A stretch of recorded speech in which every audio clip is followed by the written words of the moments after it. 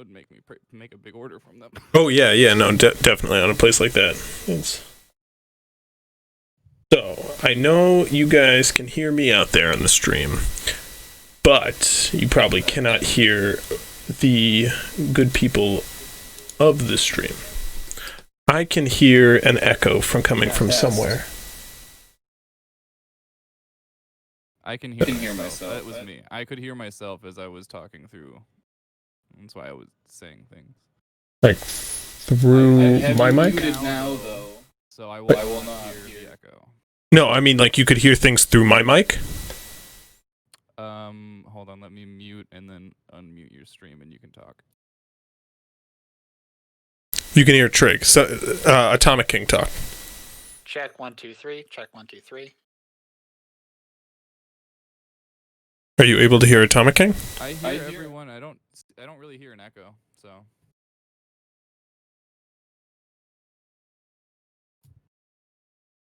I was able to hear you talk, and I was able to hear Matt talk, and the only echo I got was because I have Discord open and then your stream. Gotcha. Okay, I'll check some volumes, make sure everyone... I need a test from everyone, though. Make sure that everyone can be heard at a good volume. So, Will, you are my mic checker. If you could let me know you hear everyone and that we're at a good equal volume. If you need me to turn myself up, just let me know. Yeah. Oh. Can you hear me all right? I was able to hear whoever said that. Great. I wasn't paying enough attention to see who said it. It was Seymour. The cat. And Knives, can you go ahead and give us a mic test? Mic check 1 2. I'm gonna make you a little louder. That's kind of a good thing, but I will turn myself down slightly. How much louder, Will? If my mic echoes anything, let me know, because I'm not wearing a headset. No, your mic was good, Knives, yeah. How much louder, Will, am I than everyone else? You're a significant volume above everyone. Okay, in that case, I'm going to bring myself down so I don't cut off anyone else. I have you at 100, and I can hear you louder than anyone else. Everyone else is pretty quiet, you say? Yeah, so right now, like, I have Seymour at 120, which seemed okay. I had Knives at, like, 140. I'm bringing you down a little bit, and I had Matt at now 100. I had him at 90, but he was a little quiet. I guess it's pretty stupid for me to be asking all these questions when I have the stream right here, isn't it?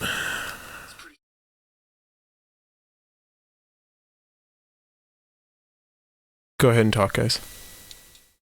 Hello. I will yell in your ear. Hi, I'm talking. I am the artificer that will dismantle your entire body. I mean, actually, Okay, yeah, you're right. The volumes are pretty significantly different, so let me see here. My morally ambiguous cleric would definitely fuck your body. So if I just turn my mic down, and you can turn the stream volume up in general, so I don't overpower everyone. Let's see how that does.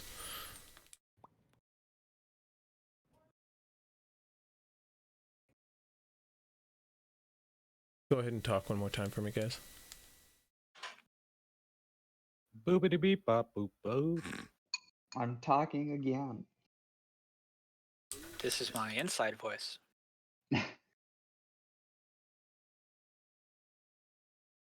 I feel like that's a good level.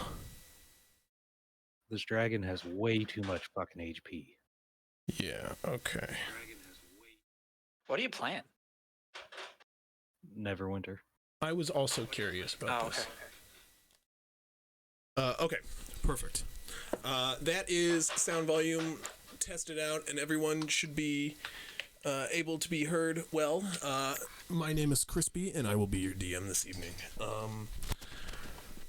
To catch everyone up, since the assault on Fort Mercy last, while you guys last assaulted the bay, striking down about, what was it? What did we discuss? Like 8 ships between you and the other dwarven ship? You guys... 7. brought no, it was less than havoc that. upon the bay in minutes' notice. Sinking the enemy with haste, you sent them to the drink. And while this was going on, your allies assaulted the keep. They stealthily entered from the southern end of the camp as a number of Grung assaulted. And as they fought their way into the temple, they faced off against Captain Talon himself. To your party's surprise, your newfound ally Dak revealed himself to be the son of Captain Talon on a plot for revenge and using your guys as a means to this end. As your allies struck down Captain Talon, Galdon could be audibly heard to be in quite a panic as your allies ascended to the top of his tower, where they confronted Galdon alone in front of some kind of strange, mutated beast laying across one of his operating tables. And as your party approached him in attempt to capture him, he struck this mutated beast, which released spores into the air. A cloud of brown spores, which could even be seen by your lookout, Pierre, currently. And as a strange sighting was called, you guys turned about and started heading toward the shore as close as you could without with the docks being recently destroyed in your battle. As you approach, Pierre calls out a number of strange sightings from his crow's nest. As your allies begin to flee the top of the tower in haste, the spotting of a large bird approaching your deck with the two halflings, Bill and Bertie Byers, gripped in his talons, and Makit on his back, and Cushbush on the bird's back. A giant eagle rushed to your ship, where, upon landing, it transformed into Makit and started informing you lot of the situation. Galdon had released some sort of mutating spore onto the land, which started consuming the dead and bringing them back to life. Quickly being assaulted by a few returned corpses in the tower of Galdon, your heroes fled and returned to the ship quick as they could. Gargax was left on the shore to be harried by a couple of these mutating freaks, and he fought admirably before being narrowly saved by Sayri. The rest of the party joins you on the ship after rowing upon a newly acquired rowboat. Your party returned to the ship and plotted a course to return to camp on the other side of the island. A discussion was had on shore on what to do, a panicked, hurried decision to return to camp and discuss further.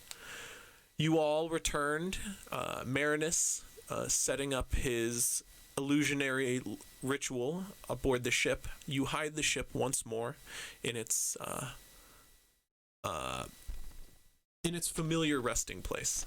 You guys returned to the camp aboard the cliff shore on the north side of Talon's Isle, where a brief discussion was had before going to check on the Grung's current situation. A small party was released to check on the Grung, who, not in a great state, was convinced to return with the party to your camp. Next thing you lot know, emerging from the jungle upon the camp, which you guys are beginning, a mix of setting up and breaking down, a number of campfires being set up to rest the night, as well as a number of goods being returned to the ship for an easy getaway. A large, I'd say not too large, you guys have just experienced about 30 Grung in the past, a similarly sized grouping of Grung This time, what appears to be women and children, some injured, appear springing out of the jungle into your camp. In a startling manner, a number of the pirates of your party rush to weapons before noticing allies and returning to work. The Grung appear, tailed by your allies, who seems to have convinced them to return to camp with you. And they seem a little beaten up and return to take up rest. There, you, the captain, Pierre, a Maori, a number of other crewmates gather around the table outside the captain's tent, where you currently look at a hastily drawn map of the temple once more and discuss plans for this camp and the future of this island. You all have free action. The captain stands around the table, gesturing. I see we've got a number of friends. Our allies seem to be returning mostly unharmed. But that still leaves the matter of discussing what to do next, men. I am at a loss with what we're facing, but the stories coming from our crew is, well, horrifying. As this discussion begins, you can see one of the Grung that hop out of the woods. Appears to be the elderly chieftain that you had met I believe some of you have met him in the past. Tell me if you haven't. But I don't think so. Who? Probably not. they're the Grung chieftain. Hold on. I'm gonna go with no. Yeah, we have.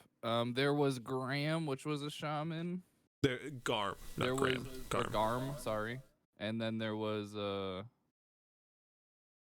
Gelano? Galano, yeah. This is Galano. You guys have met him. So he approaches the table. I just want to know if some of you have met him. He approaches the table. Cole has. To which he gives some of you a familiar nod and a wave to others. And his harried, croaking voice kind of creeps out of his mouth. Hello once more. I hope we are not imposing on you. Your companions said you might have a place for us to keep us safe here at the camp.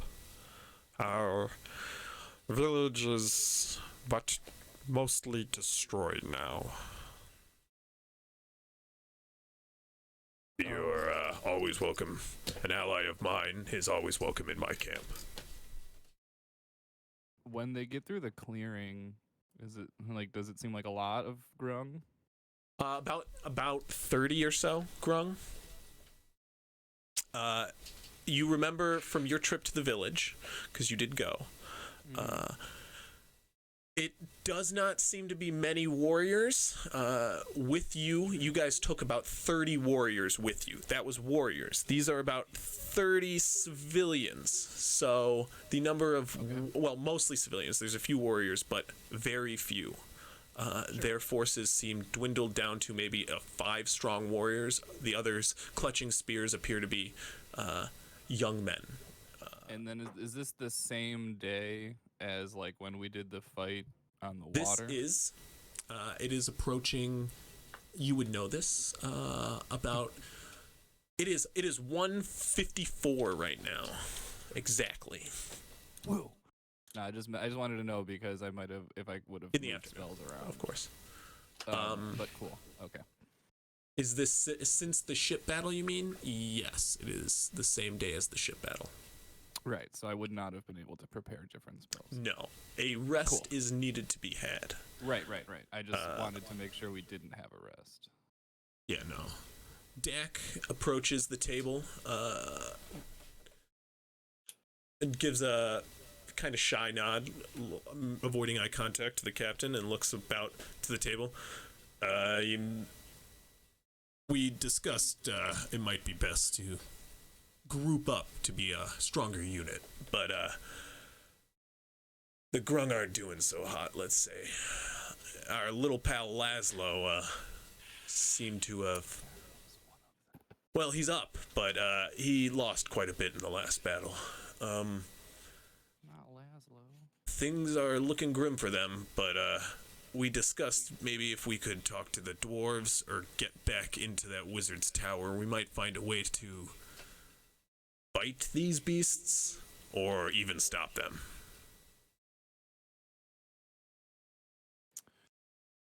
Well, What with say you all? undead- You're all looking pretty quiet and shy right now. with undead. Typically, I mean, I get that these have been manipulated in some way, but fire is always a good go-to.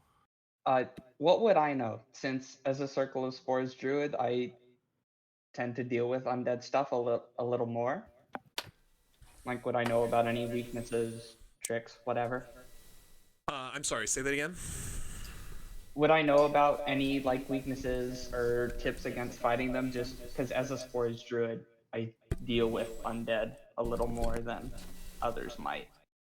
Yes. Go ahead and give me... this is just a general question about undead. Yeah, just undead. I guess. In general, just go ahead and give me a nature check for me. Yeah. Oh, I accidentally rolled with advantage. The first one is a 19. Actually, go ahead and roll. Go ahead and roll with advantage. We'll say that's from like giving you advantage from your background. Your Sure. kind of So, spore druid background. 19. Okay.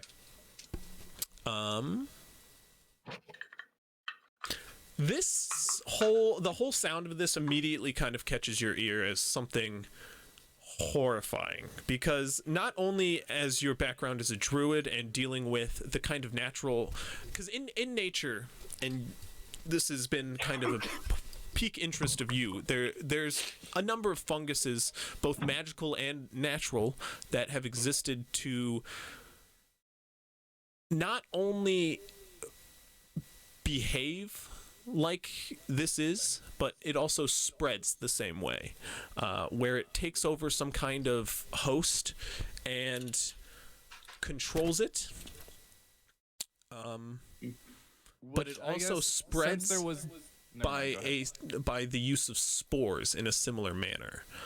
The thing that catches your eye and puzzles you the most is this mutation factor you've heard mentioned a number of times by those who've dealt with these beasts. And it seems to be, from what you've heard, that these spores spread and cause this kind of mutation on bodies, returning hosts to life and controlling them. But from one of the tales you've heard, a number of bodies began to mutate together and kind of acquire more hosts to mutate more. And that's the portion that sounds entirely unique to you, but also very intriguing to you personally.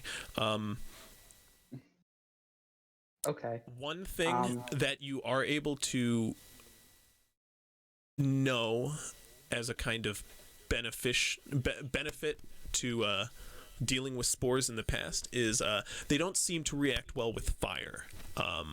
It's a good way of keeping spores both away from you as well as keep destroying them.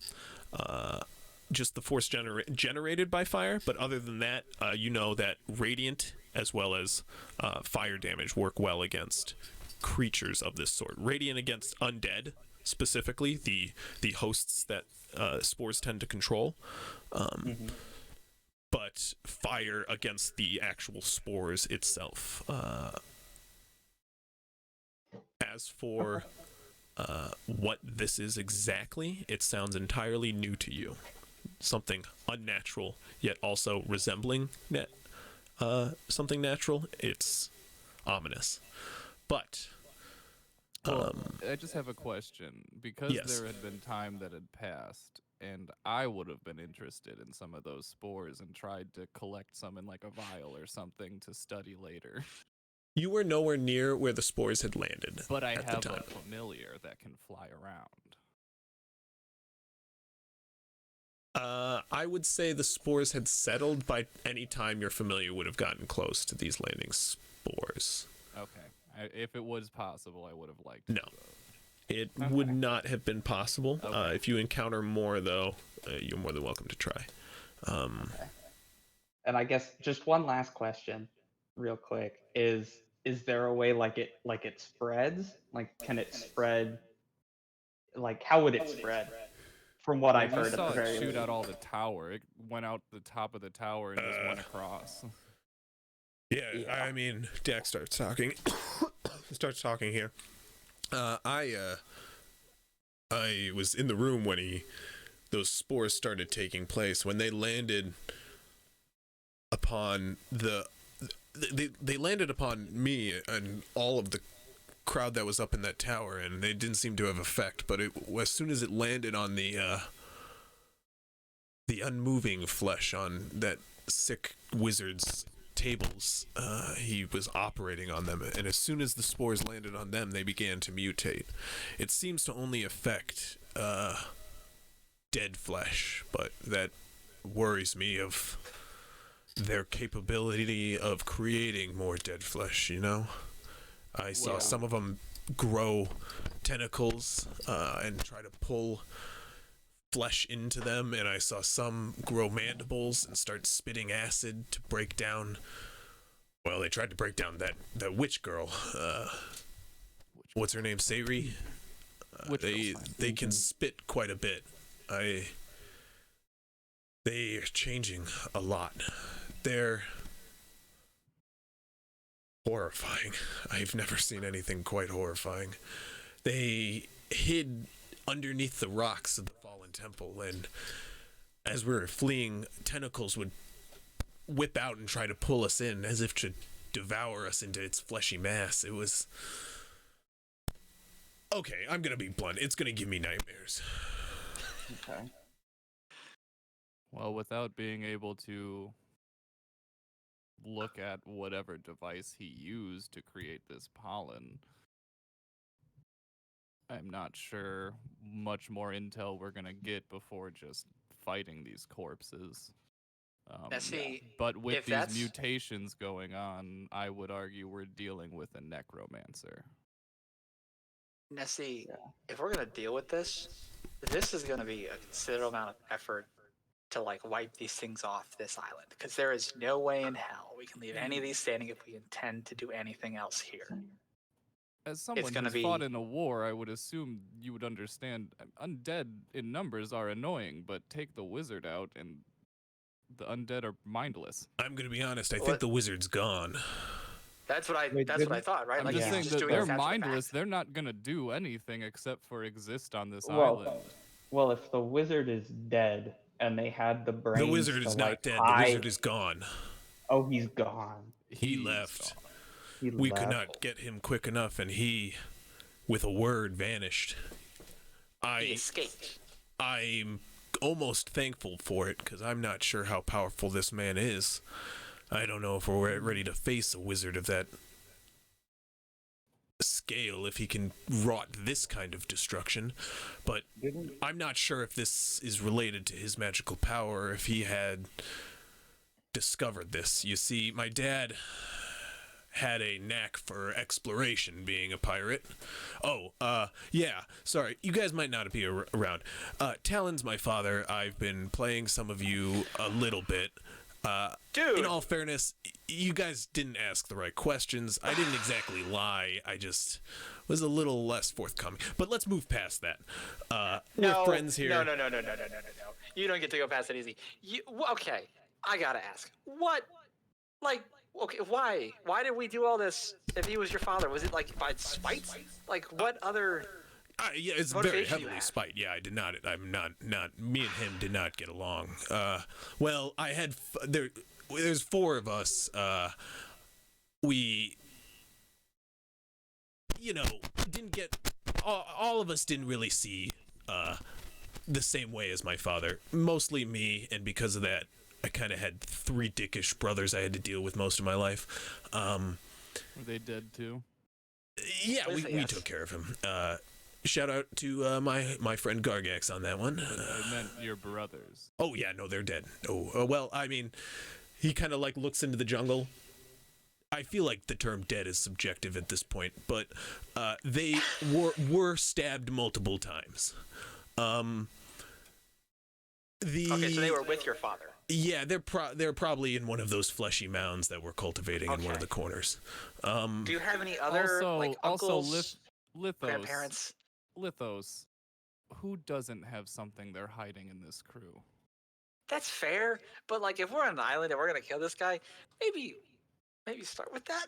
Like, Hey, do you have anything else that you're like? Hey, I Or got is you it into a just fort. I randomly- feel if like you I was just pretty random- forthcoming. If you just randomly got put onto a ship, and then they gave you an opportunity to take out a problem in your path. Yeah. Okay. Why not just go with them? Can I be honest with you? If I had told you I was the son of the man you came here to kill, would you have trusted me as much as you guys did? Oh, I'm fairly certain they would have taken you as a hostage and thrown you at your father's feet. Yeah, I wanted to kill him myself, and you gave me the opportunity I wanted there. Well, mostly I killed my brother. I didn't want to step on Gargax's toes. The man was nice to me after all. He's a man of simple pleasures. Okay. Speaking of which, you two, he looks at Lithos, or actually, I'm looking at all of you.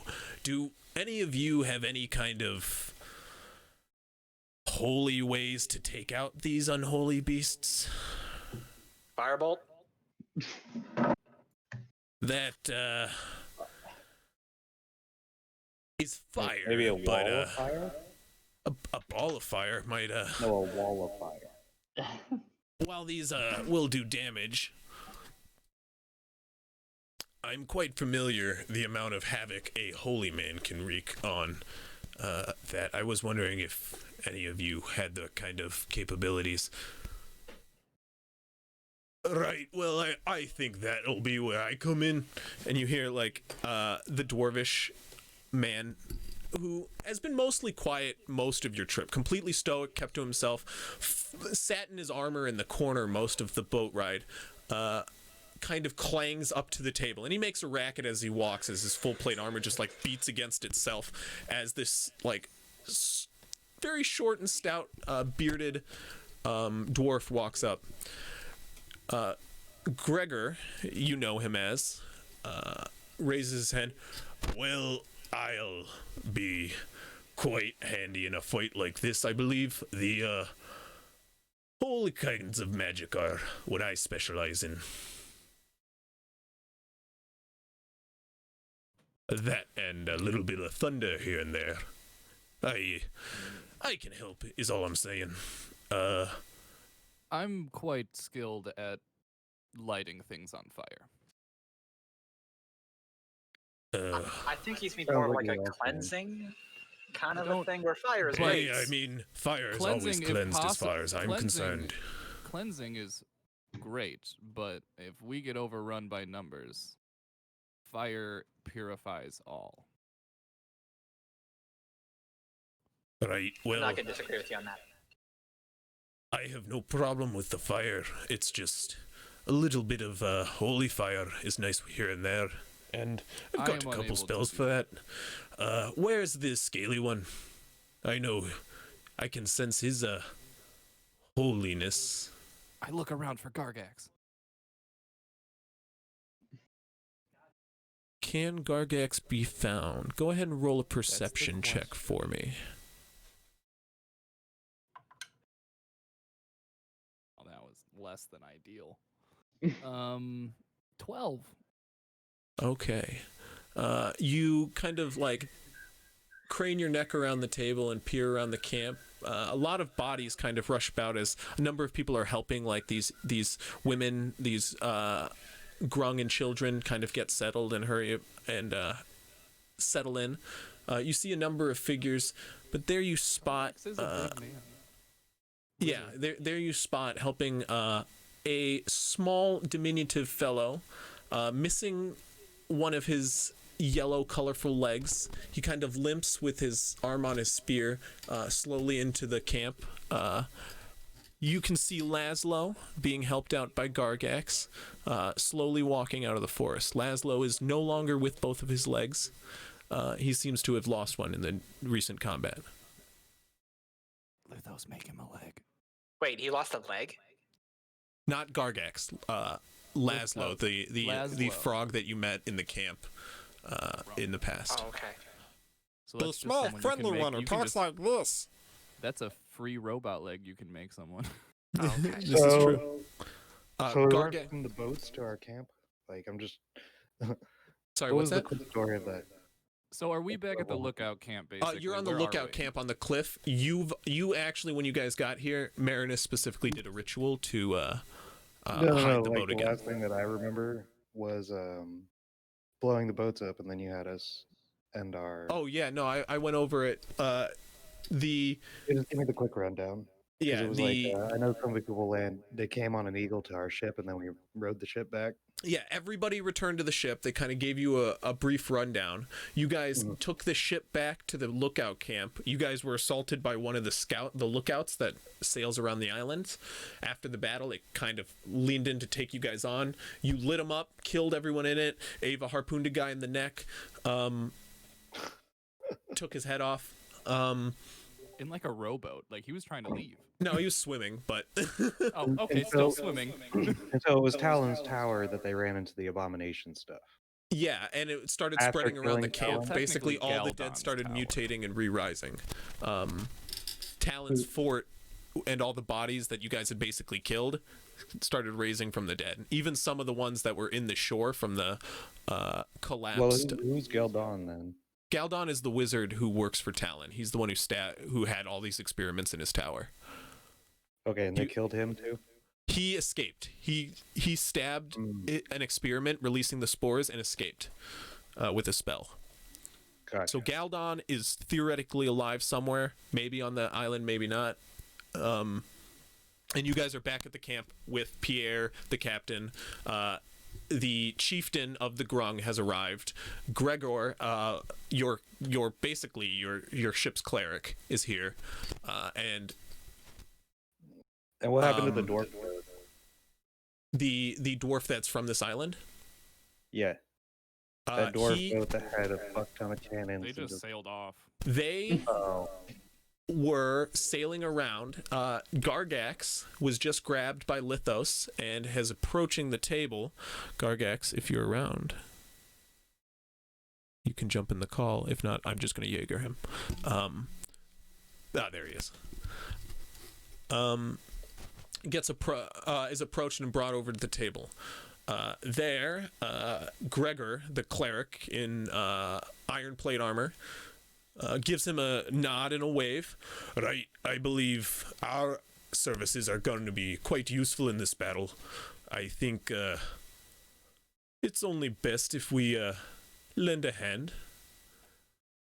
I personally think we don't have the capability to fight them tonight, but I have sent a message to our compatriots, the dwarven men and women, my kin. I sent them a quick word, and they should be coming through to our camp any minute. The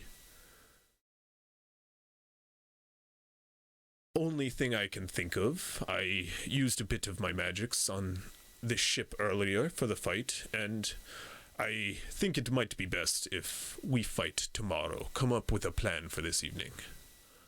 And if Chris, we take on this camp. Have What's I that? gotten a long rest since my last session? Since your last session, no. Nobody has. Okay. It's still the same day as the boat combat. It's almost 2 o'clock, just so you know. Like, yeah, we in the just went afternoon. over there. I know. Right, well, I think it'll be best if we fight tomorrow. Take the day to plan, rest I up, agree. and if we're going to reassault the camp, we take them on tomorrow. I don't think I can handle more tonight. That being said, if we rest up now, we might be able to take them on in the middle of the night. Well, I can definitely take first watch. All I did was really keep water out of the boat. I think we have enough hands to take watch. I'm just Sorry, saying what? I definitely can take a first watch if people that need the rest can get going, and I can stay up for a bit. What'd you say, Marinus? Would healing a zombie hurt it? We don't know. Give me Hey. Oh. give me Wait, a Asking these holy people. Oh, are you actually? Marinus is asking. Oh, okay. That's a whole different story, right? Your damn shirt will. Any kind of holy magic seem to wreak quite the havoc on the undead. Well, I can help you out with that. That is one Kill way. them to death. Run around healing them. The way to make sure a zombie stays dead would be to take it out using radiant magic. So any healing magic done on a zombie is radiant.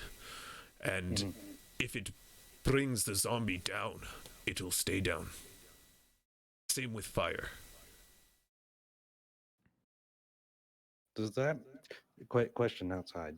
Does that mean Moonbeam technically heals people? No. Radiant damage is just another damage type, but specifically healing a zombie does radiant damage to them. It's part of, like, it's undead fortitude. It's part of the thing they have. They can't be healed. Okay. But also, I think that means, like, you can heal them. While we're on the topic, might want to avoid poison. Right, that's true. The, without the blood flowing, poison is of no use. I did take a slight, like, elective necromancy class. Radiant damage. I could do a little bit. But definitely most undead poison does nothing. Sometimes it'd be best to smack with some damage for a bit and then kind of finish the deal with radiant damage.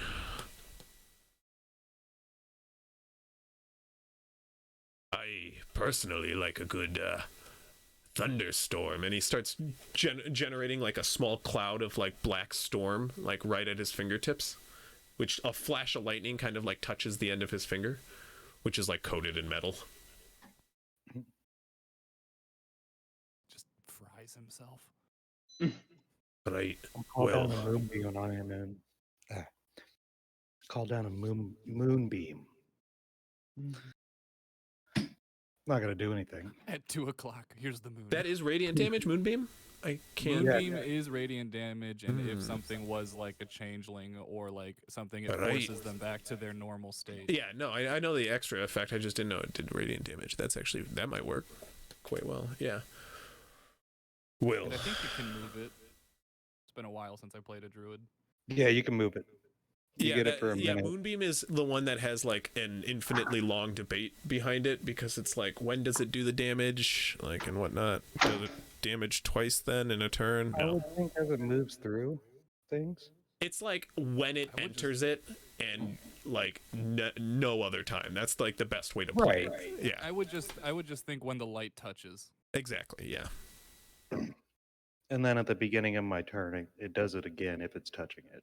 Yeah. And then if I move it like out of the I think it's the beginning of their turn. I think if they start. Well, no. See, that's the thing. So that's the problem.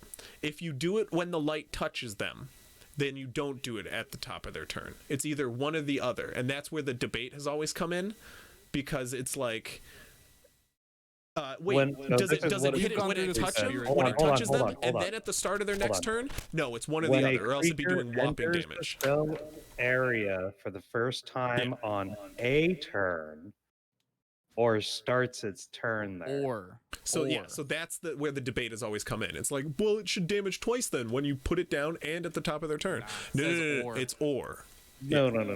I would only take it at the top of my turn if I'm like moving it away from them. It's their turn, though, I believe, not your turn. Right, if but you're I'm not moving it gonna, on to someone else, yeah. If I'm going to move it on to someone else, it's going to damage the thing it was just on and the thing I moved it to. Otherwise, it's like, oh, I'm going to move it 5 feet forward, move it 5 feet back, that's and then move it that's forward. the debate we're talking about. That's the long debate that everyone has. Yeah, to me that just seems ridiculous. If it's in the moonbeam at the beginning of my turn, it takes the damage. And then if I move the moonbeam, that's that. So moonbeam. Like that's how I understand. Okay, moving on. So it specifically says. Anyways, I cast it down on it. Moving on from the. Move it Wait, around you're and actually casting Moonbeam? Yeah, why not? Because it does damage? What are you casting it on? Well, I think he's Open just casting space, it to please. look cool. Would it really do damage to my friend? If you Trying to be cast it on flary like- somebody, he's it trying to be will. flary like the cleric who just made lightning on his finger. I mean, yeah, if you want Yeah. to cast it on like just the table or something, I mean, I can see why not. It's not gonna like burn the table necessarily, but Well, like it's not gonna do anything. Like, I If didn't you think it cast was it on just your friends, I think it's, don't like, think it does all anything targets to in the element or area. Does it? environment. Is it targets you choose in the area? Is basically the question you have to ask.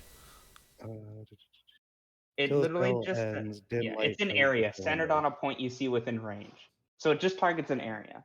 Okay, When a yeah. But I think creature it only enters the damages spell's area, creatures. I don't For the think- it's not sake like- of the narrative, you can easily create that, or use probably one of your cantrips to create the illusion of a moonbeam opening up Yeah, we'll above. do that. So with no issue, you follow suit and creating a beam of moonlight that peeks through seemingly out of nowhere. It illuminates the table in front of you with a flash of light, where Maybe Pierre- we shouldn't do that. motions forward. Right. Oh, wait, sorry. The image we have here should show the fort that we're dealing with once more. If we're trying to learn something about the wizards that seem to escape, I think the best place to go will be the top of his tower. Did they say there were he- tendrils trying to attack anyone? There were. Yes. Well, when I was watching the escape of our allies, they seemed to be grabbed as they were retreating down the cliff face here. As the temple is collapsed on one side, like that's the side the boat came out of, it's now kind of like this sloped landscape of crumbled rocks that you could theoretically boulder all the way up to if you wanted. But basically, as the group was escaping, they kept getting attacked by things that had died underneath and had been mutated. And they were grasping at them with tentacles. I mean, if we want to go up there and take a look around, when we get close, I could always fly a couple of us up there.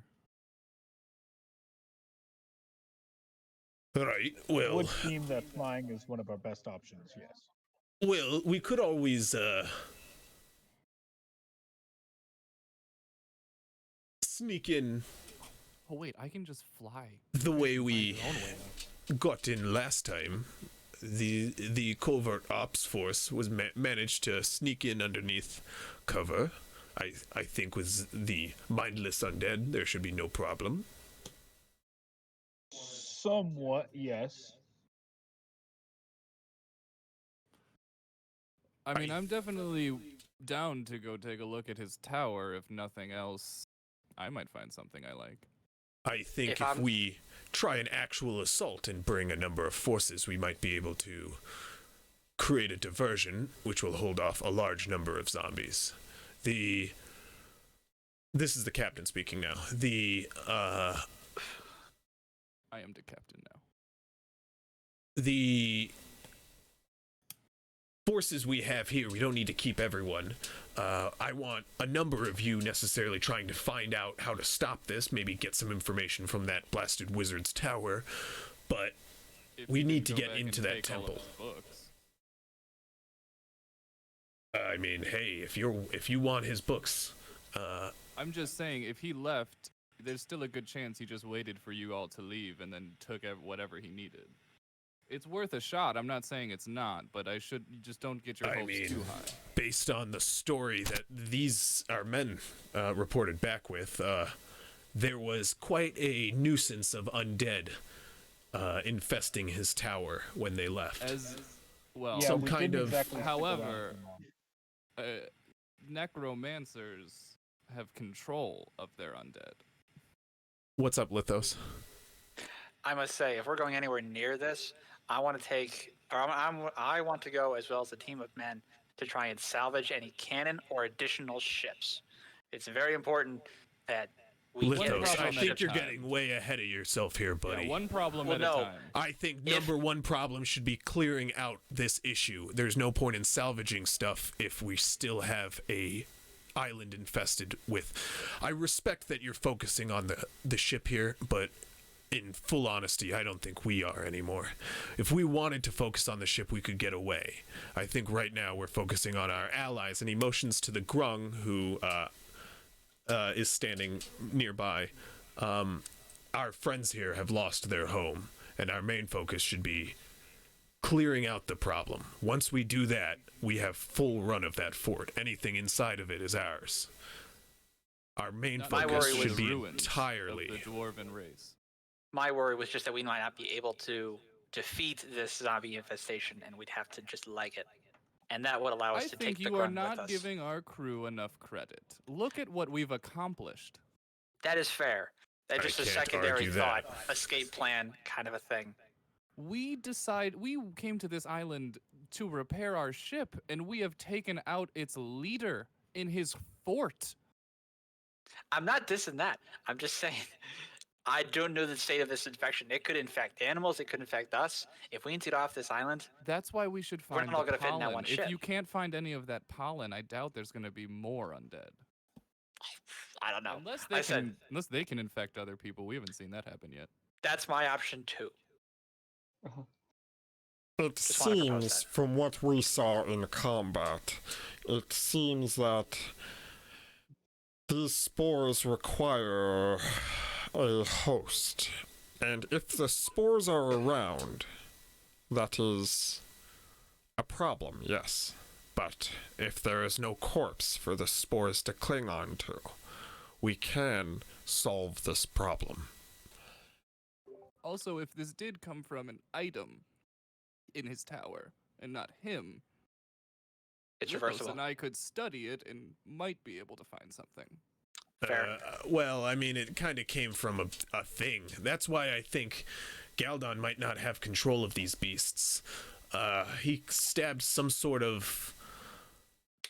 Well, it seemed alive. It was pulsating on his desk, but it was strange, like the things these are mutating into.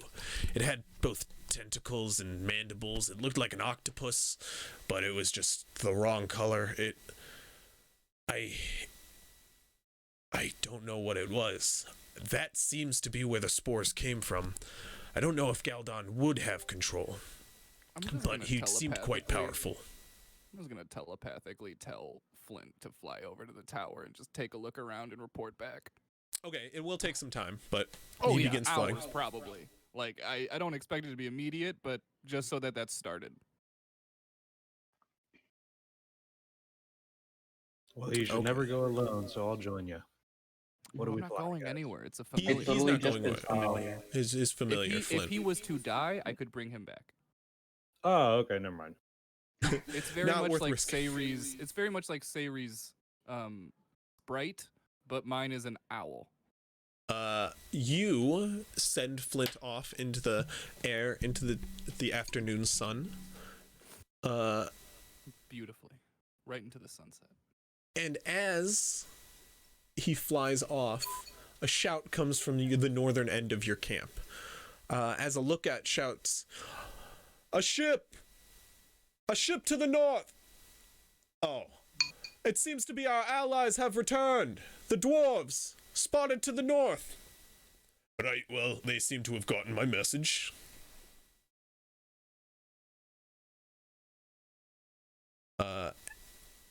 Perhaps we shall greet them. Right. As he starts approaching the edge of the cliff, you watch as Gregor begins to advance. He begins to channel it, taking out his club, or he has a flail, you see, and as he lets down the chain, it kind of dangles out in front of him, and he lifts up this hood at the end of this like spiked flail that hangs, and you watch as he puts something in and drops it, and it begins to smoke, and as he starts to spin it around him, it begins to smoke more, and you watch as like a large dark cloud begins to form and drift up into the air in front of him. As it lifts up into the air, you watch as just a crash of thunder hits the rock, and you can watch as the ship slowly turns in your direction. Some time passes. The conversation continues around the captain's table. Sorry, just because I stepped away, this is the dwarven ship? The dwarven ship begins to coast in your direction. Cool. Conversation continues. Well, I'm curious to see if they'll help out here on this island, but good to at least get some understanding of what we're assaulting. Yeah, yeah, what's up? Did we check out the northern island at all? When you say the northern island, what do you mean? 1 second. You mean like the crow's nest one? Oh, the no. As you actually left the dwarves, this crow's nest rock, that's where the dwarves were last bombarding. Like as you guys were pulling away, they were just bombarding the coast, and then they seemed to be docking or going to shore. Like, destroyed whatever building was there. But You're they muted, now by returned. the way, if you're trying to talk. Looking at our map, our best bet is probably that the warlock is, or the wizard or whatever it is here. Well, if you are saying he disappeared with a word, at least for spells like that, for just one word, it wouldn't have been a terribly far teleport. I mean, Kush said he might have waggled his done fingers something too, but after that. we could not he might have- interfere, unfortunately. He ducked out of our view. But he seemed to chant for some time while we're occupied with the rising corpses. Okay, so yeah. That tower was... I didn't get the time to explore it as much as I wanted, but for the sticky-fingered type like myself, there was a lot I wanted to look into. Not so much the mutating corpses off to the northern side, but we might have to deal with that. Or I'm sorry, the southern side. If you find anything interesting, I'm always able to figure out what things are. That's why I figured you'd be just the guy to go with us to break in. I figured it'd be pretty stupid to storm the tower without anyone to know what's inside. Indeed. I definitely am more than willing. It sounds like most need a rest. Yeah, I mean, I need a rest. I'm leaking fluids I didn't know I had. I mean, to be honest, my back is killing me. I've never really been one for physical labor, and that ship was badly damaged.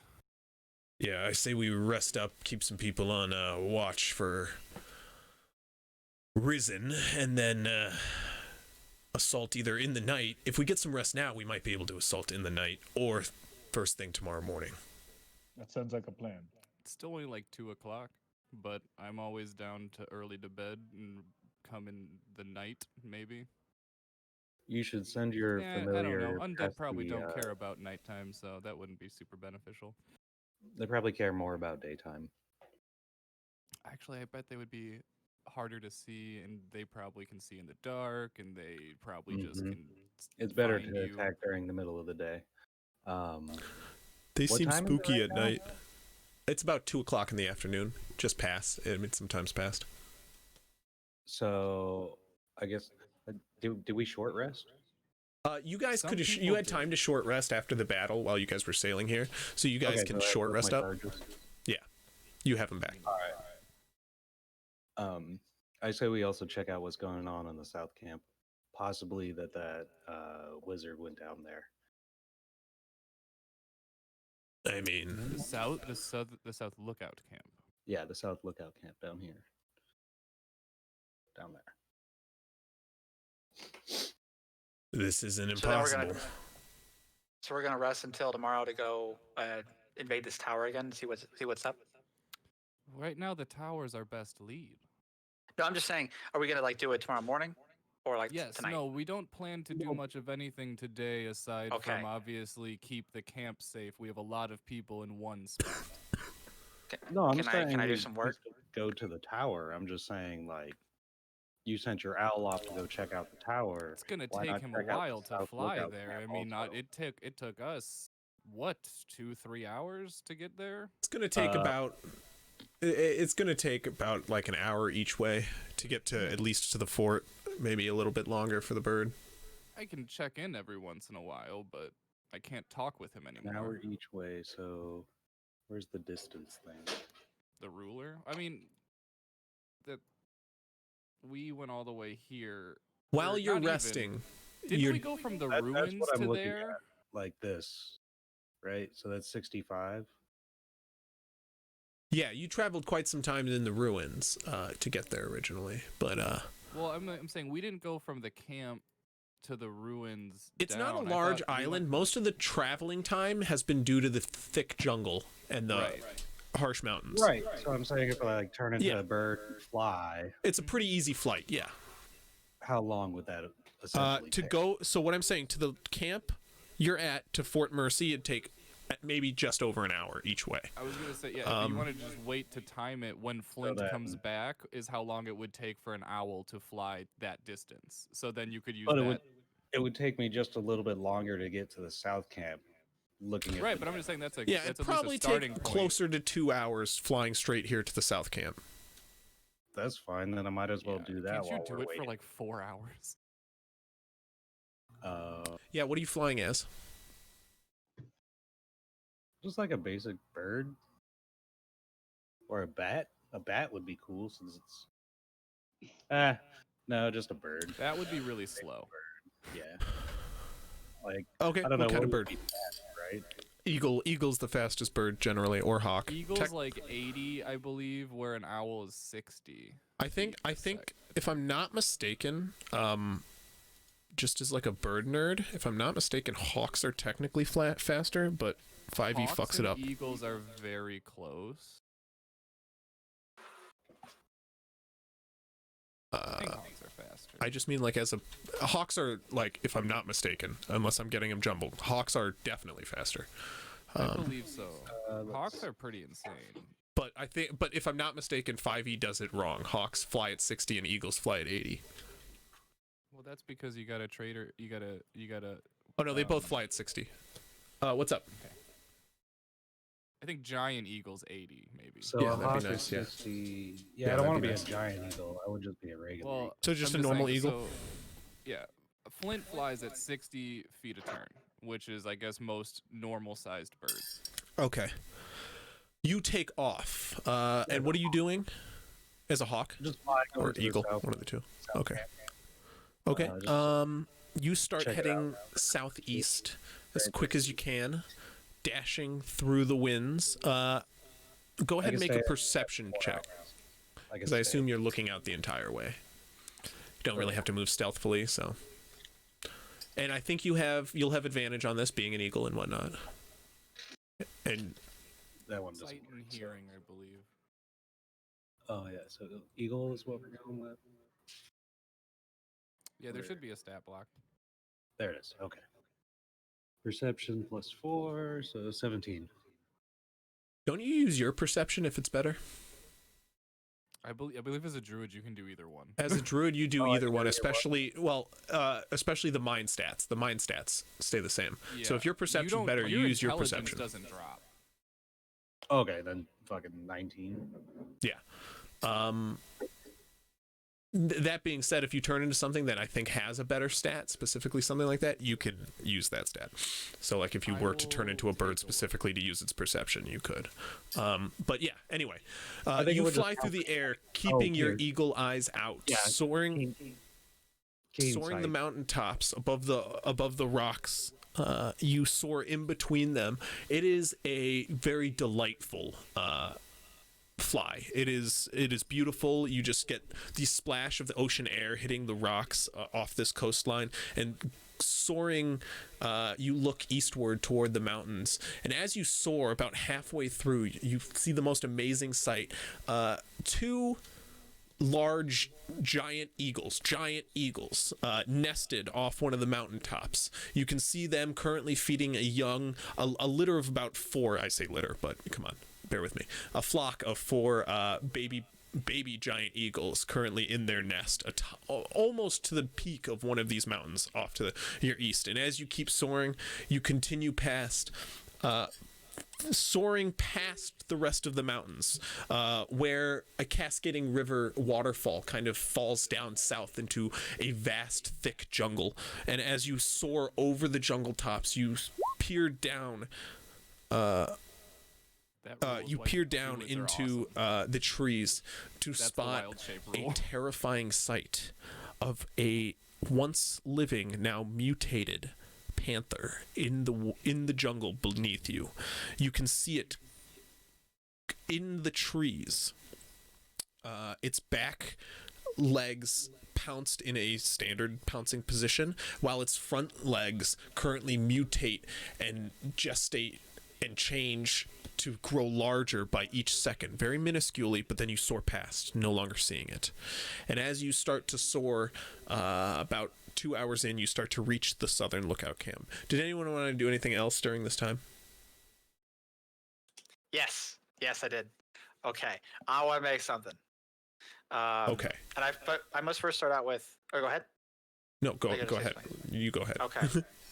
So, I'll just help you with whatever you're doing. when we got all of our cool stuff from the dwarves, I got like an axe, and I asked for something for my dog, but he gave me a bunch of metal. Yes. How much metal did he give me? He gave you, I would say, they're separated into large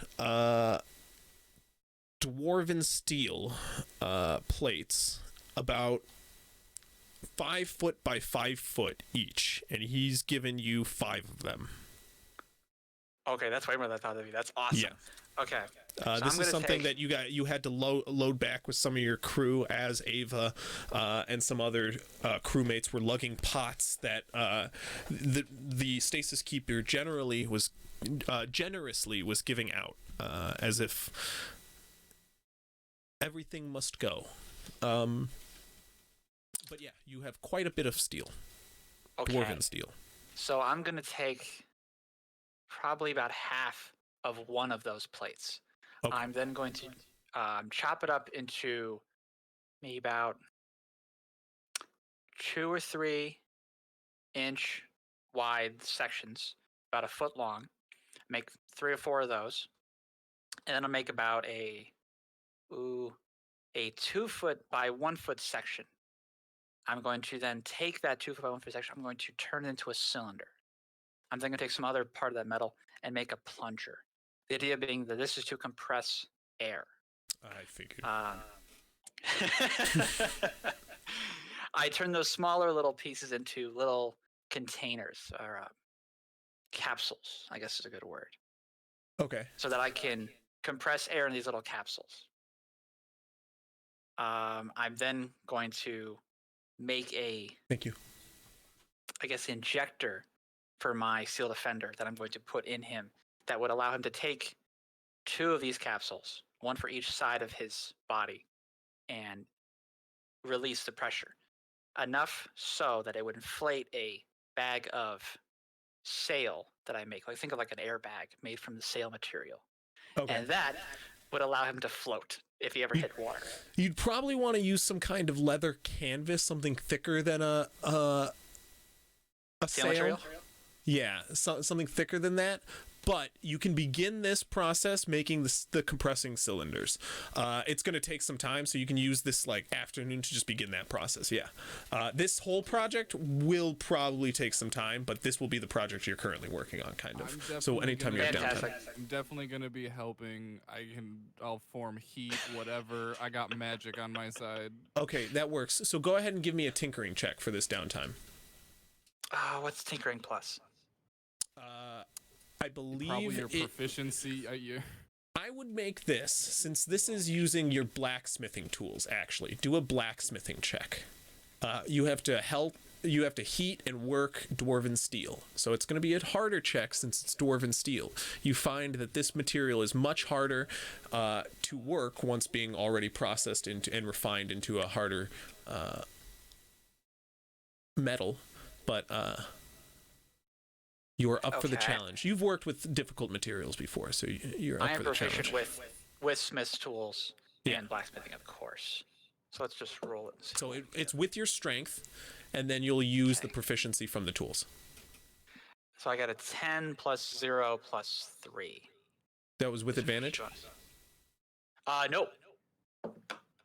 20. Natural? Natural 20. Natural total of? 20. Oh, Look at yeah. that. What's your total? So I guess it'd be 23. You don't have proficiency You probably bonus? don't have a great strength score, do you? I have no strength. Proficiency bonus is 3, right? Yeah. Proficiency it, bonus okay. is 3, yeah. Yeah. Okay. I don't know, you might have something that you're forgetting because you're an artificer. You probably do. But, Like I'm saying, if this was the tools, I think you can add. I don't know. Maybe I think you might be able to use your intelligence instead. yeah, You might actually, need I to think look you up do use your class. intelligence for these. Well, Would you my maybe point, my point is he's specifically working with the metal here, so he's not using tinkering tools necessarily. So if it does say that, Right. but yeah. I don't Anyway, know. I'm going. anybody else want to do anything during that downtime? I think I nail it, though, regardless. I'll look into it more. I mean, I I mean, figure- that's helping. helping. I don't think it matters. I don't know. I figure I'll just help like the grung set up whatever they're setting up because Got it. Okay, you know, generally helping nobody out. else Yeah. is helping them. Gargax Yeah. is just helping out with helping out with the grunt. and Definitely. helping out So with the rest of the crewmate. as Marinus sails south, you guys hear around camp the general clanging as Cole and Lithos have both strapped on their aprons. Cole has adorned his Jesus, I want to say the blacksmithing one is Cole. Lithos dons his glasses and gets to work, turning a fire pit into a pit for coals. They begin the process of creating a rock hole to craft a makeshift forge, doing this process a number of times while being on the road as a wartime blacksmith. Lithos manages to do this with ease every time, all the time. And as he gets started, using Cole as an assistant, he's able to separate and cut an entire steel plate up into the dimensions that he needs, and he begins to form the first cylinder as Marinus begins to coast over the bottom camp. And as you sail over the southern camp, go ahead and make another perception check for me.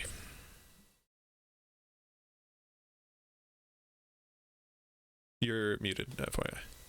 Yeah. Ooh, that's a bad one. It's still with advantage, FYI. Oh God. 3 plus 6, 9. Okay. As you soar over the southern camp, what you do see is a retreat.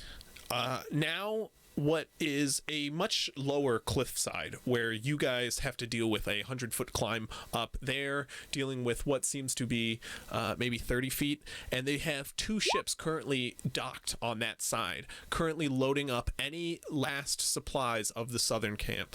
It seems to be one of the lookout ships and a sloop, which begin to take up every last crew that was aboard those ships and anything left at this southern lookout camp and leaving it. This camp is a lot more fortified than the northern lookout camp. It has small walls surrounding it, made of jungle woods, sharpened points, and 2 towers on either side. Your camp had neither of this. It was mostly a makeshift camp, but all the supplies that were once in it, including the breakdown of the wood, making up a small makeshift shelter, is all being collapsed down and loaded onto the ship for a hasty retreat. Men-wise, you're able to get a count of the men just as a bird with your sharp eye. There are upwards of about 25 men currently amongst these 2 ships, at least on surface in the camp and on the deck. There might be a few more below deck that you don't see, but that's all the number that you can make count of.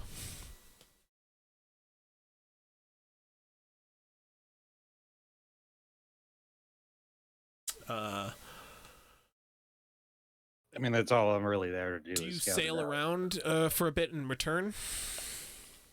Yeah. How long do you stay? How long can you remain in form? Up to 4 hours. So you said it took about 2 hours to get there, so I still have another 2 hours. So I could easily just fly around for 30 minutes, seeing what's going on, and then fly back. Okay. Obviously, I'll change, but I'll just use up my other charge. Okay. So it'll take what? All in all, 7 hours? 8 hours, maybe at the most, that I was gone from camp, I think. Okay, go ahead and give me a perception check if you're going to hang out for like a half an hour around the camp. With advantage? I don't... with advantage? Yes, Okay. yes, sorry, I was nodding. My dice don't like me tonight. I just rolled a 1. Alright. 16. Okay, 16. This, give me a stealth too. This will be like a general off of how close you're able to get to the camp. 16 plus whatever the bird is. Okay. Whatever stealth would be.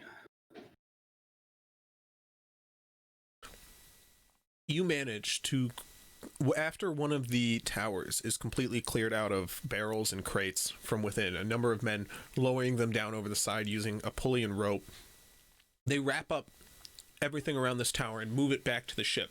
And after they're done doing that, you're able to perch atop the tower. Get a little bit closer.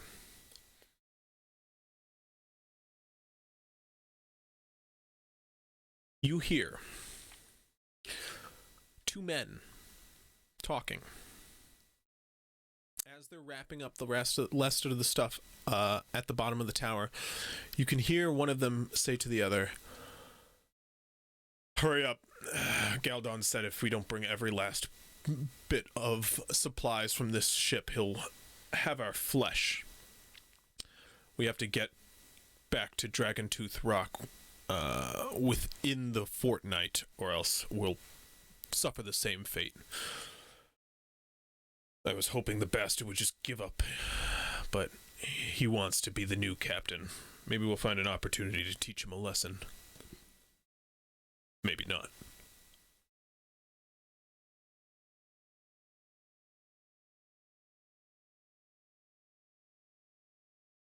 Chirp, chirp, chirp.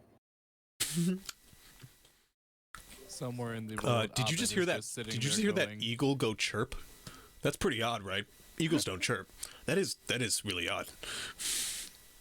They begin to look in your direction, but you fly away. Caw-caw!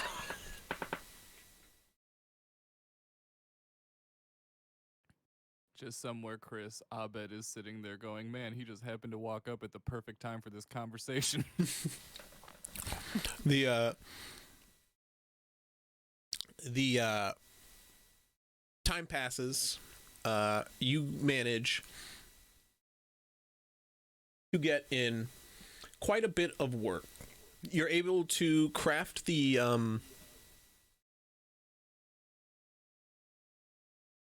so you are able to craft the in the time that passes, you're able to craft both the cylinders and plungers.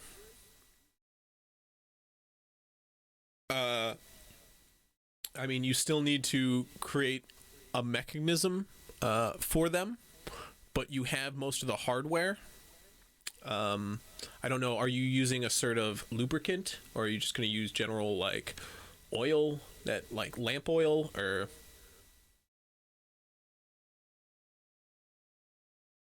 a sealant at all? I don't know what your plan is. That's you, Matthew. But Matt, in the yeah, I'm watching him. He's saying in that time, I said you were able to craft both the cylinders in the 4 hours.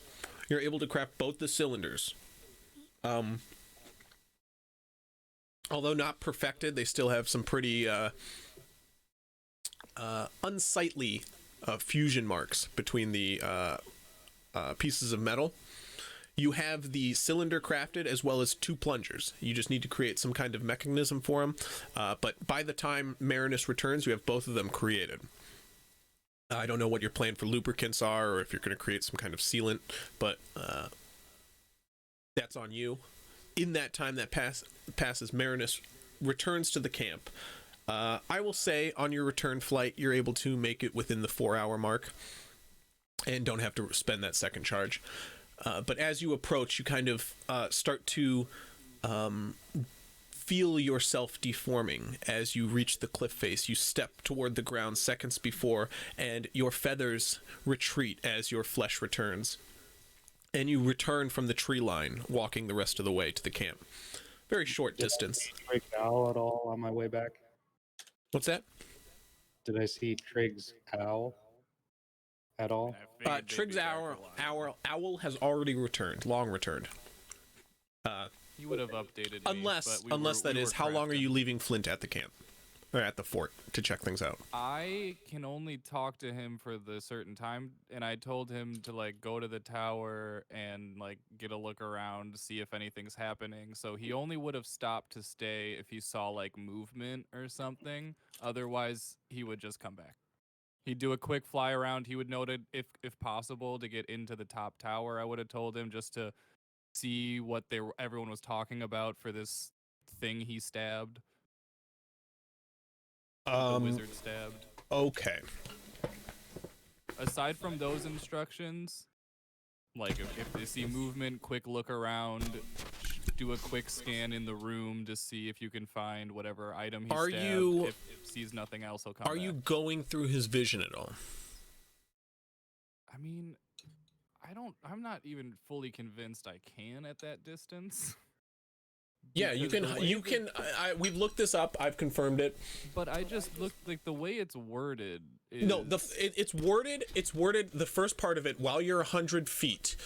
But then it's just a comma. While your familiar is within 100 feet of you, you can communicate with it telepathically. That is it's the additionally is the word that always annoys me. But like it has been like tweeted about, like confirmed. Like the creators have tweeted about the wording. Well, then, if I'm not preoccupied with helping with Lithos, because I was doing that, I just would have checked in periodically to see what was going on. Otherwise, I would just wait for him to fly back and do the whole telepathy. I'm fine with you checking in a couple of times. So go ahead and give me 2 perception checks.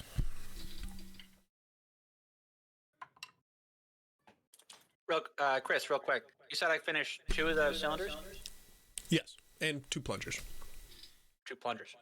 Oh, it's I only need 1 so plunger. Flint's perception, correct? Yeah, 1 plunger per cylinder, correct? No.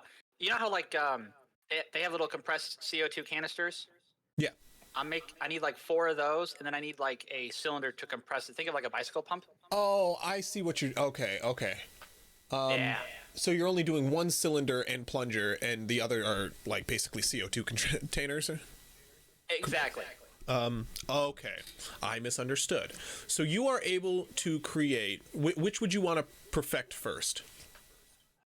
The basically bicycle pump. So you'd want to do the compressor first, the basically. Pump first. Yeah. You managed to create basically that entirely functioning. You would still need to create the CO2 containers, but you're able to create the plunger and cylinder, the entire pump with what are you using as a lubricant or any kind of sealant? I assume you're just using a lubricant. A hard lubricant is kind of like a watered down tree sap. Okay. That'll work. Yeah, okay, cool.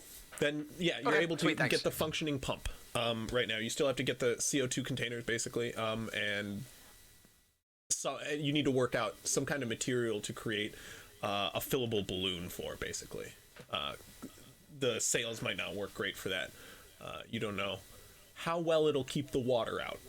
Maybe treating the sails will do it, but... there we go, okay. Basically, based on what his familiar found, would they be in a meeting at the moment? Well, we don't know. Well, yeah, we'll see. So what are the 2 perception checks? Okay, so the first one, typical familiar status, 8. The second one, dirty 20. Okay.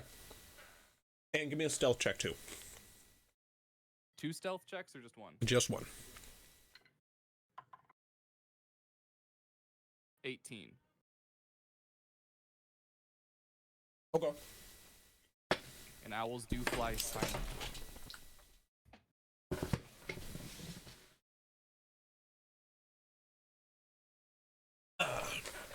Such a majestic bird.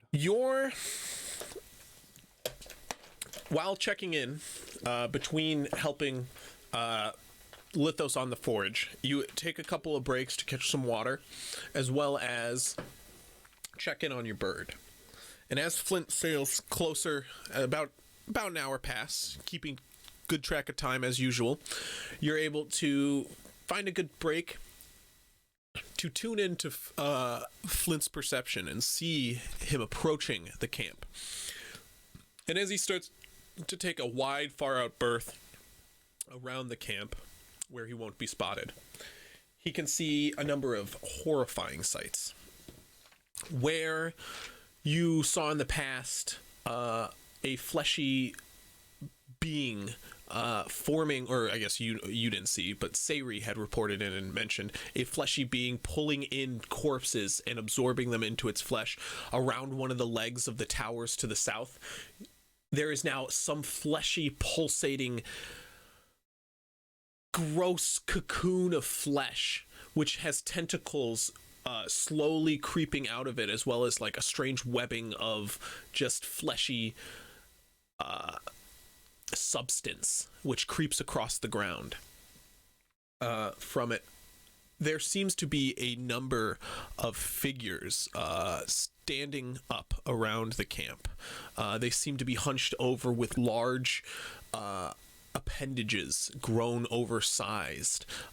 These must be the zombies that were previously mentioned, somewhat resembling large, meaty claws for arms now. As it soars around another end of the camp, it can see, Flint can see a building which has another large creeping flesh mound built along one end of it. Atop the building is a strange torsoed individual which has... Sorry, one second.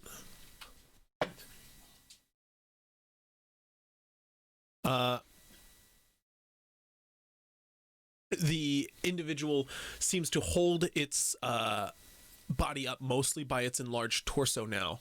And outside of its face, as Flint soars over it, can see mandibles which drip acid from its mouth. And as it looks up at Flint, you watch as it clicks its mouth and then spits acid up in its direction.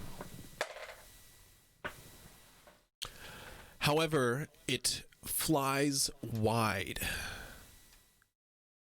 As Flint soars, he rounds the tower to another side to get a closer look in the top tower.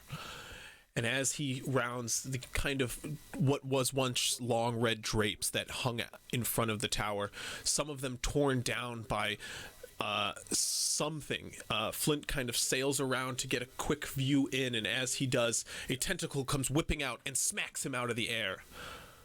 How much hit points does he have? I assume like 1. Solid 2. 2? Yeah, he's poofed. He's gone. Oh well, good thing I do have enough to summon another familiar though. He was just soaring around that like collapsed side of the topmost tower that the eagle flew out of originally when your group had transformed. That's at the top of the tower.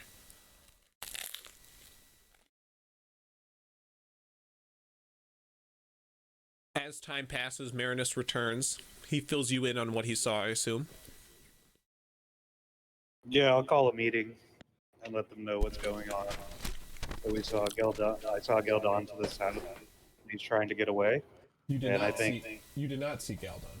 Or didn't see him, but I heard talk of him, right? Yeah, you heard talk that he wants the people in the south to meet him in Dragontooth's Rock in a fortnight. So, but just so I know, between that update stuff from Flint how long then Marinus came back? Like an hour, or was it When close? Flint was killed, a couple hours later. Okay. So I was gonna say definitely Cole's gonna be processing that for a minute. What he saw. Yeah. So about 4 hours pass and a meeting is called from the last meeting. Everyone gathers around the captain's tent once more as night begins to fall. Oh, can I interject real quick? Yeah, what's up? Can I make a perception check to see if Cole realizes his owl is dead? How would you know? Well, make a perception check to see if I would notice it. That's not what he's reacting to, though. He's reacting to the zombies and mounds of bodies and tentacles and shit. Oh, I would have figured you. He just would have basically His saw hell on owl's Earth. not dead, and he knows his owl's not dead. Yeah, he's not. Oh, dead. I thought it was dead. Well, like it's owl- like current. It's always the same familiar. It just I can change the form it's in. His owl If is like it an poops- astral construct, really. Yeah, more so I thought than- he'd When do it like all poops, it stat or just goes to something. the astral plane. That's all that happens. I would just have to use a spell to bring him back. Oh, okay. But yeah. Yeah, there wouldn't be any reaction to that. It's the fucking bodies and shit. Which, like, I would say without a perception check, just like you would notice on your friend's face. I think that's pretty reasonable if he is actually, like, based off of what he saw. Like, you'd be able to notice something as. Yeah, if we were creeped him. if I was in the middle of helping you, like we would have stopped and I would have told you everything I saw, and then at this meeting I'll tell everyone about it. Okay. Which I don't read So- at a meeting. I thought they were ordered by Gildon to put all the supplies on the ship. They Yeah, but you said still didn't see him. they were, but I mean, he's a magician. Orders could have come from anywhere. So That's did kind of they what I'm say? saying. The way they phrased it is meet him. They specifically said meet him at Dragon Tooth's Rock. So So it's like he's out. It's likely. But That's this the island most is info we got. fucked. well, what did we find well, out with- then? So if Talon and his So the well, I last guess I one- shouldn't say Talon and his forces. If Talon's forces, or I should. We can call them Galdon's forces then, supposedly, are leaving this island. We can assume it's abandoned by them at least. Based off what they're leaving behind, they're probably not plans to return. That being said, I think our next bet for answers is... you mind if I chime in here now? This is the dwarf Brulor who chimes in, who's been hanging around your camp for quite some time now. You saw him talking to Vala for a bit, handing him a strange curved sword, which with a very elaborate hilt. Some of you noticed this interaction around camp. He hung out, has talked to a number of people, catching up with the Grung. They've had an extensive conversation, him and their chieftain. He now joins you around for this meeting. If you don't mind my recommendation, I believe there is a lot more potential to be had in this island than Talon may even know. I know we may be leaving it, but that does not mean everyone should. Well, I'll tell you over at that fort, there are the bodies are definitely fusing in some way. There was just a giant cocoon of bodies. There was one giant torso. They're combining in some way. It seems this is true. From what we were able to spot from our lookout, it seems they be mutating. That being said, I think there's more value in destroying it now than if they are combining. I don't want to know what they're combining into. I mean, I will say that fort, as you call it, I knew it as something else for many, many centuries. It is a temple above anything else.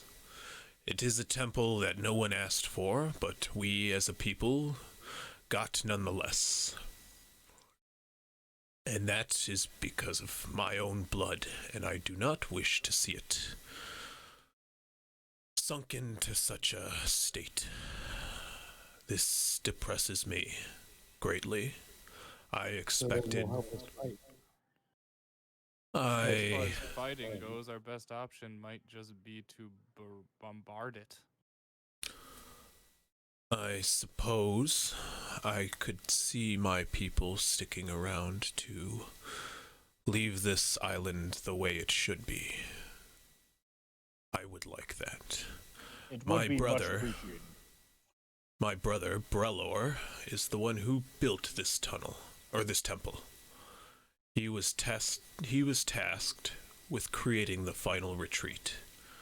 He, being a believer of the last, he was seen as the best option to do so.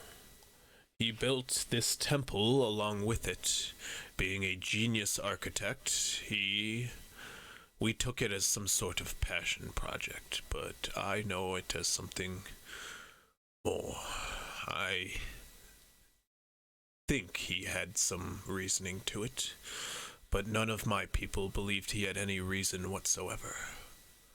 They saw my brother as a madman. To worship the last was insane.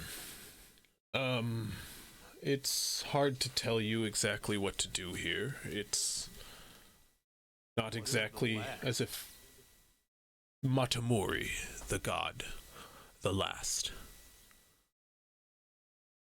He is sometimes seen as a god of the apocalypse. He is to symbolize the end of times, but he is also sort of symbolizing the future ahead. He did have the ramblings of a madman, but he was also a genius in many ways. And he literally put his life into that temple.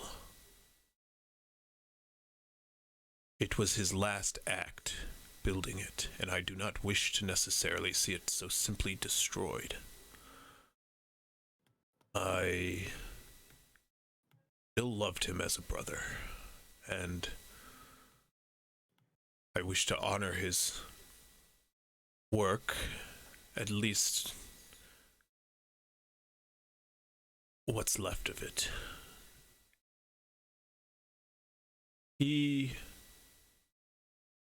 died on the slab that you lot have been mentioning around this camp. The one atop that tower. The one used for such vile means but moments ago. Don't know what that symbolizes or what that means, but many said my brother had... What's that? If we're gonna assault this tower, we need everybody. I cannot disagree. I believe many people will be needed to hold off the expanse of the undead. But if we can get you lot to the temple, we can hold off any reinforcements getting to you. What say you? Sounds like a plan. Should we try and attack from the top of the tower down and send in a group from the top? Well, if we are bringing our forces, we will storm the southern end of the camp. Coming from our tunnels, we should be able to break through. on multiple ends, giving you a diversion to run up the center and into the temple. If it were me, it would be easier to use our aversion on the ground. Or our diversion on the ground. You should be able to get to the wide, broken opening on the northern end of the temple. There, you'll have to fight through the bodies you left behind in your last fight. But you guys have proven capable once.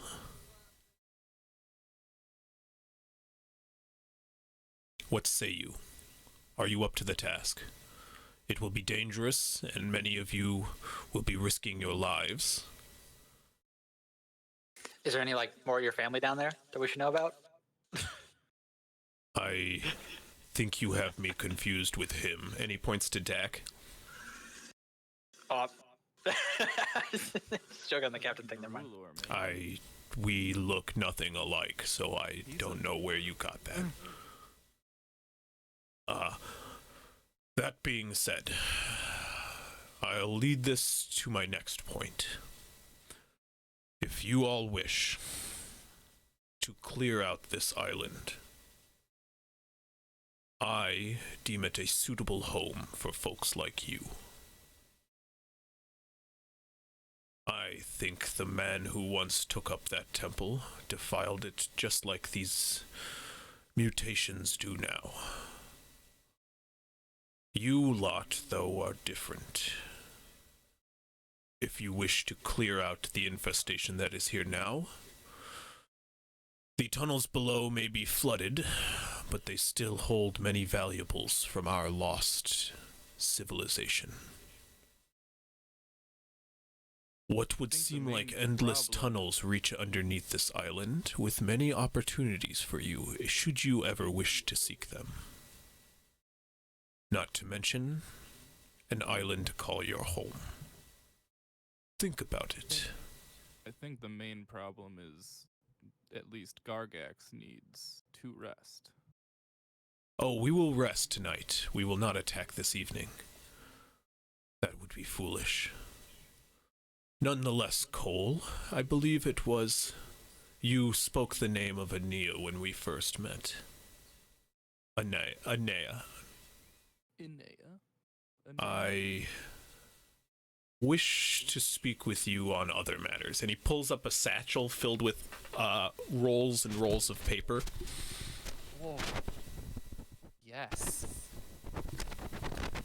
Reading material. I believe there is some knowledge that I may have transcribed over the years that you may find useful. I'm more than interested. Do you speak our tongue? I will say in Dwarvish, not as old a language as yours. He will say in his tongue, which, as Dwarvish,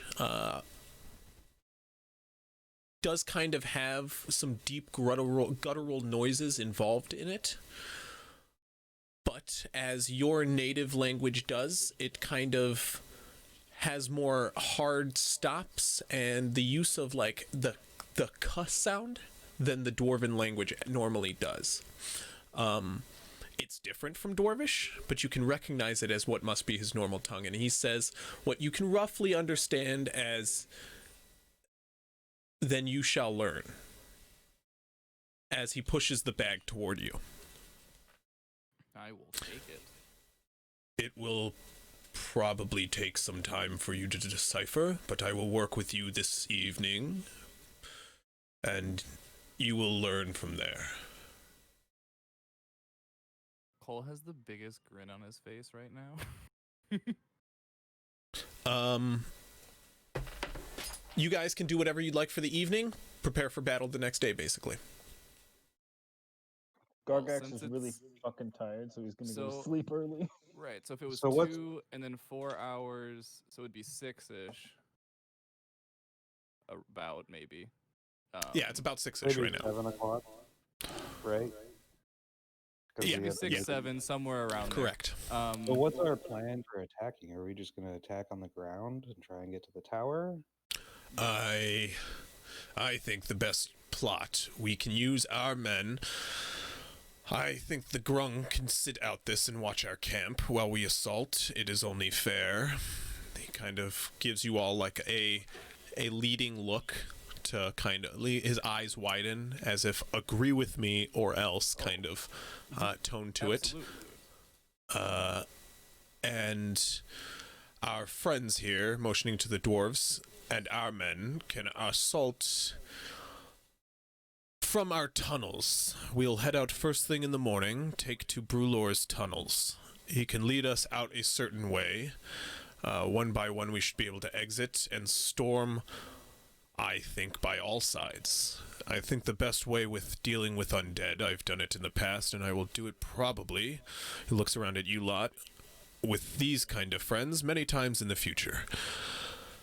They like the biggest noise they find. Any opportunity to consume flesh, they'll take it. And that being said, forces on their sides will be an opportunity to consume.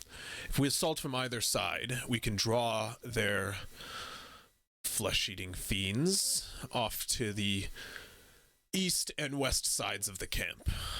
There, you lot can storm the southern end. Hopefully, unharried, get to the northern entrance of the temple, unless you wish to scale from another end, and assault from within. There's a tower in the center which can get you to the top. Otherwise, you're welcome to transform all you'd like. You all have surprised me in the past. Right, I think I could keep us concealed if given the opportunity. Gregor, the dwarven storm cleric, speaks up. I can form a mist, which will keep us hidden. I love fog. Did you say fog? Yeah. That is actually true. It would be a fog. A fog or mist around me, yes.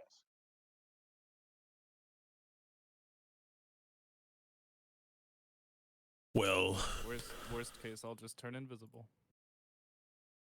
if you wish to assault from the top, you're more than welcome. I will not stop you.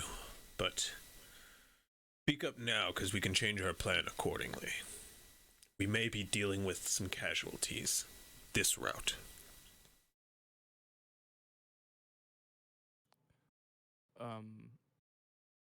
I mean, I can tell you going from the top won't lead to much of a difference. The second Flint tried to enter through the top, he was immediately struck with a tendril. So that room is also crawling with either undead or shadow creatures. I don't know. It is a smaller space. Might be harder to get. It's also paying enough attention where it saw a small owl flying towards it. The other question is, who do you want operating with your team?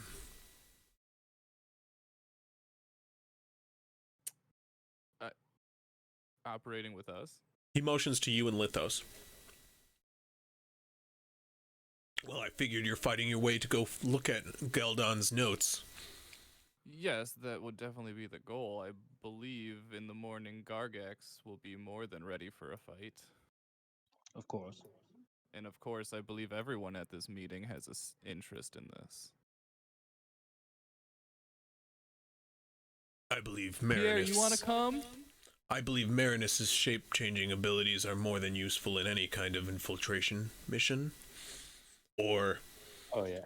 I guess seafaring mission too, as he's shown. Seymour, Yeah, you're always welcome. You've shown the same ability. I am capable of a similar thing, though to a lesser extent than Marinus is. Aye, but your swords would always be of use. Well, I feel like Gregor would be foolish to leave behind. Right, I wouldn't miss this for my life. definitely could use some more. Well, so we have 2 people that specialize in vaporizing undead. Plus, fire seems to be very effective against them as well. Fire's effective against most things. That is a very good point. I think if we keep this group small, we should get in and out without a problem. For sure. Perhaps I the believe- 6, 7 of us then?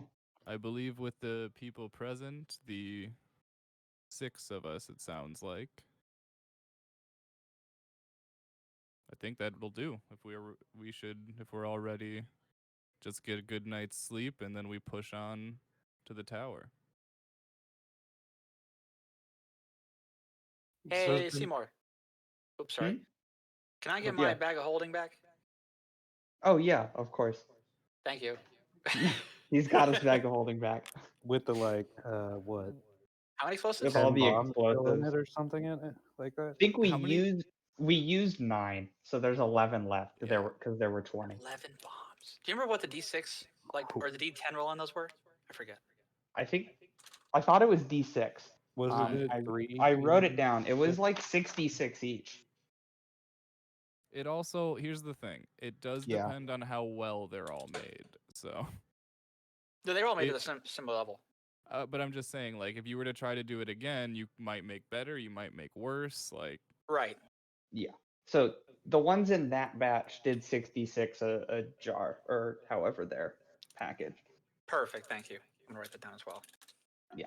Jack, I'm you just think going to there's set up any new other- spells and no longer cast hallucinatory terrain, since we seem to control this island.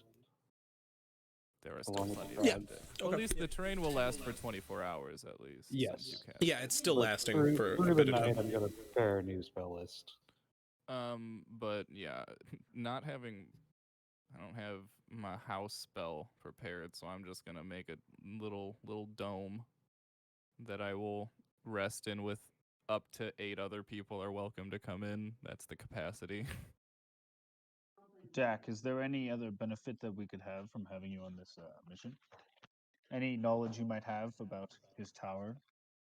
I mean, I'll be honest, Galdon did not like me around. I was the rowdy kid of the bunch, and the rule was don't go in Galdon's tower. I went in Galdon's tower from time to time, but that was mostly an excitement for heights kind of thing. But yeah, Someone with your talents didn't go sneak on the wizard. yeah, he is a creepy man, I can tell you that.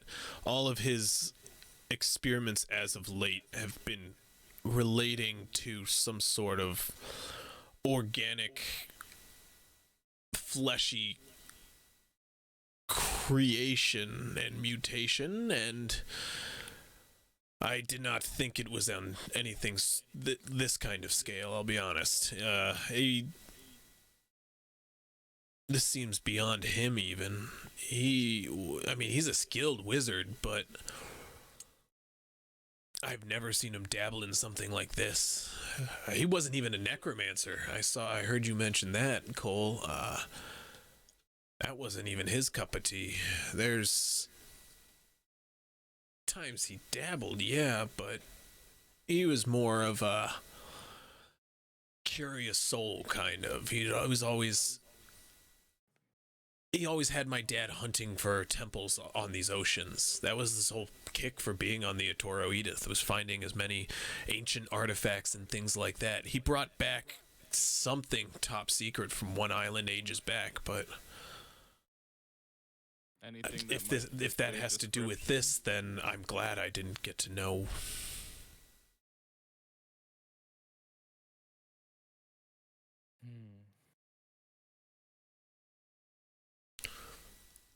The secrets in his tower were the heaviest of guarded secrets. Those are the best kind of secrets. Well, I hope you can understand that the less people that we have on this mission, the better. So I think it'd be better that you stay here. Yes, we're just. I don't want to fight these things anymore.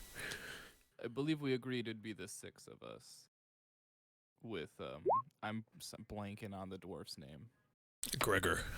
Gregor. Gregor Graveljaw. Oh God, how did I forget that?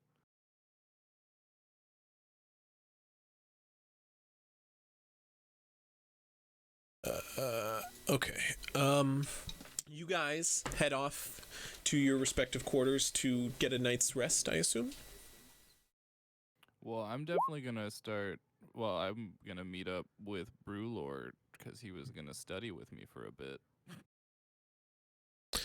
Yes, he joins up with you in your dome. I assume you're still crafting the dome. That was my plan because there's zombies on this fucking island. Yeah. You craft your dome, and Brewlord, familiar with the spell, steps upon in. You guys talk for a couple hours into the evening about the spells ahead of you. He was very ominous and, well, not forthcoming whatsoever about the contents of many of the spells, except for one, which he did show. Didn't know they were spells. That's cool. He did show you one to kind of run you through the process of translation from Dwarven tongue into this, and showing you some of the arcane runes that are involved in this incantation. So we're basically spending the night making a cipher. I mean, yeah. If you're writing down a cheat sheet, basically, you're trying to take it in. It's a With language just a language to try to learn. Yeah, with your sharp mind, you're able to, like, just being walked through it really easily gives you quite a plethora of information on the language. So you're able to be walked through, and he gives you the outline of what one of the spells is. However, you haven't, transcribed it at all. One spell, the first one that he's shown you and kind of demonstrated, like, its inner workings, is the spell Stasis, which, not even a spell you've ever heard about, seems to lock an individual in place a step out of time, as if not aging at all. They're able to not require food, water, oxygen, anything of the sort until the stasis is broken. However, it does hold them immobile out of time. Okay. I'll send you the link for the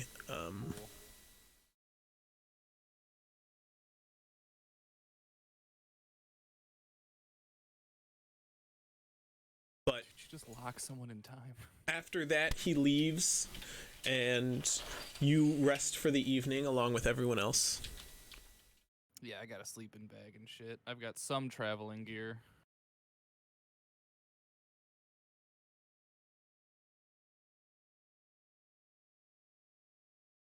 As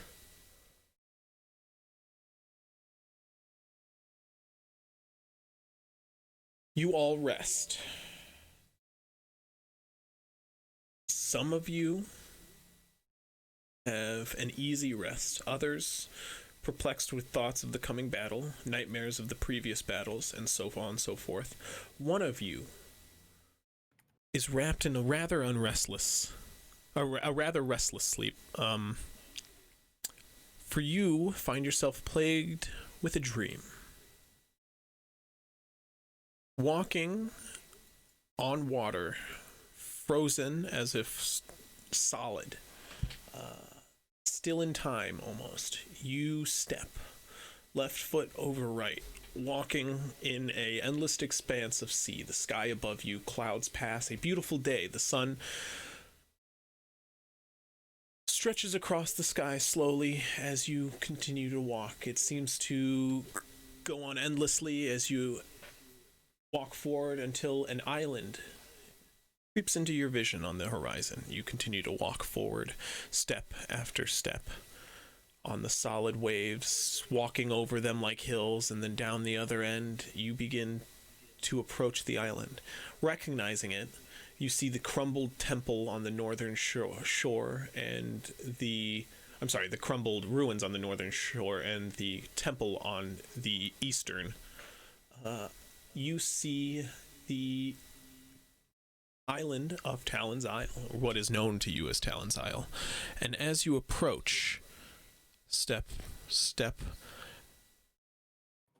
the waters at the front of the island, where the temple is, begin to part as something begins to rise out of the water.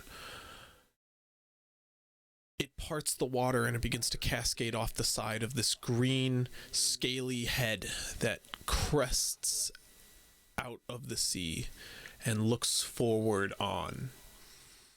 The eyes slowly blink as you're greeted with a beaked face of a turtle, aged and wizened. It looks blankly in your direction, and as you slowly walk closer, you see in its skin what you thought was wrinkles seems to be script etched into his flesh, all underneath his eyes, under his scales, reaching back into his shell, which, instead of a shell, seems to be the rocky expanse of Talon's Isle.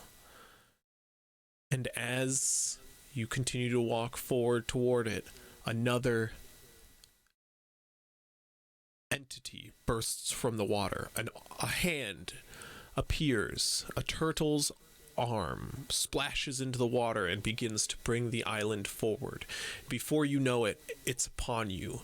The beaches beneath your feet, the trees above you, and the turtle's head passing behind you as you are now encased by its shell on the island of this great ageless being of such power it overwhelms you, Seymour.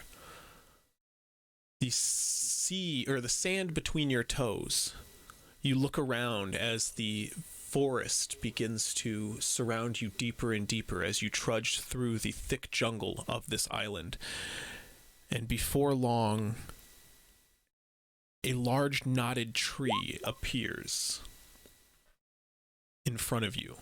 Its vines reaching in front of it in a lattice work of swirling, almost overlapping roots.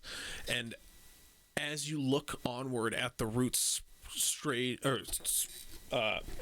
arrayed in front of you, the tree, the large arching jungle tree at its back, the roots begin to rearrange and form a face.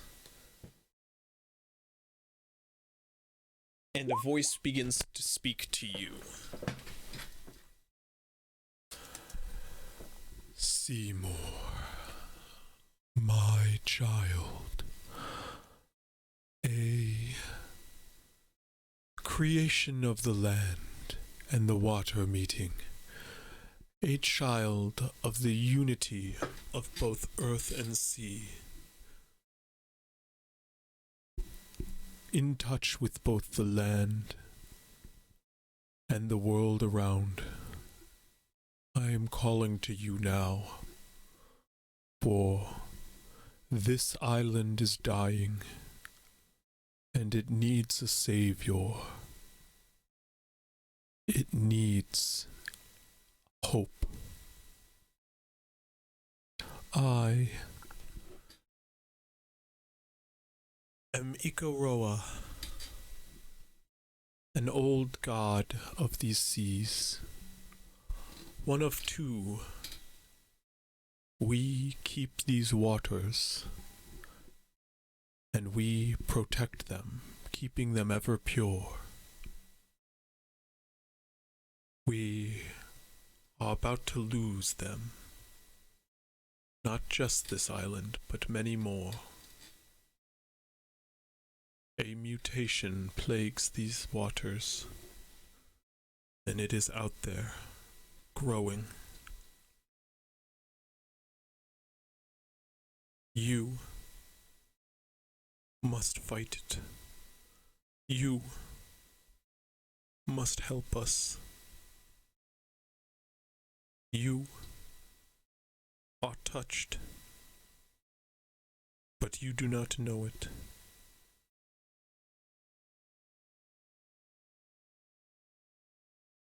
Tread lightly, my child. But do not hold back. These seas need you. My sister needs you.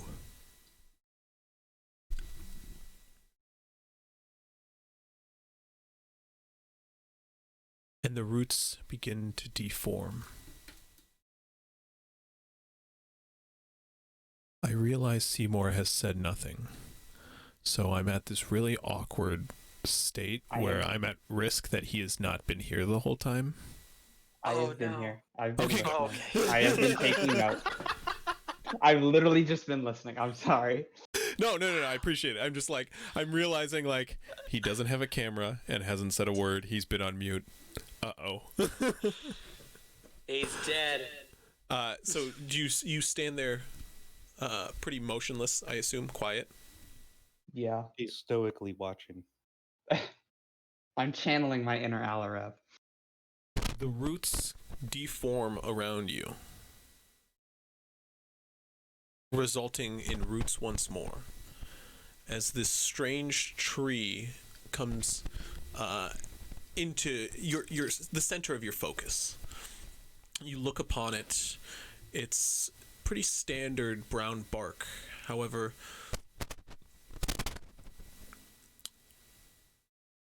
it grows much larger than many of the surrounding trees, looming high above them. It seems to have strange lash marks on either side of it, kind of in this back and forth pattern that reveals the bark underneath, and you can see as parts have been chipped away back and forth on either side. It looms over as a single fruit grows at the top of it.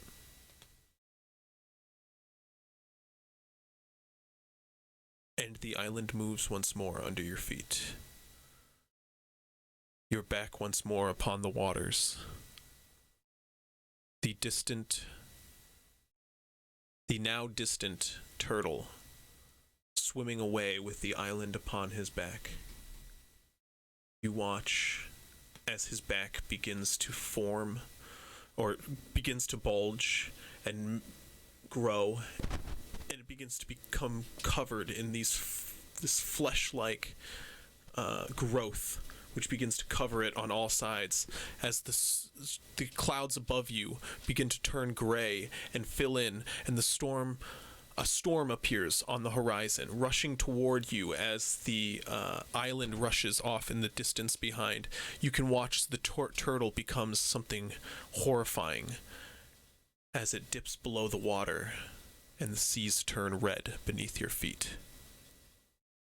You look around, look down, and as you look up, a horrible mutated visage is inches from your face, and you're jolted awake. The chirping tropical birds around you, the early morning sun peeking over the mountains. You lie in your hammock, confused, but the morning is now here.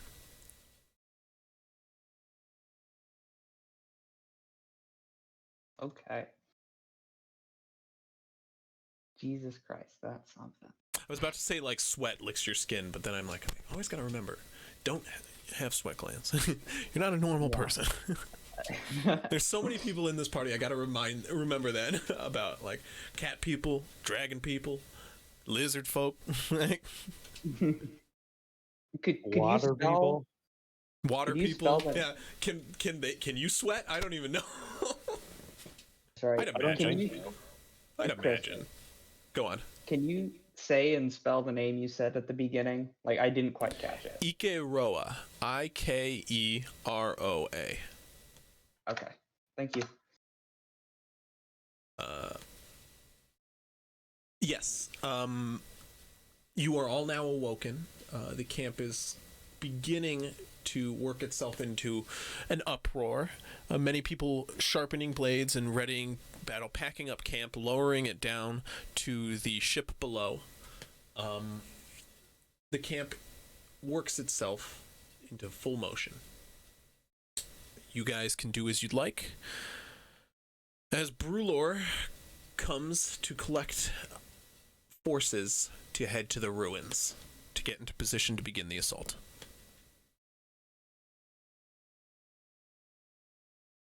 I'm sorry, head to the fort.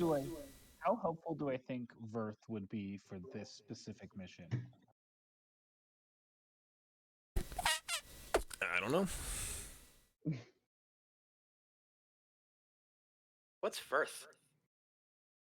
Verth. He's my mount. Oh, duh. He's a large drake, which is a wingless dragon. Oh, okay. That was like a spell. I cast a spell to summon him, yes. Okay. Cool. He is what could be described as the best boy. Is he though? Yes, and if you doubt that, you're a fool. Does anybody want to do anything particular to ready themselves for the battle? Nothing super Do some mandatory, push-ups. I don't think. What'd you say? Maybe Push-ups? maybe jog a little bit, you know. and Alarev joins you for all of this. stretching. I'll partake in working out too. Actually, Is the on that captain- note, Alarev and Pierre have been taking regular turns to lead morning workouts. So today is Alarev's turn. So if anybody would like to join, they're doing Yeah, morning well, workouts. That is a I'm not point I gonna should go make hard, every morning. like, get stretched out, and, you know, do a little bit of running and endurance stuff. Oh, yeah, here, I'm up for that. Alarev's workouts, FYI. So you have been doing these, like, they've been led on the boat ship every day. There's been like a different workout that's been led. It's been Alarev's or Pierre's. I'm gonna wait for Naldo to read hers, but Alarev's have been pretty much that every time. His workouts are like burpees, push-ups, like also all kinds of intensive like training.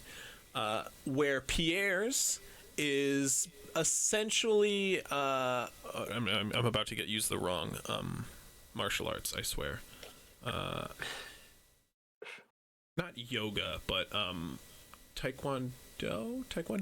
No, what's the Taekwondo is the martial arts? Are you what's talking the, about the one where you throw your body weight around? No, that's judo. Isn't it? I'm trying to figure Like out the what really slow one? Where Yes, it's the just really like- slow one. Thank you. There's like Tai Chi. That's Tai Tai Chi. Chi, Thank I you. think. Pierre's workouts have been Tai Chi. But that being said, you guys have all worked out, gotten ready for the battle. As Brulor starts to lead you all through the jungle southward in a large Gargax is gonna summon Verth. summon Verth. Okay. Yeah, before we leave. And also, I wanted to try to get this in before we How left. long does that take? Like 10 minutes. Yeah. What do you want to get in? Yeah, just is the captain awake? Because I want to go tell him that I think yeah. what's happening on this island isn't isolated to this island. Oh yeah, the captain is awake. You can go talk to him for sure. Yeah. Yeah, I basically just want to tell him that it's not whatever this disease thing You is. approach isn't the isolated. captain's table. We're gonna RP this out. You approach the captain's Alright. table. He's standing over with Pierre currently, going over some last-minute plans. He looks up as you approach. Seymour, good morning. Are you ready for today? Good morning, Brother. Yeah, I am ready for today. What's happening on this island, I don't think it's isolated to this island. I think I had as strange as it sounds, a weird dream, and what happened makes me think that this disease, these zombies, whatever is going on here, it's not just here. It's happening in other places, and we're gonna have to keep an eye out for that. I'm going to be honest with this crew I've put together, everything is sounding less and less strange by the day. That is terrifying news. I don't like hearing that kind of information on the seas we're about to sail into. But let's see if we get through today first, and then we'll worry about that. Thank you for letting me know. We might find some information in this tower that will lead to a little bit more info on that, but everything is currently up in the air now. This friendly mission into the open waters has not gone how I expected it so far. But if I have to save another kingdom, I wouldn't mind a couple of more medals to pin on my jacket, you know. Kind of gives you a nudge. Now, I think Brulor is waiting for us. If you'd like to, we should head out. Of course. Yeah, and I'll go walk back to the group that's leaving. I'm just making sure I have the right spells prepared at the moment since it's a new day. Okay, a number of dwarves, about pretty much all of them, 25 or so, group up on your location, all armored to the nines. Each of them now wearing dwarven plate armor, which you can only assume they weren't wearing on their ship, but if they are, good luck. Each of them carrying battle axes and mauls over their shoulders, they ready for a fight. A number of pirates and crewmates stand behind them, less confidently, more awestruck at the look of the shining armor in this morning sun, with the dwarves arrayed in row, ready, like a ready unit, ready to fight, 5 by 5. Your pirates kind of try to mimic such next to it. However, being unorganized, many of the front rows seem like in order, while some of the other guys in the back are slacked off, and one guy kind of goes up and down to try to yell at them, but a number of people aren't listening. But they get ready to move out, and as they do, Ulark makes a call. You guys start your slow trot throughout the jungle. A number of individuals leading the way in lines of 5 to cut tracks through the jungles. When you guys travel, I'm gonna cast mage armor with the staff. Okay. Banging the staff on the ground, a shimmer of arcane energy passes over you. You watch as Brulor walks in the lead. He does a very similar fashion, but Cole, what you spot is as he does it, that shimmer of energy that passes over him, it seems to leave like 3 after images, which kind of leaves like a tracer effect behind him, almost as if slowed for a second. He now walks at normal pace. You guys continue to walk for a number of hours through the woods. Somebody want to give me a couple perception checks.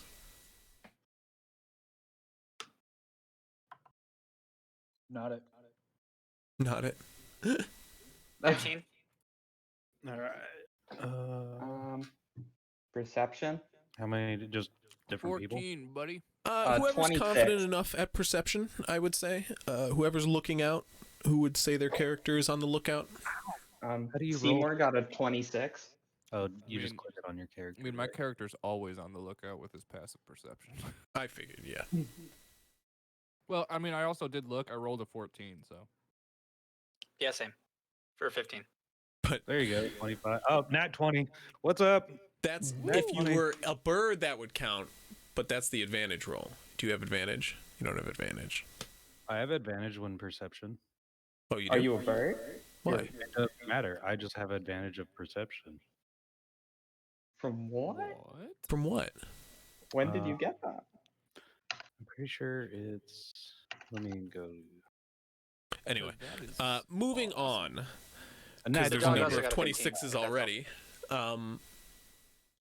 You guys, keeping your eyes peeled, manage Literally a to. 19 and a 20. What's that? Or not advantage, I guess. No, I'm just proficient. saying those rolls Yeah, are literally a that's what I 19 and a figured you were 20. thinking of is proficiency. So Well, isn't that's that already factored in check there. the You still have a box, 25 right? though. What's that? I don't know. No. Don't you check the box? On the That just character means sheet you for have you're proficiency? proficient. That doesn't mean you have advantage. Yeah, it automatically used your proficiency in the roll. See, it added the +3. Yeah. The I don't know advantage why is like a feature some people don't know how to turn off. I don't know how to turn it off, so I can't help you. So, well, if you go to the first off, do you have the advantage toggle like on the top of your character sheet? Because if not, I can basically, you know how you have the core bio spells and then the gear on your Yeah. character sheet? Yeah, go to the gear, Uh-huh. and then there's a sort of a tallish always box roll on the right advantage most. here. Yeah, roll queries. You want advantage toggle, and that way you can select advantage, normal, disadvantage, Okay, and you'll roll with whatever you select. I see got it. I'm gonna try to remember that. I will keep that in mind Okay. for now. Nonetheless, rolled a 19 for the first roll. fucking Sayri put in the chat, I can't go to the gear, like as soon as I said it. When I said I didn't know how to turn it off. Jesus. Anyway,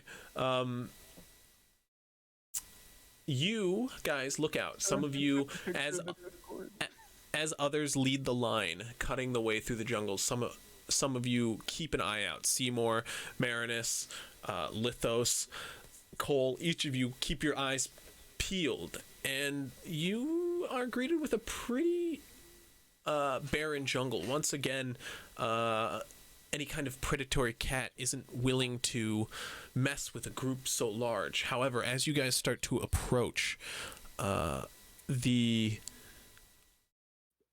camp, getting closer, you've already passed a number of rivers which lead you the way. The dwarves, however, have led you to a number of small swamp-like passings where you can easily cross creeks and a number of stone passageways. You guys are able to travel with a good lead throughout this jungle. However, as you start to approach Fort Mercy after a couple hours have passed, you hear a shout between the two parties as there seems to be some kind of commotion, and after a small scuffle, a number of you rush over to the area to find a man collapsed, one of your pirates, with some strange entity atop of him. An axe in the beast, a number of dwarves circled around, chopping it now to bits. You guys see some sort of mutated beast with mandibles growing out of its face, as well as a tentacle on its back. It seems to have attacked and bitten at one of your pirates. However, the dwarves have managed to fend it off. And as you lot look around for more signs, you don't see anything moving. However, you are beginning to see a number of areas with mounds, strange mounds of flesh beginning to form, as if small plant life or bird life, some kind of flesh life, has been absorbed into a number of small mounds at the base of various trees around the forest now, around this jungle. And as you guys kind of start to pan around them and avoid them, you look on warily, looking out for any signs of movement, any more zombies to jump out. I have it. And you guys begin now to move stealthily throughout the woods. What's up? So, conjuring minor elementals takes a minute to cast. So Yes. Can I get it prepared while we're walking? No, you have to sit down and start the casting process. Damn. It's like a minute ritual. I mean, it's not something that you like couldn't possibly do. Like you could do it.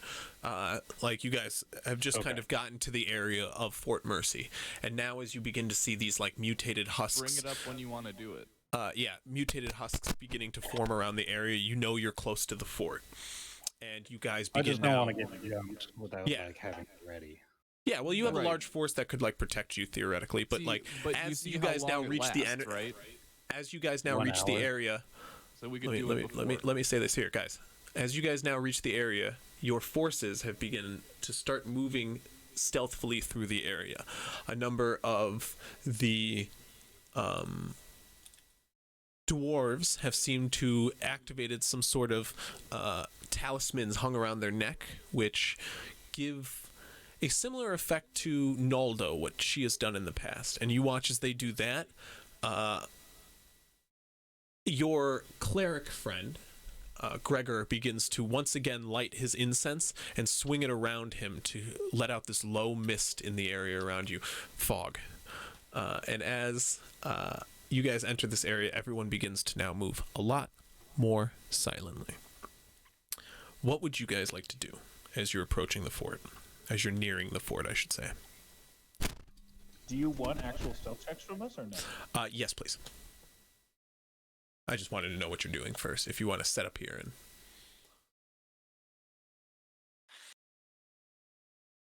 You said we're outside the fort?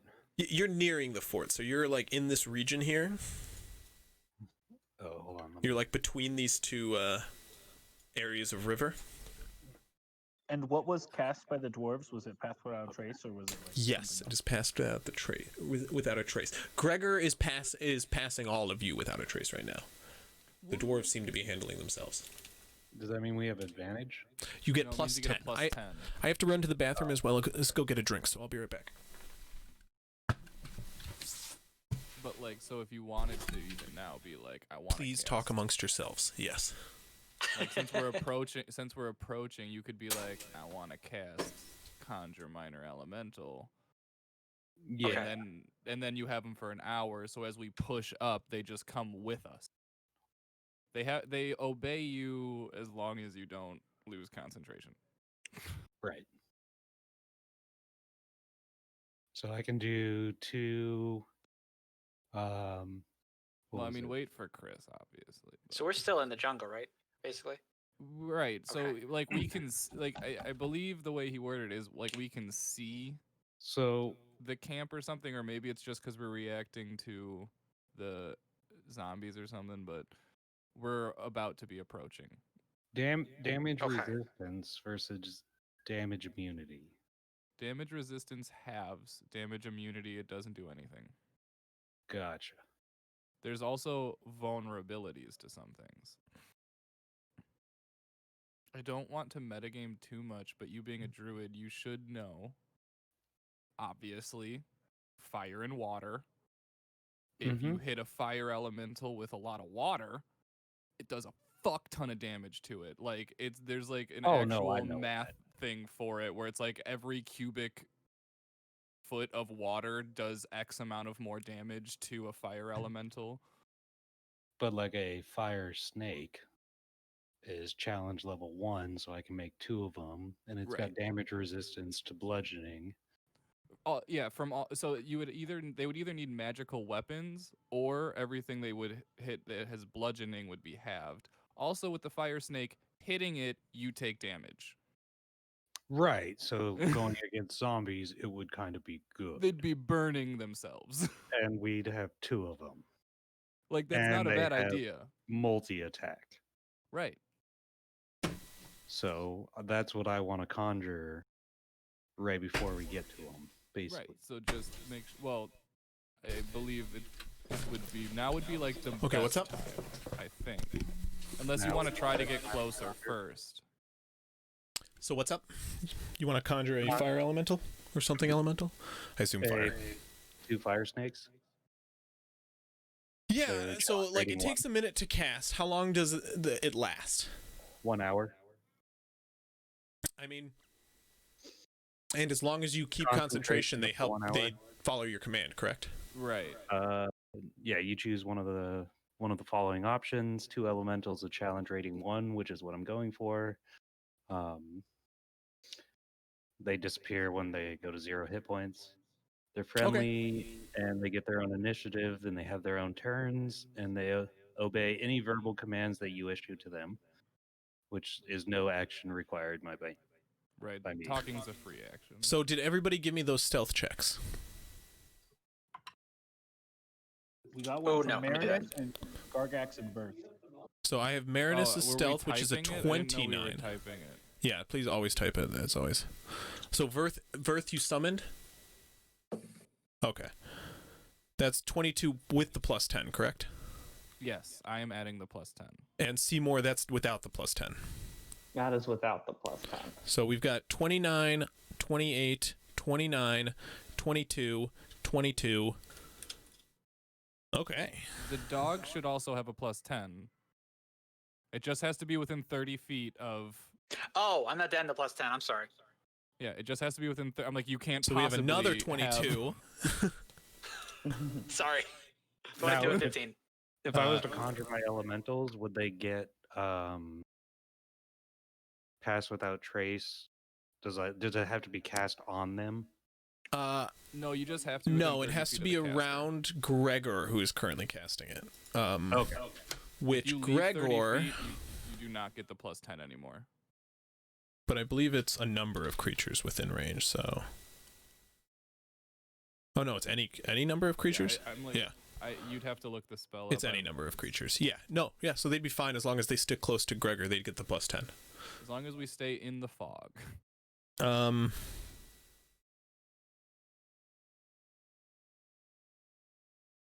Like, it's been too long since I played my cleric, I don't know. But yeah, so you guys continue onward, creeping slowly throughout this now fog-ridden jungle toward the camp. You guys pass over many more mounds which kind of pulsate around you guys.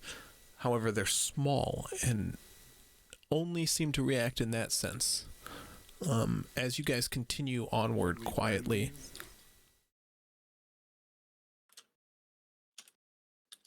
That was a question for everybody. It's not a question to me, so I'm not... I know Chris is waiting. I said, should we burn these? Like, should we just leave these here? Burn the bodies? Sorry? They're pulsating.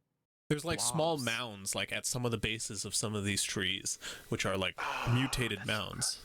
That's what he was Are just we describing. I'm sorry. So are we okay with Who else are you listening to?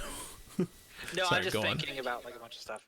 Yeah. Well, would we be okay with aggravating everything that's here right now? Like, you know, if we burn these and we get attacked, are we in a position to immediately handle most that? things would run away from a fire. The undead will be on us as soon as we light a fire. I wouldn't do it. Wouldn't be in our best suggestion. We'll come back for it, kind of a thing. Right. That seems like the best idea. Burn it from the inside out. I always can just throw Take- fire at trees. How Yeah, are we'll pirates we'll doing take out in the this heart stealth and then go from there. phase? How are your pirates doing in stealth? They seem mostly competent when it comes to the stealth. The biggest problem actually seems to be the dwarves. The dwarves seem to be bolstering your guys, kind of. Some of your men are caught up in the effects of the magical runes on every squad leader. So there's like 5 squads of dwarves. Every squad leader has like one of these pendants around their neck, and a couple of your pirates are close to these pendants and are caught up in the magical effect. They're doing great, but other than that, they're mostly fine moving out throughout these woods, carrying light equipment and weapons. I was just checking. Yeah, you guys move silently around, and you guys manage to get a few 100 feet out from their camp currently. Now would be you're covered in a good amount of copse, but you can see on the outside southern fence of this like the gate where there's one tower. I'll kind of give you a view once in a second. You can see a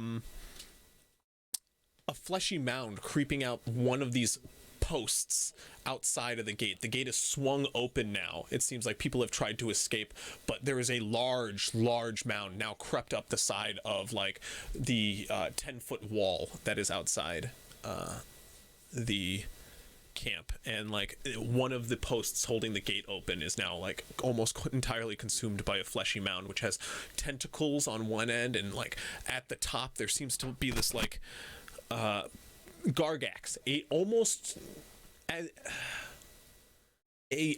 pretty familiar fleshy bag atop it that reminds you of the thing stabbed by Galdon at the top. It seems like to sit on top of this fleshy mound at the top of the post, but like a number of tentacles and stuff stick out of the mound itself, and you see they mostly creep along the ground to pull stuff into it. You guys No. are at a comfortable distance, and you only really see like one undead figure lumbering around the outside to the left of the gate, like on the western side of this camp. Let me pull up a image for you guys real quick. Just tell me when, guys. You can start the casting now, basically, is what I'm telling you. You're at a good comfortable Right, location. Like, we're kind of at like a tree line. You're well under the tree line. You're a ways in I from just the mean tree line. not really, but I mean like so you can see the camp. So I would argue now is a good time to start casting. Yeah, you're in the tree line. There's like a 60-foot run from the tree line to the gate. That's like And we'll cut keep out, our eye around or to 100 make feet sure about. you- And there's Or only like around one zombie you can see lumbering in the middle of the like clearing between you and the camp, and then there's the mound at the post. So I'll just pull you up a very familiar ass image here.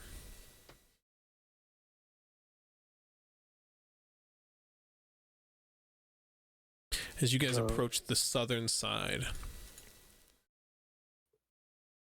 So here is where your party entered. You guys kind of see like forced apart wood where a number of your party had entered once before. It's like a small opening at the bottom of this like gate. Here is where the big fleshy mound currently is, outside the front gate, with a number of tentacles creeping out from either side. You don't have to draw yet. I'll get to that in a second. I didn't mean to. I was trying to move it. Oh yeah, you're good. And you can see like a zombie lingering like out here.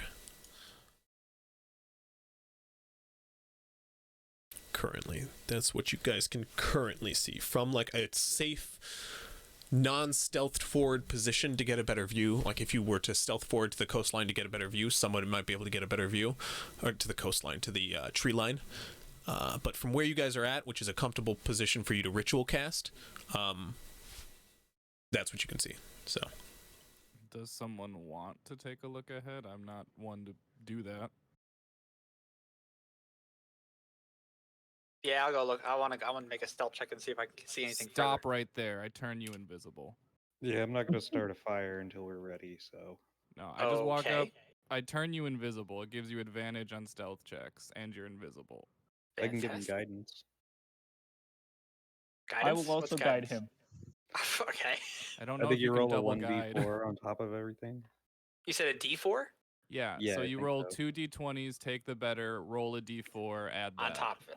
Okay. Plus So whatever stealth check. bonuses you have to stealth. Gregor will also guide. No, I'm just kidding. Okay, so I get But advantage. he It on can. doesn't say that you can't have Goodness. more than one guidance. No, it doesn't, and I'm not stopping you. It's just Oh, you Gregor's can roll not gonna 2 do it. d4s then, Matt. I can roll 2 D4s? Gregor's Um, actually the, So guidance lasts up to 1 minute. Right. You can Gregor either is- use 2 or save one for later. I'm going to So save Gre- one for later. so Gregor It only lasts for a Graveljaw minute. coincidentally is the exact character I broke out, and like basically it was the character where I showed everyone how fucking broken guidance can be. Literally, it was like anything that was done, Oh, I'd be like great. guidance, and it was all he did. But like All it takes is all Guidance. it takes is a quick. It's for clerics and like Okay. and like druid, maybe druids. I don't know. Yeah, Pretty druids much get just so- cleric. Yeah, But druids have guidance. But so Yeah. like they like basically come up, put their hand on you, and say a quick prayer, and like their god is helping you. May Oh, Aora cool. be with you. So I got a 25 on a stealth check. It You only seem lasts for pretty 1 May minute. the stealth. forest provide you protection. Yeah, it lasts for 1 minute, and once you use one, it's gone. So if you used one, you can still save the other one for up to a minute. I'm You, up to a minute Lithos, after that, or sorry. Up to a minute minute of from him when I cast casting it on you. Okay. So Lithos, before we actually retcon that you decide to do this, have you been rolling your stealth with disadvantage? You said his armor was silent. No. You've told me this in the past. No. My armor is silent because I have a feat medium armor right. master. Again, Yeah, I'm like, you've told me this We before. forgot. Yeah, the feat. Yes. So I don't have to roll. Hey, Chris, I you don't want I to just become roll normal. famous? Buy followers. Oh yeah, can I? I'm buying them now. Okay. Like wait, what? It's somebody. It's bots that go into chats. Yeah. Okay. Yeah. It's my most loyal of viewers.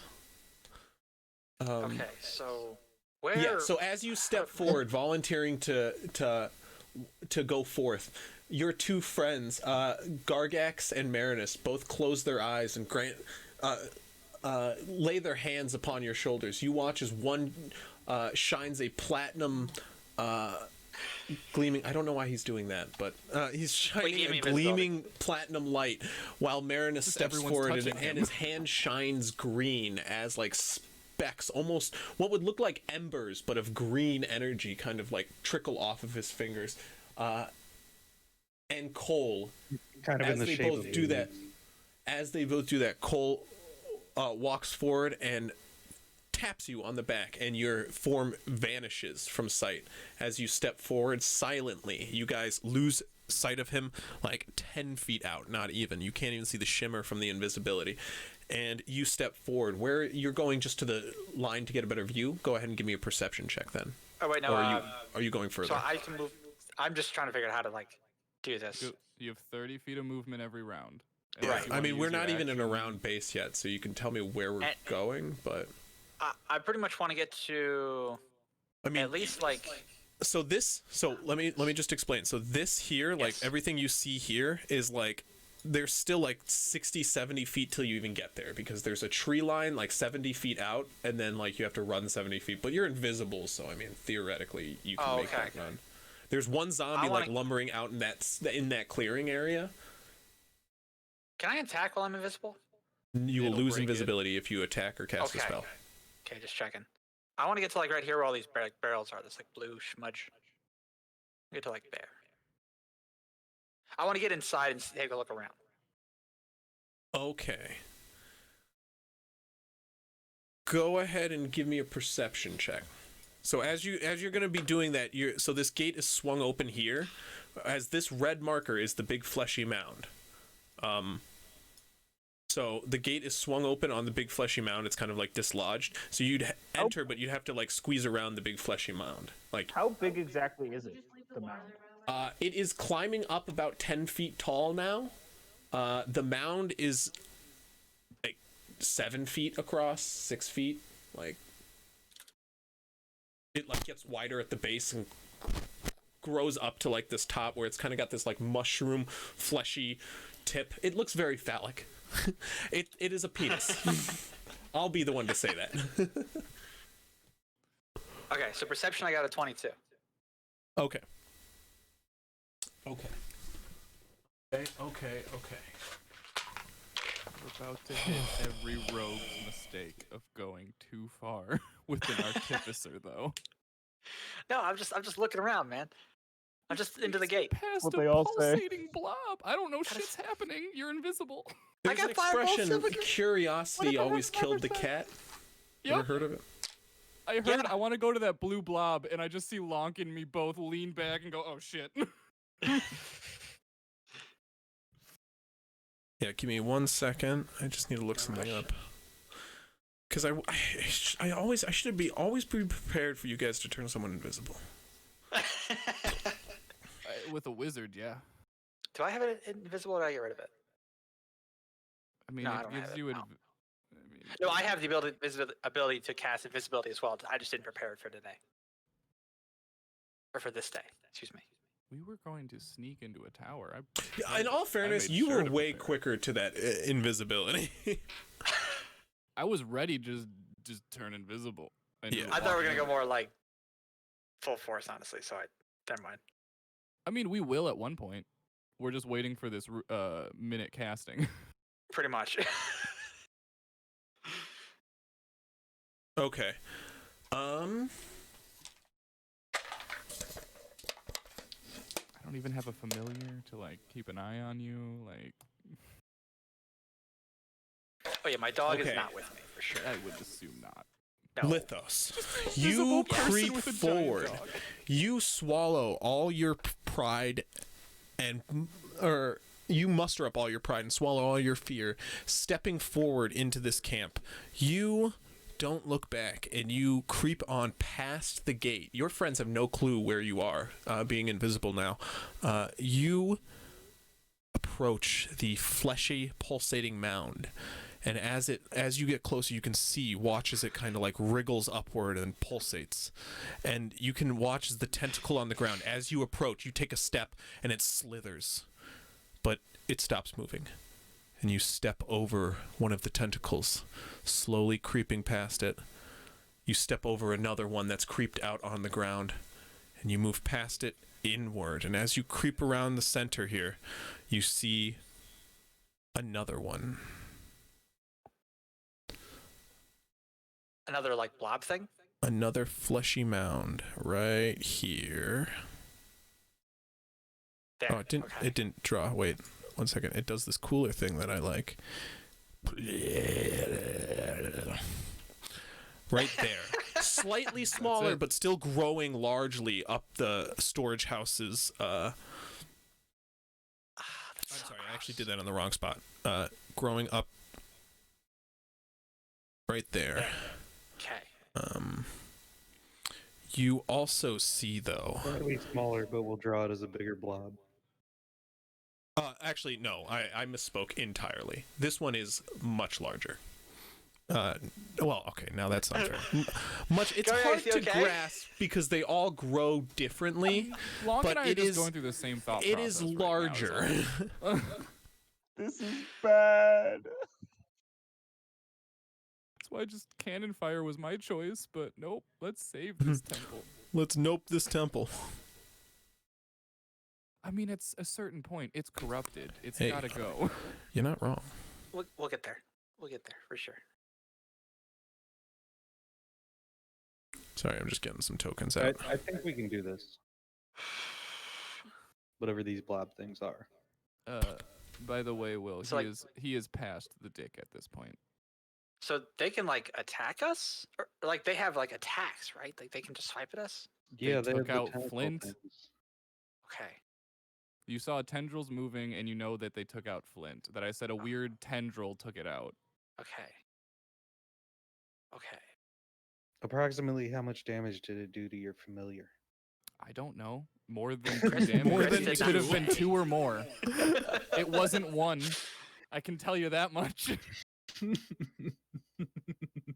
You can see now a number of I zombies. always roll for the HP, so. Okay, that's a zombie. Okay.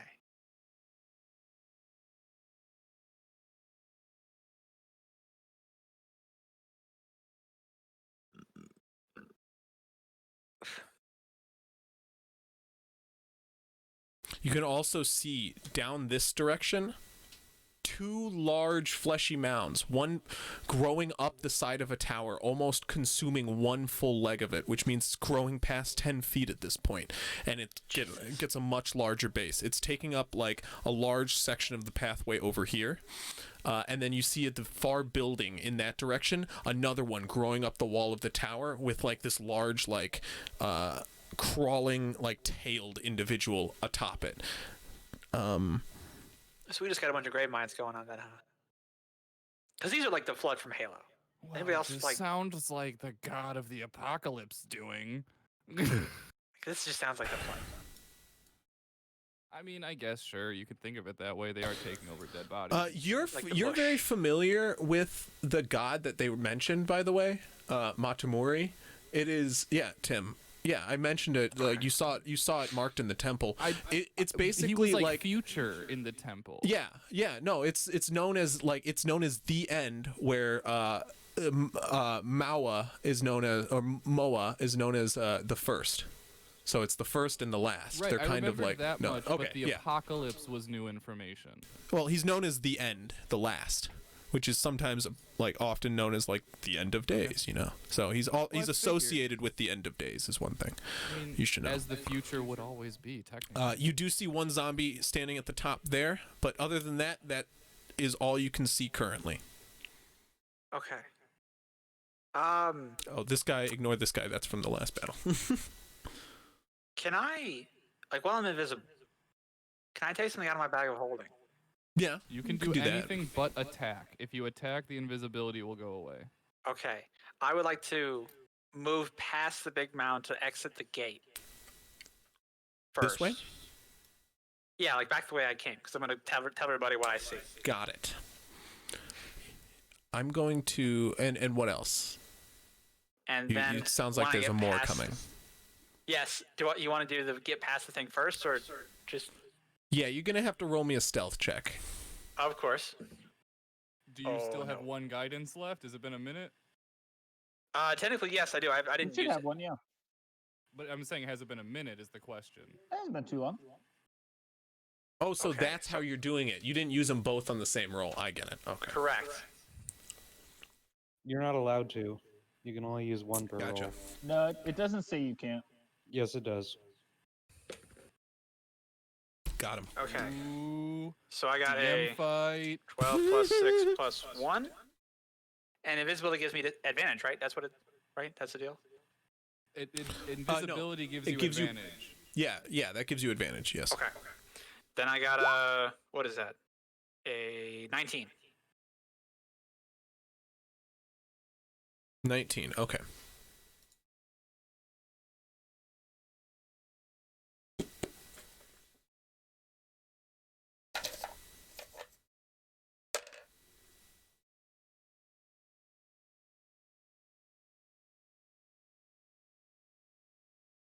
Does it see me?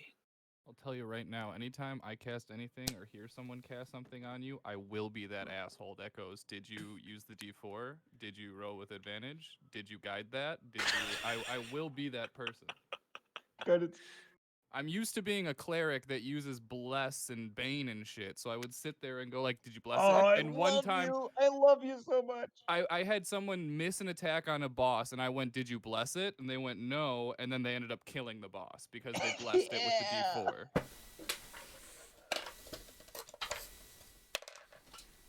Just like during combat. healer. I'm normally a healer. We just had so many. Just like You during a step combat, once more. You step once more over one tentacle, creeping your way around this fleshy mound as it pulsates once more. You step your foot past the second one, and you watch as it curls around, but you move your foot out of the way just in time as you continue to step past. Oh, I need some light in here. And so what were you going to do? So I'm going to reach into my bag of holding and pull out one of those, like small bombs that we made. I'm pull out 2 of them. I'm going to place them within about 3 or 4 feet of the mob at the gate. And take one action to pull one out. That's fine. Or each one is a check, right? Ooh. Yeah. Okay, no, this is an attack, Matt. Lighting that will break invisibility. Lighting it will. I will say putting the item down wouldn't, right? That's not unreasonable. I'm just saying lighting. Yeah. You said lighting it. Would lighting count as an attack? Lighting would count as an attack, yes. Okay. Then I'll... ooh. Anything ending in damage will get rid of invisibility. Okay. So, like, I want to light it and flee, basically. Would I get like a reaction, or would I have like advantage or something, or I don't know. I'm trying to figure this out.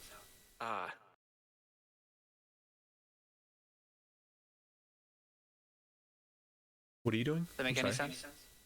Sorry, what do you ask? I want to pull out one barrel, light it, and then get the fuck out. Okay, lighting it is going to be the attack. So you will you will drop invisibility as soon as you click that like lighter. Not lighter. I'm trying to think of the The That's flint pit. and the flint and Pit, yeah. steel, or whatever you have to Pitten. light. He's using a pitten.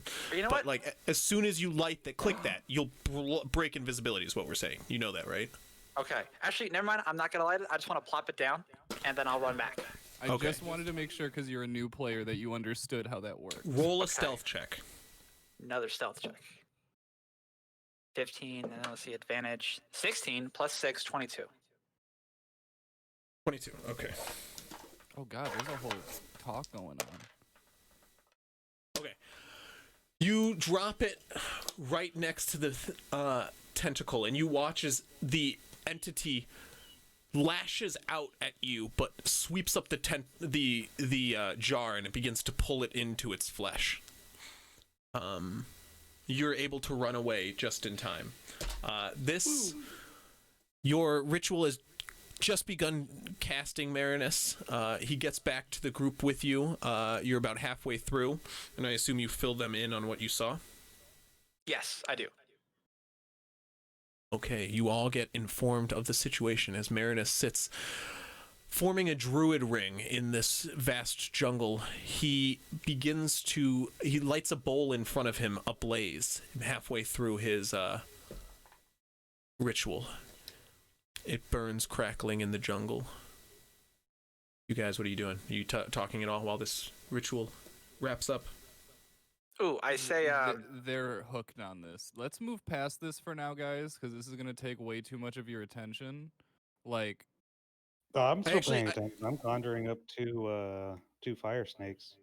but I just guess mean that's this whole right. talk back and forth. Like, Yeah, this yeah, is- Oh yeah. You guys This is a later time conversation.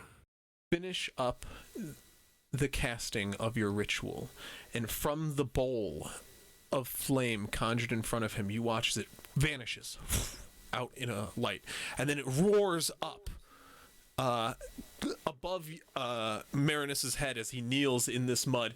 It roars, and two snakes begin to coil around each other, and then the flame dies and vanishes. The bowl smokes, and two snakes start to coil around Marinus's shoulders, and then they sit hovering above each of his shoulders. that's pretty cool. I believe they're quite large. A snake? I mean, yes, but Are they're they? still a snake, so they're not really. I guess they're only CR1. No, I'm thinking. Of They something also else can take up entirely, people's actually. faces. Never You just mind. don't want them to. I'm thinking of something else. Never mind. Okay. I believe we're gonna go. Are we gonna have the snakes go first, or are we just all going? Well, my thought was we hit that barrel I just dropped with a firebolt. What And barrel? First off, Or fire I throw it snake. to the- Where are you? What? What? I'm back with you. You're I'm in, like- invisible. Then listen. I to me. dropped the spell. Now you're visible. We had We hit no the- idea you were here. I just talked the whole plan out. You'd Yeah, absolutely he knew just I was told here. you all about it. Still, what barrel? The barrel I dropped in front of the mass, we hit it with a firebolt, and that's we all like run and attack. How far well, away I is It's a think it? that jar. The pirates. How far away is it? If we're at the tree line, what? Like if 50, he 60 points feet? it out to me 60 and I feet. can see it. It's an explosive pot. It was coiled up by the fleshy mound at the gate, and it's slowly being sucked inward. Okay, but I mean, like, pirates- how is it 120 feet away? Is it farther? No, it's within 120 feet if you go to the tree line. Since it's pulling it in, I'm just gonna fire a firebolt at it because I think we have a limited time. Like the second he points it out. Okay. It's right there. That little black X. Since you're saying it's pulling it in, I think like once it's in, I think it's we not should gonna... also send in the pirates and dwarves to distract. Yes, the pirates and dwarves have been That's ever since the ritual started. They've been spreading out around the jungle, in various directions. They're not I will- attacking at the same time as you. The I will motion for them to go towards and start Okay, just attacking go. them. As Cole creeps up to the edge of the jungle to fire a firebolt at the creeping clay pot, Gargax calls out a silent shout to the surrounding pirates, which was passed down to dwarf, to pirate, to dwarf, all around the jungle as a number of individuals start to creep forward out of the tree line, and you can hear a number of low groans as zombies start to take note of the surrounding individuals and lumber toward them. As Bang! Smoke rises from right over here. And we're going to roll... It was just one pot, correct? Correct. Okay. You want me to roll the firebolt's damage? Well, no, you're attacking the pot, technically. Right, that's fine. I just didn't know if you wanted me to roll the hit No, or it's anything. fine. It's fine. It's a clay pot. It's bound to shatter when hit. Okay. Yeah, pretty much. So, initiative. Yeah, everybody roll an initiative for me, please. You said that Verth just acts on my turn, right? Yes, please. Keep Yeah, it we simple? typically Okay. just do that for simplicity's sake. And you add dex, So right? the same will be So how said do for. you? What's the Yeah, you add command your to dex, roll a and if stat? your class or subclass gives you any other benefit. So the same should be said for Marinus's snakes, then, right? Yeah, it's just Yeah, for they have their simplicity's own. sake. Like, we're just gonna play it as they're going on your turn. Okay. Yeah, just It's before just so or that after. Chris doesn't have another thing to keep track of an initiative. Well, yeah. Anyways, how do you easy roll on roll 20? Like I want to roll. Apparently, you initiative, but should I be don't able to wanna click initiative. Yeah, and if it it will roll. lights up red, you should be able to just click it and it'll roll for you. But I don't want to have to pull up my character sheet. That's you the will only always way to have do to it. do that. Or you could do /R space 1d20 plus whatever your initiative modifier is. Yeah, if you want to roll it out. Roll. Yeah, but then I. No, Holy that's shit. I was just saying if there was a way to just. Yeah, no, you have to click pull it. up your. Is that the I mean, barrel you damage, can Chris? Yeah. You either need It's your character 96? sheet. Yes, You either roll your sir. character sheet, or Holy if you shit. have dice, you can roll it, or Yeah, I I'm was last. rolled slash 66. Sweet. That's it's not a a bad nat place for a one, druid. buddy. Sometimes. That's not a bad place for nat I mean, one it's either. hey, no, but it's Like, good to get a nat honestly? one on True. initiative. Yeah. It's just initiative. Exactly. There's nothing bad that could come of that. I Other mean, Yeah, than everyone you I might am be gone very for loud. 2 rounds. Oh, did I'm always oh, really sad when I waste a nat 20 on initiative. I'm like, See, at cool, that I point, if it's gonna be 2 rounds, I'm bullshitting. gonna roll I don't for think my Chris other is gonna 2 do that to you. creatures. I don't think Chris is gonna do that to you. I Chris gonna will do then what to roll who? the snake separate because I was joking around with it being a critical fair, being like, you might be gone for 2 rounds. oh God, could you imagine? I was like, I don't think Chris will be that mean. Breaking out my initiative tracker. Here. You're still conjuring. No, you have your snakes conjured. No, I know. Actually- That's the nat one. We are just Technically- running in. Technically, You I just have really like to. the snakes. Technically, I have to have you roll the snakes separately. Because they could go rogue on you. They get my initiative bonus. Oh no, but they might go rogue. How would they go rogue? If you lose break concentration on the spell, they could become your enemies. They attack anyone. they if don't I'm not go mistaken. away. They exist for 1 hour. Unless As I'm long only as thinking you- of demons. Yeah. The summoned creatures no. are friendly to you and your Right. companions. Read reading. the bottom of it. They obey if you don't issue any commands. They defend themselves from hostile creatures, but otherwise take no actions. The DM There has should be essential more. statistics. There should be more. No, that's it. Conjure. Am I- Spells should just act Hold your on, turn, guys. Lithos. They're made of fae. Like a Is this normal minor bird. elemental or elemental? No, conjure minor elemental. This is I can't minor conjure elemental. Oh, okay, I think Chris that has to explains it. roll for that one then, right? Yes. If I'm yes. No, I still roll initiative for the summoned creatures as a group. Which Oh has no, its it is own- you choose one of the following. It's the it's Okay. summon demons that I roll. It's summon minor demons that you Yep. roll. Yep. Lesser Uh, demons. Yep. I'm not summoning demons. I'm No. summoning- It's because we've used similar spells that have rules like. Oh, yeah, demons are a different thing. No, but elemental will just sit there if I'm. it's I'm not commanding them. you said conjure. I thought you were doing conjure elemental, not conjure minor elemental. Conjure elemental has the rule where if you break concentration, the elemental doesn't go away. It's still there, and it will be now another enemy. But that's a 5th level. Yeah, that's a 5th level. I thought Yeah, it we was. don't have those yet. Yeah. Okay. That's why he read that thing out. Yeah. Bro, I only got 2nd level spells. Come on. I have 4th. So do you want me to? Do they get my initiative full bonus? spell is the Yeah. They'll question, stick or with your do they have initiative. their My own? bad. And let me just pull up the. You got fire snakes, right? You said. I'm a scrawny Yeah, I have wizard. it up on the. Oh, you do? Perfect. Monster manual. Okay. So don't worry, I'm ready for my creatures, so you don't have to worry about it because you have enough I shit to worry about. I I have literally think in two perspective help with dice set Gargax, like aside you are for him, probably at minimum so don't twice worry. the size of Cole, and he's like 6 feet tall but just scrawny. Like, Yeah, I'm just like twice as wide as you. yeah, like I have a -1 in strength, so I don't have a lot of muscle mass. I mean, I technically have a +1 in strength, but I think Constitution is more the how beefy you are, which for me I'm is not 18. gonna. I've already decided that I'm not gonna commit to this until maybe after level 10. I'm gonna give myself time to think this out, but I might be multi-classing into monk. Just because I think that sounds really fucking cool. And also, we could totally use another monk, right? Obviously. But I You would never get have enough. unarmored Okay, defense so as well. Like, so it looks like we've got highest initiative is going to be Cole. Can someone just read them down? Who's got above 20? Just Cole? First off, is 23 with Cole. Yeah, hold on. But reading down, so above 20, Cole's 23. So 15 to 20, if anyone had that.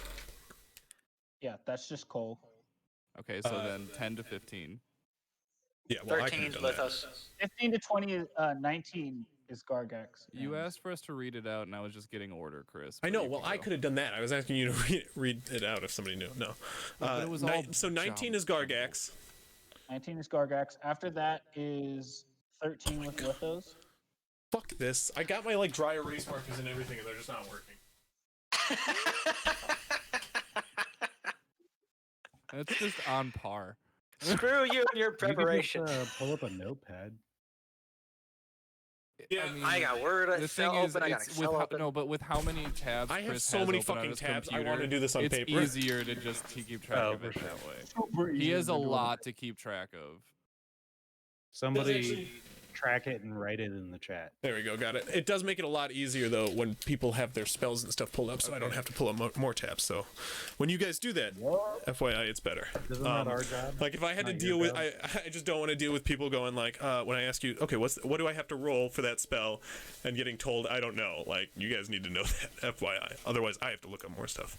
Anyway, so it's gonna be 23 Cole, 19 Gargax. Yes. And then next up after that will be 13 Lithos. Okay.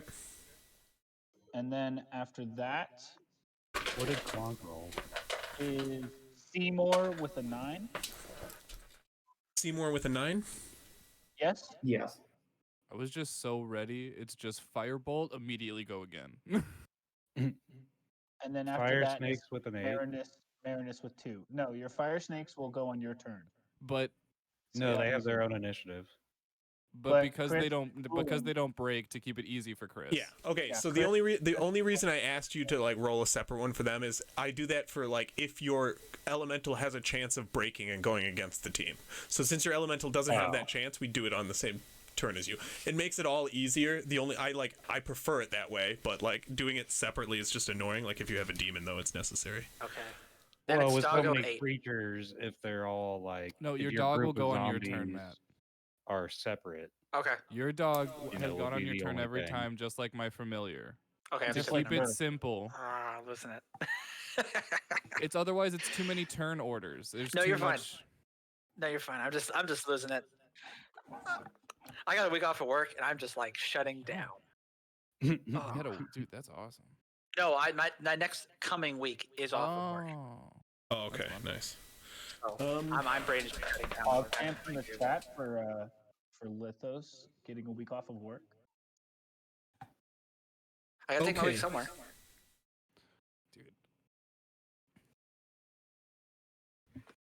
Okay. my Ladies and gentlemen, all gentlemen tonight, but you Ladies, I mean, we in don't the know who's out in stream the chat. watching. guys We don't know who's out in the chat. are in the chat rocked. on that. Yeah, that's true. Ladies in the chat. Hey, there might be ladies in the chat. female pirates among our crews. Oh yeah, we got dwarves. Guys, and gals, human and with us. non-binary pals.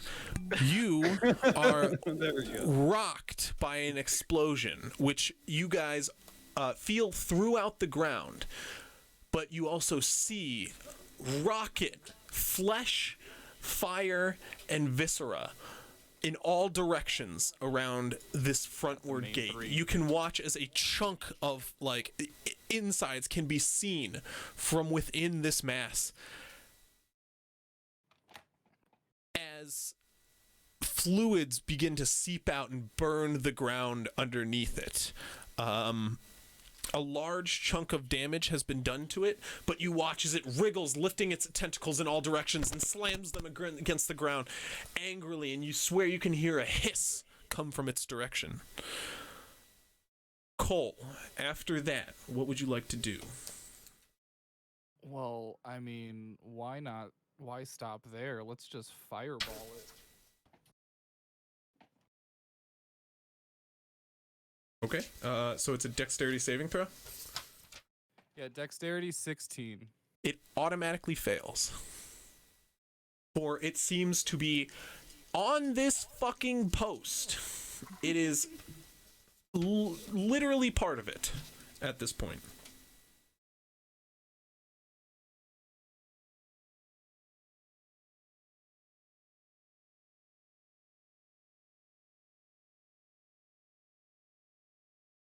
$32 points of fire damage to like whatever.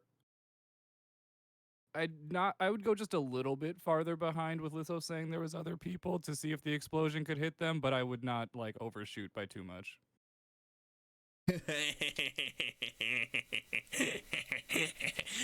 You guys did 69 damage. Nice. Cole did 69 damage. Excuse you, Nice. Lithos placed it. I made it go boom. Okay. A second explosion is thrown deep into the same spot that the last explosion rocked, and you watch as more fleshy viscera goes rocketing in all directions deeper into the camp as flames start to lick up the beast. It still lives and squirms, however, beginning to limp over, for the post within has been destroyed, and you can watch as like part of it is held on by its like fleshy mass as the fire begins to burn this fence, this and this watchtower. Did you count damage for the first fireball you threw? One was a fire bolt at a thing that doesn't hit.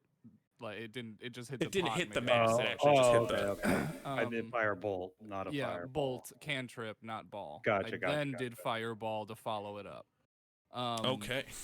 But yeah, I thought you I'm not threw it. gonna move. Cole, just as the fucking components burn off his hands, he's just gonna look around, stand there, put his hands back in his pocket, and wait, see what everyone else does. As that happens, a loud roar of shouts start to echo around the camp as individuals start bursting from the tree lines and running toward either zombies or toward the tree line itself. Some throwing various objects. You hear a bang of gunfire, left, right, left again. As you hear the shattering of glasses, flame starts to lick one of the towers to the north. The battle begins to rage.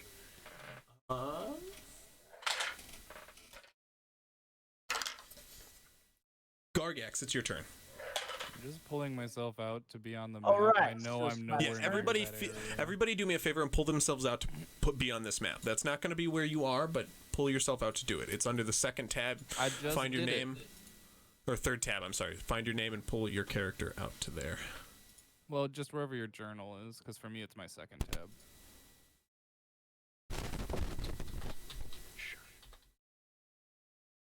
Wait, how do I do that? Sorry. So go to the journal, go to your character's name, Lithos, click and drag it onto the map somewhere.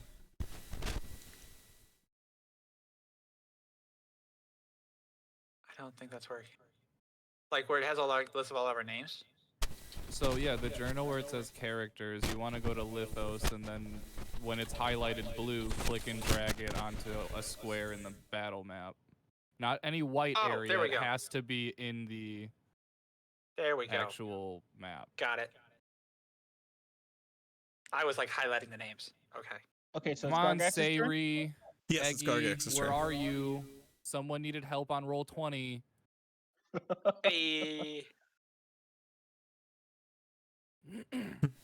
I will start on my noble steed of Verth, and we will both run up 60 feet with Verth's movement and action. Okay. Am I onto this map or no? You use Verth's movement to move 60 feet. Yeah, you can move to just about the edge of this map with Verth's 60 feet. Can I get to right here next to this hunky man? Right Yeah, that works. Well, in all fairness, he's a little bit further out. Well, then I'll just get to however far he is. Yeah. Does it take more than 30? No. No. Well, in that case, Verth will also bite. Okay, him. wait. Sorry, more than 30? Yes, it does take more than 30 to get to him. Just past 30. Verth will dash, and then I'm going to attack him from Verth. Okay, gotcha. Actually, can I jump off of Verth over him and land on the other side? Over the zombie? Over the zombie, and then like be on the opposite side to flank him with Verth? Dexterity? It sounds like an. It would Okay, use. It would use your movement. Dismount and move around him. It would use your movement. Like it's a That's dismount. fine. Like dismounting takes movement. Yeah, dismount takes half your movement, if I'm not mistaken. Yeah. So if you did an acrobatics check and succeeded, you might be able to do that. I'm just gonna get off and move around him. Okay. Circle around him to flank. So Verth had to dash to get here, right? Yes. Okay, so he won't attack, but I'm gonna attack with my 2 actions. He's about 40 feet out, this zombie, from the tree line. Perfect. I should have advantage because I'm flanking, right? Yeah. Cool.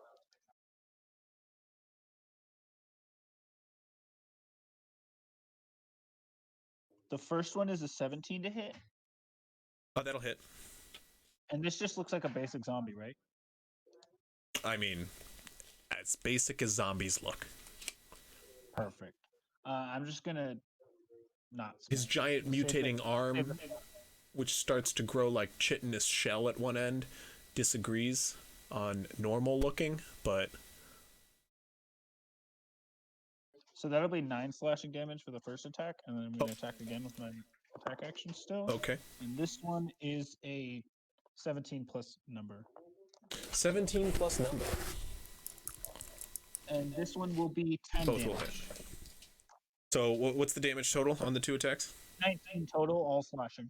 Okay, 19 slashing Unless my damage. sword does some fancy thing against zombies. No. And that'll be my turn. Okay.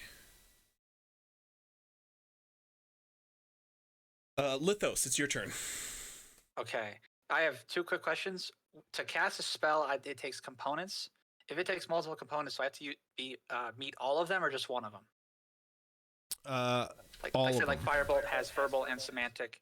You But have I to have to do verbal or and. and both. Okay. And then my awesome axe you gave me, the axe that's manly, is that considered a battle axe or a like hand axe? Hand axe. One. Hand axe, okay. It's a one-handed axe. I mean, if that's your question, is there? Yes. Are battle axes are two-handed, if I'm not mistaken. Battle axes are versatile, so they could be Correct. one-handed or two-handed. That's what I was asking. So awesome. I will move closer to the gate and then fire a firebolt at the blob at the gate. Okay. Got a 14. You only That'll need to meet one of the requirements to cast a spell, either verbal, semantic, or material. No, you need them all. You need them all. There's no way you need one. Oh, is that what it is? Is that what it means? Yeah, you need to do all of them. However many Yeah, it okay. lists. But like, technically, if you want to be technical about it, part of somatic is material. Like it's using your hands with the material. But like, you just need to be chanting while doing that if it's all 3. But like, yeah, you're doing it all at once. It's just a matter of whether or not you can do it with like an item in your hand. Like with Fireball, as I'm a components wizard. Yeah, we get it. It's yeah. not worth the time. Okay. Lithos, what are you doing? So I attack. I throw a fire bolt at the blob, and I rolled a 14. 14 will hit. What's the damage? 2d10. That's not how you. How do I do? Or let's just do the thing. Do the thing. I got a 8. Okay. 8 damage. Yes. Does this work? That doesn't work.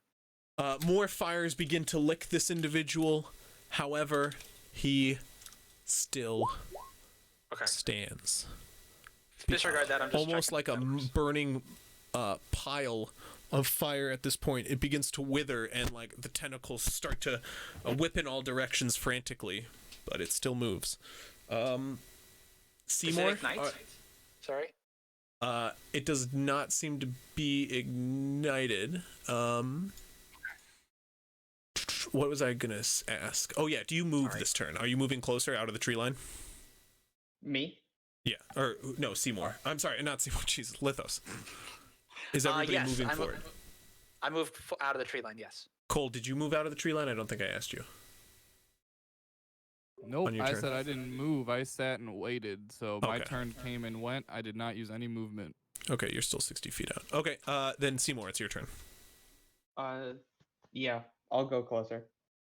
Okay, there is a zombie right here that Gargax started facing. It's about 40 feet out of the tree line. Okay, 40 feet. Yeah. Okay, so I can't reach it in one. Just curious. turn. Actually, never mind. I'll ask once it's more relevant. Sorry, let me just check the wording on one thing. That says or starts his turn there. Okay, yeah, so I'll basically move am I like directly sort of down from it effectively? Like would I be, does it matter? Basically I wanna, if I am 40, it's 40 feet away you said. Yeah. Okay, so I'll move my full 30 feet to be 10 feet away from it. Okay. So I guess I'll put myself here, but I'm really like a couple squares down. I get it. I'm keeping track of it. Okay.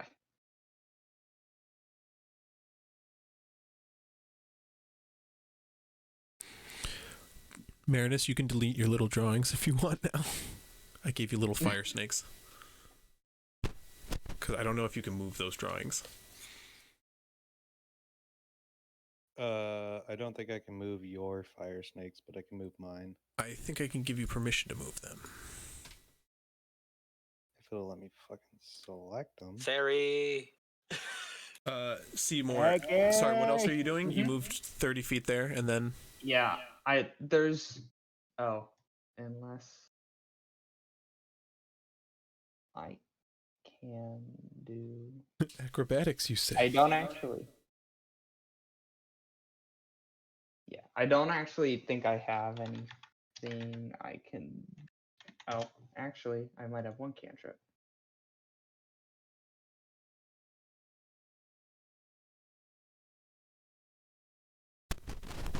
It stopped letting me move them for whatever reason.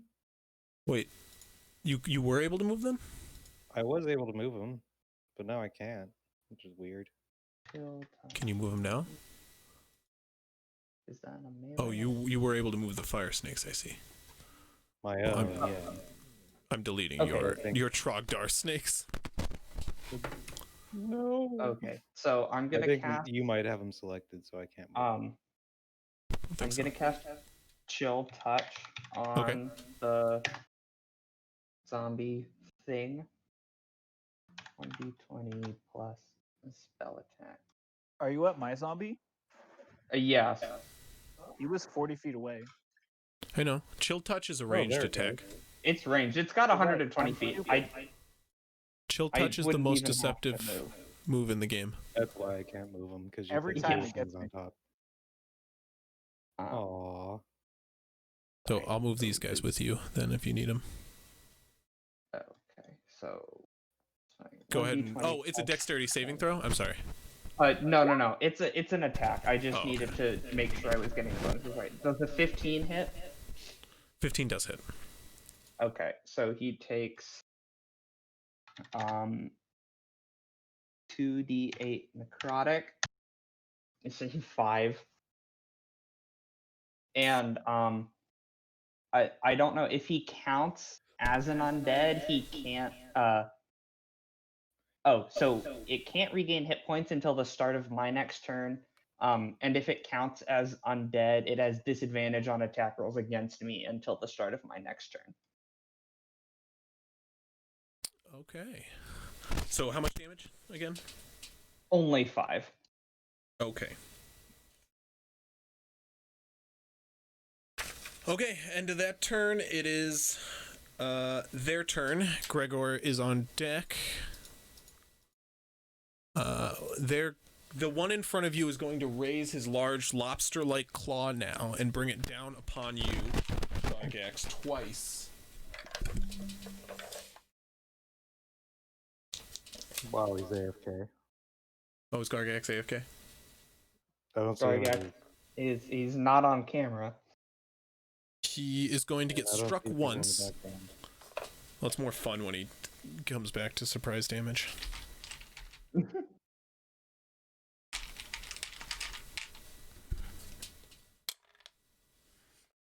Okay. He's only going to take 8 damage. But all his friends are also going to go.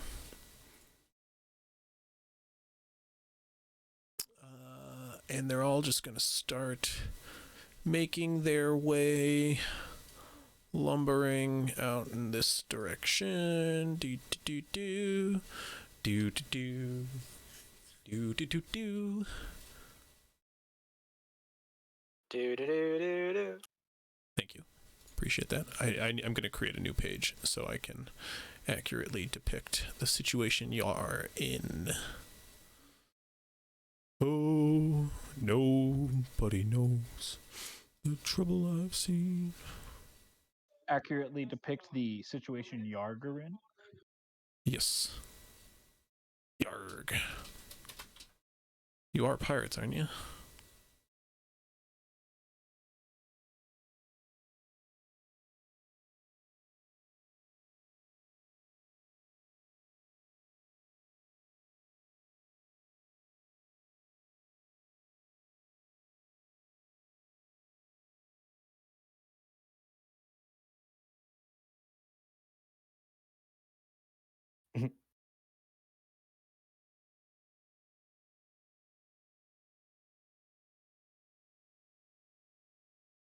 Five, 10, 15, 20, 25, 30, 35, 40, 45, 50, 55, 60.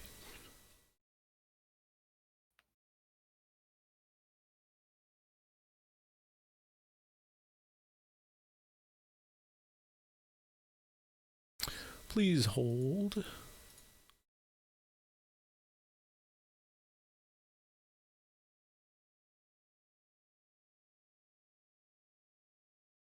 Oh boy, my colorblind ass. That is not green, that was orange. Are you colorblind? Yes, sir. Really? I didn't know that. Jesus Christ. I give up. I don't know which of these colors are green. Maybe this one?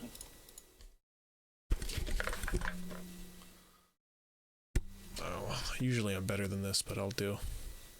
If you're drawn, the green one is second row, column 5. I've already given up. I'm not going to continue.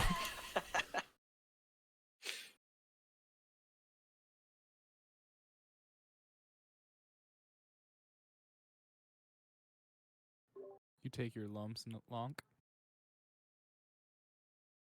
Wait, what? Sorry? You took 8 damage while you were AFK. My bad. I will now. It hit AC of 19? Yes, sir. Okay, cool. Thank you. As much as I want to play music, I don't want it to blow out people's speakers. But also don't, because Chris is live on Twitch. Yeah. Oh shit, that's true. I can't do that, can I? EMCA is the problem, yeah. Oh, is it copyright stuff? I mean, any song. Don't Are you play. trying to get the Pretty bottom to much. be green, Chris? Unless you know for a fact it's No, that's red. I know. I already fucked. Okay, I was trying to. definitely red. I'm I sorry. thought it might be term? like a I'm dark blanking. green Yeah, when I public was domain. clicking the That's small it. icon, Unless it's but public domain, don't play it. Yeah.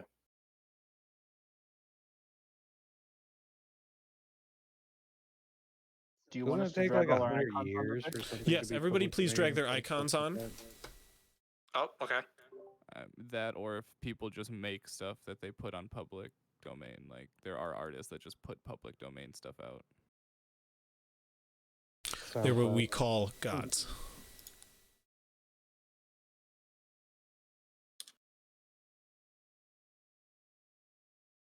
Does it matter where, or like is that red thing the fence? I mean, I'll correct it once you put it in the wrong spot.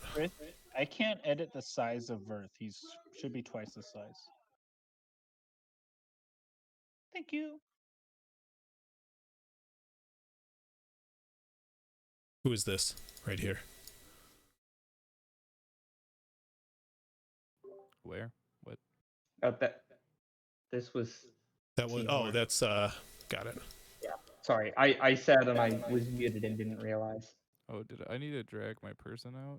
I'm 10 feet away from Yes. wherever that guy ends up being. I mean, I was far back somewhere, so I'll just default it there.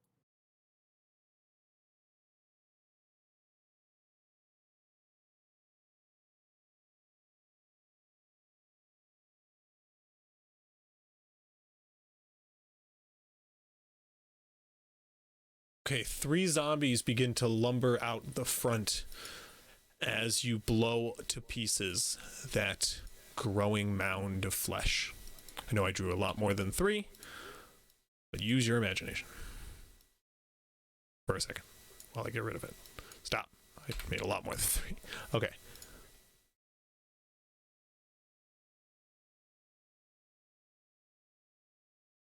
There's Fleshy Mound 1 and Fleshy Mound 2. And you guys should be all in understanding on your locations. Lithos, you threw your fireball and moved out toward, correct? Started running toward. Yes. What I should did... be like right about here, so. Well, no, I think you're about right. Let me see. 5, 10, 15, 20, 20. Okay, no, you're right. You're about there. So I move towards the gate. How do you do the arrow thing? What's the ruler? It's the third. It's the the ruler on the third left. one down for you, or fourth one down. Ruler. Fourth Gotcha. one So, down. yeah. And then Okay. you We're start at- from where you start, and you can drag Well, it. all of them Turn use on their and turn. over. Corner, start from center. All of them use their turn to lumber toward you. So, Gregor, your good old friend Gregor, is going to start lumbering out into the middle of the field, where he will begin casting a spell in a similar fashion that you've seen him before. He begins to start a chant, and while lumbering his flail around him, smoke begins to appear, and a mimicking cloud begins to form above one of the zombies that comes out, calling a storm above one of the zombies. You guys watch as crash, lightning comes tumbling down from the cloud on top of one of the zombies. It's going to do 3d10 damage, and that will be the end of his turn. Marinus, go ahead.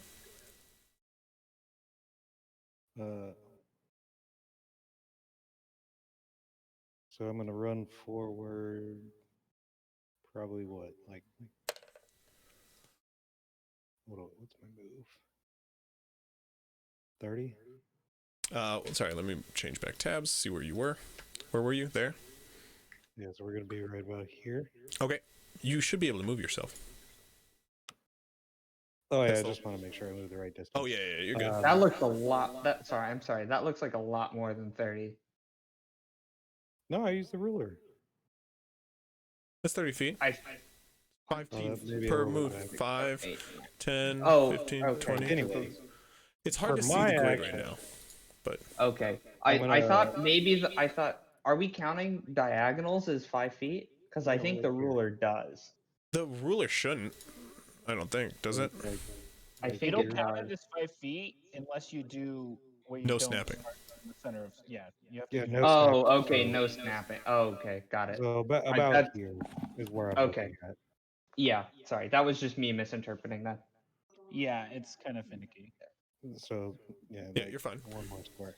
Whatever. Anyways, I'm gonna run forward my 30 feet, and then for my action, I'm gonna extend my 2 arms and throw the snakes as far as I can forward at the zombies. Okay. Go ahead. You're gonna throw the snakes? What? I mean, you can just point and they can charge. They have to use their movement actually on their turn to move. So it's separate from your turn, if I'm not mistaken. That's no fun though. It is. I mean, separate from me, but nothing. I mean, for flavor sense, like that's what you'll do. I'm not for saying flavor, that, but like, also, how far can the fire snakes move? 30 feet. So like, if they were like right on top of you, they can only move as far as you do. basically, as long as they both make it to them. They won't this turn, is what I'm saying. They were with Well, that's you. why, So that's why I'm using my action to throw in, but I don't want to get closer. Yeah, like he's trying to throw them to make up for the fact that they won't be able to make it to the zombies on their self. that's not gonna happen. I can't let you do that. Like, mainly because you can't physically throw these Then I'll things walk without another hurting 10 feet yourself. forward. Like you would legitimately hurt yourself if you tried to throw these things. Like, even if I let you, like touching a fire snake, even in any sense, will do damage to you. But they're friendly to me. It doesn't matter. Like, Still passive ability. still fire. Like, Yeah, it's not gonna work. that's But you the literally down had thing them about crawl up D&D. on me. Realism works both ways. You had them crawl up on me as I summoned them. No, I said they fly around you. I didn't say they crawled up on you. Okay, okay. Yeah, they have to fly, or else you're gonna like I did specifically say you don't want. They can't enter your same space. You don't want them to though, because they do fire damage to you. So yeah, they're traveling with you the 30 feet, but like that's kind of the whole point. Is like you're gonna be lumbering towards zombies here. So they can use their dash action though and go the 60 feet. They'll just be like taking hits next turn. No, because I could just double move too. I can dash action and just move close enough, and then they can move on their action. Well, that's what I'm saying. It's like both of you can take your dash actions if you want to go another 30 feet. Well, no, I can take my dash action, then they get their move action. They don't move with you. They move separately. Why not? Because they don't. Because they don't. What do you mean? Because they also have to move. That's no fun. They have separate turns entirely. All right. Then I was just saying they're flying around you because it was conceptually awesome. The only reason I can go with my mount is because it's a mount. Oh yeah, I actually kind of understand the confusion now that you say that. What is it? Yeah, he's riding. 1d3 He's actually damage? riding his Whatever. mount. That's why. I'll fucking grab him and throw him. I'll take the damage to throw him. My whole point is kind of Like to pick him up with me and then run. And I'll move at half speed? Would that get them close enough? there's so many rules you're breaking here by trying to do this. You know that, right? Like so many Just fucking don't rules. bother. Just Okay. don't move. Like, let Well, you alone the give fact them that you're two trying to then. do two Give of them, me so their technically these would be like two separate grapple actions to grab them, let alone to throw them. Like, there's so many rules I'd have to skirt for you to do any of this. Give me the icons to move them. I can't. I don't know how to make them movable for you, except with you drawing. Sari! Stop calling Sari. The joke's dead, unfortunately.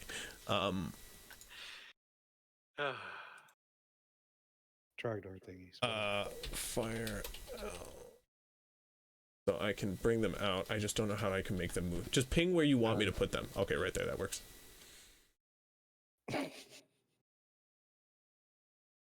The first ones were so good because they honestly looked so much like Trogdor. I just wanted you to draw them arms. I wish I could just put a picture of Trogdor in. I could just make a character sheet for him, but it's Yeah, cool. I mean that's actually what we'll do if you regularly summon these. It might just be best to make a character for them. But are you moving with them, or did you just send them forward? No, I'm just sending them forward. I mean, the whole idea was to be able to like throw them since they're. Do you want to set? My question is, do you want them to have? You want to have them take the dash action so they go the full 60 feet this turn, and then you just like move 30 feet?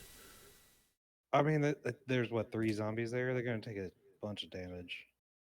I'd rather split that between a couple of us. Do you don't want to move at all? Do you want to cast a spell or anything? Or do you have to use your action to control them? No, we would have said you did that earlier, technically. I don't. Yeah, I wouldn't have to Just do my verbal, action, but I got nothing. You just for... tell them to do something.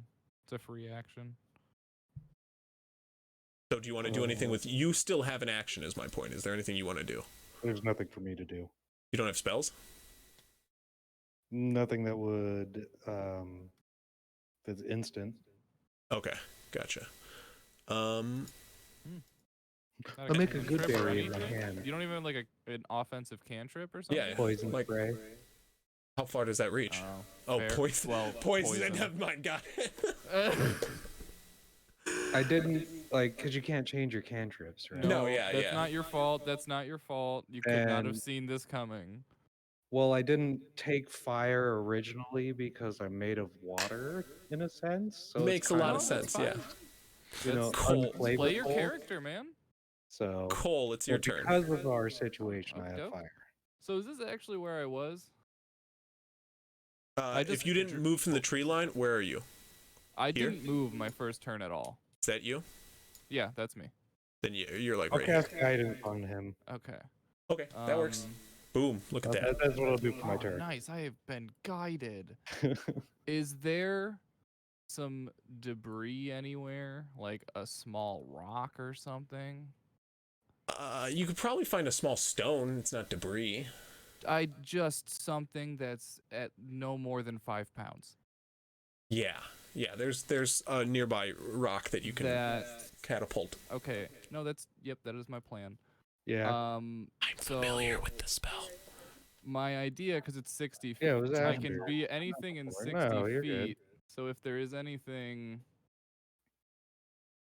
like there-ish, I can try to catapult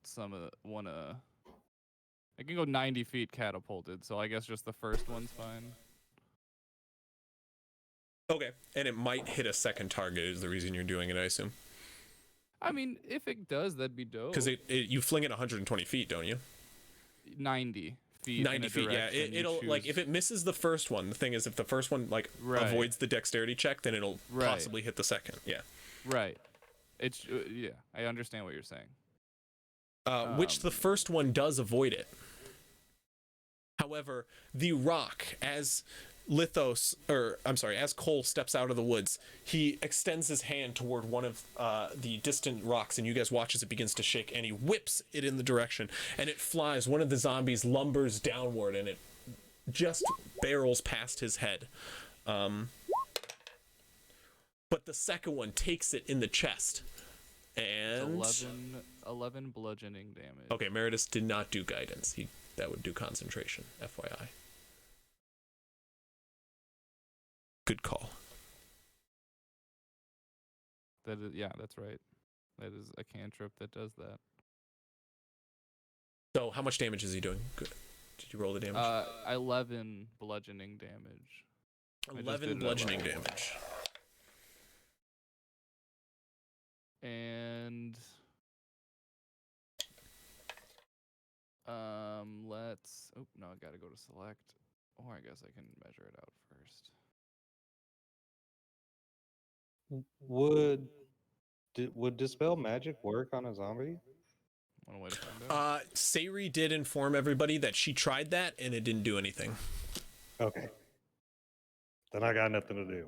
It seems to be something beyond magical means that is grasping these zombies, which you guys have been informed of, luckily. I will move up there, and that will end my turn. Okie doke. Gargax, it is your turn, sir.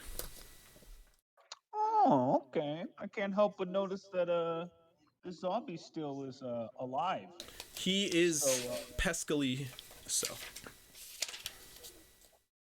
Yeah, let's go ahead and start off with Verth taking a nice big chomp out of him. So go ahead and chomp. Roll to chomp.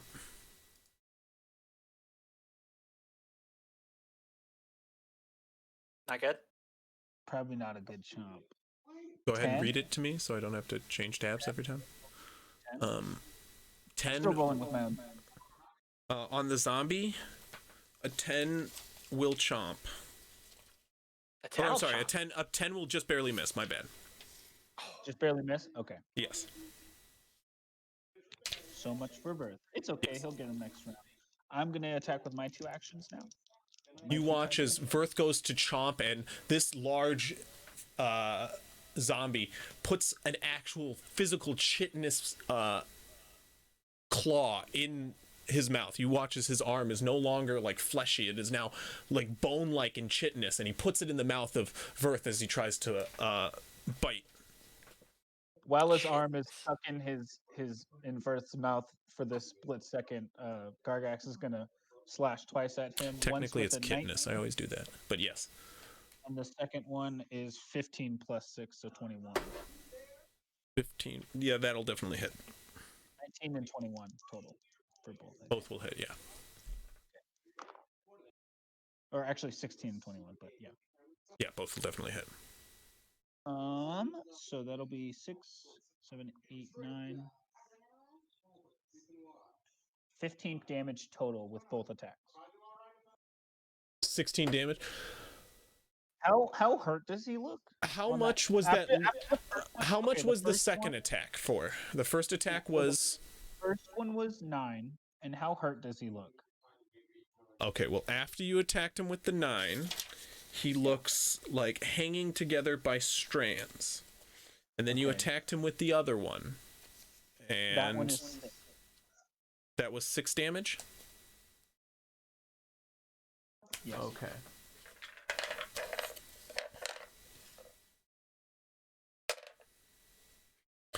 As you strike him down, as you strike the second time, you slash off deep into his shoulder, almost cutting off his large, growing arm.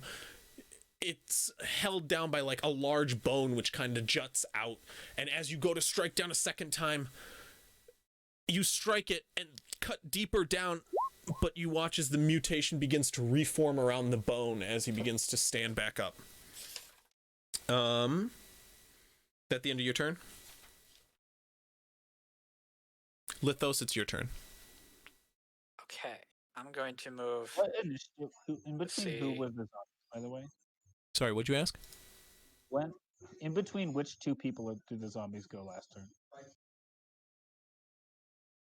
They went. Marinus I'm sorry. They went before between me. Seymour and Gregor. Oh, I have a quick question. Because Yes. I cast chill touch on it and it can't regain hit points. Is it like a regeneration So- thing that it gained hit points? I specifically looked at the wording of Undead Fortitude, and it says instead it drops to 1 hit point. So it does not Okay, say it so it- regains a hit point. It just says instead it drops to 1 hit point. So I count it Okay. as like specifically worded around that. Okay, yeah. That makes sense. Unfortunately. Okay. I just wanted to check. Yeah, I when you cast that, like that's immediately where I went to. I was like, Undead Fortitude, does this? And the wording kind of doesn't line up like that, but yeah. My brain went there too. I was like, interesting. It sucks, but what can you do? I mean, Yeah, feel it free to take a happens. look at Undead Fortitude and prove me wrong, but I mean, as far as I'm concerned, that's pretty No, foolproof. that sounds right. Okay. But yeah, sorry. That is whose turn? I It's just my- told him Lithos' Lithos. turn. Yeah. All right. So I'm going to launch a firebolt at the zombie closest to Lithos, which is this guy. 13. Oh, you're firing a firebolt at that guy? Yes. 15 will hit. How much damage? 13. Sorry.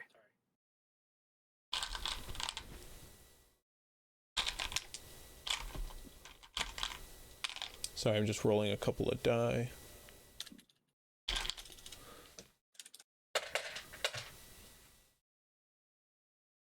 fucking dude. So how much damage did you do to him? Oh no, did I hit? I got a 13, not a 13. Yes, a 13 hit. I'm sorry. Roll damage. Okay, I did 2d10, 15. 15 damage? Correct. Nice. Fucking... You fire a firebolt into one with the looming thundercloud flying high above his head. The lightning that was struck down in him didn't seem to char him too much, but as you fire a firebolt into his chest, it knocks him back for a second. However, he begins to walk forward as the fires begin to slowly lick up his chest.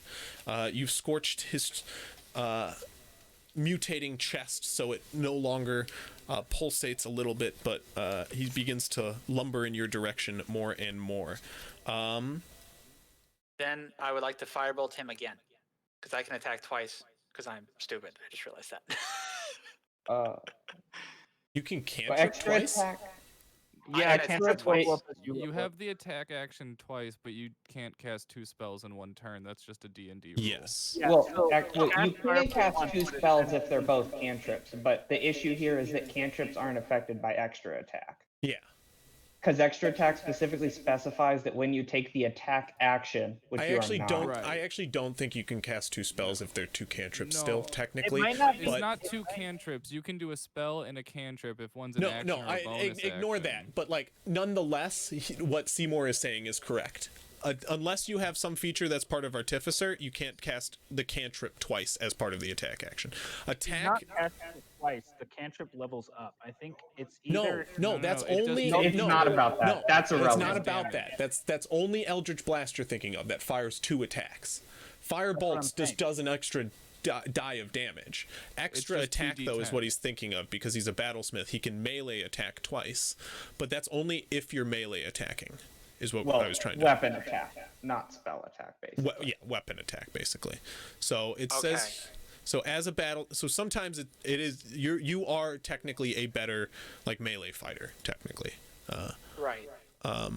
Than most other artificers especially, but I just want to make sure you don't have like that kind of feature. Starting at 5th level, you can attack twice rather than once. Attack whenever you take the attack action on The your turn. attack action, So yeah, so right? that is only and when you casting the cantrip is not. That's a spell attack action. You're casting a spell with your action. So not- the there's attack action and spell means- attack action. Okay, yeah, let me just explain it to him, please. The attack action is attacking with a melee weapon. So when you, like, say you go up and attack with a dagger or that new axe you got, like, that is taking the attack action. So whenever you do that, you'll attack twice. Basically how monks attack, like, a shit ton of times every time they attack, essentially. Okay. But if I were to cast a spell, I could not attack with like a melee again. No. You'd have Okay. to use your action to attack, basically. Like, use the attack action. Gotcha. Wording is very particular in D&D. It's a good thing to remember that at all times. So that's fine. Like, everything So comes just down make to sure. how something's worded. And then I will okay. have. So you did Dog. 15 fire damage to him. So just Correct. keep in mind there is a point to doing fire damage particularly too. So Which, I mean, Cole, what is as we were saying, radiant and fire that stops them from healing. yeah. So that's the mentioned end of that your turn, earlier. correct? Did you move? Do you want Right, to move yeah. more? I moved myself and I moved Theo to the right to where his current location is, and that should be it. Okay. Did Thiel get a chance to attack at all? He's not within range, and his attacks are only like melee. Gotcha. Okay. Then that's the end of your turn. We're going to Correct. Seymour. All right, so I'll move next to that guy. Crap, I realized I didn't yeah. bring him out.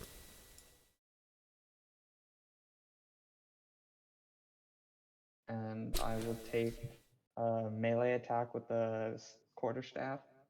Okay. Your new quarterstaff. Yeah. mistaken. Oh, nat 20. Okay. I think you hit. Yeah. So 28 to hit. I do 6 lightning damage, 16 bludgeoning damage, and 12 acid damage. Oh, actually, that's assuming sorry, damage for the first dice is maxed, right? It's not roll twice. It is, yeah. So it's basically add everything you rolled. So if you rolled everything already, oh, did it just take the max? It actually happened to roll max for the first numbers. So. So that's actually rolled. It didn't just like naturally. That's just chances that it just fucking did that. Jesus. Yeah, it is. Okay, yeah. So basically, add that plus an extra, like, as if the max number of a dice roll. Yeah. So 34 total damage. Okay, but I'm not gonna bother to roll Undead Fortitude because you did lightning damage to it, correct? I did lightning damage. Yeah. And acid. And I think Undead Fortitude doesn't trigger if it's a crit. Like it doesn't. Oh, that's actually true. Because you bring down. That's actually entirely true. You're right. Because as you bring around your quarterstaff, you grab it at one end and swing it above your head with such force, you clock this individual in the head above the shoulders, and you hear a rip and a tear as the head goes barreling off his shoulders and smacks against this wall with a wet thud and then falls toward the ground, the body dropping motionless. There's no spores coming out of it or anything, right? There is not. Okay.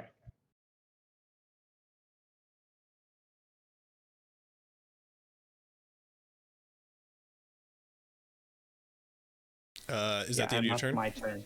Okay. Yeah, that's At that, these zombies will take their turn, and they will advance one. They're actually all going to come for the flesh, unfortunately, I believe. Ooh. It's okay, he's tanky.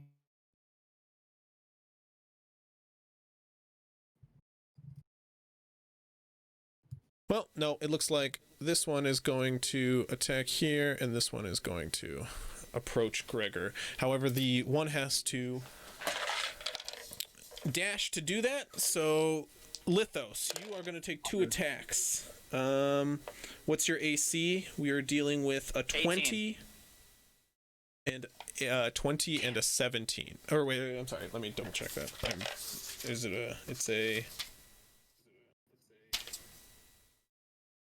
Oh no, I'm sorry. We're dealing with a 22 and a 19.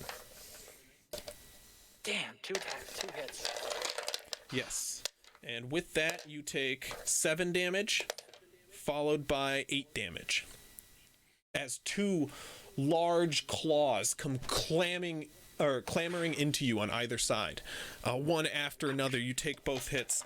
As one stumbles up to your trusty companion to strike him. With a 11, I assume 11 misses, but this 24 is going to hit. I assume. Yeah, it's gonna hit. You take 6 damage, or Leth takes 6 damage. Okay, got it. Okay. On that turn, that'll be the end of their turn. You guys, the small flaming mound of flesh that still writhes its tentacles, whipping out in all directions in a frantic motion, starts to bulge once more as it burns, and it lets out a puff of brown spores, which start to fill the air 25 feet around it in all directions. You all, however, are well out of range, and you watch the spores kind of linger in the air for a moment. Still staying in the air, they linger there and begin to settle. That is the end of their turn. You hear more groaning deep within the fort, as well as shouts and clang of battle.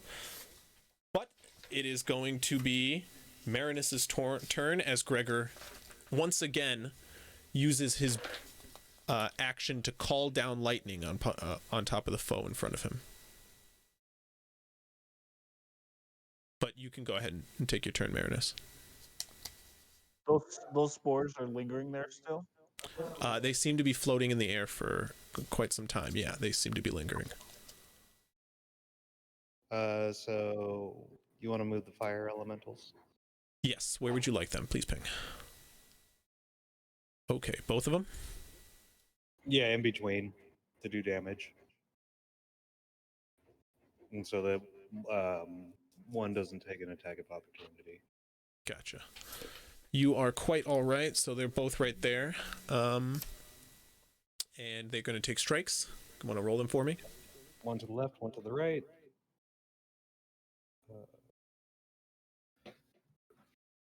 Let's do first one.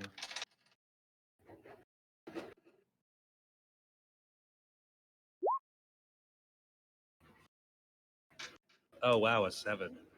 The one on the left does not hit, or the one attacking the one on the left lightning. does not hit. And then its tail. Oh, is it multi-attack on each fire snake? Yes, Shit. it is. And then a 13. 13 will hit. Right. 1d4 plus 1 bludgeoning damage plus 1d6 fire damage. You go ahead and roll that. 4.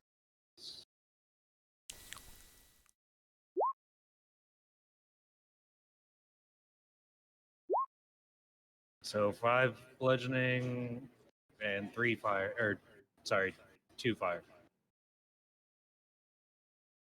Okay, so that 1d6 fire damage, is that counting the heated body, I assume, in the attack? Yeah, I'm going to assume it is. Oh, no, I did not. Well, no, I think that's what the... part of it. When the tail hit, yeah, I think that's what the plus 1d6 fire damage is. That's counting the heated body.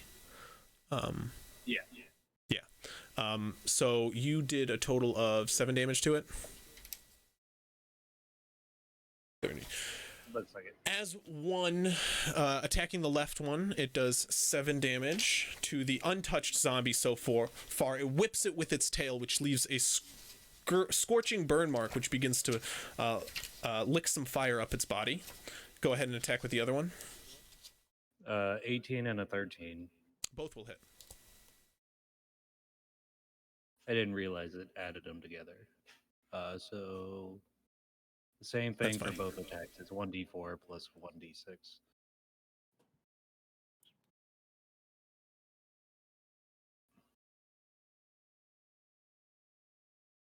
Got it. So 5.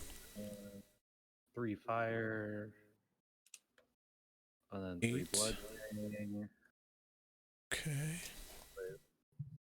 So 8 bludgeoning and 7 fire. Okay. The second snake, after the first one whips the zombie attacking Gregor, the other snake slithers around the first one and wraps its entire body, coiling around the second zombie. It constricts, and you hear the snap of bones as this zombie is collapsed in upon itself backwards, and then lights up in flames. It is no more. Next to that, Gregor, as the the one fire snake lashes at the zombie on him, he channels energy and chants in Dwarvish once more, swinging his hammer downward. Another bolt of lightning comes striking down on the zombie in front of him. That is a fail. Hoping he doesn't have a shitty 3d6 roll, because, like, fucking... Dude, like, every call lightning has been worse than, like, a firebolt. It's mad bummer here. Okay. So, the second bolt of lightning channels through the individual, however, he still stands.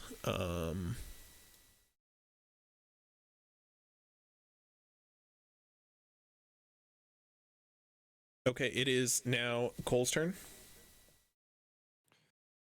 Okay, so that one's dead, and then one of these died, one of these 3? Yes, I'm sorry, I meant to mark this one. The one on Lithos is dead. Oh, Okay, so I have a pretty good shot of that one, and I'm just gonna throw a firebolt at that one. No, it is to get rid of that X. Stop drawing unless I tell you to draw. Oh. I don't know how many times I gotta say this.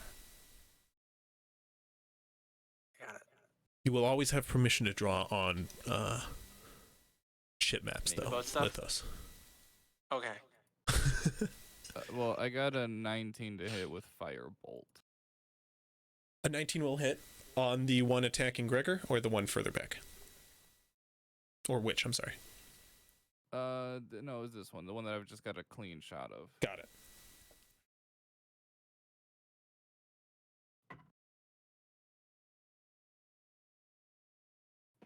13 points of fire damage.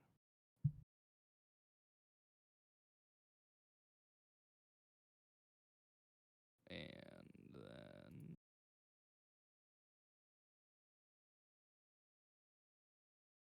Why did Lithos get crit damage? What are you talking about? He heard you say 20, and I think you just meant 20, not natural 20. Oh, yeah. No, it's just... Nah, we'll go that far.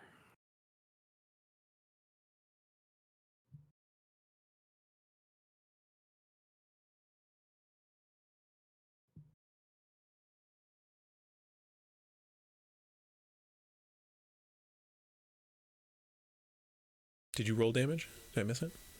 13 points 13 of fire damage. Okay. Fire begins to course through the now charred individual from the lightning blast, and it begins to lick up his body. However, he still begins to flail at Gregor, who holds his tower shield now in front of him vigorously. The dwarf is pretty heavily armored. However, he doesn't, he's not a big guy, so he might need help. But, fire. Oh, Gargax, it's your turn. Lithos is on deck.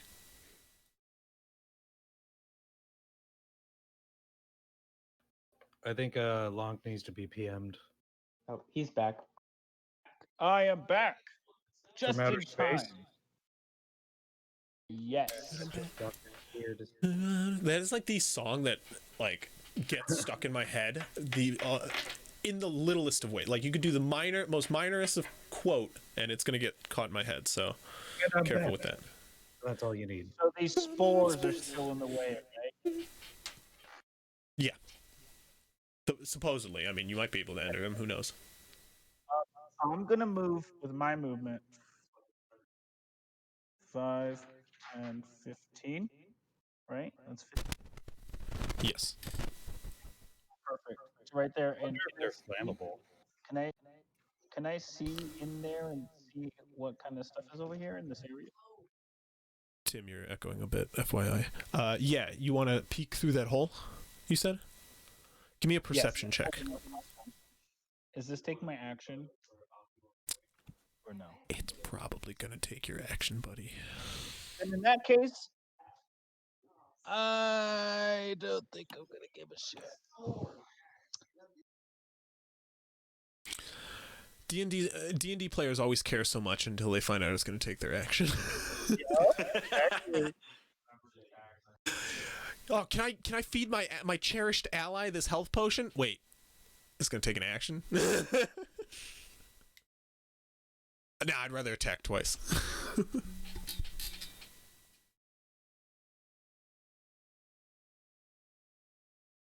Does it are the spores all the way through the gate to the other side of the gate, or is there a little bit of wiggle room where there's no spore but still gate around the blob thing over in this area?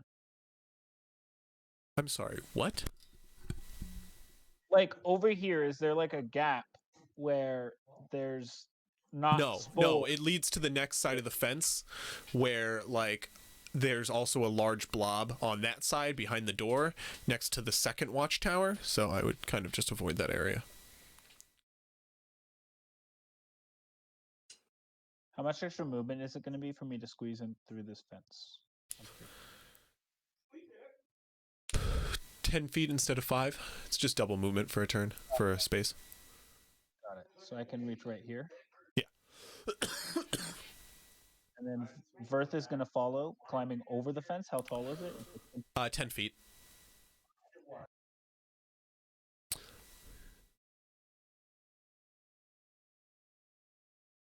As you enter the other side of this fence, you notice that the 3 zombies, which Lithos had reported in about, are no longer there. They cannot be seen. All right, cool. Verth is gonna just barely make it over the fence fully. He's not gonna climb down. He's just gonna jump off from the top, if that's fine. Yeah, that's fine. 5 feet, and that's where I end my turn with my action. What do I see now that I'm fully over here and not like having to peek through? Can I just see what's around me? Like, there seems to be a large amount of battle going off to the north. Like, so the zombies that were there seem to have lumbered off to the left and then further north around the temple, where there seems to be a large battle. You can see a number of dwarves as well as pirates kind of grouped up, fighting back to back, backing up like through the gate, as well as a number of different other mounds which are now popping spores off in the distance.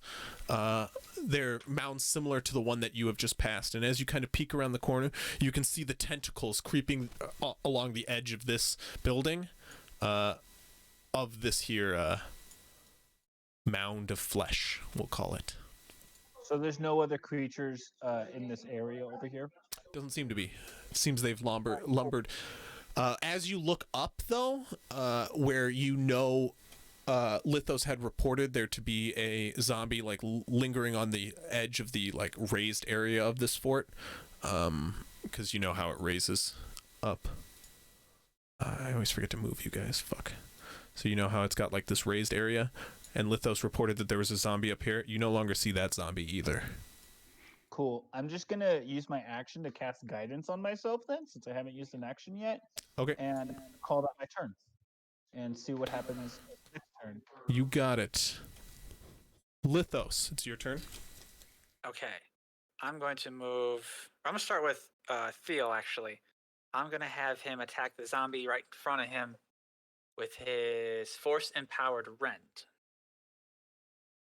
He got a 2. So that What does probably he doesn't add to hit. it? Nothing. I don't think that's true, but Or he adds my spell attack modifier. Yeah, he gets whatever bonus you get to hit. So like +8 or something if you have +5 to your intelligence. What's your intelligence? Oh, +4. So then he gets a you get +7. Yeah, +7 to hit. So a 9. So 9 probably doesn't And hit. a 9 is a lot closer to hitting, but it does not hit. Yeah, okay. And so he can't attack again. And he's not going to move. So I'm going to take my character and move up to the far left side of the zombie. Okay, yeah. Yes? Yeah, Okay. you're good. And I'll attack again. 18. Yeah, there we go. If you With my move to the battle. other side of him, you'll have flanking. It has a Oh, as okay. a battle I thought this side master, was flanking. as a literal. Well, technically it kind of is, but like the best way, like if somebody's being flanked, it means they have people on both sides of them. That incurs flanking from anyone hitting them. So like if you hit them then from the side, that is also flanking because they're attacked on all sides. They just need to be harried on both sides. So you need to cover them from both sides technically. Oh, okay. Hold on. Does that mean that my snake, like, would have had advantage? in flanking? Not. I mean, I guess kind of. Based off the place you had me put them, because I thought they gave like a 5-foot fire damage range, so I put Like, them. at least the one on the left would have had flanking. Yeah. Yes. Well, see, so okay. So the reason I put them where I put them, I put them next to each other, was because I thought they had like a 5 distance range. They did fire damage. I was wrong. So, because you told me to put them next to both of them, but like you would have done this, is what you're saying? No, I would have taken the one and put him in the middle to prevent a attack of opportunity. Oh yeah, true. And then one behind. Yeah, you would have had And flanking one then. behind Yeah. flanking. So, and the one that attacked the left missed. Right? He missed one, so you can go ahead and roll an advantage on that, like in retcon. Okay. So just like roll an extra die, 120. A 6 plus 3. It would have missed again. That one was destined to miss, as we say. Just double check. Yeah. Okay, no, so you're flanking is right. advantage. The only reason I put him here is because I just figured the snakes had. There's some creatures that give this like 5-foot ring. If anything's next to it, it takes like 5-foot damage. So I thought that's what you were trying to go for. I was mistaken. Only if they hit him. Though. Yeah. I think fire elementals give that 5-foot range, so that might be something to look out for. But As far that as is melee's concerned, Matt, you can flank to get advantage. yes, yeah. So Okay. Lithos, did you take your 2 attacks? Go ahead and do that with advantage. Well, the first attack was 18, so that hit. yes. Does that kill it or no? Or that's You'd have to find out 2. with damage, wouldn't you? correct. Roll 2d6, 7. Only one way to find out. Probably not. This one has only been damaged by a rock thrown at its chest, so it's still looking pretty hardy. Yeah. Then we'll attack again. How much damage did you do to it? I'm sorry, on that last one. 7. 7? Yeah, it's still Yes. it's still up. You're starting to cut deep into it, so it's leaping that like viscous like acid now, but it's still up. That second damage, Oh, what was wait. the to hit? Oh wait, I'm sorry. I think it's more damage than that.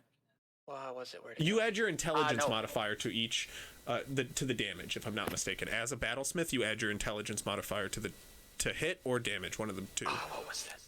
Well, I think it's just both. Like it replaces your whatever the normal stat would be. Yes, It It's like literally attack and like damage rolls. it's like so instead that of you can strength, still use focus on intelligence. intelligence and get the benefit of a strength. Yeah, stat so if you use a did you strength technically weapon. did 11 damage there, because you add +4 to the end of each of your attacks, because you add your intelligence modifier. Oh, wait, actually, I'm sorry. I get 1 more damage on top of that because of my infusion on my axe. That is true. That is always something to Sorry. remember. +1 because of magical damage. That's also a +1. That's also a +1 to hit as well. That's also so yeah. it That's would also be- a +1 to hit. So remember that. So go ahead and roll that Yes. second attack. Anyway, you said it does magical damage? It Or does. is it Yes. It makes it no longer a normal weapon. So if something kind is of resistant to slice, like bludgeoning I mean, or whatever, It Well, just does magical damage. it's literally just doesn't have an magical element. for the purposes of overcoming resistance to non-magical bludgeoning, piercing, slapping. it's so melee people can still, fight. The Yeah, things it's that so are- they can compete with like werewolves and stuff. Okay. Got it. I understand how that works. And then I got a I'm still a noob. 14. Yeah, no, you're good. 14 to hit. That will also hit. Okay. So Well, wait, what did you roll on that dice, just to make sure you're doing it right? I got a 12 +1 +1. No, you're not doing it right. If you rolled a 12 Yes. to hit, you add your intelligence modifier to hit as well. So you add the +4. Oh. You also add your proficiency, which is a +3 at your current level. It changes as you level. And then you also be are a going to add +7. a +1. You're also going to add a +1 because it's a magical weapon. So in total, currently, you're adding a +8 to every attack you roll. That's Yes. 9. No. No, It- but Yeah, with, my weapon has a +2 to attack actually. From what? It's because it's magical. Oh wait, no, I'm sorry. That's only if it's a construct. Never mind. Yes. So it is only +1. I'm sorry. So okay, yeah. So you get a +8 every yes. time you roll a d20. yeah. Okay, so that's For 20. attack. To hit. Yeah, To to hit. hit specifically. Okay. So figuring this out. So that's the 20 then total. 20. That'll definitely hit. Yes. Yeah. And then so roll your damage, and you're going to add a D6. +5 to this damage That's 5. because it's 9. +4 for your intelligence. Okay. Okay. Gotcha. So 9 more damage. Okay. And the first 9 more one did damage. 12, right? First one did 12. Yes, the first one did 12 damage. Okay. Okay. That's because you're a battlesmith. You don't actually have to use your strength. You can use your intelligence. Your intelligence. Gotcha. Okay. Whipping Remember out your your new axe, you subclasses. spin it in your hand and catching it by the handle, you bring it down twice overhead into the arm, hacking off the large chitinous arm of this individual, this zombie. However, you're not entirely through the flesh on your turn. It is now Seymour's turn. Damn. All right. First thing, Gargax, do you need any help on that side of the fence? I'm totally fine. All right. So then I'll go. He casually says through the hole, like peeking his head He through just the goes, I hole. have my help, and points to Beth. Real quick, is like stepping over the zombie difficult terrain, or can I just treat it as normal? You're fine.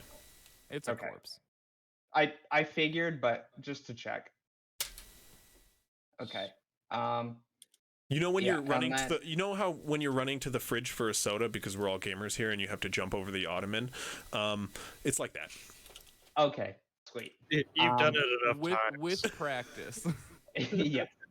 Okay, and then I'll cast Chill Touch on this zombie, the one that's in front of the dwarf. Okay. He'd appreciate it. 20 to hit, and 13 necrotic damage. Disregard the lightning.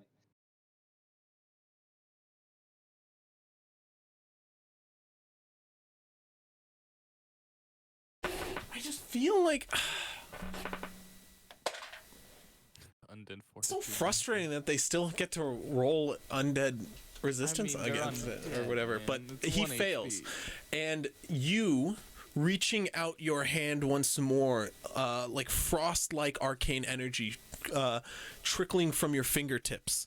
You watch as a black, what seems to be, I guess none of you see it, but Gregor sees it, like liquidish hand wraps around the neck of this zombie and begins to crush its windpipe as its head begins to fall from its shoulders.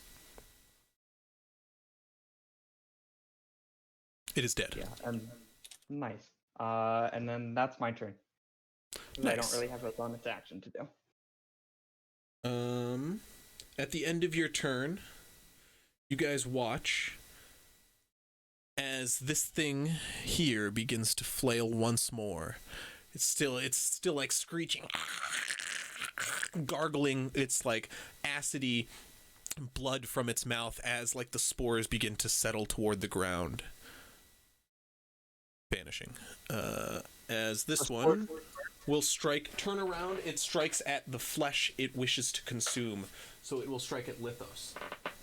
Alright, did we say that the spores dispersed? Yes. Poggers! Lithos, does a 20 hit you? I assume it does. Yes, it does. Okay.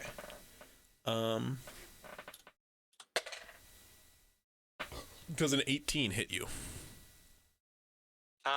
18 is your it's AC? equal my armor class. 18 is my AC, yes.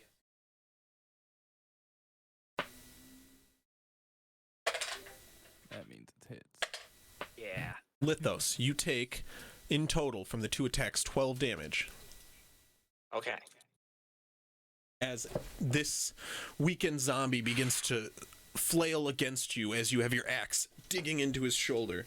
And Gregor, approaching over here, will run up and strike him as he spins his flail above his head. He runs up and you watch as, once again, incense creates smoke, which changes to like darkened thunder clouds, which begin to channel electricity, and he brings it down with a force of electricity on top of this individual's head once more. I just flipped you guys on accident. Does flanking cause disadvantage to the NPCs? What's that? Does flanking cause disadvantage? No, it does not. That would be really shitty. No, there are specific things in the game that could do that. Like there are. Yeah.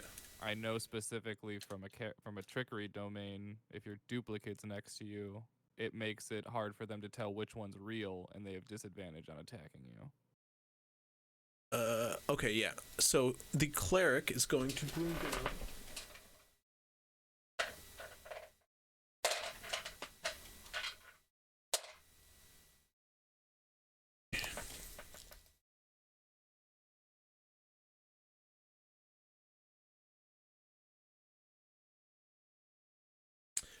a force of lightning shatters most of the innards of the zombie that is surrounded by Leth and Lithos. And as the lightning strike, as the cloud shifts over above it and the lightning strikes down upon this individual, flames start to lick across its body as it combusts instantly and burns to a wither on the ground. Gregor kind of swings his flail around him once more and brings it to a rest. It is Marinus's turn. The only thing still moving on the battlefield appears to be, this current area of the battlefield appears to be the flailing tentacles around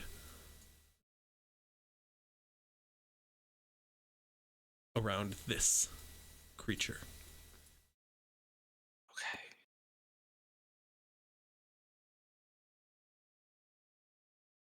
Whose turn is it? Marinus. Is my Oh, okay. damn, where was that? I don't think they affected. What's the about how long are the tentacles? It's hard to say. It's really hard to say. There's just a number of them that like seem to retract and pull within its body. It's just like out. Like you see some that reach about 15 feet long, like, and it just flails wildly. The number of them like whipping outward and coming back inward. It's just like seem like pretty long tentacles. Let me say that. So I'm gonna move my creatures to about here.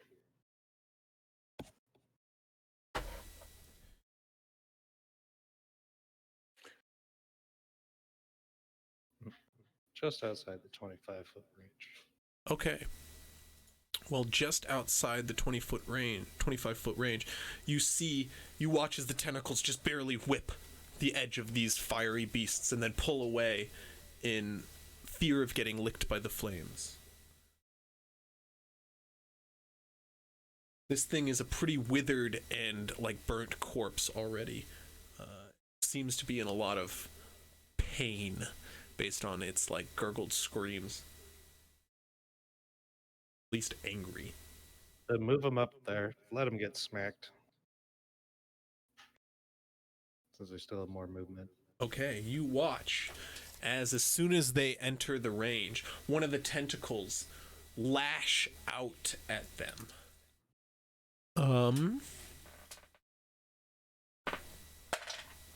What's the AC on him? Does a 14. Does a 15 hit? Yeah. Yeah.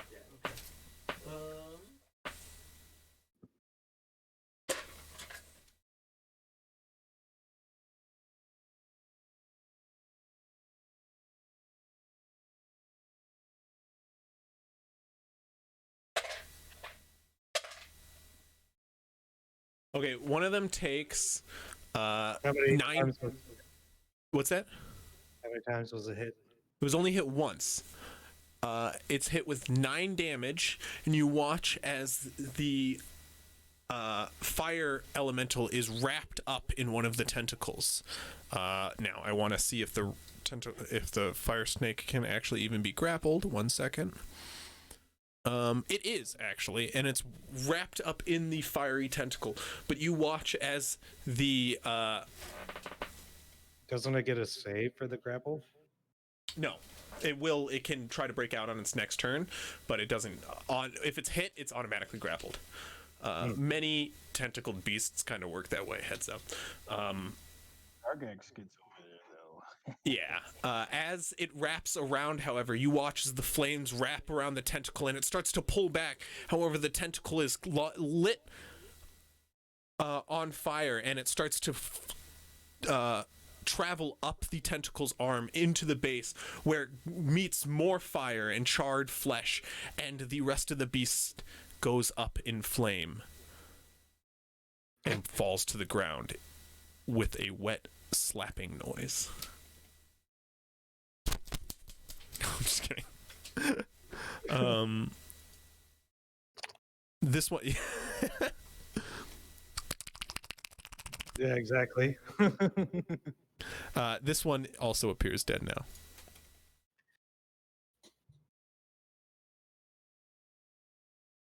So it only grabbed the one. Was that just one action for my creature? I mean, it didn't even take an action; it just moved. The tentacle thing was holding an attack basically, and it immediately attacked when it entered range. So it took its movement. Right, Yeah, and then it's only been moved. But Well, the thing touched it, so it took fire damage. So the Right. big blob thing died because the tentacles died? No, The tentacles because are it part had of it. one fucking hit point left. Oh, Dude, it had 70 HP. We Damn. did 69, one off. No, you guys hit it again since the 69. Oh, someone did? Okay. Yeah. It's not dead. I did. So I did. remember, you got to remember that it's always going to come back until we burn it. Either we have to burn it with holy or fire. I fucking what love I've that. been Was so doing. perfect. I guess just use their movement. You said there was a break in the fence. Yes. It's also a fence so they can fly over. A lot closer to the gate. Some of you, of course. But we did. There's nothing off to the right. That's the ocean, right? No, it's just more like forests and stuff, but I'm guessing there's not many zombies or anything, right? I thought There- you said Our there was goal a- is the tower. They're Sorry. fighting. Our goal is the tower. From where Do we still are. have initiative? Sorry, Seymour asked me a question. What's that, Seymour? Sorry, maybe I'm misremembering, but I thought you said there was another one of those flesh mound things on the other side, like near another post. There is. So basically, if we pan over more, this way there is. This is only like this. Here, let me draw it out a little bit. Who's pinging? You know, it makes it harder when I have to ping, right? Someone else is pinging. So this I is a pinged door right here. It's about that big. It's a large door. It's a gate. It has been fallen off and destroyed. It's like tipped in because of that thing was like growing there. Over here, there is another half of the door leading to the other gate, and behind there's another tower like this. On one of the legs of that tower, there seems to be another growing one. It is 25 feet away from here, theoretically, but yeah, it's over there. And are we still in initiative? Well, there's no currently moving threats that can be seen. Gargax has entered, and it seems to be there's no moving threats currently.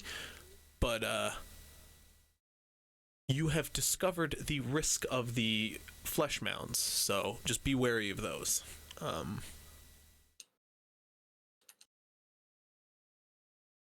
What are you guys doing? You guys can act freely if you want, is what I'm saying. Is there any pollen on the ground? There's some settling on the ground. Yes, if you want to try to use a vial. Try to like scoop it in a vial. Do you have a to vial? keep for later? Let me double check my inventory.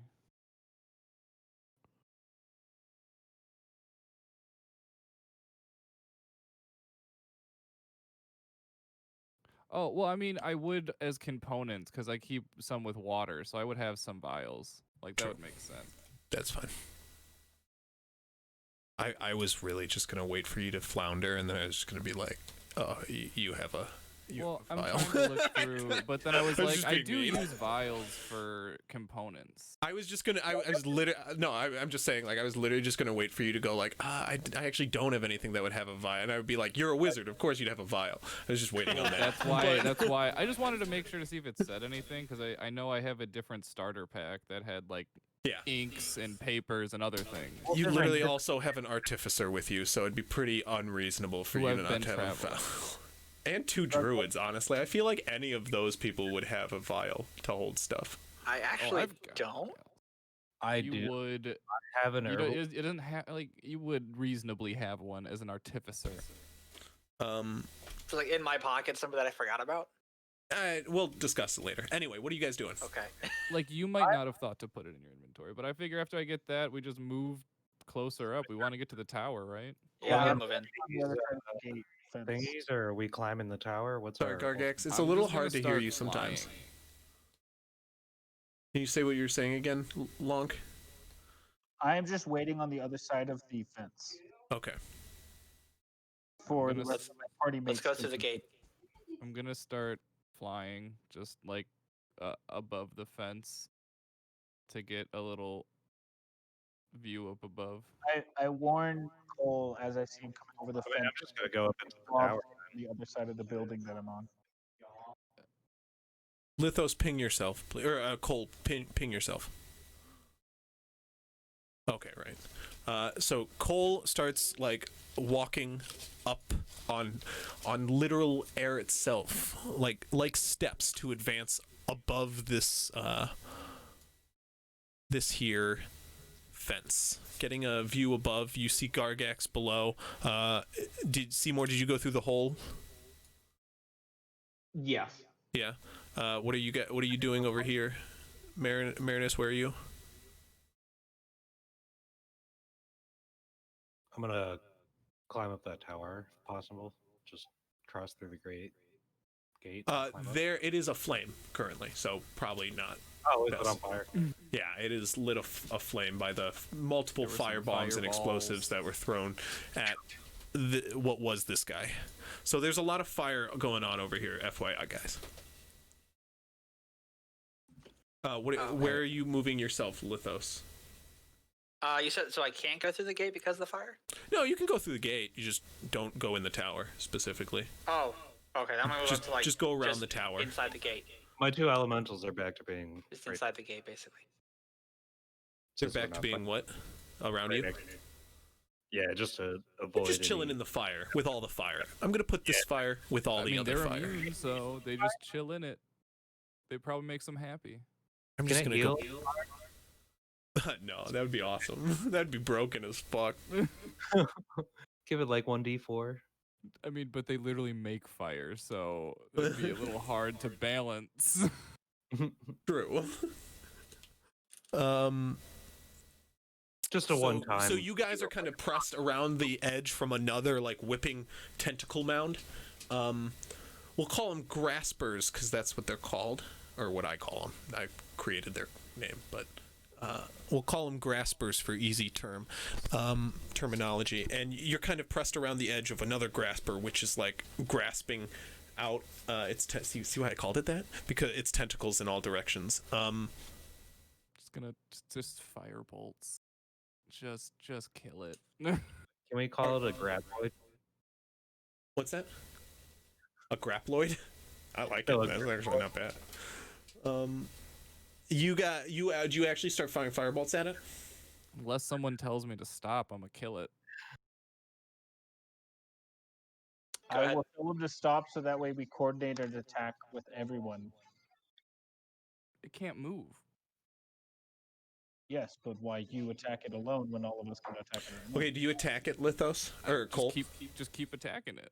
Cole, do you attack We're free it? action right now.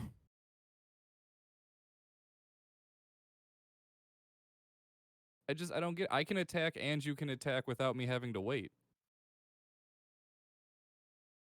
Just saying.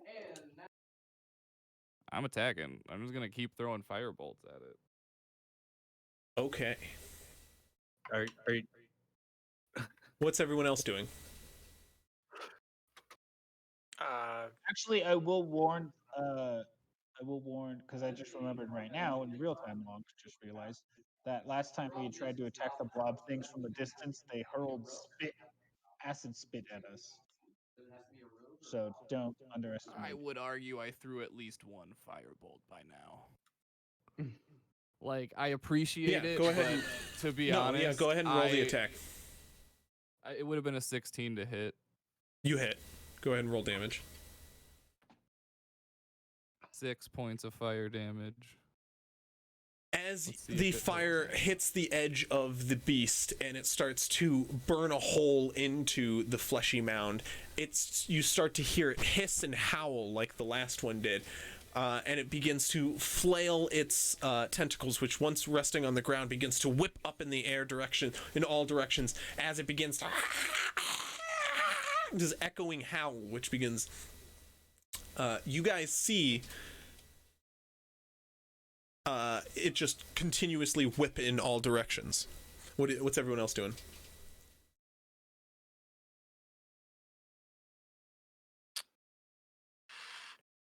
I move forward so we can like maybe move the picture.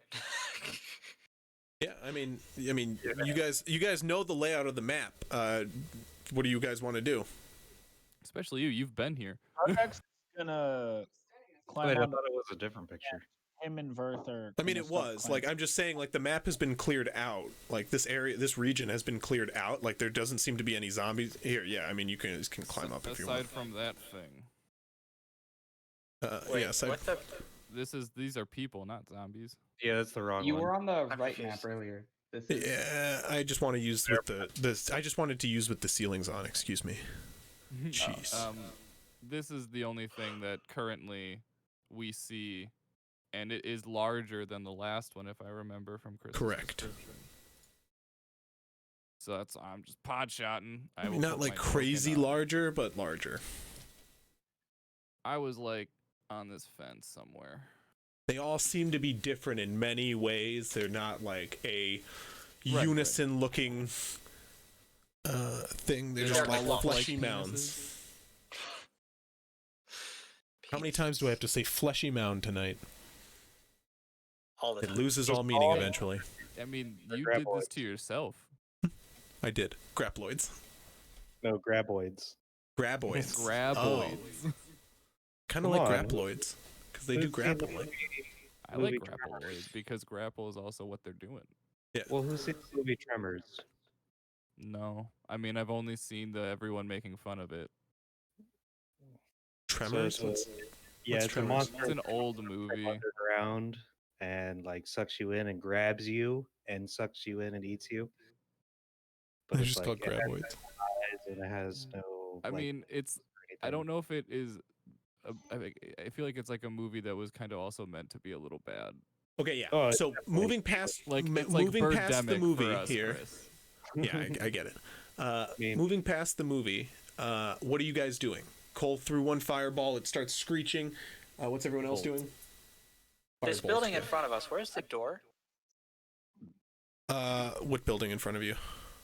Like this one, like main one. That one is Right like up. You're. It's like up a 60-foot climb.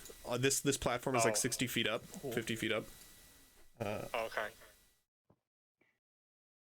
Pretty big. Do we Spider go to web. this like left building? Gargax is actually gonna start ferrying people up and down to the top of this ledge with Yeah. Verth because he has a climbing speed. Okay, Other- as other- you round the corner and it sees more people, this thing continues to hiss, and you watch as it puffs out a thing of spores once more. And you climb up to the top on Verth first, I assume? Or do you take someone? Me, Verth, and one other person, whoever is nearby. Let's say Kronk or Seymour. Sure. Sorry. I'll Seymour? just walk over there. So take other people. Yeah, that's why I didn't choose you.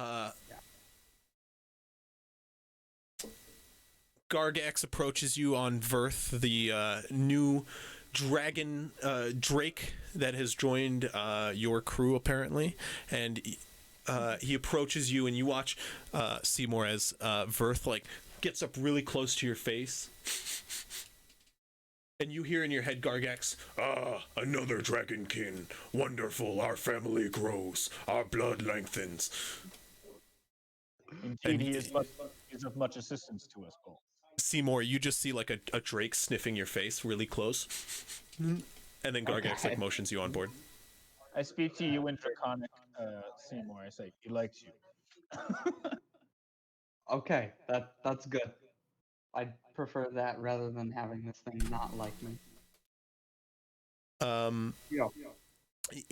You guys climb on the back of Seymour up to the top, and as you get to the top here, gentlemen, you see the horrifying sight, oh god, of guess what? Oh, that was a bad circle. Another penis? Creepy penis mound. This one's more brown. Hey, Then red. Bring penises come in all shapes and sizes, okay? And I know. colors. This one's more round, red or brown than red. It I don't know if that's healthier or more unhealthy, to be honest with you. Dude, I'm engineering, not a doctor. Neither one sounds good. As soon as you climb to the top here, Gargax, do you guys have your characters on screen? You want to move them here, where you moved them? Do you not have your characters on scrreen? Hello? There's Lithos. Oh, perfect. Yeah, I'm here. Okay. Yeah, but move your Cool, character. cool. Weren't you up there? Can you guys birth for me again? I'm Not on yet, it. Is it just but them if he's two? moving all of them. Well, no. It's- it's No, not no, everyone just the at people once. he's ferried so far, please. Oh, okay. I thought he was taking 2 people. So he's taken one person up on the back of Veth. And as you approach, you see the tentacle as you whip over the edge. The tentacle snaps in your direction. And it's going to get a smack off on Verth. Birth? Okay. Okay. I figured like that makes the most sense. It would hit the thing who like comes over the edge first. Mm-hmm. That's going to be a like 20 to hit. Unnatural. 1 second, let me check something real quick. I mean, I'm pretty sure it is. That'd have some crazy AC. Damn, that was a lot of rolling. It was one too many. I don't know why I rolled the third one. I was like, wait. To be honest, I was just going for the extra intimidation, I guess. That is actually a play. I should do that. Just start rolling. You were muted, Tim. Just roll 18 d10 and just take the first 3. Okay, never mind. Sorry. I thought maybe I could take the attack for myself, but no. It has to go. Yeah, it goes to birth. If I'm like riding him. No, yeah, you take the hit, or he takes the hit, and it's Birth going is to be. Where me and Seymour are, but he goes over us, so I didn't want to put him there. He takes 11 damage from the smack, and he's grappled. JK. For as the tentacle smacks around the neck of Verth, you quickly put your shield up and smack it away. As Verth rounds the side and throws Seymour off his tail. Readying for combat. Okay. You guys are able to push out away of the tentacles if that's what you guys just want to do. Like, you guys have experienced these things.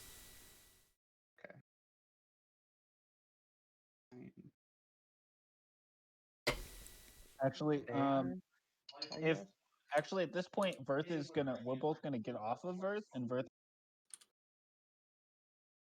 You just stopped. Your mic just stopped picking up whatever you were saying. Stop. Hold it. I'm doing push to talk.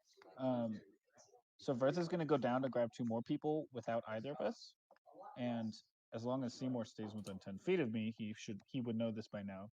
He can't be grappled. So. Yep.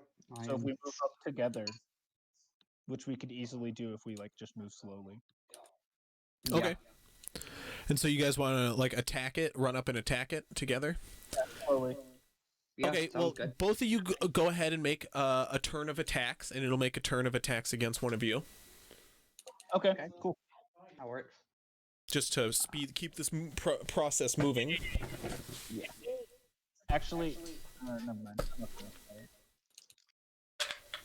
As Verth begins to descend down the wall for someone else a couple of people, I guess, to climb on and return up to the top. Yeah. Before I left, I tell everyone that when Verth comes down, 2 can get on him. Tim, So what are I you got. doing? Oh, sorry, Seymour, go.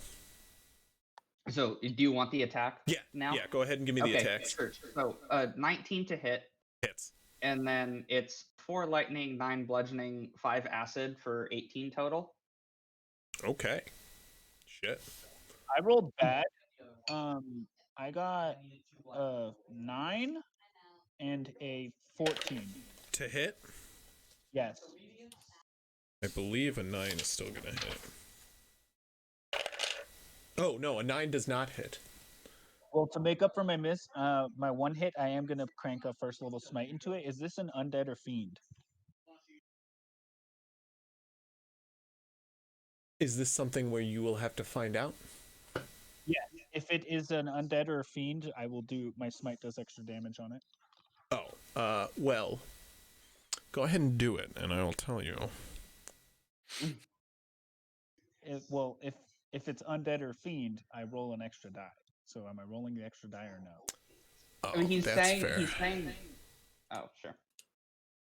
I'll have you roll the extra die if narratively. Yeah, no, it this You can just say yes or no. It's fine. does feel. This is undead. Roll the extra.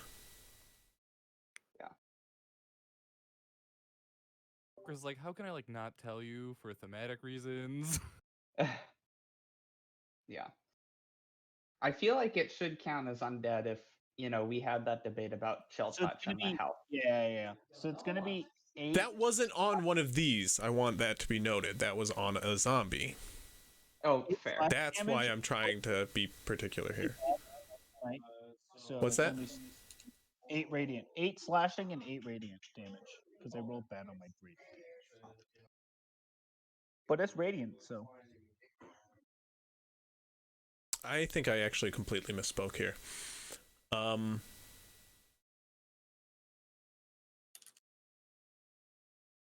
This is not undead, so take one of the d8s away. Of my choice? Or should I just re-roll? Yeah, no, of your choice. This is my bad. Of your choice. 7. I rolled a 1 on one of them. Okay, yeah, no, that's fine. So what was the total damage? Well, I told you them separate in case radiant is special, but it's 8 and 7, so 8 Yeah. slashing.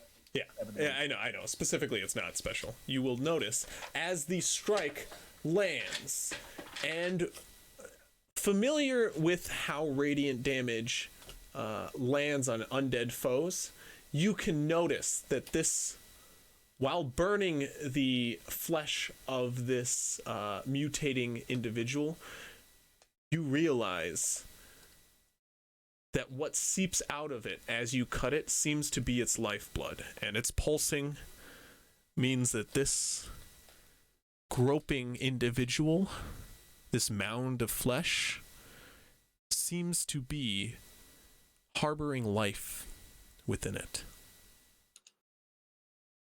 It's pregnant. Oh, well. Gargax looks a little bit upset with his attack. But you do 18 damage to it.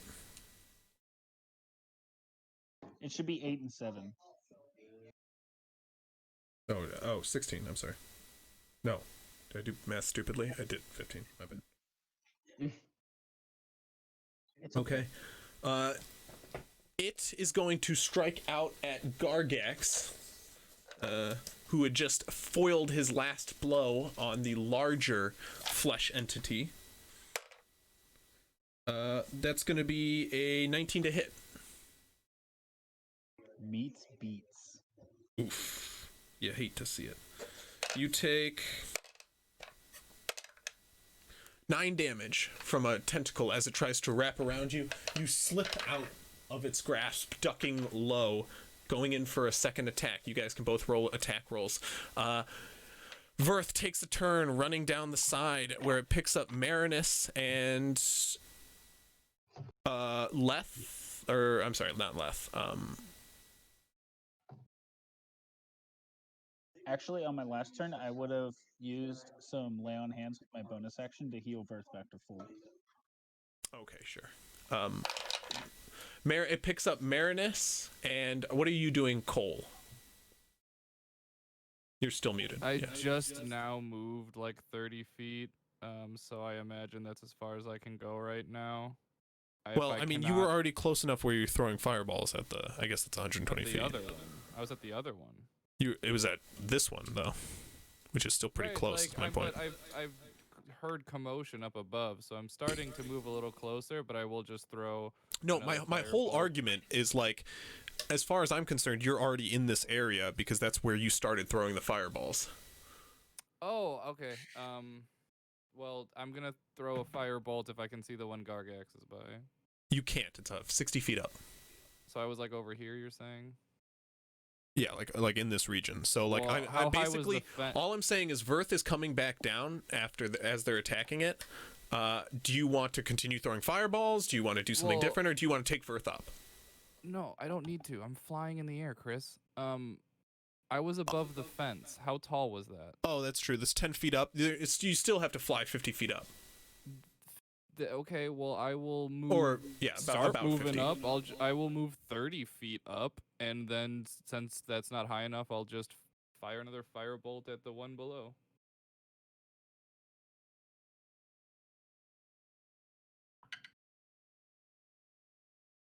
For a 20 to hit.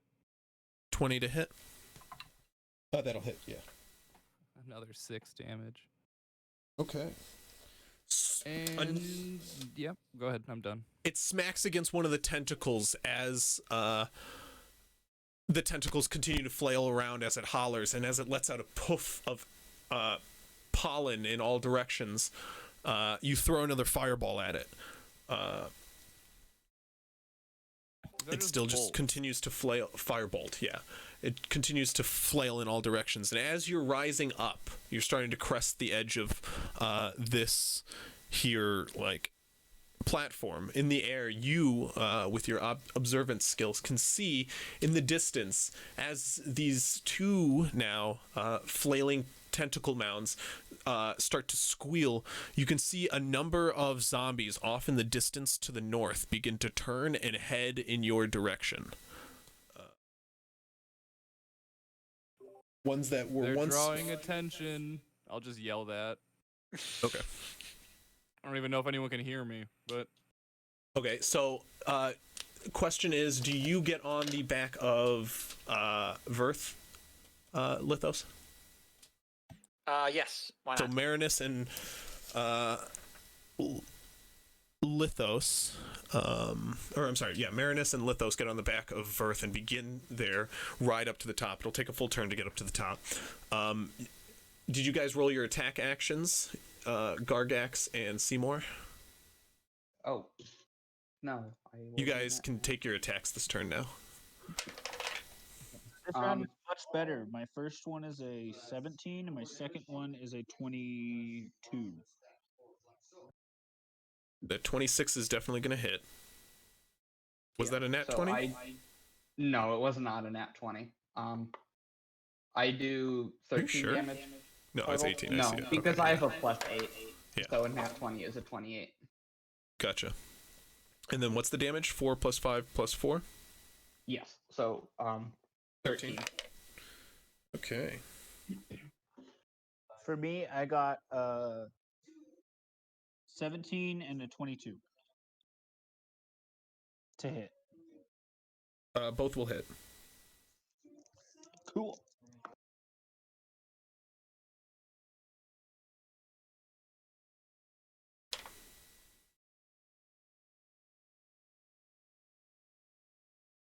My damage for both attacks is 15 total, all slashing. Okay.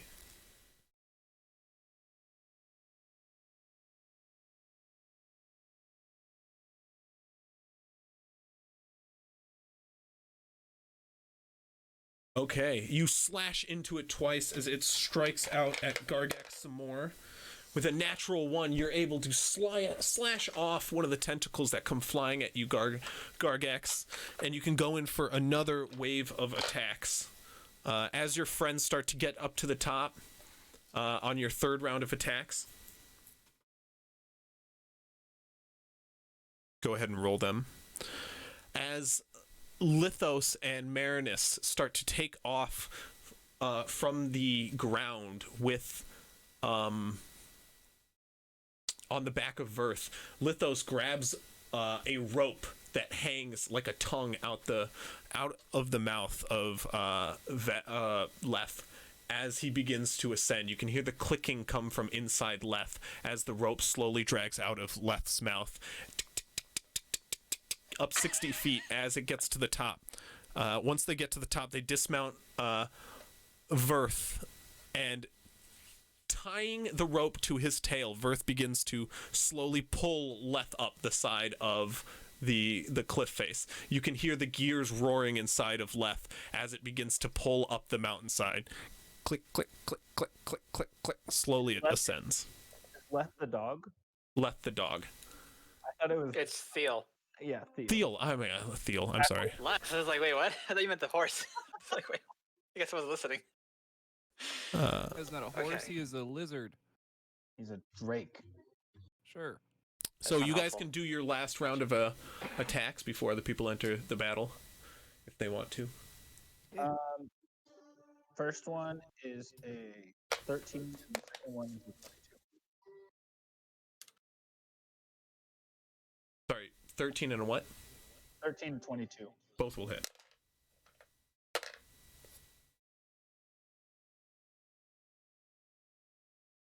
I rolled minimum for both damage dice. So that is 8 damage total. On 2 attacks. Oh no. 2 ones on damage dice. Plus 3 damage. As Seymour parries the blow of a tentacle coming in for a hit, he spins his quarterstaff around with a parry and smacks the top of this this fleshy mound, smacking the bulb off of its top, sending spores out in all directions as Jesus fucking Christ, all these names. Gargax slits the underbelly of this thing, and you watch as acid starts to gush out, as well as, with a wet splash, a solid being comes sliding out and starts to squirm in all directions, squeal, and then curl up into a ball. You watch as this small, fleshy, bony, acidy creature kind of squirms on the ground for a moment with a long tail. It seems to have no legs and just 2 long arms attached to its torso. In its mouth, it has large pincers which kind of drip acid like the rest of its body, and with its strange skull-like head, this thing is horrifying. It squirms for but a moment before laying dead on the ground.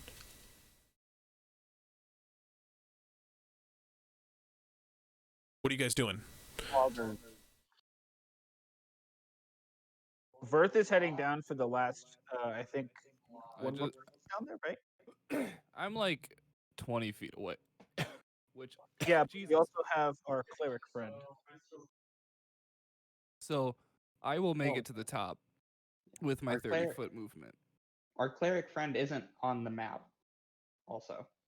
He But- needs to You're right. get up. That's right. There is a cleric that needs to get up here. Yeah, instead there are 2 coals. There's one here, and then there's one at the bottom. I don't see the one at the bottom. Right there, where I'm pinging. I mean, don't see that's it? just me again. I don't. Apparently, I I'm do here not see twice. one where you're pinging. Oh, I did not see that. How Oh. did you see that? I it was I mean, there. that's where I. That's, I guess I where just was. I didn't see it. That's weird. Apparently, I had 2 tokens of myself. I don't know. What I see is different than what you see on your stream. Well, we got rid of the other one. It was deleted.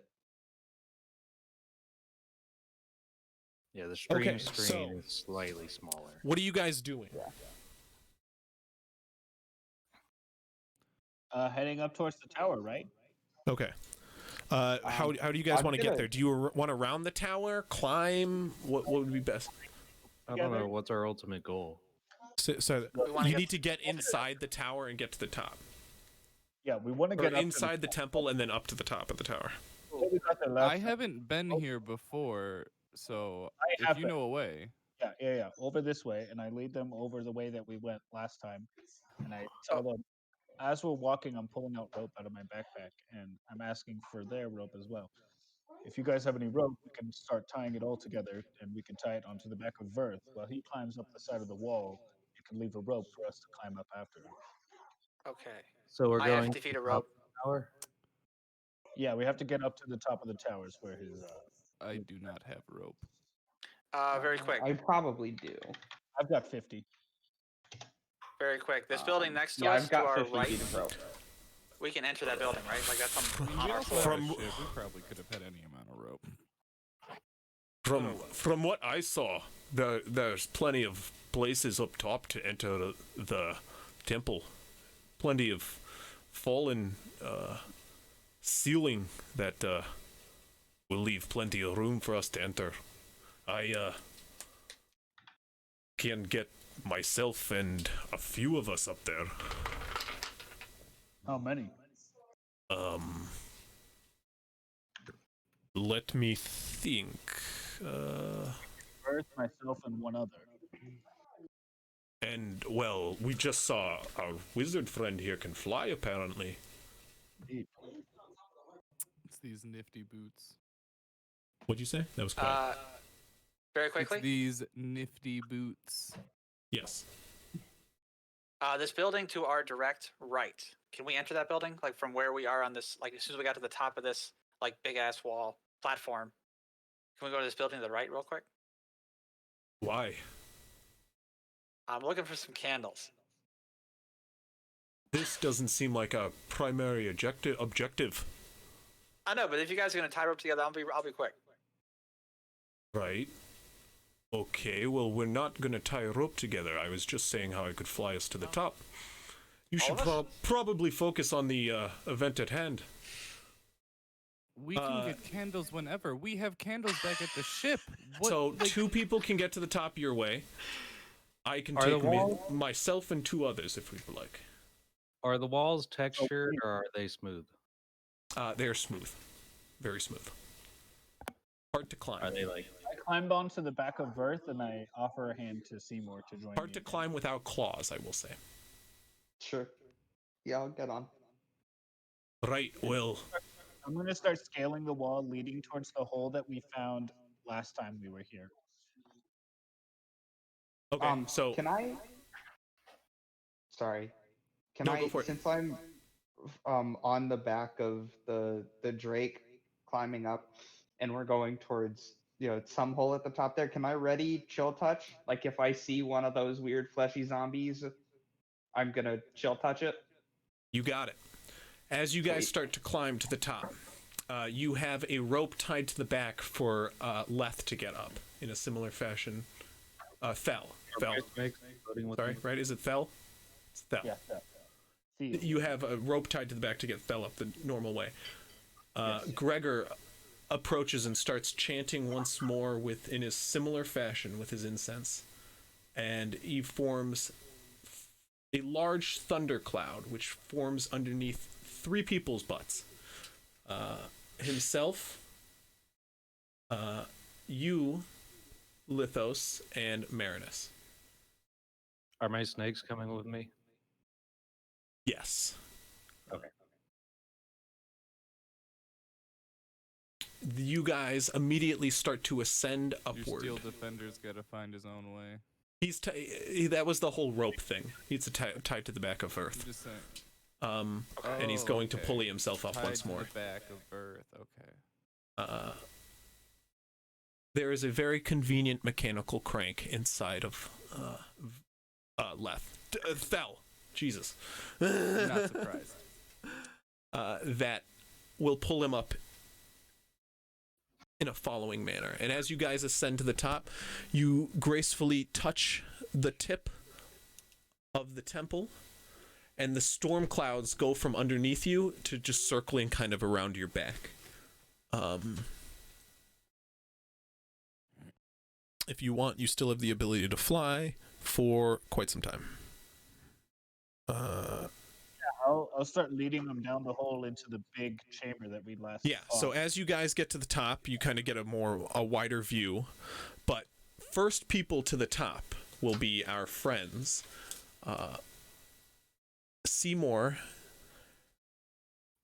and Gargax. Yeah. And as they get to the top, so this was the first platform. Oh, I'm sorry, you're not all on this page, are you? No. Oh, God. There you go.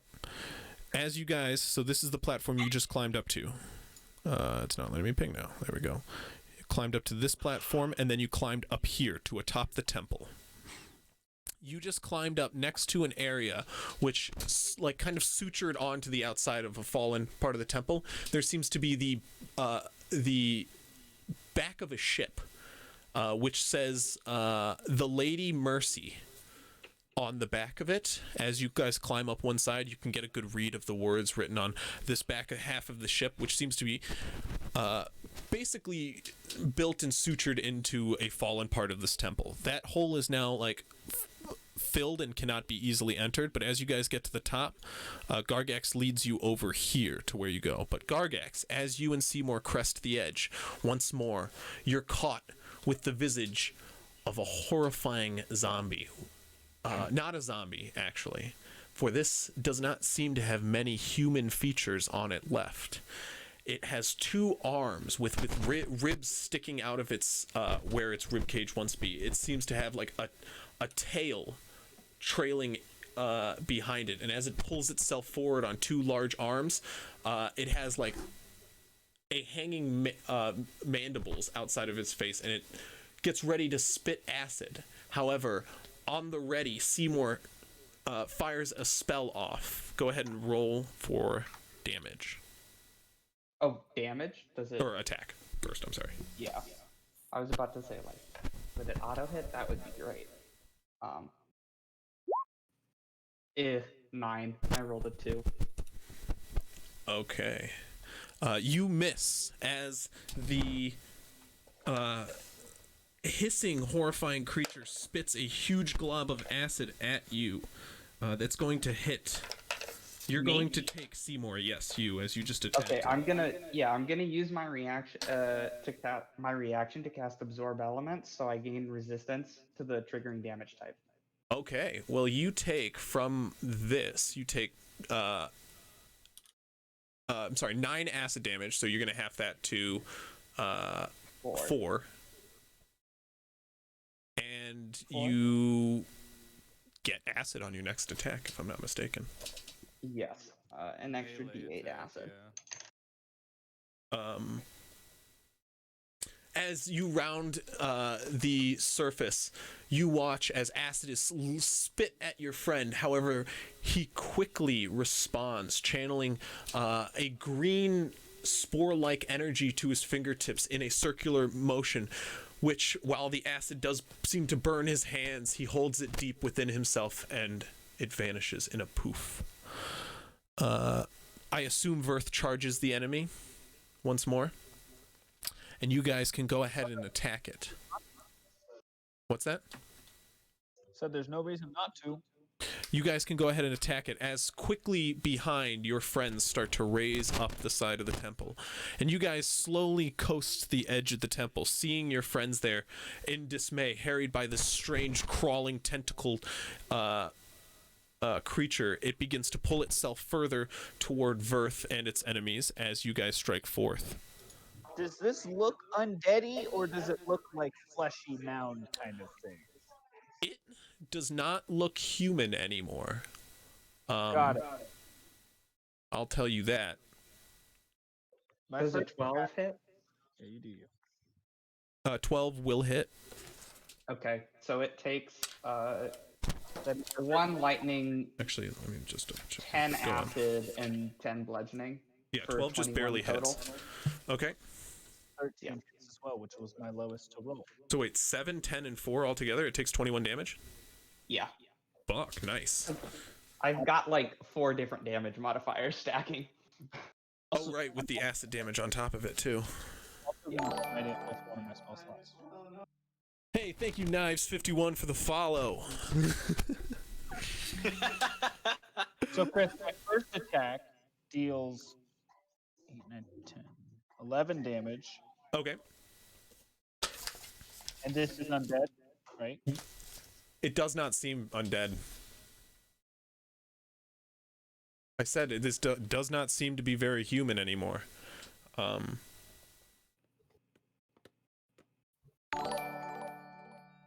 This I mean, Hey, thank you, Atomic King, for the follow. Let's get a poggers in the chat for the new followers. Have Yeah. to be human to be undead. I actually was already followed. I just unfollowed and followed again. This actually, Gargax, as you're getting close up and realizing it, this resembles a little bit more of a well-grown version of what you just cut out of the grasper, the graspoid. That's it. No, graploid. That's it. Retconning the name live on stream. Hey, look, we got some poggers in the chat from some loyal followers. Look at that. What are poggers? Yeah, that's Oh, that's that guy. What is a poggers? Emote. I rolled even. No, we talked about this before. I asked last Look, time. we lost followers when you said that. Okay. That's So 5 and as 5. you both strike this foe, did you give me your damage yet?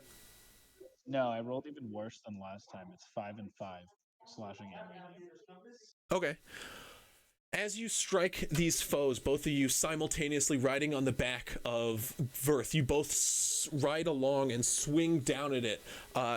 Thunder and lightning dripping from the end of Seymour's staff as he brings it around and clocks it on the head of this foe.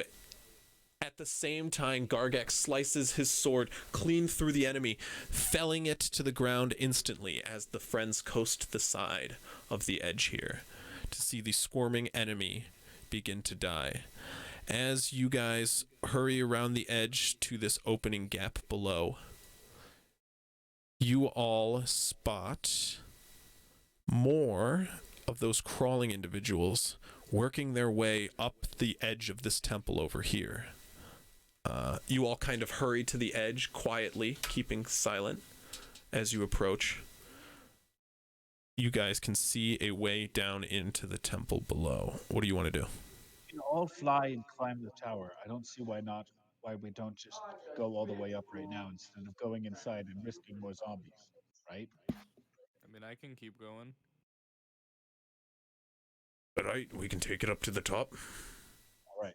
Full 60 feet a turn. Whoa. Earth as well will be dashing with his action and movement to go 60 up as well. I don't know if I'll have a I way will not down, be depending on first. what I we will find in that tower, but We'll definitely just let you be in front of me. just be wary. I don't know if I can find us a way down. A bridge we can cross when we get to it. Okay, so you guys are just flying up to the top one? Yeah, we're just gonna continue. Okay. 60 feet and then letting Gargax be in front, it sounds like. Gargax has to... You guys can actually get up easier, because Gargax has to follow the way of the tower, which is kind of like this invert, and then it goes up. So But you we're guys will... allowing him to, we're gonna allow him to get in first. Okay. We can get up to the top, like I can get up to the top off to the side and try to like get an eye in. But I'm gonna try to do it from like 25 feet away since all these things have like had a 25-foot reach.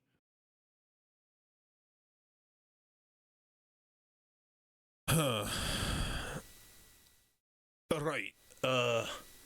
How heavy do you think you are, boy? He looks at you, Seymour.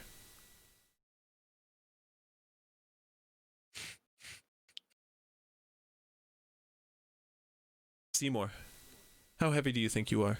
He asks you. I didn't realize I was muted. About 210 pounds? Yeah, large boy. The scales do have that effect. What about equipment? Indeed. Yeah, I mean, all that. True. That's not even counting equipment.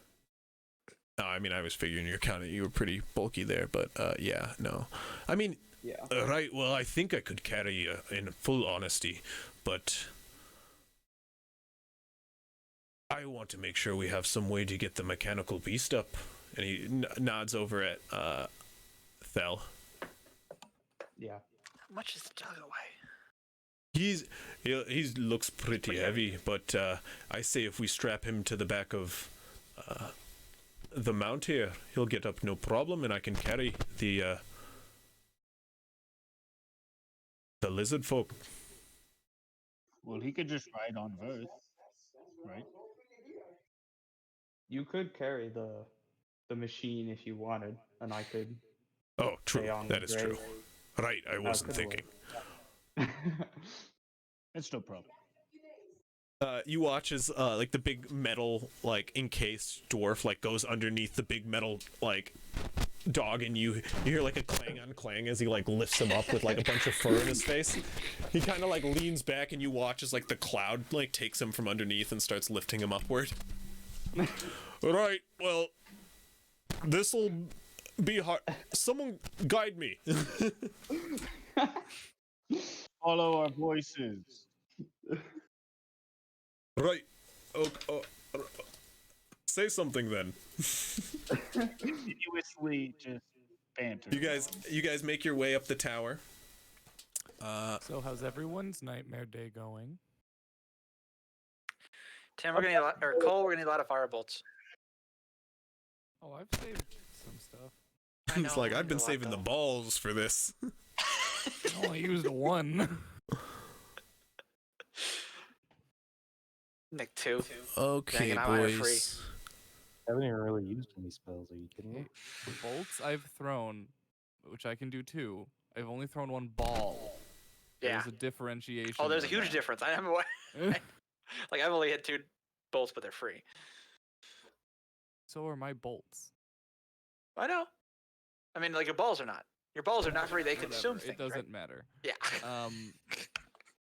So I assume if they're gonna have to follow the curvature of this, I'll probably get up first, and my plan will be like 30 feet out from the ledge to look inside and see if I can see anything.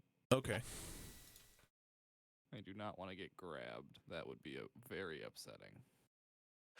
You guys ascend to the top Actually, of Horror Tower. I could get out actually. Okay, yeah, we just got Gravemind up here. Oh God, That's really good, Chris. that is. Yep, That's the Gravemind. I'm gonna see that tonight. The scrotum tentacles. Yep. Okay, so what That does if label. everybody could drag their characters right over here for me? Where are we coming in from? In the side of the giant tentacle groper. Gargax. Insert anime reference here.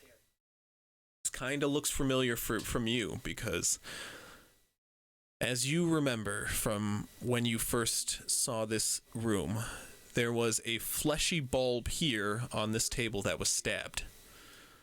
And here is where 2 bodies fell off the table and started joining with each other. What is there now is a lot more horrifying. This is also where the one of you managed to kill a zombie.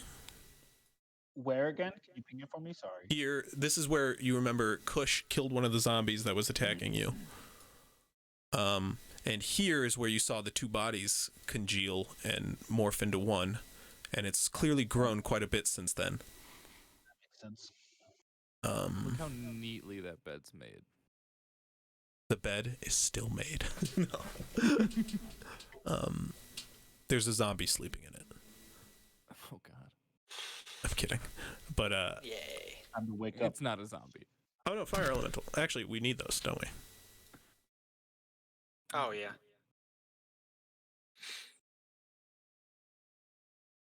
Okay. And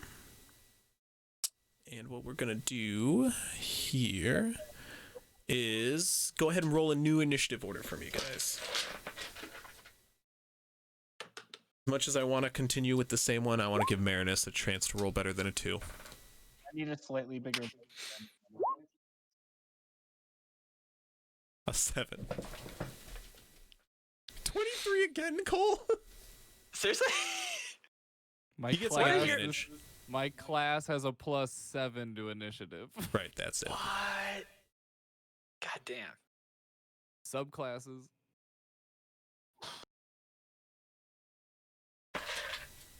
I get a +1. I get to add my dex and my intelligence. Crisp, whenever you can, make Verth a little bit bigger. Waste of a nat 20. What's up? Yeah, whenever you can, if you can double the size of Verth, he's a large. No, if I put 2 points. That's not into coming through. dex, You're gonna I have to can try make it one more plus time. 8. Make Verth 10 feet by 10 feet. Gotcha. Please. He's a big boy. He's a big good. He's gotta be. He's gotta carry a big lizard man. Do I have everyone's? I feel like I don't. I mean, maybe you can't see me because I was trying to put myself. No, like, I got 30 you. feet out. 23. Lithos 14. Oh, okay. Gargax 18. Marinus horrible. Mm. Who am I missing? Yeah, we have 5 players. That's all of them. Yeah, but Yeah. oh, Are I don't you have Seymour missing- written down. Why am I missing? No, but like you had the elementals last time, but you didn't need it in the end. No, it's Gregor that you guys are forgetting. Oh, right. Yeah.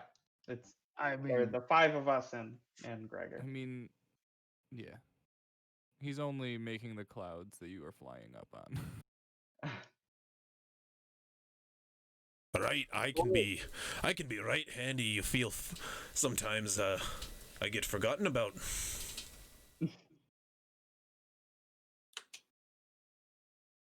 Okay, so you guys are entering. If you want to know, you're so eager. This area here is the section that is broken, like up to here. That's it. And there is a large growing mound right there. Other than that, there's a window over here and a window here.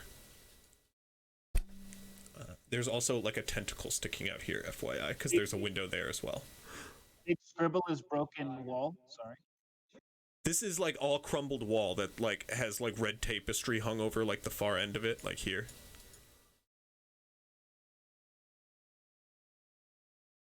So you guys are basically gonna have to enter this side unless you wanna like Verth is coming in that side. Yeah. enter one by one, and you will see though as give me a perception check, Cole, please.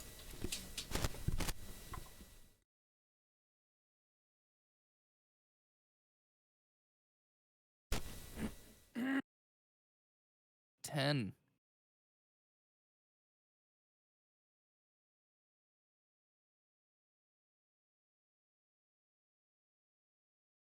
Do you hear me? Yeah, 10. You are able to see not everything. The room is kind of obscured from where you're standing. You're able to see a few things, and what you can see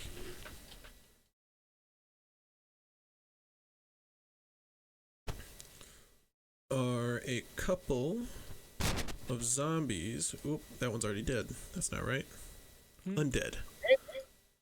You can see a Undead couple him. of zombies here and here. Oop. There you go. Currently, right now.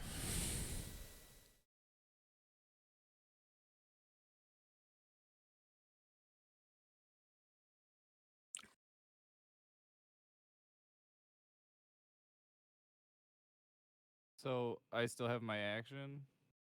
Well, you were doing that kind of before I was starting initiative order. 1 second. Oh, okay.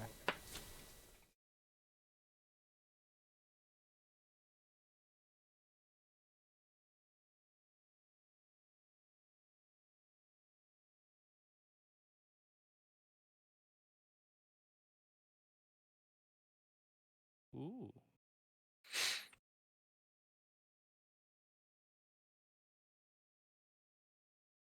Okay. Yeah, that's what you're able to see so far before combat starts. But you wanted to wait until Gargax entered, correct? Well, I was. Because it sounds like you're starting combat. That is, So I was asking. Well, I wanted to peek in first, and I wanted to basically like tell people. So I will. There's at least 2 zombies and 2 cocoon things, whatever they are. Do you want me to wait? I thought we had talked about what they're called. Yeah, the DM told us. Chat knows, right? Chat. What are they called? I get they're grapploids or whatever, but I know it's just Hentai porn. Knives doesn't said it in know chat. that. Knives was like grapploid. They're hentai beings. But God. do you guys want me to wait? Yes. Wait. That's gonna be bad. Okay, no, but okay, that's whatever. I'm not a ranged character that doesn't go into melee. Yeah. Good thing you got flying boots. Do I have my action? No, you used your. I'd say you To used your perceive? action to check out the room. Fair enough. Then I will. You have a bone. Yeah, but there's only so So many much you can things do, a yeah. wizard can do with a bonus action. So I'm gonna stay currently where I am and just wait till my next turn. Okay, Gregor is going to fly up to a reasonable level. And you watch as he begins to channel a spell. You can see as he holds up his... actually, no, he doesn't.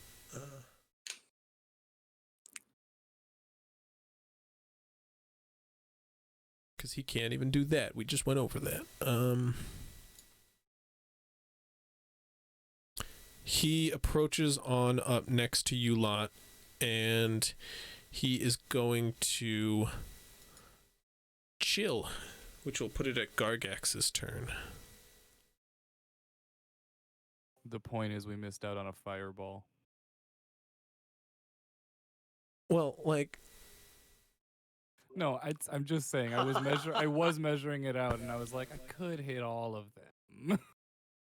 I mean, didn't he say that? It doesn't matter. It's just how it happened. That's how the game works. like you said you were waiting. You said specifically. No, I was going off understand. the fact I you know, said you I flew know, up there Chris. and I'm were saying waiting that's for. how the game works. I'm not upset. I'm just saying I did measure this out, and I'm like, darn it.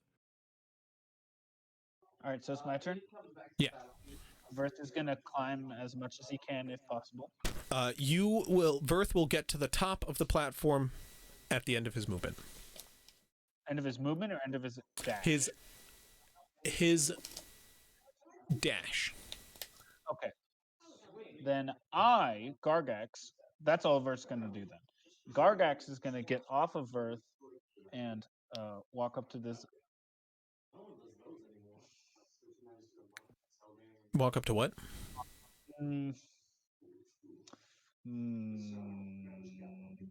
Mound.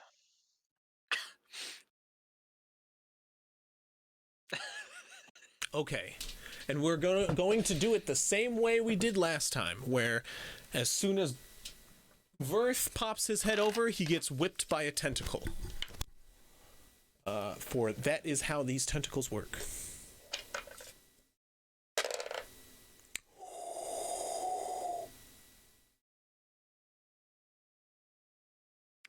Uh-oh. What's happening?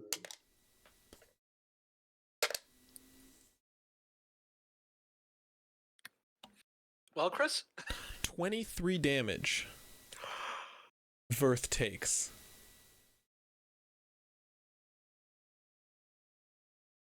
Can the mount die? Yeah, he just died. He's Like, dead? It's died before. No. It's like my familiar. It'll come back eventually. Oh, okay. Died. Hard to tell what the mount As was. Verth climbs over the threshold of this tower, a large tentacle lifts up from the ground over one of the large tables, and it brings it down, cracking the table and cracking the neck So I have a of question, Verth when it honestly. poofs, and Seymour and Gargax are left dismounted. You don't have to dismount anymore. The good news. I have a question for simply because I believe this will make. Or no, did anyone fall? Because I just was with making something re-roll on a hit, which I can do. I have to be within them 30 feet or the person attacking? Because I guess maybe I'm not even in 30 feet. I don't think I am. I mean, you said you were hovering around 25 feet from the big blob thing, right? Well, I said like the tower. That's fair. What does it say? Well, it's after it's I can use my reaction to make a creature you see within 30 feet. If it makes an attack roll, an ability check, or a saving throw, you can force the creature to reroll. Yeah, it would have to be in creature, range of the creature. So I'm not by whoever hit it. Oh well. Yeah. I mean, the thing is though, no. The thing is though, fuck it. The tentacle is within range. Like the tentacle is part of the creature. No, am I crazy to say that? You're the DM, Chris. I'm cool with like. that. I mean, I agree with what you're saying there. Like, yeah, like technically you're within range. You cast it on the creature. I make the decision after I see whether they succeed Are you within or 30? fail. Yeah, I said I was like 25 feet out. Currently, with where that is, that's fine. That's fine. I'll allow it. Because then I could use my reaction to make them you re-roll force that them to attack. re-roll it, correct? The attack. Yeah, they have to re-roll the attack. They might miss, they might still hit. But because I can see they have to take that new number, correct? Yeah, they have to. Okay, well that automatically cancels the crit. But does a does a five does a like 15 hit? Poof, Verth? I'd be like, oh shit. A 15? Yeah. Okay.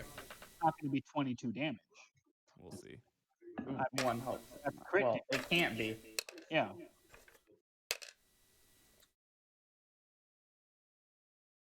Eight damage this time. Oh, that's much nicer. What I thought. Bonus action as I'm getting off of Verth, I'm going to put 8.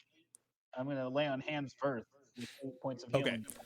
You now Gargax. You experience this. Seymour, you do not. You, Gargax, watch as in front of your very own eyes, stepping one step into this tower, Verth is decimated. The tentacle snapping the neck of your companion in an instant and cracking the stone, splitting one of those stone tables completely in two. You stand stun-locked for a brief second before the image is superimposed by you back atop of Verth and him being smacked across the face with a tentacle. You look about in a hurry, in a brief second, confused, and you see Cole match your look of concern as his fingers cease their waggling in midair. Really confused long. I thought that it still somehow just like insta-killed Verth, even though it only does 8 damage. I was like, wait, what? And then you were just like, no. And then I was like, but okay. I'm just saying, Gargax, you do remember the alternate reality, the alternate fate. Seymour, you do not. At all times, you were just on the back of Verth. Okay. Gargax will furrow his brow because it is his turn this whole time, right? And he will do his 8 points of lay on hands for Verth to keep him cool because he's good. Go over to this big mound thing. Thank you for solving my problem on choosing what to attack. Which bit? Where do you move? You move to that spot you're at? Yes. I'm gonna get up. Actually, I can't make it that far. I can only make it to here because 15 feet. And I'm gonna fucking attack this thing. Real quick, does a 14 hit you? Me? No. As you run up to that location, the other tentacle from this mound in the center strikes out at you, and you smack it away with your shield. Go ahead and make your attacks.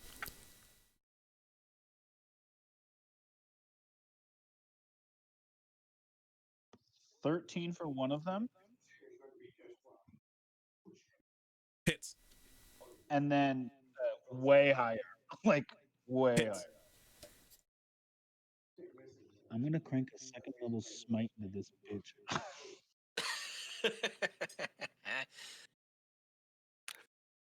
He's fucking with my boy Verth. Gargax, I will say though, as you enter, you and Seymour, you guys do spot more issues in this room.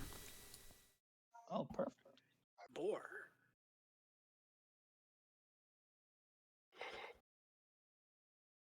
You see, as standing on the stairs, there is another zombie.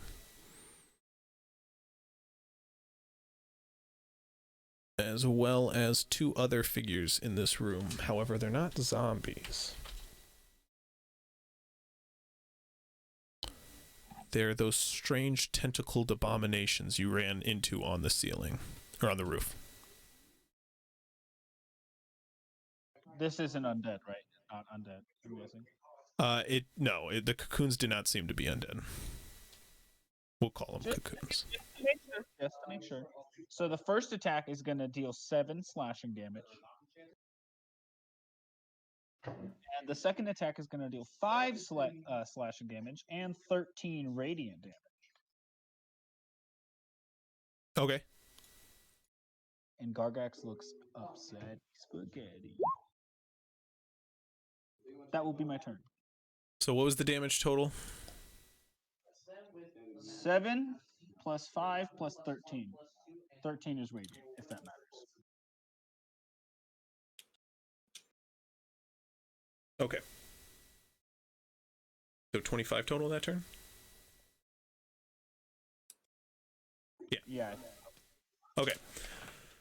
You slash into this mound of flesh, and although your strikes ring true and you feel and you unload radiant damage into this beast, you were muted in case you said something. 26. 26, okay. They seem to do damage, however, not enough by far, for this mound is huge. And it is Seymour's turn. What are you doing? Figure I'd like to stay within the not grappled aura. Wait, so I have 14. Aura moves, so you have to get into it. Yeah. Yeah, exactly. So Wait, I'm gonna move. Does Lithos have 14 or Seymour? Lithos has 14. Lithos had 14. I'm sorry, Lithos. It's your turn. Wait a minute. Can I? So I'm not up to the top of this thing yet, am I? Using part of your fly speed, you're able to get to the actual edge, leaving you with 10 feet of movement.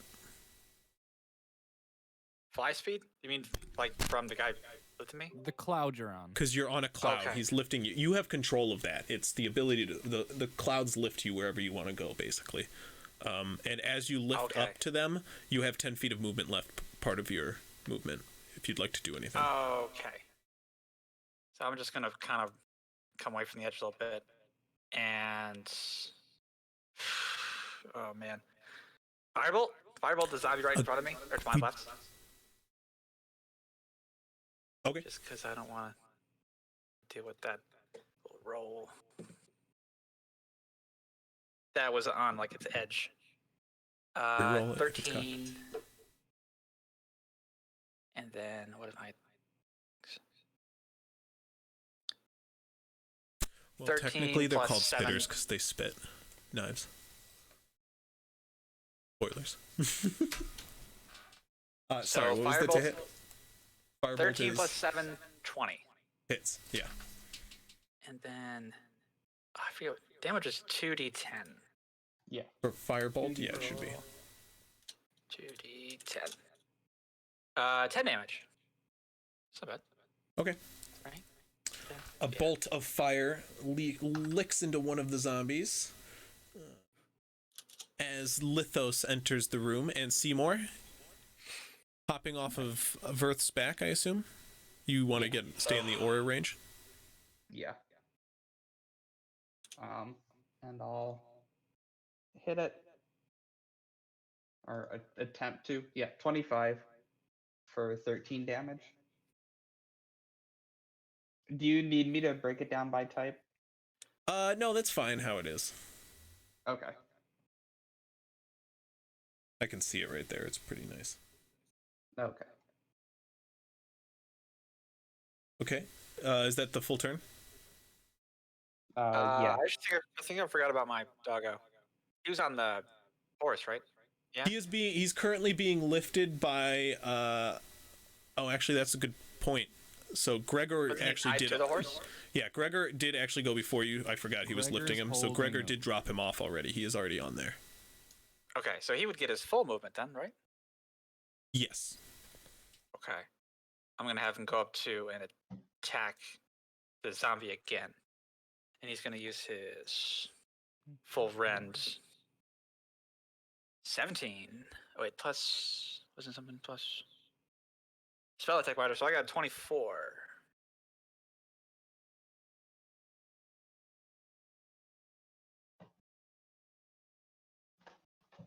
Would you roll to Chris? hit? I'm sorry, 24? Yeah, hit. 24. Go ahead and roll damage.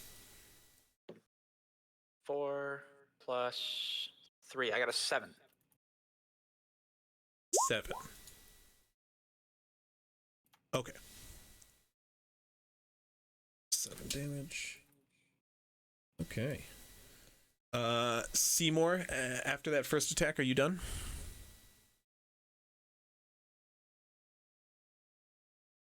Seymour? He's deafened. Oh boy. Oh no. Adam. If he's dead, then I could only that it's his turn. Someone just Adam, yeah, see if that'll be his turn. I'll let him retcon anything if it wasn't. But Marinus, it's your turn. All right, so snakes can go after the closest zombie. Sorry, they can go after what? They're going after them? Got it. They're both going after him? The first one will. Okay. Go ahead and roll to hit. Or 2 to hits, I guess. 15 and 5. 15 will hit, 5 will not.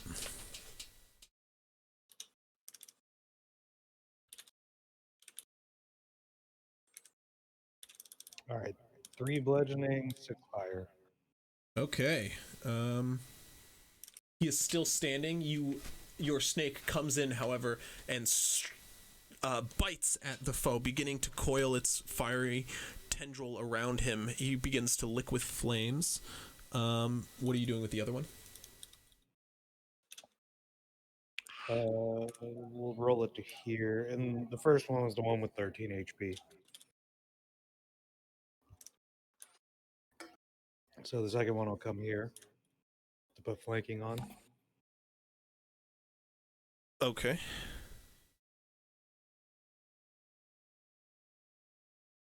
He is now being flanked. All right. 2d20. They both hit. Well, that's just for one attack because you're rolling with advantage now. So, you rolled 1 that'll hit. So roll the other one twice. So roll 2d20 again, or unless you want to roll the damage for that one first. It's fine. See, that's why you want to do it, because that's a natural 20. Okay, so the first one is roll 1d4 plus 1. Wow.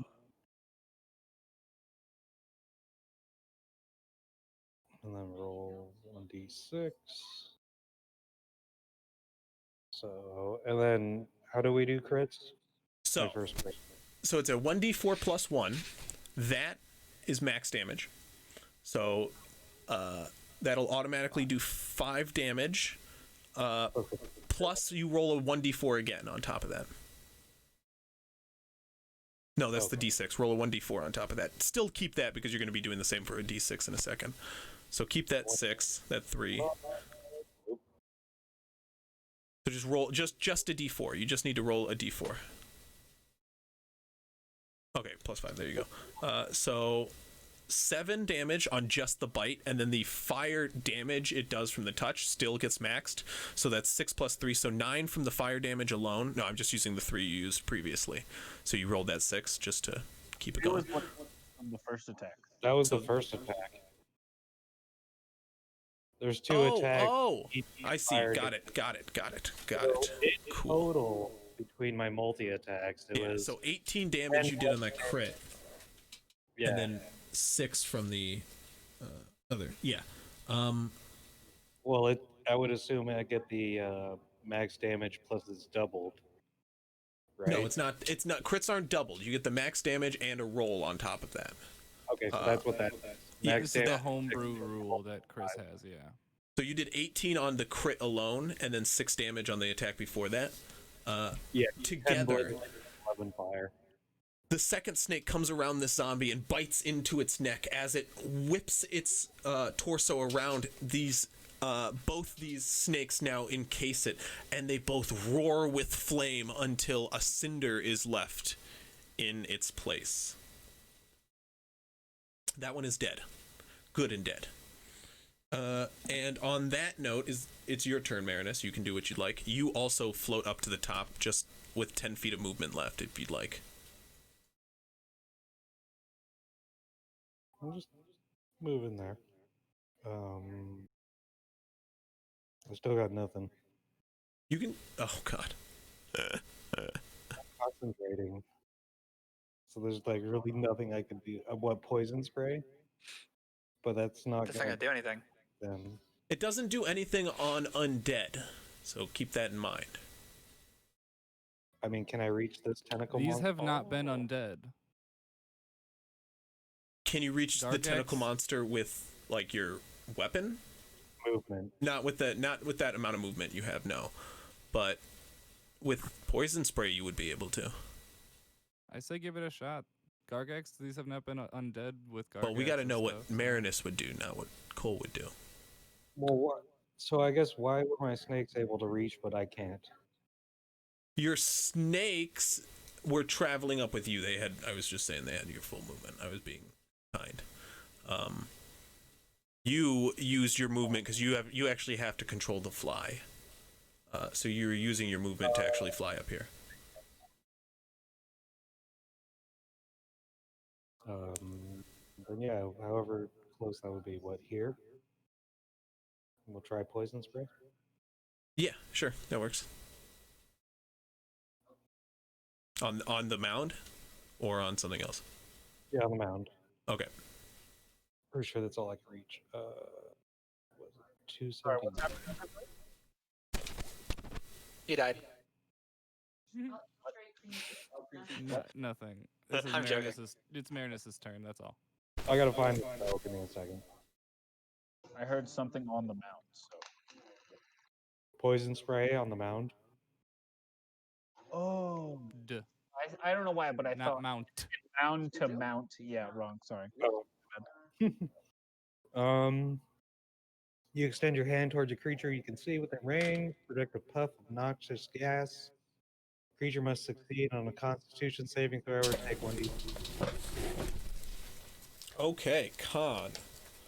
With my spellcasting ability being Wisdom and bonus being +6. So do I roll? No, Yes. if they do a saving throw, you don't No, roll. they do a saving throw. You roll for damage. It's no damage if they succeed. Correct. But what's Read- their, like, what are they trying to do?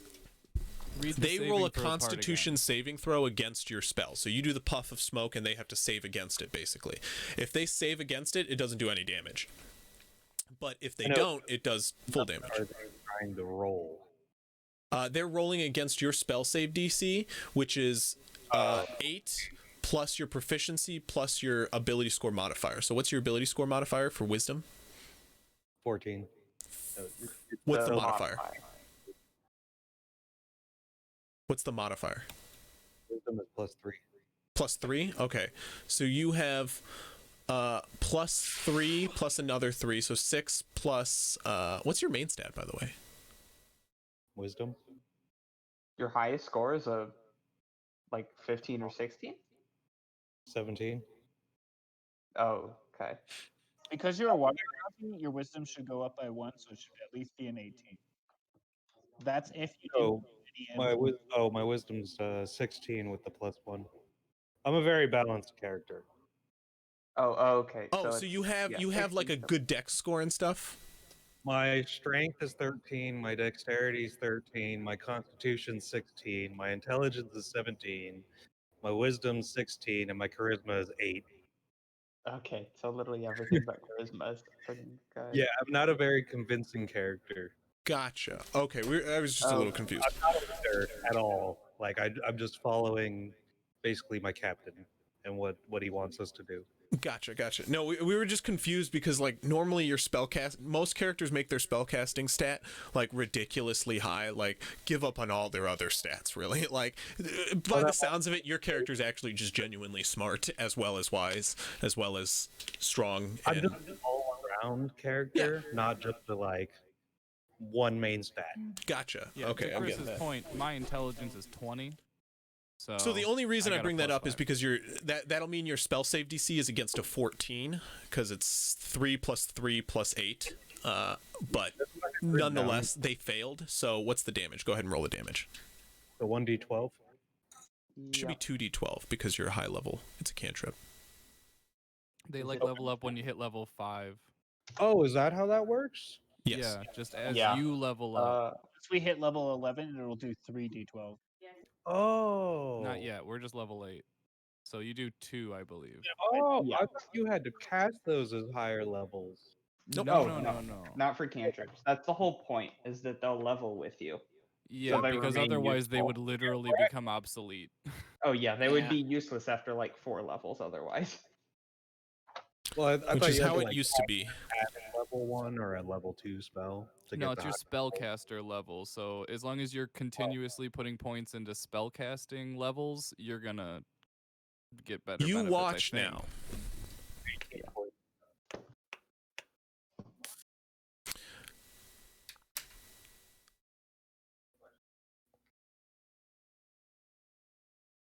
Putting out a puff of smoke, you watch as this strange fleshy mound, as well as expanding outward, it contracts inward, and as it contracts one time, you watch as the puff of green, glowing green energy you put forth gets sucked in to the mound, and you can watch as its like veins begin to bulge out and it begins to constrict, like black tendrils start to seep out from its from its veins, and you can see a poison is gripping him.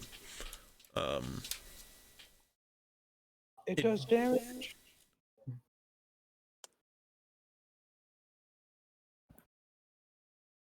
Okay, on that note, it is enemy's turn. They're going to lash out heavily in Gargax's direction.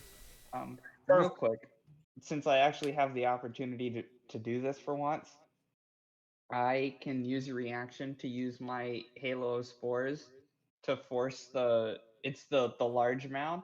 It's the large mound's turn, correct? So let me ask you something real quick. You were deafened when I was trying to ask you. Is there anything else you wanted to do with your turn? So this is a reaction on its turn. No. I know. isn't- Real quick, I think you need to have your Halo of Spores active to do that, don't you? Okay, so there's the Halo of Spores and there's the symbiotic entity. And the entity is what I have to activate as an action, but the Halo is just there. Oh. That I use as a reaction. Okay. Then never mind.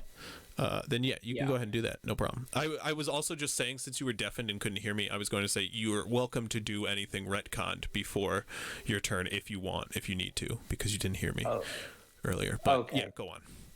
No, go ahead and use there your wasn't reaction. anything extra I wanted to do on that turn. That's why I stepped away and deafened myself. Yeah, so this is a reaction, so it just needs to make a con saving throw against my spell save DC, which is 15. And if it succeeds, it doesn't take any damage. Okay, I'm sorry. What's the save? It's a Constitution save against DC 15. It succeeds. Okay, so it doesn't take any damage. Gotcha. I know what you're talking about. Symbiotic entity is what I was thinking of. Yeah. Yeah. The effort was still appreciated. Okay. What? You were attacking me. Yeah. What they do is 2 of them attack Gargax with their tentacles. Both the mounds attack Gargax. One is an 18. Does that hit? Oh wait.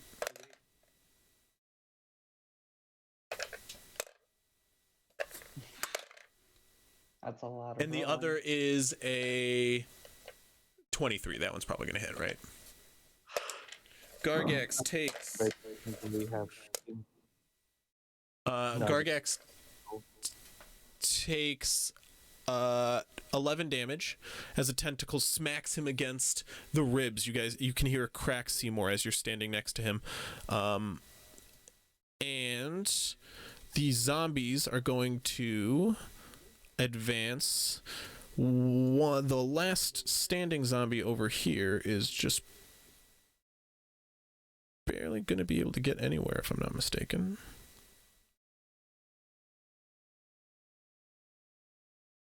Going to spend most of his time lumbering in the direction of like the crawler? Our friend here. No, this is an actual like lumbering one with like a hulking arm. It's growing like mandibles, a tentacle out of one of its backs. Well, yeah, honestly, it's growing multiple backs. The beast with many backs. Wait, like the one on the floor? Like all the way to the left? What are you talking about? The one on the floor? The one I'm moving? This guy? No, I haven't No, moved him. he Why thought would you you think were I'm doing talking about the- him? I'm moving people right now. They're the ones you should be worried about. Okay. These Yeah, no, guys forgot are... about They those use guys. their full action, though, to move in your direction. This one here... Oh, there was a second guy on the floor. Where'd he go?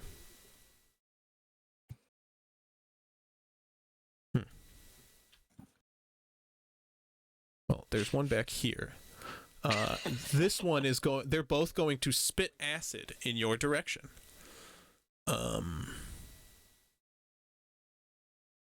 Aiming at our boy... Who is this? Marinus? Oh, Jesus. Aiming at our boy Marinus. They're going to spit some acid. Oh boy, was the correct response. Oh. Oh, wait. Acid? Resistant. Yeah, tech. acid. Awesome. Oh, you. Oh, that you is did it. fucking awesome! Let's go. Nice. Water Ganassi. Well, you're gonna want that because It this still was a just fucking doesn't crit, make sense. so... Oh. That's pretty lucky. Fuck. You take I'm nowhere near 26 damage. Half to 13 because you're resistant.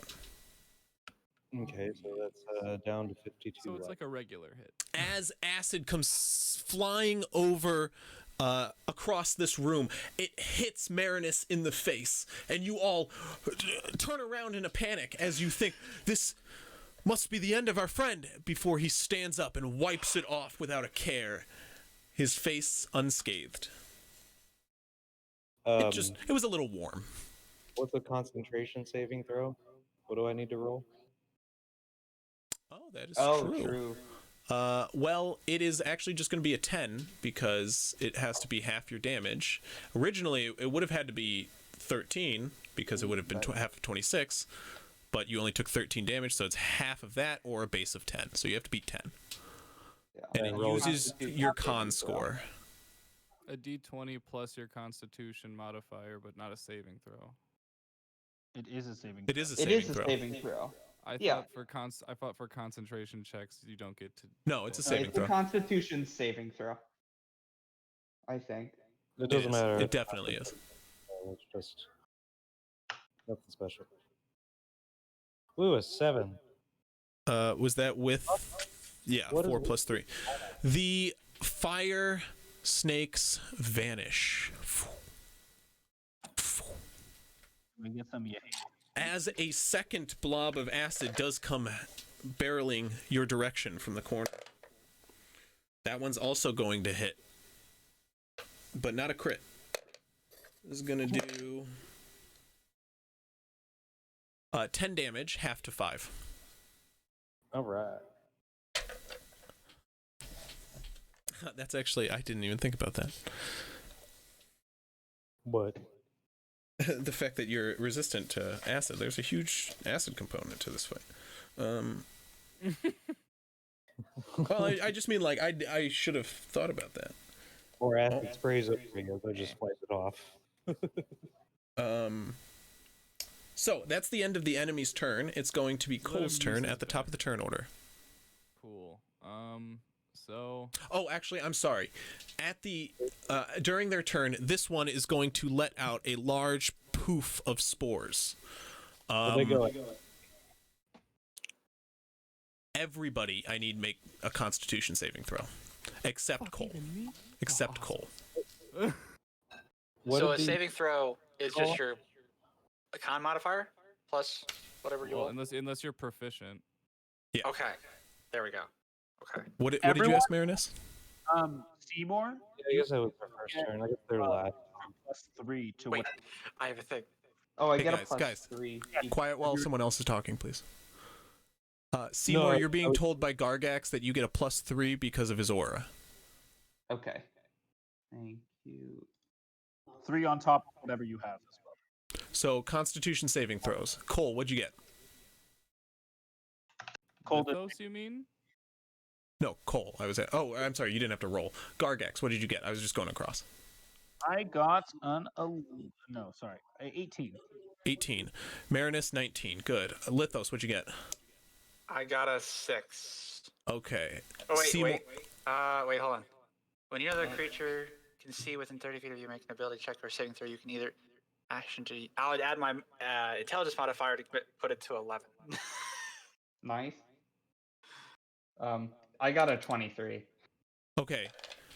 An 11, Lithos, is Or the not. only one that fails.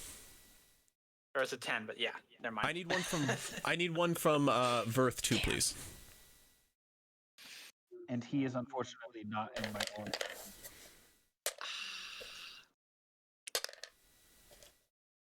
Right, Chris? He's not in my aura, right? He is not. He's not. Wait, I thought pooped. Or was it Thel that pooped? No, that.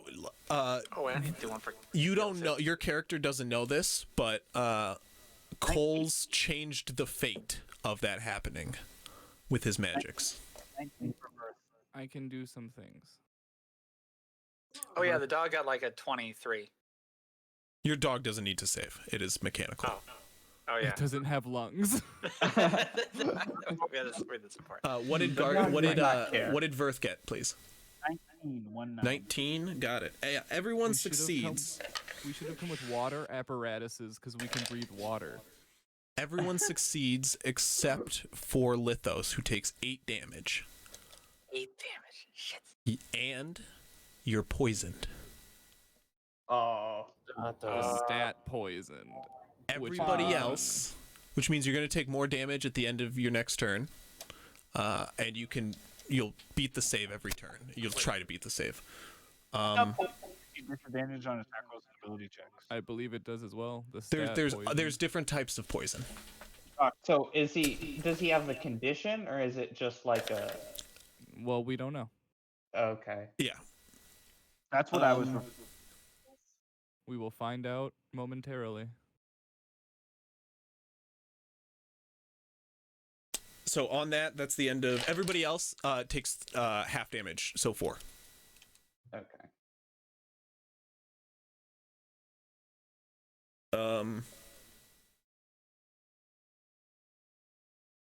Cole, it is your turn now. All right. Well, for starters, sorry, don't know what this would do for your aura, but it's what Cole would do.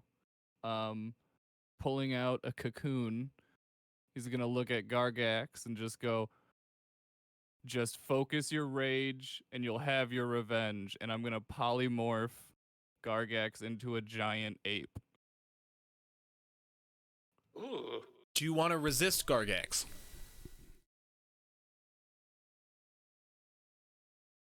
Man, you couldn't have done it to birth, huh? That would have been great. I don't know your. I'm not gonna. I mean, I'm genuinely curious if your aura continues. It's a creature. That is a good question, though. Does my aura continue, Chris? Yeah, sure. Why not? I don't fucking care. I don't see why it wouldn't. So that's the true answer. Cole needed to know for science. Fair. Okay. Yeah, no, it's just like whenever you are a friendly creature within 10 feet of you. And That's you not persist- actually true. If I'm not polymorph, like should It's a new theoretically replace him form. with the new stat block, but But I that's don't from his fucking care. god. But that's from his god. fine That's if it kind of gets- how I feel too. Yeah, that's from God, so I don't care. I mean, in that case, could I smite? No, right? I think I shouldn't have it, honestly. That would be fucking insane. What's the Paladins with polymorph. The target's game statistics, including mental ability scores, are replaced by the statistics of the chosen beast. Oh yeah. It retains its alignment and personality. It's his call, but He can, but like he also can like he knows what his goals are.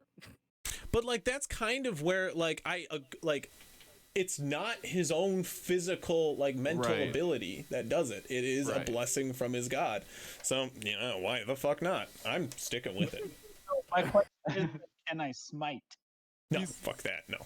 That would be a bit much. Like legitimately though, you don't do anything to get that aura. It is innate. Same with like that +3 is going to persist. Like it is a blessing from his God. Like he's still he's still a giant harbinger of freedom. So like why doesn't he get the benefit of being that, you know? You're just a giant ape. No. You make me twice as big as I am right now. Yeah, I got you. The And creature then I'm just gonna move. actions that can perform by the nature of its new form. Real quick. It can't speak, can't spells, cast spells, or take any other action that requires hands or speech. And your target's gear melts into the new form. Yes. Yeah. Basically, he just goes, I'm a giant ape now, and I'm pissed off at this thing. I'm a smash. Yep. So is that the end of your turn, Cole? Yeah, Actually- I moved. That's my action, and I moved. 3x3. God, I don't know why I get such dyslexia when I write your fucking name out. Oh no, that's Gregor. Jesus, I'm an idiot. I'm like, I wrote Gargax as Gregor, like Grego, and I'm like, no, that is Gregor. Actually, Giant ape has multi-attack. It does. It makes 2 fist attack. I figured so- Lonk knows giant ape stats, so. So Gregor I have the drifts. monster skill pulled up. I can switch to one if I want to. Crisp, I need to be 3x3. I'm huge, not large. Sorry. Oh fuck. It's a giant ape, man. It's a Oh Jesus. CR7. Yeah, Do you guys ever Wait. see that? You guys Yeah. know the King Kong movie where he fights the He like the currently has octopus in the water? 157 hit It's that points. scene. I don't want to. Jesus. And as long as I don't lose concentration, it should last. Gargax, you can go ahead and take your turn, sir. Oh, that's right. You go right after me. Can't help but notice that I've got 2 mighty big fists here, and this Be a big old shame if mound. something happened to. Oh wait. Oh God. 3D, 3D10 plus 6. Can I position myself?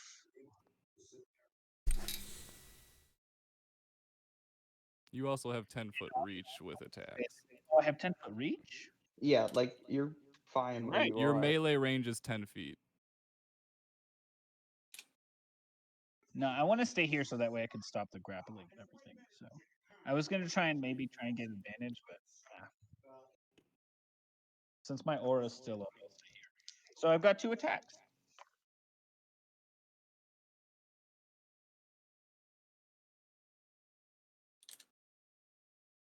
$15 and 19 to hit. 15 and 19 to hit. On the big big thing, hit. it'll hit.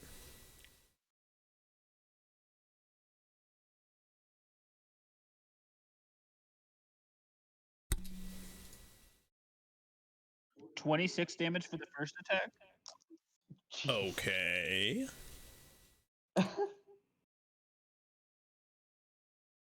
$30 for the second. I rolled a Oh, please 9 kick its ass. and a 5 on 3d10. 26 and 30. On damage? There's 6 total. Yeah. a reason I picked giant ape. 56 damage. That'll work. So Thank God, 26 we ripped and to shreds. 30. You just did a total of 56 damage that turn? Yup. Yes, he That did. was that was okay. He was giving a thumbs up. Again with the lots of tabs. I mean, that's one of You my big boy clobber spells. into this mound of flesh, and as you do, viscera starts shooting off in direction after direction. One way after another. You get your hands into the flesh and rip and tear, before you reach something deep within, and you pull, and some of the tentacles lift and fall. Can I still telepathically talk to Birth in this form? No. Telepathically, Well, no languages. Noise in Birth's head? Theoretically, yes. The whole time Birth is just hearing, "Ah!" And you hear back,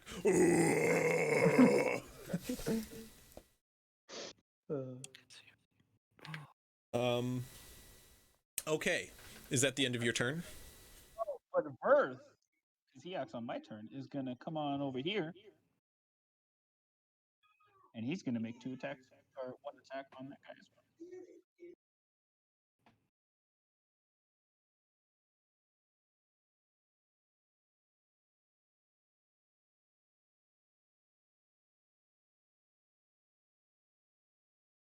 Only a 10 to hit, though. That doesn't hit, does it? A 10 will not hit, unfortunately. One of the tentacles bats away your hit. First, we'll still grimace at hit. You know, next turn. Right. Well, I'm glad I saved one of my trump cards for a moment like this. And he steps forward, channeling, once more swinging his flail in place. You watch as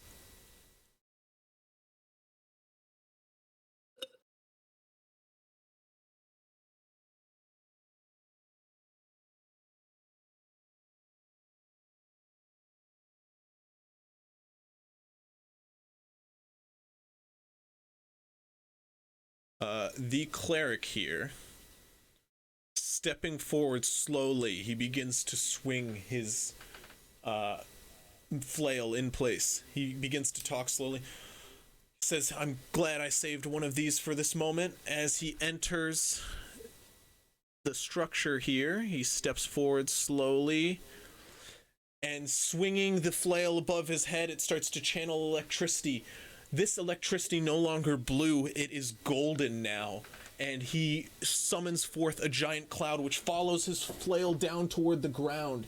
And like a puff of smoke, the clouds spread out in 30 feet in all directions, with the golden lightning trailing through it. Spreading around each of you, you watch as the clouds part around you as they strike the undead individuals on either side. This here and here. 30 feet out as far as he can go. He walks out to here, where 30 feet from here, this one is, I don't know, it feels pretty in range.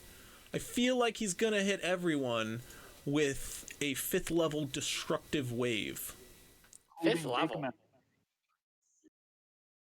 What? Including Big Mound, right? He's But stronger it'll hit than us? basically everything in this room. So I have to make 6 Constitution saving throws. Is it creatures of his choice? Or everything in the room? Enemies of your choice. Okay. In a 30-foot Because I hear wave. everything in the room and I'm like, oh, guys, I'm so sorry. 2 fail, 1 succeed. 1 succeed. Clerics are pretty dope. 1 fail. 1 fail. Oh.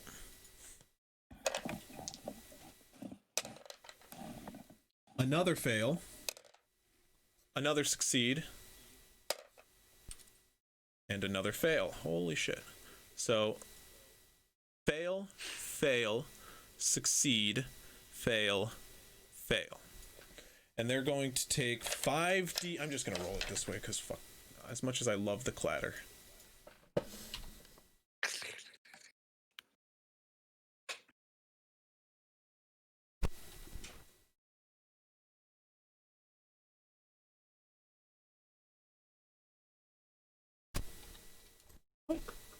screenshot. Okay.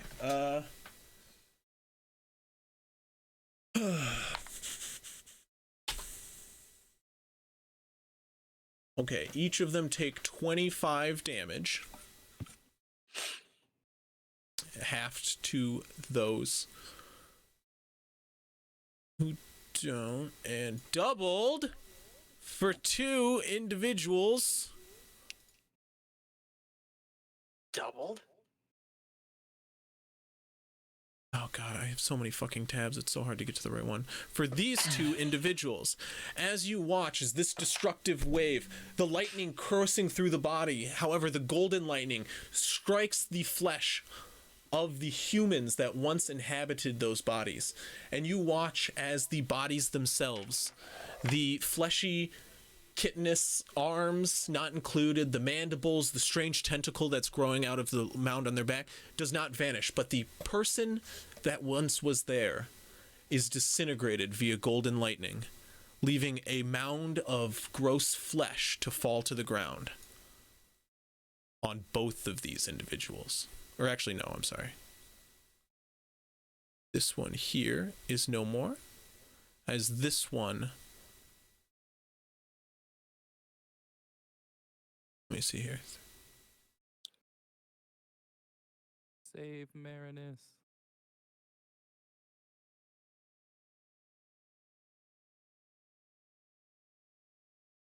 How is Marinus looking? I'm curious. Is he I looking have so bloody? much HP.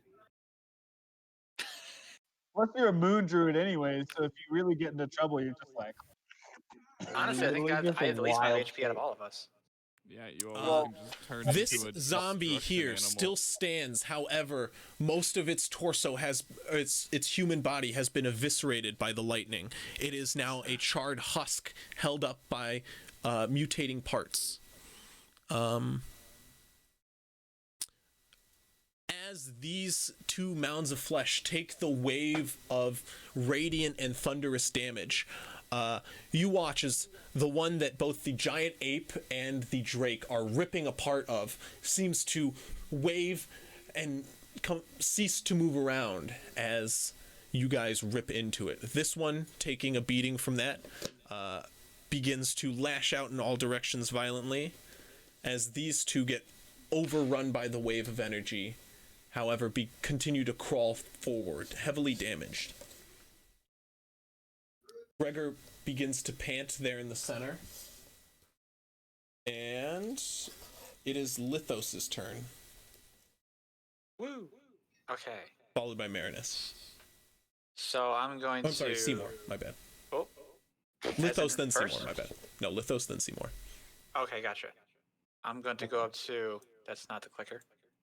Move to the far side of this zombie. And take a whack with my axe. Why? Oh, sorry. Why If not you- go yeah, there and if get you- flank? Matt, if you get here, you'll have advantage because you're flanking with Marinus. No, you're right. Just remember all. I feel like he keeps going to the side because it's called flank, which I don't blame him, but... Yeah, that's the technical term, but how it works in D&D I know, you is need to be opposing sides. sandwiching We're on somebody. 2 fronts. Okay. Well, good to think I can get advantage because I got a 17 plus my... What is it? I have an Excel sheet that's too big. 17 plus 7, I got 24. Hits. Okay. And I got some. 2d6.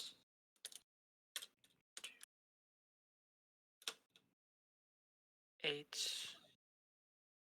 plus 4, 12. 8 plus 4 equals 12. Okay, 12 damage? Yes. Okay. As you walk forward, finding the perfect spot in between, you bring your axe in, flanking from one side, and you strike across the body, hitting it in a vulnerable spot where it seems to hold most of its hulking arm up. You're able to sever a portion of sinew, which makes it drop in 2, severed in twain. It is going to try to undead resilience, except it took radiant damage this turn, so it cannot. And then question, the double attack thing. Can I attack with a different weapon, or do you use the same weapon? You use the same. That's the thing with 2 attacks. It's attacking with the same weapon. So does okay. Yeah. And then so you does it can also move and include, attack something else. Yeah. Could I then throw my axe? Yeah. Yeah. You could do that. It is an attack action. It is a hand axe too. How Perfect for throwing. far? Yeah. far can I Well, throw if you my- got the hand axe stat block open, it should show you like a range. 30 Yeah, feet it is is. the 20. range. Or is it 20? Okay. It's 20 to 60. It's a minimum of okay. 20. You're right. Oh, so is that 26? No, I don't get So disadvantage. you can throw it. Yes. You can throw it 60 feet and throw it with just normal, or you can throw it. No, sorry. You can throw it 20 feet normal, or you can throw it 60 that's feet it. with disadvantage. Yeah. Okay. Actually, I'm not gonna do it because I'm assuming I'm gonna miss. You still have some movement, and you've just killed that one, so you can move That is forward. true. So you can move forward see. to 20 feet and throw it if you want. Can you split up the attacks like that? Yeah. Yeah. Oh, Yep. okay. Monks do it all the time. My Let's see. barbarian, Fair. famous for doing it. Let's see. That's Like- 20 feet. Huh? His whole thing was he carried an array of weapons, so like he'd finish an attack with his broadsword and whip it at someone. And then pull out daggers, because fucking Okay, barbarians that's with less than daggers. 20 feet. Then I will throw it at. He was Batman this with guy a on the utility ground. belt. And then that's the same like dice roll to hit, right? It'll be a D20, but you won't have disadvantage if you throw it at this one. So yeah. Okay. So it's just Yeah, like you're so it's doing a the melee same. attack. It's Okay. just this is ranged. Yeah. Oh, crit. Dex. Nice. Natural 20. Natural Nice. 20. So what your axe will do is max damage, and then you roll it again on top of it. So it'll do the D6, I think a hand axe is. 2d6 plus 4. So 14, and then roll on top of that? Or do you only make your modifier once? 2d6. It should be 1d6. So 6 plus 1d6. Well, this is plus a special hand axe that he got from Yeah. Brulor. Sorry. So whatever the die is, however much dice you normally roll, take Yes. max of those dice, and then roll all those dice again. If it's and then 2d6, it'd be 12. Then yeah. you roll, add that. See, plus 12. plus your dexterity modifier because you're throwing it, so it's a ranged attack which uses dex instead of strength. Yes. No. I can use my Hand intelligence axes, as... no, hand axes can use strength. You can throw with strength still. You can throw with strength or dex. You can choose. That's the ruling, I swear. You can still throw with Right, I strength can- because some things require your strength to throw, where dex, I can like, replace that with intelligence to get a higher modifier. Oh yes, yeah, you as can a do that battlesmith, anyway, you so. can do that as well. So it doesn't really matter. I can just use my intelligence. So that whole thing, does it add that right? Oh, it does. That's cool. So 23 Damage or to hit? That was damage, right? Yeah, that was you damage, hit yeah. a nat 20. Yeah, so Yeah. Damn, nice. 23 damage to the one that's good. just struck by the radiant lightning. You run forward and overhand throwing your axe, you catch it straight in the skull, and it already weakened. You manage to completely sever it from its shoulders, leaving the body motionless. And since it's a crit, you decapitate. All right, and then I still got the Oh, wait, dog. this doesn't even have undead fortitude. though. I mean, even if it did, it'd be a head. Yeah. And the dog can move 60 feet. The next crawler is 40 feet. So he's going to go up. 60 feet with a dash, I assume. No. Really? Just be at the Regular. I think regular, yeah. No, I think it's 40 speed. At least that's what it's showing, unless it gets something special when you're an artificer. Oh, I'm sorry. It is 40 feet. No, you're right.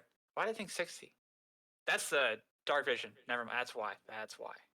Okay. Okay, Is that the move end of your turn forward. then? You're going to move it, I assume? I can move and attack with the dog. Oh, I wow, actually you should can move to still that get square. there. Yeah, you're still you're still fine. Attack. Okay. So let's see. So we I don't need have to be with your- roll.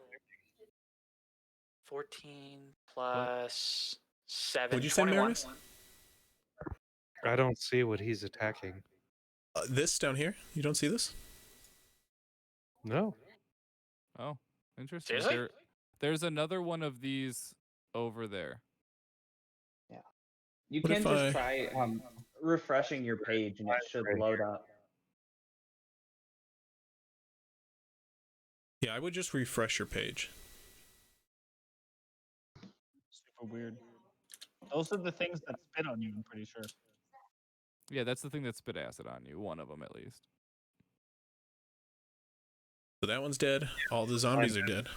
Underneath the, And then Chris, a 21 hits, right? 21 will hit, yes. And then I got a 9 damage on it with the dog. Okay. Oh god. then Fell runs across the room, leaping on this crawling one. He starts biting into the neck with his metallic jaws. It still continues to crawl slowly forward. However, it is being ripped apart by the weight of this metal beast. Seymour, it's your turn. Okay. I'm just gonna move there and then attack that one. Okay. Go ahead. Does a 16 hit? 16 will hit. And so you Okay, do and all that? 18 damage. 18 damage, Total. got it. Channeling the energy through his quarterstaff once more, you watch it light up with thunder and acid damage, striking forth in an array of colors onto the mound in front of him, deflecting away a tentacle as he approaches. Anything else, Seymour? Does the big thing get an attack of opportunity on him? You killed it, did you not? It does not seem to be moving very much right now. But also, he hasn't really left its range, in all fairness. Oh. Okay. It can still That's fucking like- hit him. Yeah. Yeah. That's it for my turn. Marinus, what are you up to, my friend? what does this one look like? This one? I mean, it's got a number of cuts and bludgeons through it, but it's still swarming around in a fury mess. Bloodied question mark? And that one? The big guy? The big guy, I mean, he's not moving right now. He's got an ape and a drake on top of him that's just ripping him apart. Literally like chunks of flesh being flung against the wall.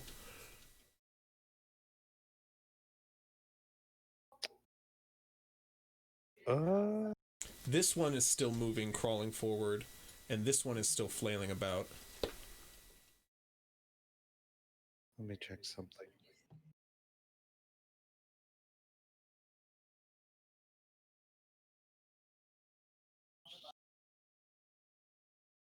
Okay, so as a bonus action, I'm gonna conjure a flame blade, Okay. and then swing it at that one.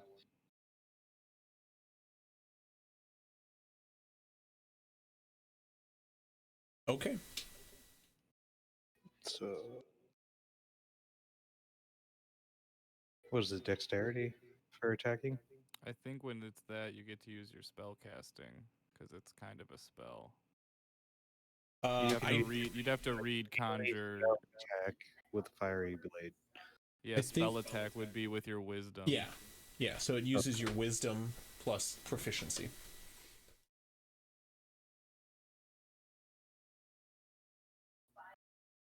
So I think 3 and 3, so 6, I believe, if your wisdom was. Does a 13 hit? A 13 does hit. That's one way to roll it. That's Alright. creative. What? It's a wisdom save, but that's creative because it does work. I guess. Same number regardless, so I That works, guess. right? I'm like, no, that's the right number still. So Wisdom. So 10 fire damage. Okay. As you approach, running toward this tentacle mound, it swings a tentacle in your direction, and you hold up the blade of fire from your wrist, and it cuts through like butter, and you dig the blade of fire into the squirming beast, and it lets out a guttural squeal. Is that the end of your turn, Marinus? Yep. This here, with the dog biting at its neck, it's still gonna crawl forward and spit acid going forth.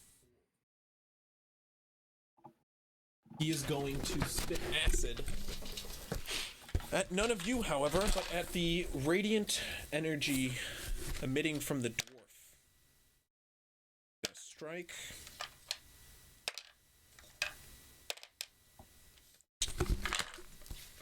Taking 12 damage. Acid licks against the metal of your dwarven friend Gregor as this one crawls forward underneath the grasp of Leth.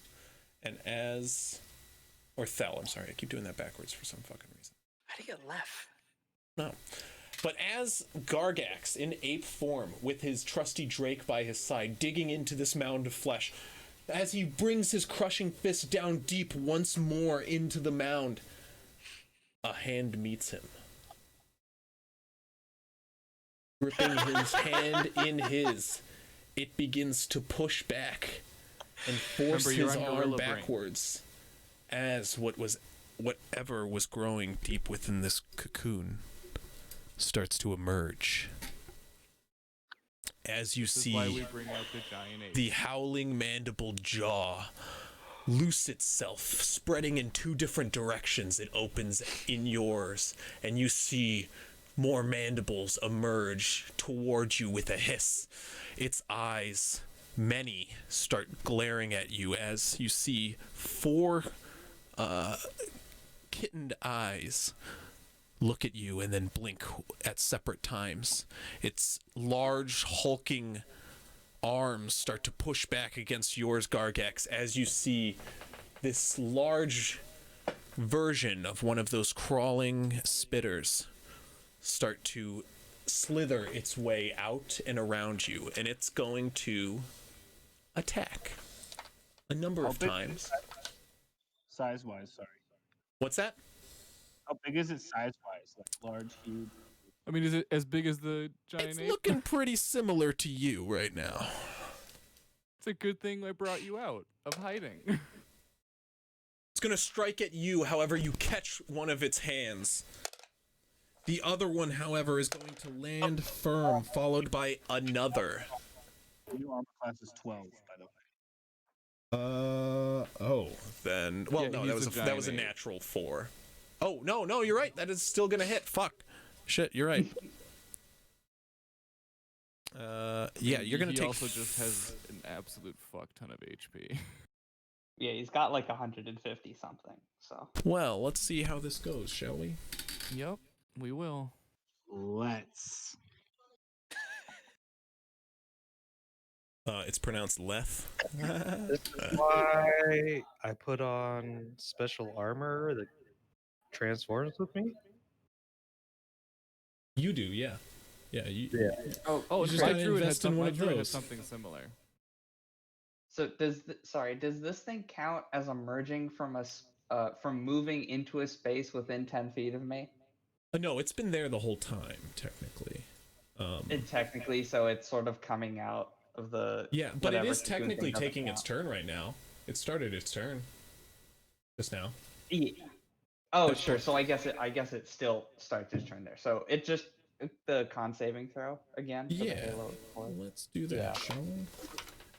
Sorry. It's not a lot of damage if it does even work, but It does not work for... oh, so sad. Okay. Is it within 10 feet?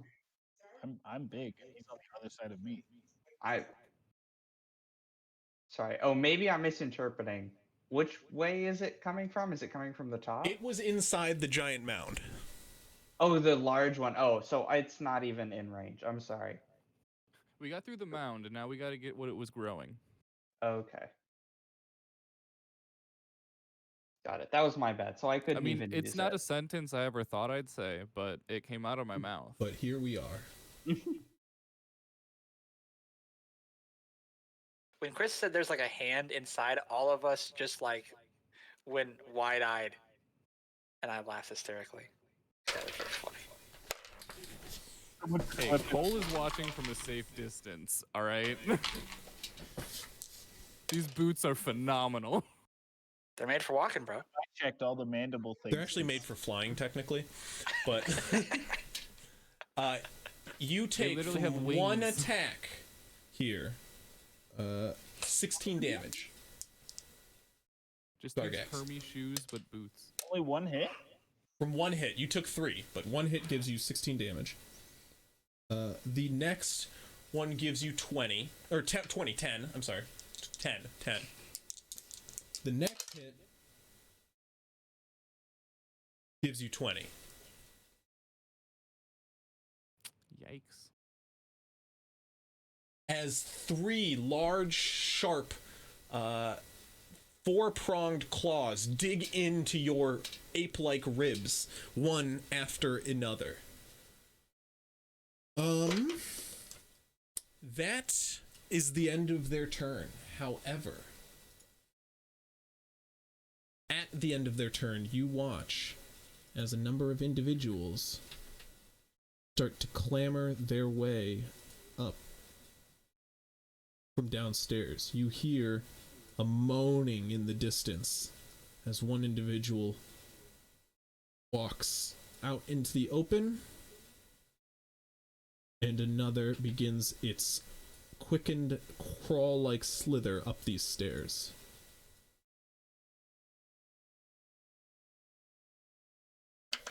That'll be the end of their turn. It'll be Cole at the top of the turn order. Let me pull out a new... Since it's not technically the full size of the cocoon, do you want to put something there to represent? I'm working on it. Hey. Oh, there's a bunch of those little fucking crawlers. Well, one just came out. I see what you're doing.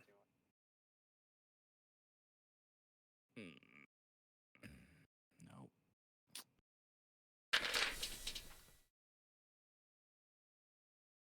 Big oof. Okay. Cole, what are you doing, my dude? Stupid Thiel's in the wrong fucking spot. I will fireball this giant fuckwad. Just level 3. So What's the radius on fire? 20-foot radius, right? Yeah, but since you said there was like a hole in that wall, I'm definitely gonna... I mean, you said there was a hole like where this tentacle was shooting out. So my goal would be to not hit Gargax in them.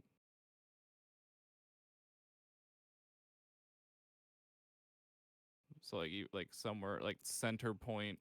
Okay. Fair enough. You're a pretty smart I mean, dude. it's You'll invisible figure to it out. everyone else, but somewhere over there. I will You'd unhide it. probably, and I'm being a bit of a pedant here, but you're probably gonna have to move up a little bit so you can I mean, I shoot can it from do that. outside. I've got Yeah. 30 movement. That's fine. But then yeah, dexterity saving throw of 16. Now that he's can move, he doesn't automatically fail it.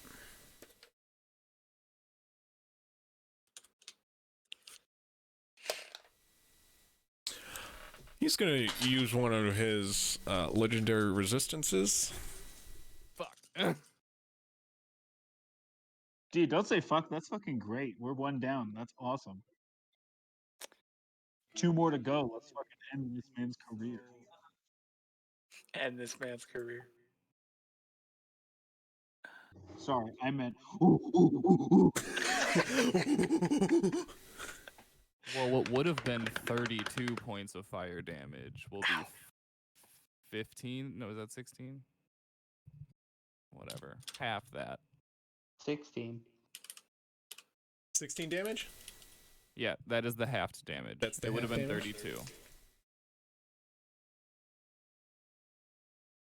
Okay. Gregor is gonna go. I thought I was right after. Yeah, I've just been like kind of giving you time while I got Gregor's turn in order. So if you'd like to go for it. I mean, I'm a big ape that just punches things. It's not So just hard go for ahead and me to- start rolling your wax, because Gregor's going to start running over here. I have a question And- for you, Chris. Is this thing prone? What's that? Is it prone? No. It's got like a tail underneath it that it's kind of like propped on. Darn. It's part snake. You also probably will find that you can't knock something that inherently crawls prone.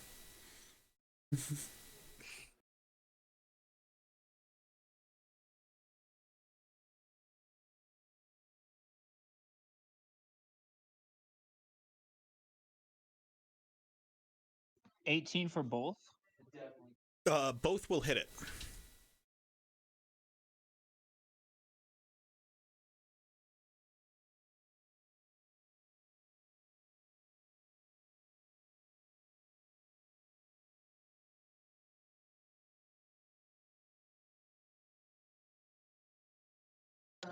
Okay, the first one is 22. 22 for the first attack. And the damage for the second attack is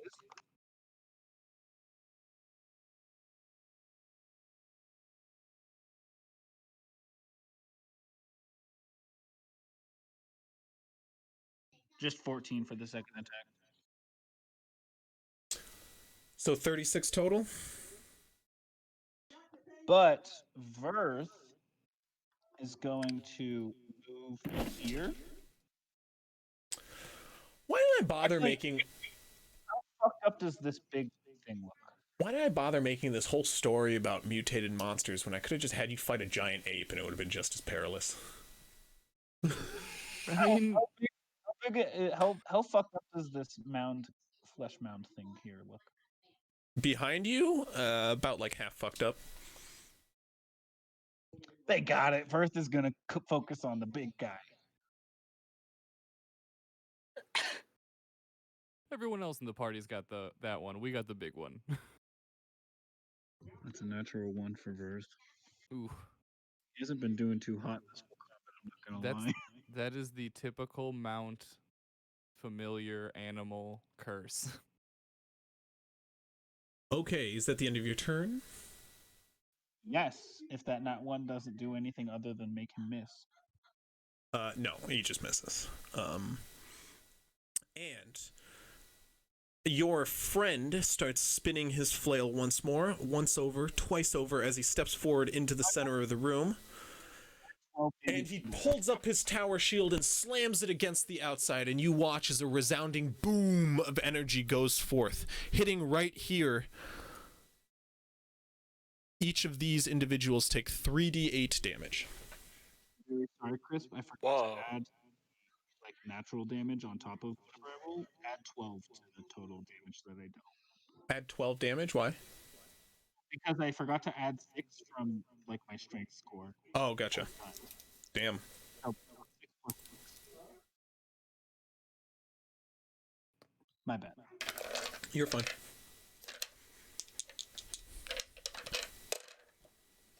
Fail, pass, and we'll have...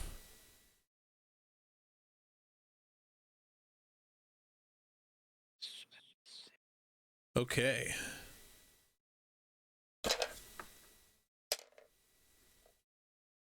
Fail, pass, pass. As 2 will take half damage, and it will be Lithos' turn. Okay. But you guys do watch as all 3 of these zombies, as they're hit with Gregor's spell, and they're rocketed with a resounding boom of thunder damage. They're crackled with energy and forced backwards down these stairs, 10 feet. Fucking tempests. But yeah, go ahead, Lithos. What about the third one? Third one knocked back or no? It's knocked back, but it doesn't go down the stairs. Sorry. Okay. So is that still like in this room? Or are they just on the stairs? They are down the stairs, so they're hard to see. The one next to it is in the room still. The one by Thiel. Okay. I want to cast Web like over the hole basically, but I don't think they'd get stuck up in it. Is that correct? One way to find out. You want to cast what? Web in the web? Well, what does the spell say? Conjure massive, thick, sticky webbing at a point of your choice within range. I don't need you to read it to me. I just need you to read it and know what the spell does. Well, yeah, it's like a big, like 20 foot square web, but it's like across the floor. So if they're like halfway up the hole of the staircase. What does the spell say it does? They gotta crawl through the web, so. What do you mean? What it does? Well, my point is like. You're Read asking more, me like, what I the believe it spell is says going to it's, do. like, You difficult have to just terrain like or read something. what the spell says it'll do and infer. Like I can't tell you what it might do. Like they might get restrained or something. You have to keep reading the spell. My point is the spell says they do get restrained. It's more of would this hit them, or they like if I want to cast it over the hole of the staircase, would they be attacked by it because I can't tell, or are they just all the way down the stairs? you'd be casting it on the stairs. What do you? You're like saying if you want to cover the hole by it, they'd be affected by it when they touch the webbing. If you cover it, like I don't know what else I can tell you. I mean, it's like whenever they touch like it, they have a chance of becoming restrained. So if you cast it over the like surface of it, if they try to come up over it, yeah, like they're not currently in the room, like we've discussed. So if you cover the hole with it, if they try to cross that threshold, they'll, make the check. Or if you spray it across the ground, that'll be the entire time they're moving across it, or, You said there's a 20-foot range, right? Or 20-foot cube? It's 20-foot size, yeah. I'm gonna cast web over that. Actually, over that square, that white square that somebody draw. Yeah, that sounds great. Okay. Would I still roll right? No, it just happens, I believe, because it's just like yes, it's just an area of effect spell, so it just happens. You extend your hand in one direction. You watch a white film of magical energy appears and it expands, going forth in the direction of the stairs. You watch as it falls over the area, cascading over the zombie who is crawling, who has to kind of now work his way through it. And Thel, are you using Thel this turn? Yes. I have two questions more about the web. If I were to start burning it, I think it would burn the entire thing in like one go because it says it's flammable, not burn a single square, right? It says what it does. It tells you in the spell. It says in the spell. Right, it says it's flammable. I want to like confirm that it would. It specifically says in the spell what it does, like with fire. It specifically says that it will slowly travel. It'll burn away the webs one round. It'll travel from where you light it on fire. So it'll take a round, and then it'll move one square in each direction. Does that make sense? Like it says it at the bottom line. The webs are flammable. Any 5-foot cube of the web exposed to fire burns away in one round, dealing 2.4. So like then the next, basically that'll burn away in a round, and then the next cube next to that will be burned away in a round, and then the next cube next to that will be burned away. It'll continue, so it'll be a slow creep, but it'll like spread out from the point you hit. Okay, good, because that wasn't that specific enough. Fire does do more damage because it doesn't. Of course. Okay, and then Thiel will. Let's see here. I think he'll run up to that like big blob and just take a nibble out of it. I don't know if he's the big blob or the one he's on top of. What are you talking about? He's basically right next to one right now. So he'll get an attack. It will attack him if he tries to leave the range. Oh, okay. Then yeah, I'll attack that. I'll attack the crawler then. Okay. So that's 9. As it kind of like reaches at his feet, the dog keeps like bounding up on its back legs to kind of back away. 16. That'll hit. And as it's go ahead and roll damage. And as it like bounds up to avoid it's getting its paws caught, he snaps at the zombie that currently is attacking him, the crawler. 4, very sadly. However, it being pretty damaged, it's able to grab the zombie by the back of the throat and rip the head off in one like stringy, sinewy mess.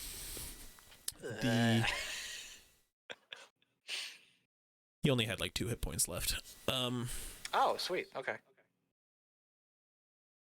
Oh, and then I'm gonna have him run to like the far side of the. Okay. Yeah. Yeah, Seymour. Marinus is on deck. Okay. Yeah, I figure I'll just attack this again. So I don't have much else. Okay, go for it. 25 hits, I assume, and then 17 damage. 17 damage. Okay.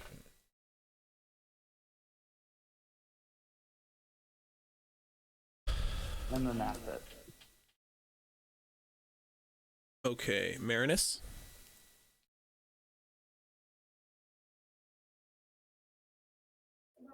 I mean, I guess I'll just swing my sword. Do what? What did somebody say? I don't think anyone said anything. Yeah, and just swing my sword at the thing in front of me. The flame sword again? Mhm. Okay, go ahead and roll to hit.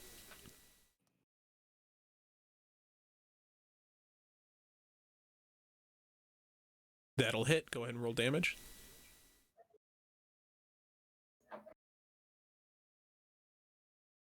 Boom. Very nice.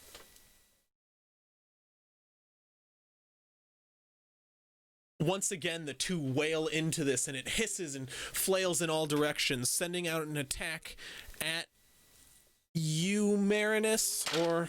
No, I think it would attack Seymour more realistically. Seymour, you take... Or, sorry, that's a 16 to hit. Does that hit? Me? Yes. No, it does not. You block it with your bow. You block the hit from coming in.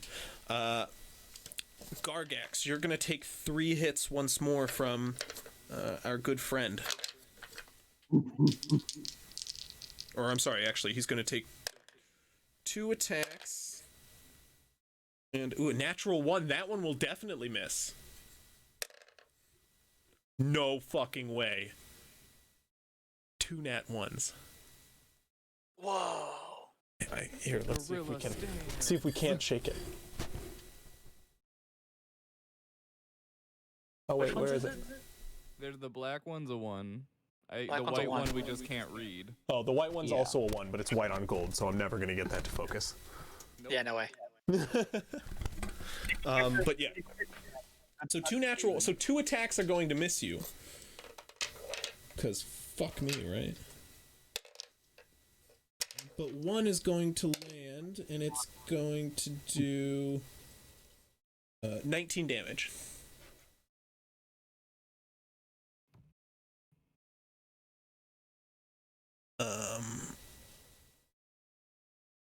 You watch in frustration as it's harried by a number of foes. You watch as this individual or this creature grabs itself on the chest and curls up into a little ball where you watch its hunch its back upward, and you watch as its back begins to waver and grow, and tentacles begin to form and shoot out at an expedited rate. I need everybody within this range. So I need Marinus, Seymour, Gargax, and Verth to all make dexterity saving throws. Okay. Oh yeah, wait, I'm sorry. Aren't I poisoned? You are. You are. So go ahead. I'm going to make you take 2d6 damage. It's extra 3, which is everyone that's making the saving throw, I believe. Plus So you 3 take 6 damage real quick before we sort this out. Take Me? 6 damage. Yes, Lithos. Okay. And go ahead and make a Constitution saving throw, because we need to retcon a couple turns. Okay. 10, 15. 15. A 15 will succeed, so you break the poison. So you only took 1 round of poison, so we're fine. Okay. Everyone who makes any saving throw within 10 feet of me also gets plus 3 as well, remember. Okay, so I have a 16 on the deck save then. Gargax, as an ape has a 9. No, 8. But Verth has a 15.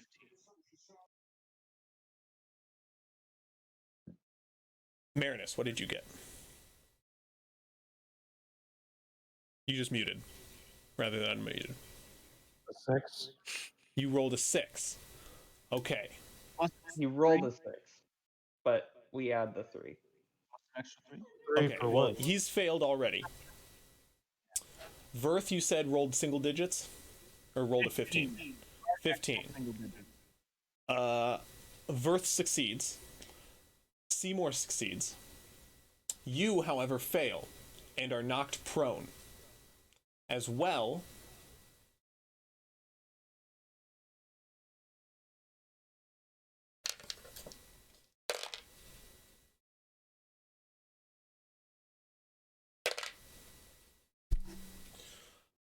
as taking 13 damage,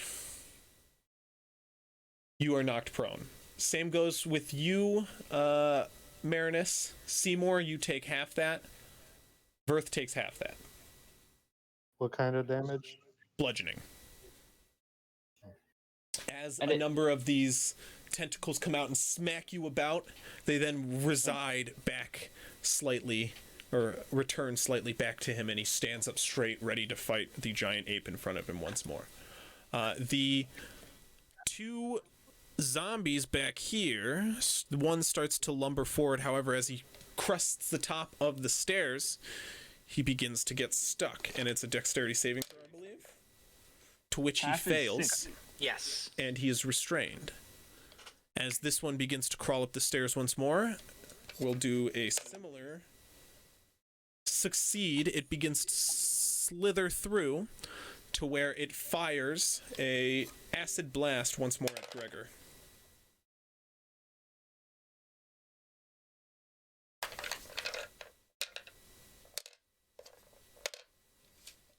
Taking 9 damage, the acid licks across his skin as more groaning can be heard coming from deep within the tunnel, as more zombies can only assume more zombies are approaching. And as you assume this, you can start to see movement down the hallway, those close enough, aka Lithos.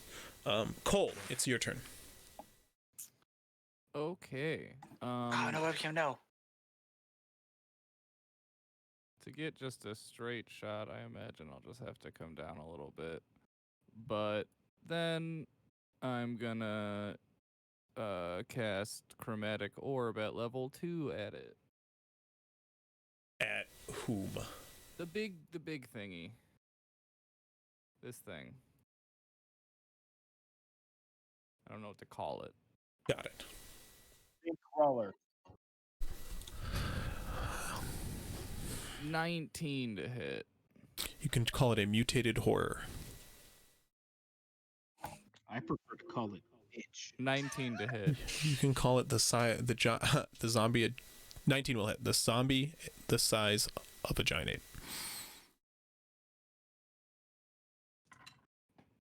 I accept that one. That one's. I mean, It'll be 11 points of fire damage. Okay. Where the fuck my pencil? There it is. 11 points of fire damage. Strike the beast. Turns in your direction for a second before fighting the giant ape once more. Gargax, Right, go ahead and take your turn, sir. let's start off with Verth here.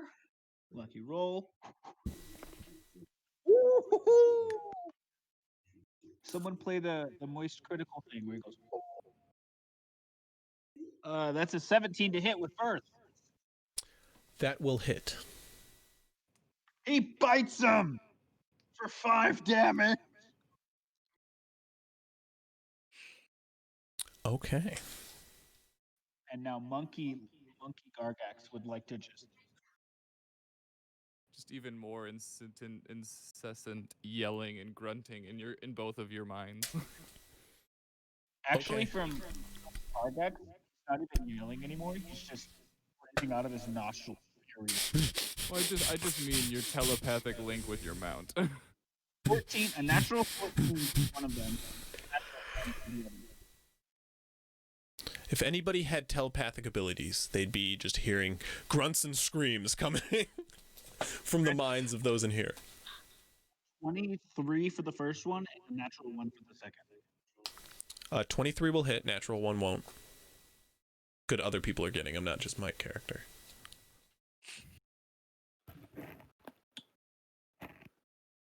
$26 damage total. I rolled 2 10s there. 26 total. Bludgeoning damage. 26 total? Okay. As you do that, once more you watch as lightning shatters against the shield of Gregor as he slams it once more, and a resounding shatter hits these three once again.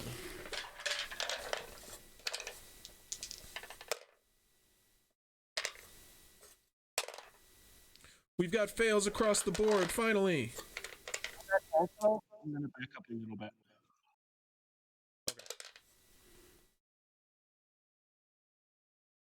And Verth is going to scoot. 11 damage to each of these.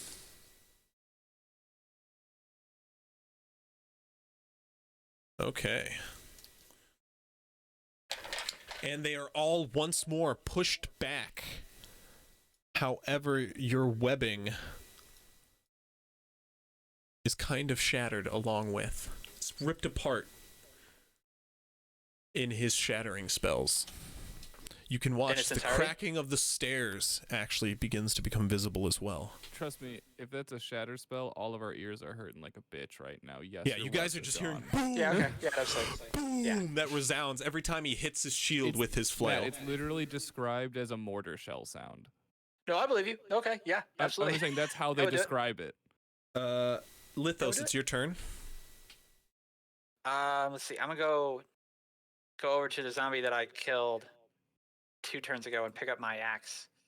Okay. Would that use an action to pick it up? No. No? I'd say a bonus Okay. action to recover it at least. So I'm directly on this zombie, basically. I'm gonna go take a swing at the guy immediately to my left. So he is down the stairs right now. He was pushed so 10 he's too feet far? down the stairs. Again. Okay. Basically, there's a number of zombies that keep trying to come up, and your Tempest keeps knocking him back 10 feet. Because anytime he deals thunder damage, he can do that. Okay, sweet. So I guess that I can't attack him then. So I will. You can't. You could. I would say you could throw it downward at him if you wanted to. You also have your cantrip spells. Yeah, and you've got crossbow and other stuff. things. I can't swing my axe at the guy. No. Is what I'm. Okay. But part So of then I using a will- crossbow means you can attack and use that second action of your attack to reload. Mm-hmm. See, I'm thinking, I'm just gonna go. Or bonus back action to closer reload if you wanted. But you've already used a bonus action to pick up your axe. Right. I'm gonna take Lithos and move him 20 feet, a little bit closer. Here. Okay. And then I'll actually move the dog next to him in reserve. That'll be it. Actually, no, I can still use it. You also Firebolt can then. ready an attack if you want to. Like say, so like you can say, I want to throw my axe if something gets in range. You can say, I want to swing my axe if something runs past me. I want to fire a firebolt. Like you can ready something with a trigger to go off. Oh, okay. Then yeah, then I ready my axe to swing anything that gets within axe distance. That works out. That works well. Okay, sweet. Okay, that's the end of your turn, Lithos. Seymour, what are you doing? All right. I assume this thing is still alive, so I'm just It's gonna. flailing, but it's looking very bloody, yeah. Yeah, I'm just gonna keep hitting it until it dies. Okay, go ahead and strike it. Okay. That's 1470 damage because I assume a 19 hits. Yeah. Good assumption. It feels silly for me to have to confirm hits on like a non-stationary mound or a non-moving mound. It's just so evasive, guys. nat ones, so So you Yeah, and I did don't- 15 damage to him? Did I do that right? No, 17 no. damage to him. 17 damage. Jumping up into the air, Seymour whips his staff around him once more, channeling both blue lightning as well as his green acid onto his staff on both sides. He strikes down with the end of his staff directly into the mouth of this gibbering tentacled beast, and as he does so, you guys watch as it flashes with an electric charge through the body of this this tentacled beast, as the tentacle seize up for a moment and then drop to the ground with a thud. It's the Beanie Boys. Yeah, that is now dead. Seymour, anything else? I've got movement, so I'm gonna go 1, 2, 3, 4. God, your attacks are devastating. I roll like 3 dice plus a bunch of different. I know, that's pretty great. That's an awesome makeup. Now I realize why you did it.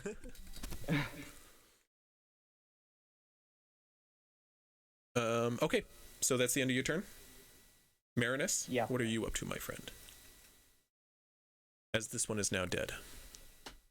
The one in front of me is dead. Yes.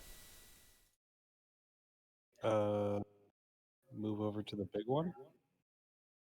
Okay. Ballsy. there's Like room it. between the ape if you want. You just run under the ape's legs. Yeah, and turn into the giant constrictor snake. Ooh. That way you're still in my aura, so that way you can't get grappled and whatnot.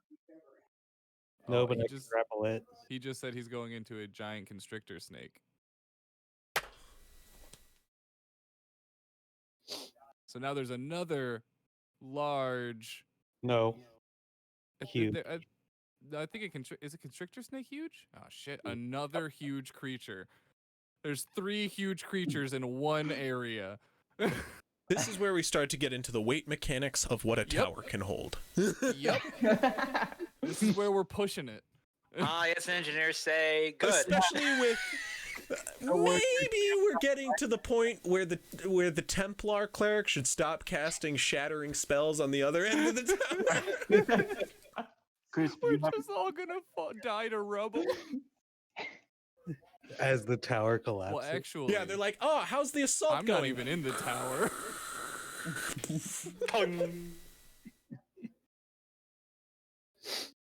Okay, anyway, you turn into a giant constrictor snake, and what else are you doing? Constricting the big ass zombie thing. It takes your action. No, bonus. Of course, druid. He's a druid. Bonus action. So action to constrict. What's the save? you need to change this. 16.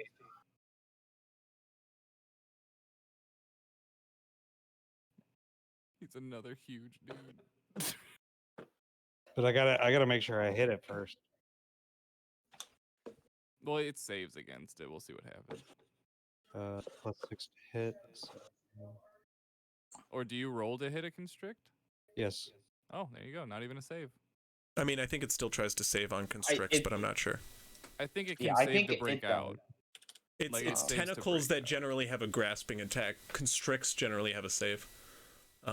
Yeah, it's You know got what? a. I mean, to be honest, I have it on my extras tab. Whatever. So 11 hit. Does it hit? 11 does not hit. Okay, so I And- missed. yeah, no, it's constrict is a melee weapon attack for a giant constrictor snake. Oh. And it does just specify that the target is grappled. So Oh, there's okay, no then yeah, initial same thing. save. It's Yeah. an escape DC of 16. Yeah. Unless Where's druids my cheat. giant ape with an aura? Okay, that's the end of your turn, Marinus. Yeah, that sucks. I didn't get me. Unfortunate. Your didn't give me anything extra. Take that, Gargax. It just protects us. Go into it. You're somewhere else. You're too far away. I'm sorry.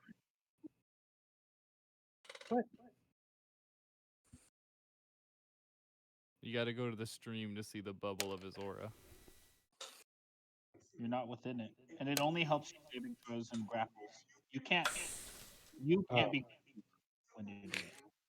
Yeah. Is anybody else watching? Yeah, What I'm I've doing? seen. Yeah, I I've mean, got it. you can do it. I'm not even like in any of the frame. This beast, But, like- with quite a range on his arms, is able to strike you. He lifts up his body onto his 2 arms after striking you across the head once. He is going to do... Sorry, let me roll the damage. Sorry. 5... 10. You take 21 damage on the first hit. Who is this As the dude? second hit comes in, you take 20 damage. Who is this dude? You, Gargax. Did he roll disadvantage because he's restrained? He's not restrained. Yeah, he is. When the constrictor snake is constricting, when they're He grappled, didn't they're also... land the attack. He didn't I hit. didn't land the attack, bro. My bad. Never mind. How much was the damage again? Sorry. 20 and 21, so 41 total from 2 attacks. Let me roll to see if he recharges. These beasts begin to lumber forward, up, out. One becomes in range of you, Lithos. Would you like to take your smacks? You get 2 smacks. Oh, hell yes. Oh, I can get both? Yeah, you get both your smacks as Oh, well. Because you Pro- readied the action. Oh, that's Oh, he bitch. readied the action. Let's see. So, do I like an advantage or? I'm sorry, what? No, no. There's no advantage. Okay. But you do get 2 attacks. So Let's see. 8 plus 7, 15, and then 12 plus 7, 19. 15 and 19. Okay. They both hit. Go ahead and roll damage. 2d6 plus. Whoop. This my word sheet is getting way too big. 7 and 11 damage. Okay. You strike twice down at the zombie as his head comes over the edge. And as you do, you manage to sever his head from his shoulders. After the 2 blasts of thunderous energy that he had already taken, he's starting to thin in total, and you manage to strike him down just for him to begin to get up as some of his joints begin to reform. He is still on his feet.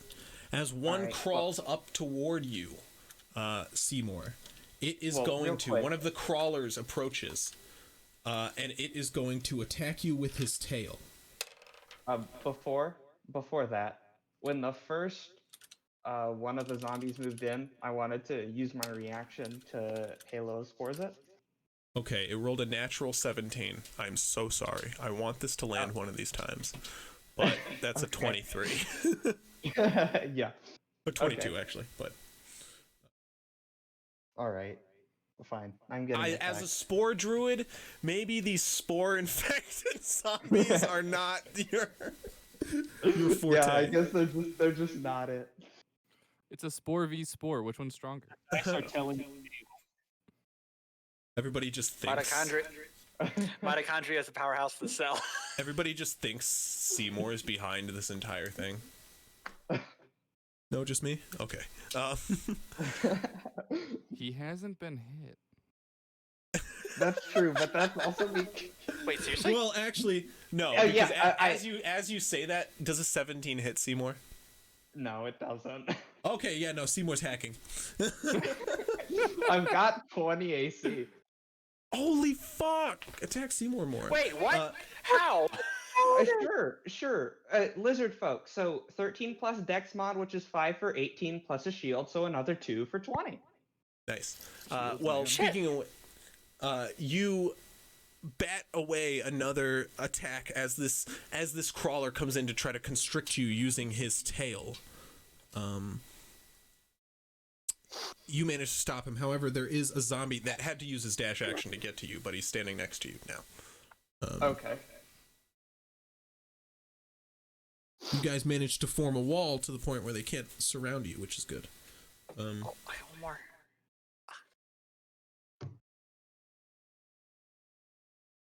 That's the end of the enemy's turn. Cole, it is your turn. Okay. There is another zombie lumbering up the stairs currently. Well, They seem to be coming from downstairs. I will You haven't gotten that yet. catapult. I will catapult something from in the room at the big dude. There's plenty of rubble in this room. I figured. So that's Or a stool. So that will be a. Is that a to hit or that's a save? No, it's a dexterity save. It's a dexterity saving throw. At the big dude? Yep, big. What are you sending at him? What level is the catapult? I'm just doing a level 1, and I mean, what is available? If there's something like over here, that's what I can easily see. If whatever rubble. Over where? I mean, this is what I would be easily to see. Yeah, there's plenty of crumbled rock from the ceiling that is caved in the past. So then it'll go that way. Okay. A 2. I'm not going to natural resistance this. You'll get the hit. Legendary resistance. 8 points of bludgeoning damage. That's really the only other like saving throw spell I have at the moment. He's not falling for that. Oh. It was gone there for a second. Well, I mean, I also could polymorph it, but you know, giant ape.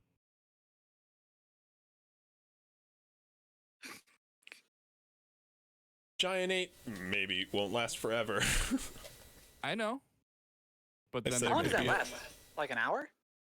It would last up to an hour, or if I lose concentration, I also can cast it one more time. Gargax, it is your turn. Maybe we'll do with someone other than Gargax, but... Sorry, I was laughing at that. Is big guy still alive? Did catapult fail? Sorry, I wasn't paying attention. He's still alive. He took the hit. He did not use a resistance or anything.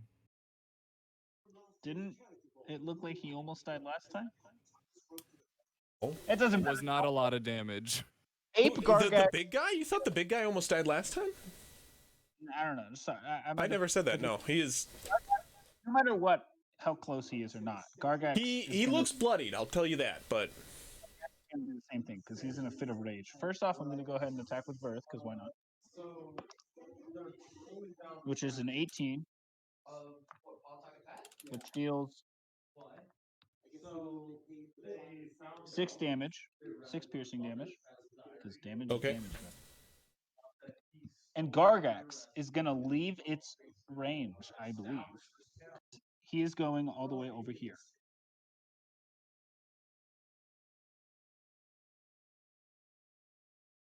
Is he out of the range of that big guy? he is, and he's going to take a strike at you. Go ahead.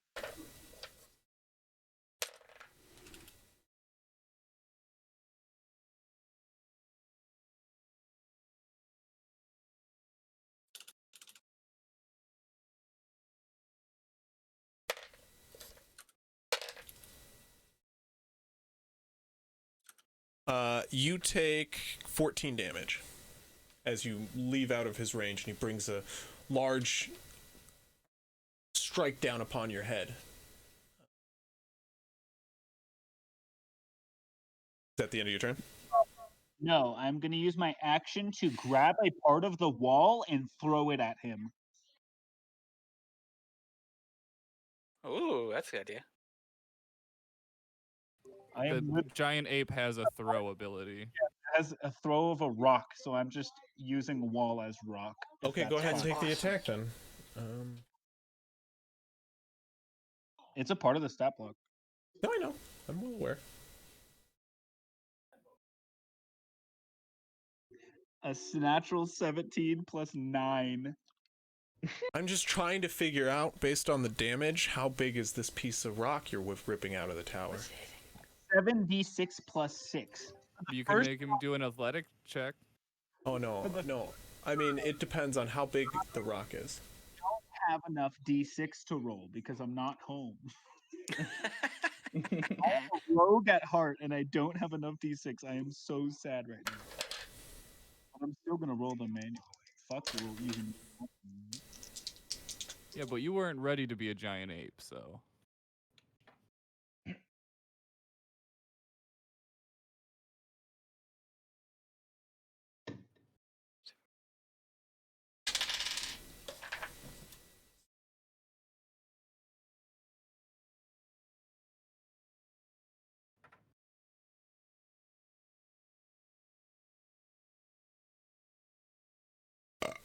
$34 damage from my rock.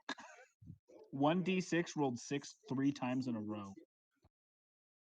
Sorry, say how much damage? 36. You watch as this beast is now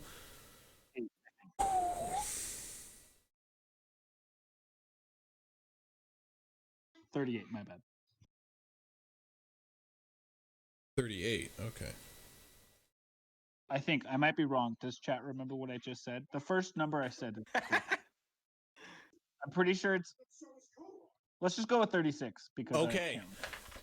As the beast harries with the constrictor snake, constantly trying to rip it off of its form and throw it back to the ground, you run over to the side of the building and ripping off a chunk of the tower, you haul it in the direction of the beast and it strikes him on the side as he readies himself for another attack.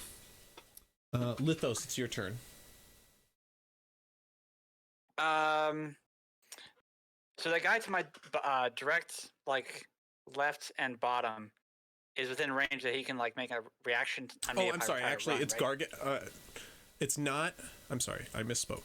It is not your turn just yet. It just about is, so keep talking. But as you approach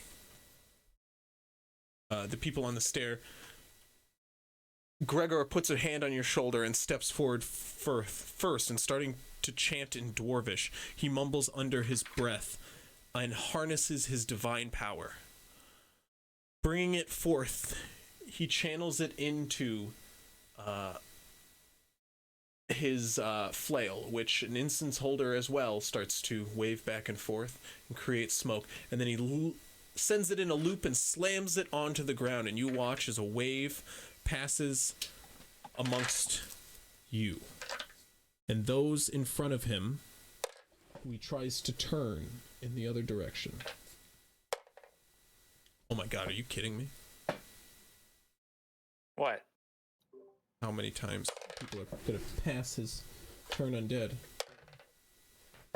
Okay, well, it looks like everybody's gonna fucking pass his turn undead. That's unfortunate. I've been there, though. What? Clerics have an ability called Turn Undead. It does stuff, but you haven't seen it yet, so you don't know what it does. Yeah. Yeah, you're right.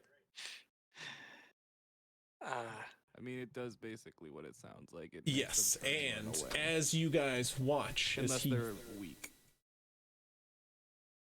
As this wave of energy passes out around him, nothing seems to happen, and he stands stunned. Oh. Now it is your turn, so continue with what you're doing. Okay. So I'm gonna whack that guy directly to my, like, southwest. Okay. I guess. Just ping him. Just whacking him. Okay. Whack. 17. That'll hit. Just roll the damage. 19. Roll the damage on the first to hit, because you brought him down to 1 hit point last time you struck, which, like, as an undead 13. being, he comes back with 1 hit point. So, 13 damage. Yes. Okay. He fails to come back that time. As you strike him down over the head, his body ceases to move more.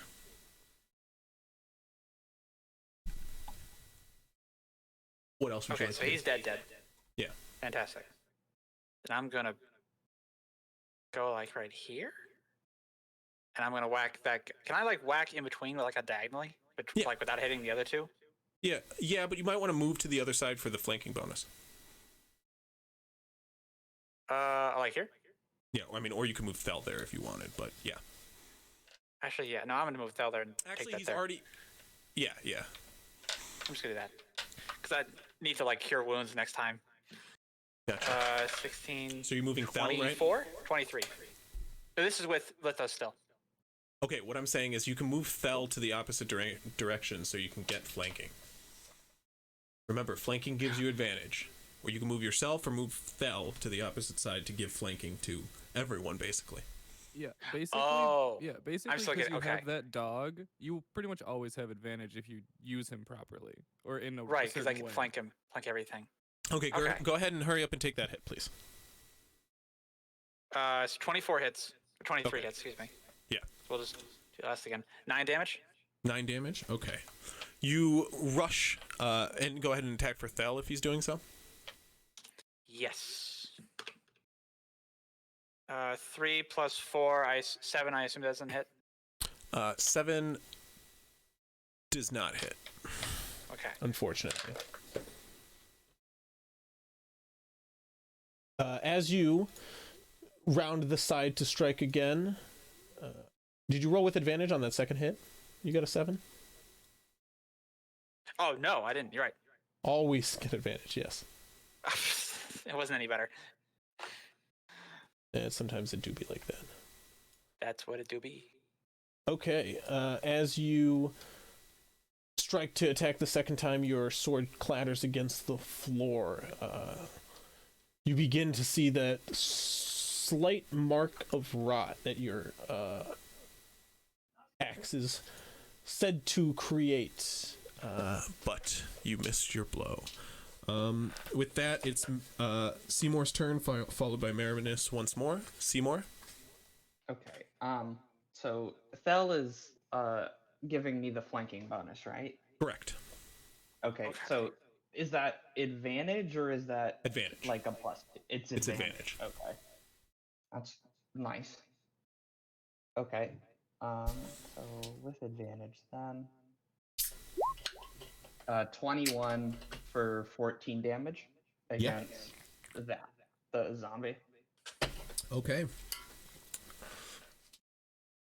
As this one clambers forward as well, you manage to strike it across the head with such force once more, backed up with the electricity of your blow. You did 14 damage. He rolled a 16, just enough to withstand and stay at 1 hit point in front of you. Oh, Literally, he had to beat a 15, so... unfortunate. That's unfortunate, but he still stands. Marinus, it is your turn. I assume that's the end of your turn, Seymour. I'm sorry. Sorry. Cheers, homies. Clink. Yeah, I think that's it. Okay. Marinus, what are you doing? Constricting. Okay. Not. A 10, my friend, will not hit. God, this roll Unfortunately. when I attack sucks ass. That they do. As your turn ends... Oh, I'm sorry, there's actually one more. Oh no, Marinus is the bottom of the turn order. As your turn ends, his turn begins, and he will take 3 strikes upon the new one harrowing him. The snake. 3 hits are going to land Marinus. I assume a 14 will land. As a snake. Let's see. But you get a +1 to your AC. 12 plus. +1 because of your armor. So 13. Mm-hmm. 13. It doesn't include dexterity. Well, It does not. No, not as a snake. It's already included. Yes, it's going to hit you. Well, the armor does shift to my shape. Yes, that's why you've gotten the +1 though. That's the only benefit you get from that.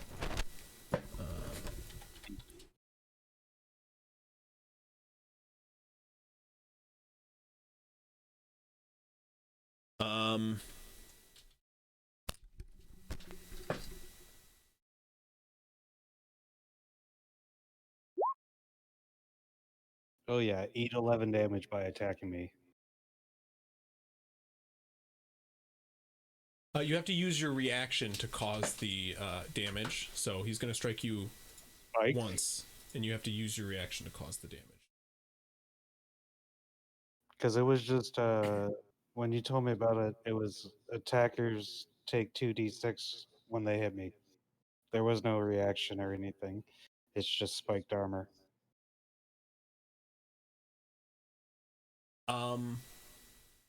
It is okay. So here's the thing, and you'll see this when it happens, but it does I misspoke. It does require your reaction to cause the damage,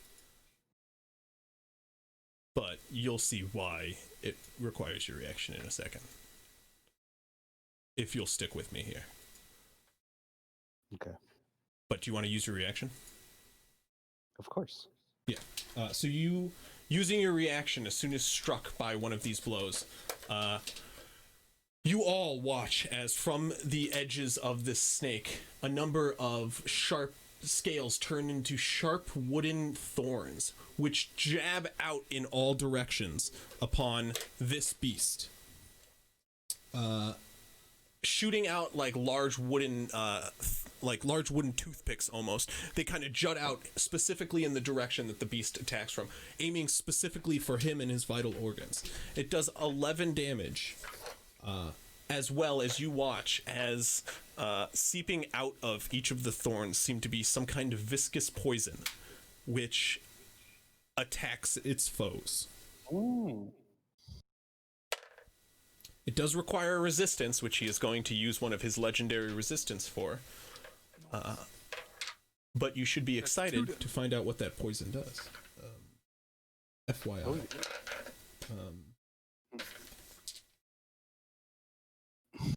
You'd rolled the 2d6, correct? Yeah, I got 11. Okay, perfect. Nice. Almost max damage. Almost. So you're constricting him now? No. Mm-mm. It's attacking him, in fact. What? That would, I guess it would only when they attack me. But he's gonna sorry, I only rolled 2 of the strikes. Yeah, he's gonna land all 3 attacks on you. And you are going to take from the first hit, you're gonna take 11 damage. That's fine. 49. From the second hit, you're gonna take 12 damage. 37. And from the third hit, you're gonna take 24 damage. 13. Okay. That is his entire attack. And he is going to once more crawl up into a ball and attack with his tentacles, which he regained. That being said, everybody give me a dexterity saving throw that is within range. So that is you, Marinus, Verth, and I believe that's it. As he hunches over once more and tentacles shoot out of his back. God damn you, Chris. You may be using that 20 on a fucking saving throw and not a rock. And Marinus, what'd you get? 29. 9? Okay. Well, Marinus, good news is you're not knocked prone, because that's impossible to do. But you do take 9 damage. 4. As Verth takes half. So 4. Fucking down to 4 HP. Jesus Christ. From 60 to 4 at 1 turn. The giant ape had to back off. I mean, can we be honest here? It's not even real hit points. Yeah. I would Just like the giant ape. It's it's Moon Druid hit points, which mean very little sometimes. I don't know if Gargax got hit, so he might be looking pretty good when he comes out of that. He got hit a little bit every now and then, but he's still. Okay. Seymour, you're being attacked by a constrict. Okay. Which is an 18 to hit, which you deflect. As Lithos gets attacked, as our friend Gregor gets attacked as well. Lithos, natural 20 on you, buddy. Uh-oh.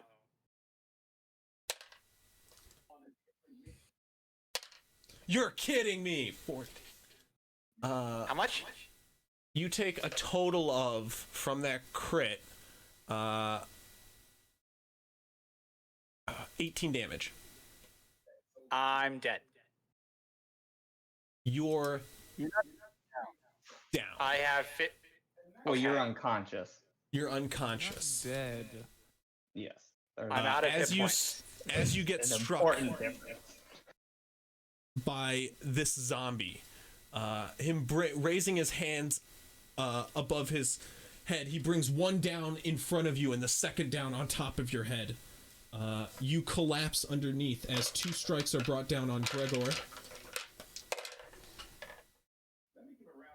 And he parries them both with his weapon. That is the end of their turn.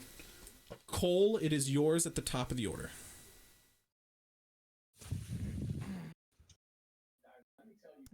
With Lithos going down, I'm dropping Polymorph. So that Gargax can heal. And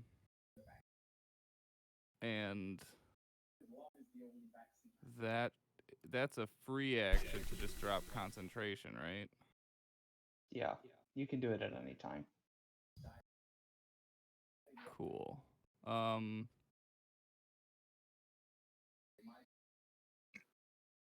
hell.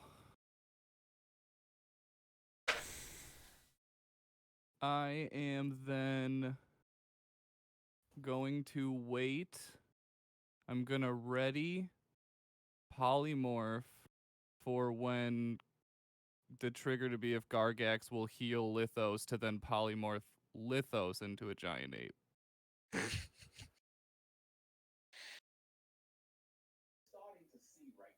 That's play. That's a pretty good play.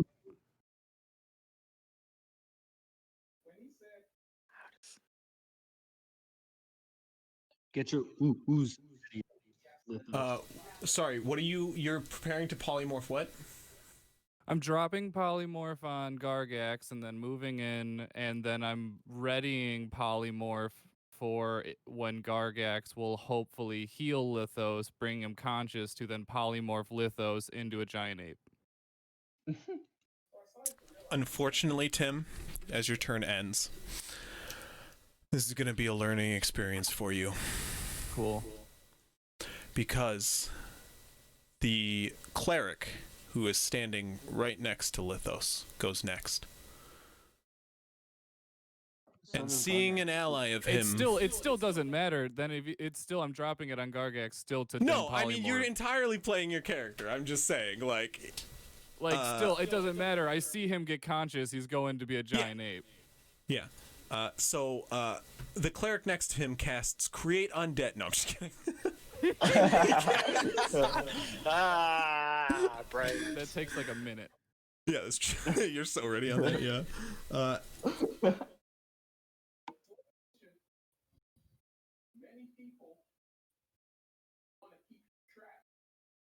He casts a spell on Lithos, which sorry, I'm just trying to figure out what the roll is.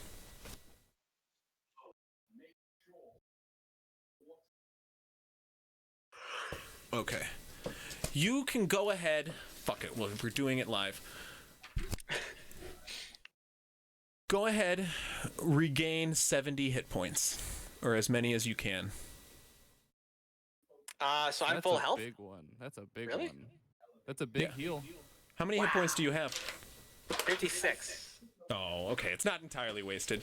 But Gregor likes to save his friends. So, That's a seeing you heal go down spell. as soon as you drop with that hit, Gregor hurriedly waves his flail above you as the smoke or fog that he creates falls down on top of you, and your wounds suddenly close. Your eyes open once more, and you feel invigorated. And as you watch Lithos get up once more, Gargax, who just looks around confused how he got here, once more is a giant ape.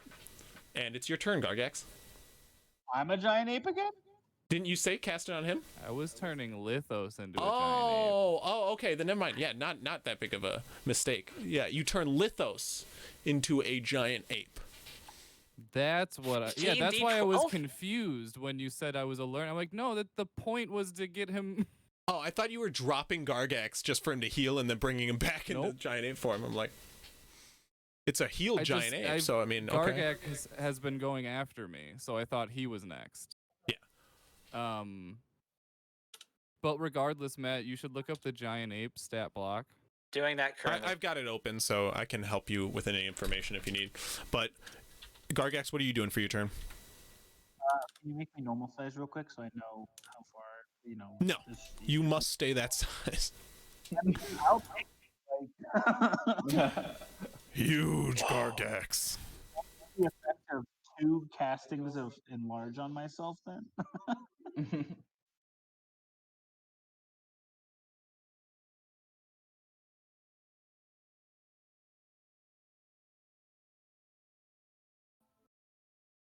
So I'm how big now? Huge. Giant. Huge. 3 by 3. Hey, I keep wanting to call like a giant ape giant, but it's huge. How do I change that? Nope, wrong person. No, That is I the think wrong person. I think Chris has to do it. Otherwise, it would be like click and drag from a corner of your character. Maybe. Okay, I think Chris has to do it. Yeah. Okay. Sweet. My next turn, by the way, was going to be throwing the middle podium at the dude again with the rock attack. But But you instead, hit like a fucking truck right now. my paladin thinks, does this thing look undead to me? No, it looks freshly born, in fact. Well, it's going to get smitten anyway, so we'll find Respect. out for sure. Yeah, now you can do your paladin First stuff. off, though, Verth is going to attack.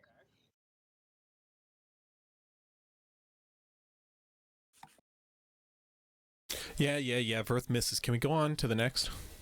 Roll a 21. Dealing Yeah, max misses. damage of No, he doesn't actually miss it. I was joking.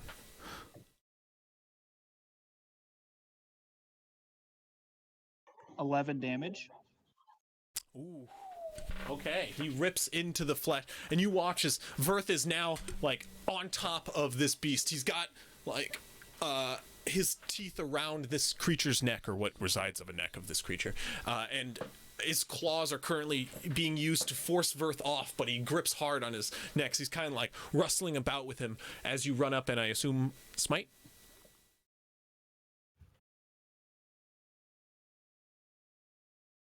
That's fucking dope. I was 1 off of a nat 20. I rolled a natural 14. It's right fucking next to this close.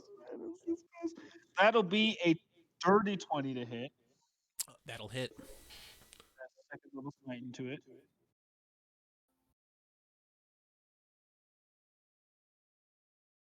Actually, just first level.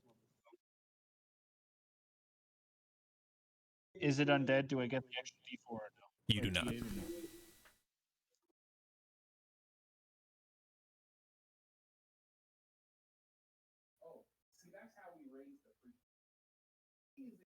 Six slashing and 8 radiant. As you've transformed back into your new form, you run forth as Verth leaps upon this mutated giant beast. As they're tussling about, like him gripping Verth in the air, you watch as its snake-like base starts to writhe back and forth.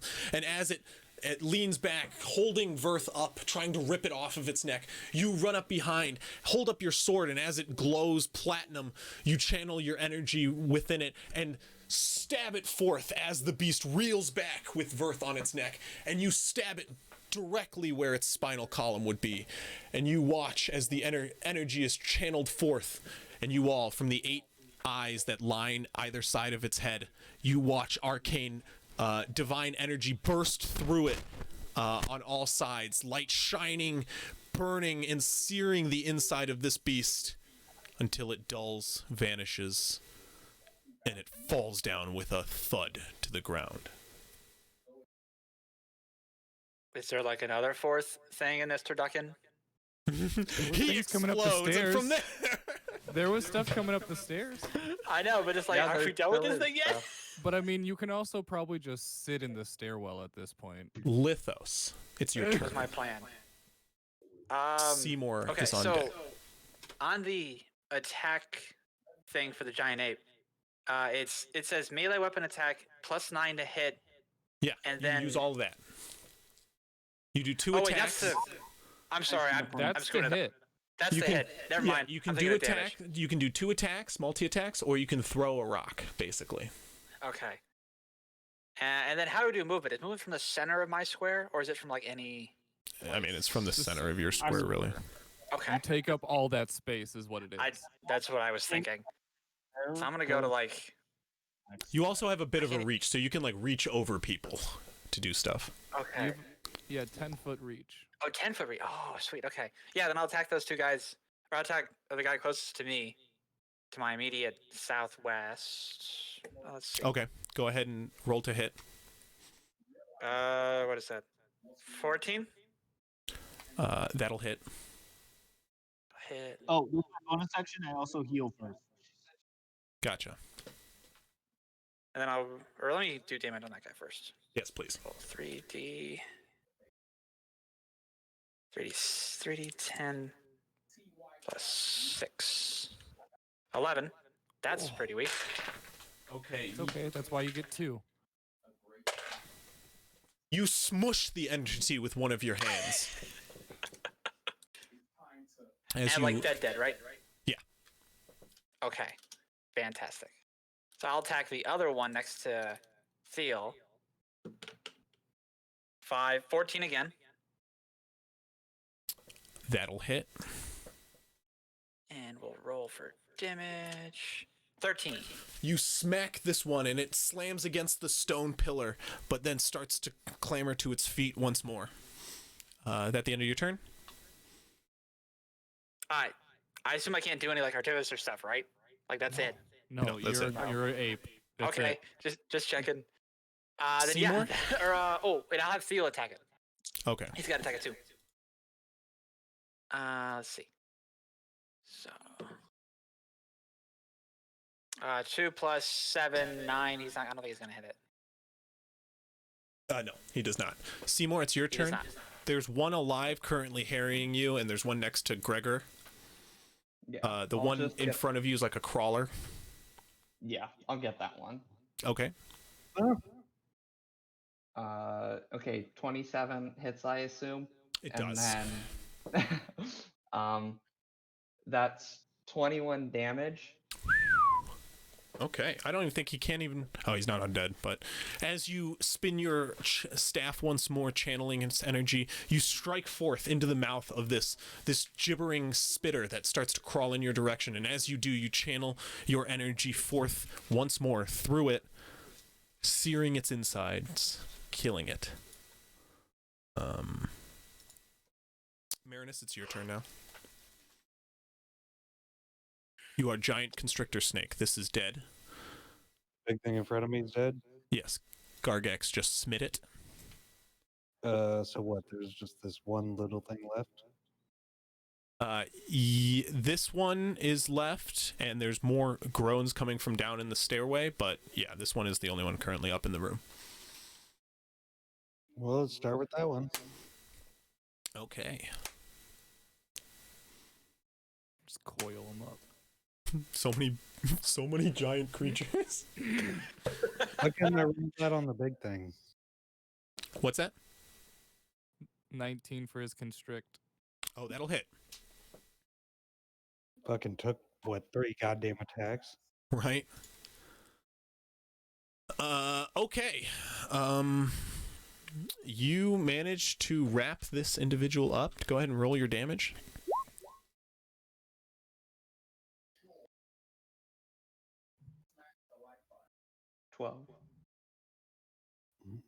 Okay. Yeah. You have constrained and constricted the last remaining zombie in the room. Is that that's the end of your turn, I assume? What'd you say? Can I trigger my armor too? If he hits you, which in all honesty on his turn he's gonna hit you, so yeah, you will be able to very soon. In fact, at the end of your turn, it's the enemy's turn. So you guys, you it's get the start of struck. the enemy's turn. Yeah, you can do what you'd like if you want. Yeah, can I Halo Spores that guy? Because he's within the range just barely. All right. will it Natural work? fucking 20. I cannot make this shit up. I'm like an opportunity for him to get it. Nope. Oh my god. Awful suspicious. But luckily, that 20 is not going to be on this character's attack on Marinus now. Well, it can't attack, it has to escape the grapple. That's not true. You can still attack when you're grappled. Yeah, you can still attack. Grapple it just might have means you cannot disadvantage. move. So you're holding him in place there. He can still attack at you or break the grapple. And being an idiot zombie, he's going to attack at you because he just No, wants it's to consume until the flesh. grapple ends, the creature is restrained. Oh, what? So it can attack at disadvantage with melee. Like, yeah, I they're mean, he can still literally attack stuck one coiled up way or inside another, a but he still is giant's thing. disadvantaged. Okay, I was just looking up, trying to find But restraint. yeah, in constrict, the bottom.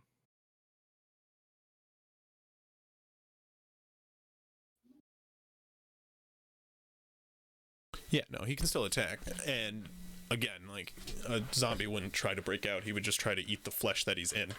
So, he's going But to I take a just think it couple is of bites at you.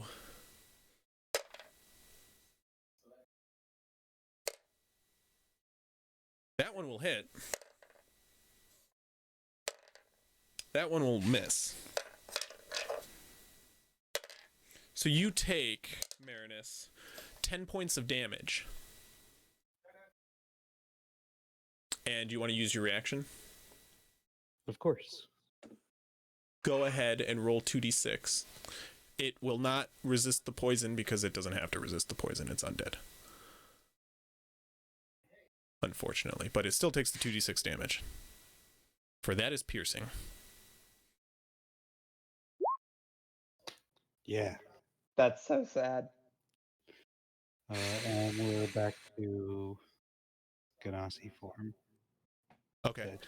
As your thorns once more stab into the foe that you constrict, your form turns to water and reforms into your standard Ganassi form. It is Cole's turn, followed by Gregor, but for narrative's sake, as well as not making you cast another spell, if I'm not mistaken, this has a large enough range for if you'll succeed your turn to Gregor, Tim, unless you want to take an attack action on this one. All I was gonna do was like ready a firebolt for if something came through the stairs because I can't see anything right now. Okay, well, So what? I mean, basically, Okay, well, like, he's so going. basically, yeah, I'm basically succeeding my turn. I'm just readying a cantrip. That's Okay, it. cool, perfect. That works because what our friendly cleric steps forth and tries to do. He walks past this zombie, letting him get struck at. He walks forward deeper into the tunnel where you know more zombies are coming from. Come on, turn on dead. He gets missed by the strike, but begins chanting to send the undead pack. Fail, fail, fail. Another fail. Yeah. I'd have a straight if this was poker. One succeeds, but that'll be handled down the road. For this one, vanishes, destroyed instantly, as a wave of divine energy sweeps across the room and further down into this tunnel. You hear a shout back, "Right, I'll handle this. You guys search the room." Gargax will immediately start searching the room for any type of notes or anything that Calvin might have left. If You we're guys have leaving free combat, action here, FYI, if that wasn't clear. immediately like to start searching for literally anything. I, as a Okay. large ape, look at Cole and go, oh. And Cole goes, he's like, see, that was my answer for your guys' way down.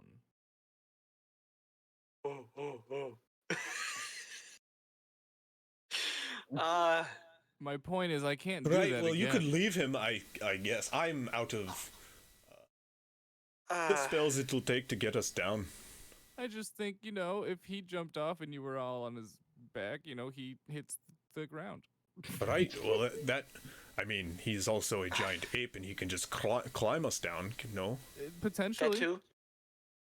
He has a fucking climb speed, you animal! Jesus Christ! It's temporary hit points. What does it matter? I'll just jump. They know how to land on the ground. It kind of goes back to this kind of goes back to the whole thing we talked about with Pierre and Soup. He can't just jump off the crow's nest because he may have slow fall, but the Soup doesn't have slow fall. And just like that, you're still falling on the back of a gorilla at terminal velocity. It's not like Smush. but Inverse smush. I'll drop it, so you'll be yourself. Everyone else is gonna have to ride the Drake up and down, I guess. We'll be For in a while. Train. Gargax is already off searching the room right now. What did everyone else like to do? I am going to cast Detect Magic, which I have prepared, so just instantly. Would you like a roll from me, Crisp? And yes, once I find out what everyone else is doing, please.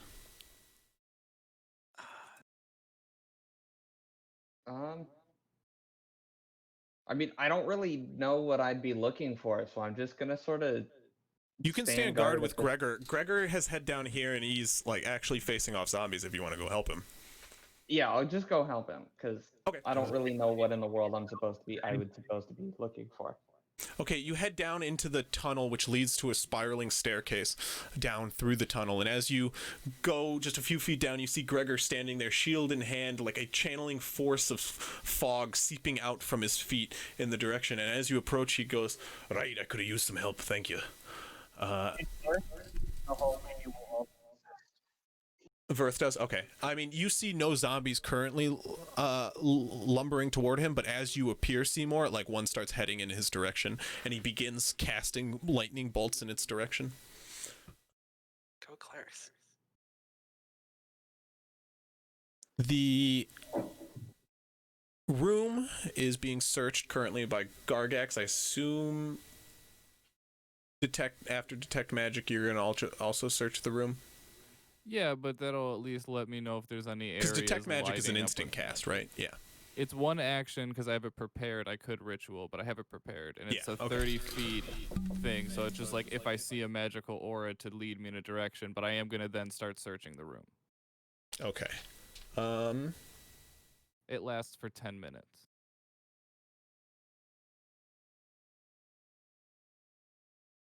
Which would have dropped the polymorph anyways. Okay.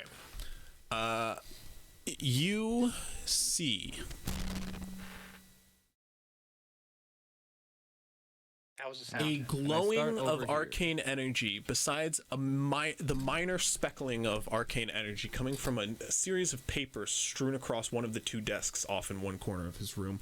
You can see a larger glow of divination magic coming from within the chest at the end of his bed. There's a number of sparkling glow from papers on this desk over here. Sorry. this desk over here, as well as like a larger splattering of paper. But Gargax, did you give me that investigation?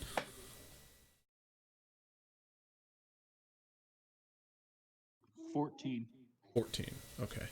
What were you saying, Cole? I was just gonna say I was gonna go look at the chest and see if it was trapped or locked or. Okay, Marinus, what are you doing? Anything? Healing. Okay. Alright. Totally reasonable. Yeah. As anybody else needs it, but it doesn't seem like it. I stayed out of the tower most of the fight. I'm Not fine. anymore. You coming over here, Cole, you walk over, give me an investigation check on that. As you're searching the room. Would this be very up close for the glasses or no?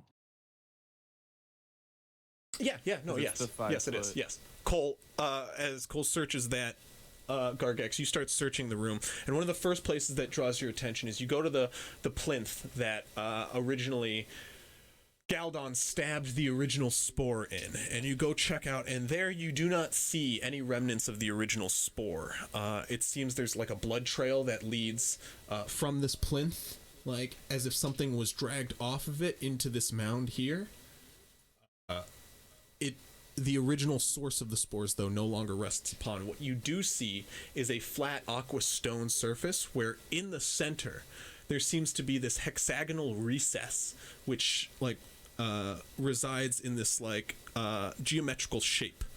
The entire plinth is made out of like an aqua stone, which resides resembling throughout the fortress, and a series of inscriptions are on this this table here in the center. You can see that like octagonal indent, which has a shape there in the center. Some dwarven, ancient dwarven rune is scribed on the back of it. There's on the base of this indent. There's a circle, like a actual like full circle, which surrounds it, and around that more dwarven is scribed. Can I piece together what it means in Dwarvish, since I know Dwarvish? Like, piece together, like, like roots of words, and try and figure out what exactly Investigate? it says? Or at least, like, the general... You can piece together some of the words that's scribed around the outside. The rune in the center is unfamiliar with you at the base of it, but some of the runes scribed around the outside, you hear mention of keeper, the word keeper, wheel, and a series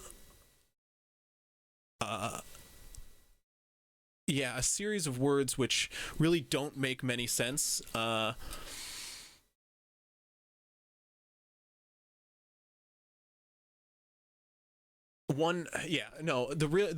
only words that you're able to make out. Actually, go ahead and make me a history check real quick.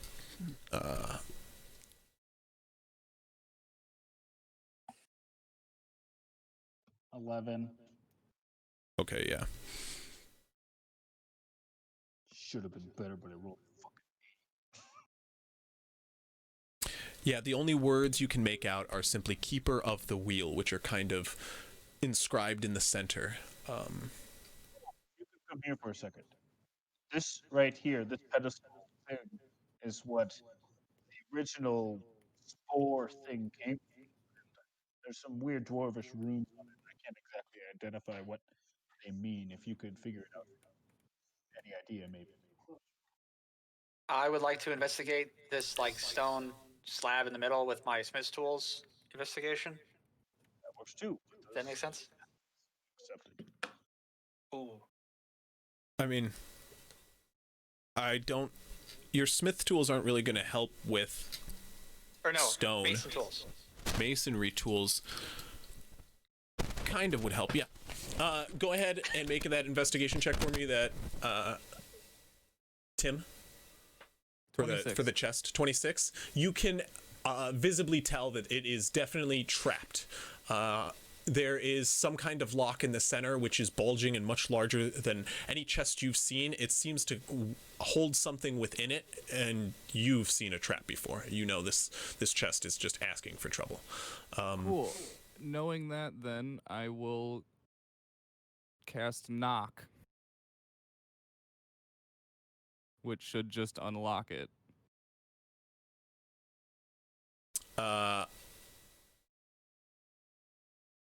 You cast knock on it? Okay. Yeah, the spell knock.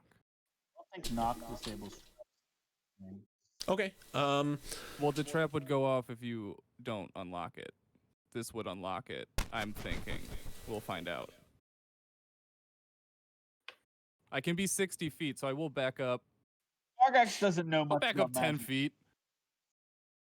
How are you going to open it if you back up 10 feet? Well, first off, I'm just casting knock to see if that attempt of unlocking it even makes the trap go off.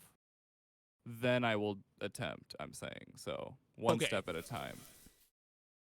As soon as you issue the word knock in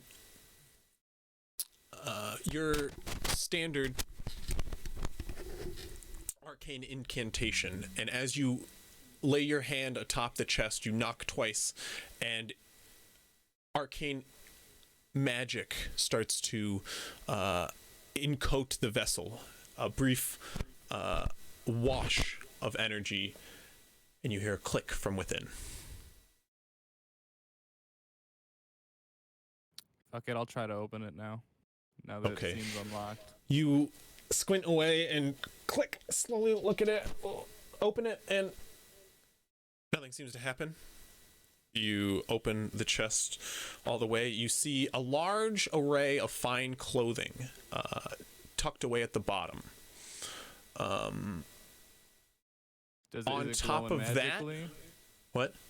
Is it glowing magically? It is not. What is glowing magically is the mirror, the handheld mirror on top, golden and bejeweled. It rests atop the clothes next to a lockbox next to it.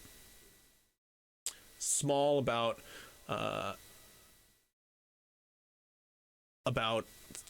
8 inches, I'd say about 6 inches tall.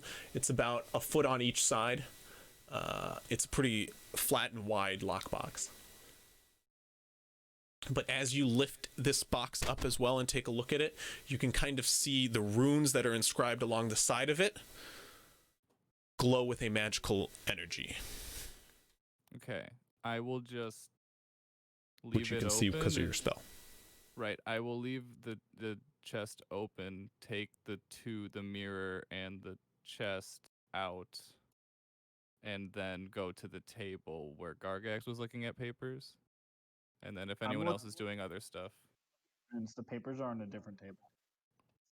Well, I think Gargax. Chris said Or this I'm table. sorry, Gargax, you and Lithos, as you guys search the table. Lithos breaks out a pair of his mason tools. And do you know Dwarvish? Yes. Lithos, you also know Dwarvish? Okay. Yes. You, Lithos, start digging at the bottom of this recess, and you now realize that in the bottom of the stone, a lot of the blood or some kind of liquid from within the spore beforehand must have seeped into this recess and coalesced at the bottom. You start to use your mason tools to scrape away most of the like drying blood and just ichor that is filling these spaces, and you're able to see a lot more. What was your investigation check? 25. Will assist if necessary. You, with a little bit further knowledge in Dwarvish and a little bit of understanding about its more ancient roots, are able to not make out the large symbol inscribed at the bottom. However, you recognized 2 words that you saw scribed in your friend's notebook. he had been talking about it previously after his last encounter in the temple underneath the dwarven ruins. In his usual fashion, the man could not shut up about some of the findings he had discovered below, and you can reveal and recognize two dwarven runes also in the recess. One to the left for Mawa, who is, or Moa, the first, and the other one for the last on the right side for Matamori.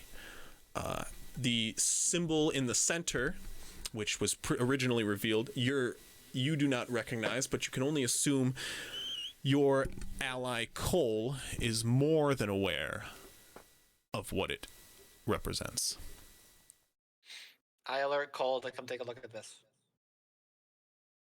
What? Look There's over. this big like rune on the center of this pillar that I think you might recognize. There's two other ones on each side. One means first, one means last in Dwarven. Could you take a look?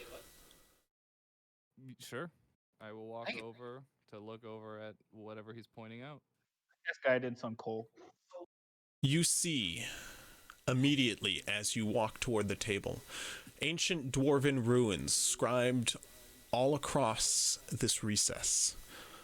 In the center, at the base, you see the words Enea.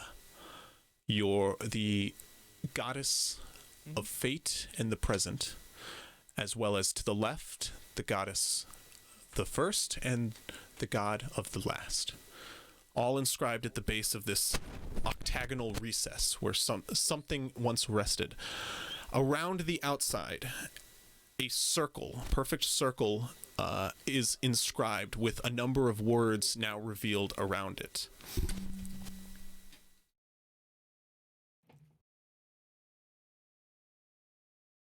At the top, sorry, I need to pull this up real quick. Get this right.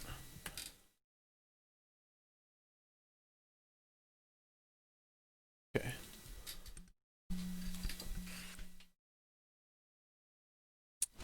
At the top of the circle is scribed Anoe.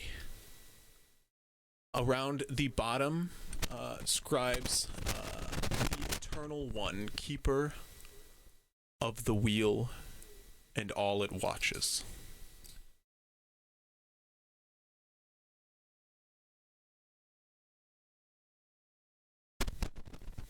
Keeper of the Wheel and all it watches, the Eternal One.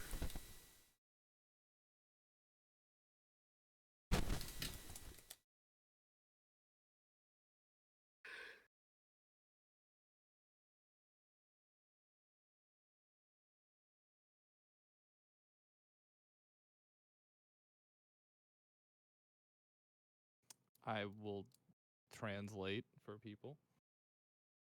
I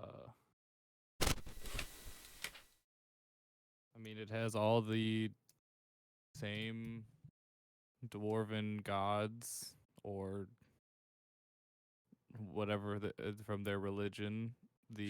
I'm sorry. There's one thing that immediately caught. This is my bad, and this is really important. There's one thing that caught your eye immediately upon approaching the table, and that it is every inscribed glowing rune glows with magical energy. Witcher detect magic. Immediately gives away. That's the first thing that caught your eye as soon as you approached the table. Then you read the inscriptions. What does it translate to? Sorry. It translates to the same gods we saw when we were going through the dwarven ruins. Enea, the god of fate or the present. I'm gonna frickin' forget these names.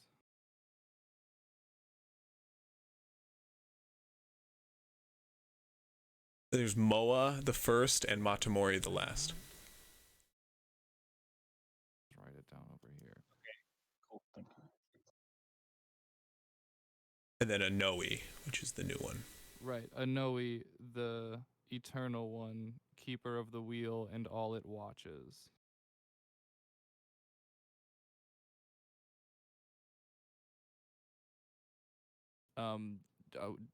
what school of magic is this glow in? That's If a I can good tell. question, Timothy. Let me see here. I guess the best one I would put into...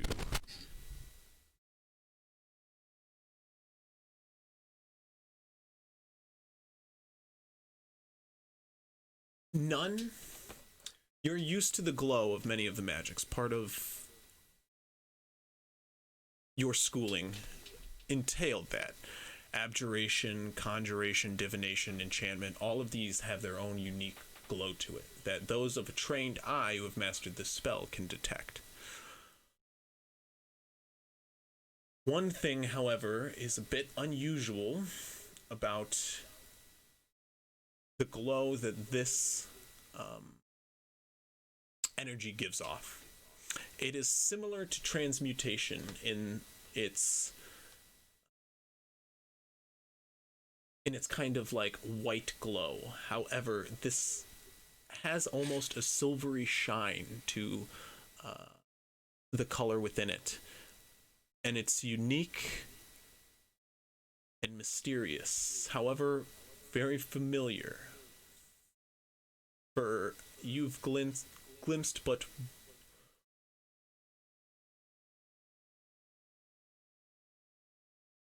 you've glimpsed but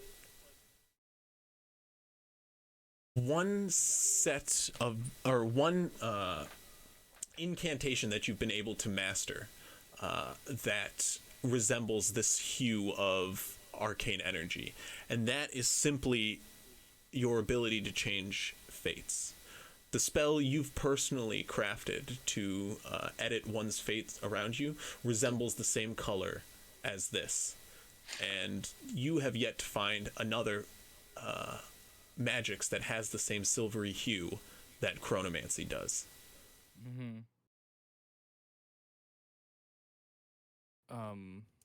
Whatever this, I mean, I couldn't even begin to imagine what this slab was used for.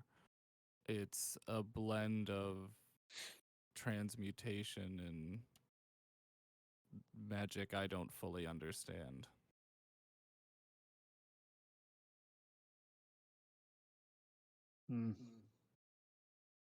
Is it worth? Transmutation would work with these cocoons, all these masses being forced together, building into one entity.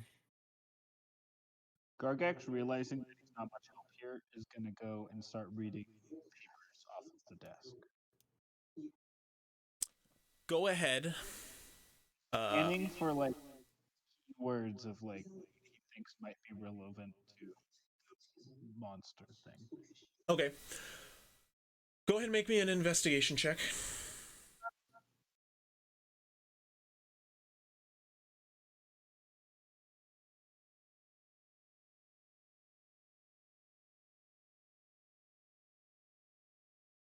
Nine. While Cole kind of preoccupies himself with this for a bit, Lithos is gathered around. You go off and read some of the tables, and it does not take long whatsoever for you to find information regarding what was once laid upon this slab.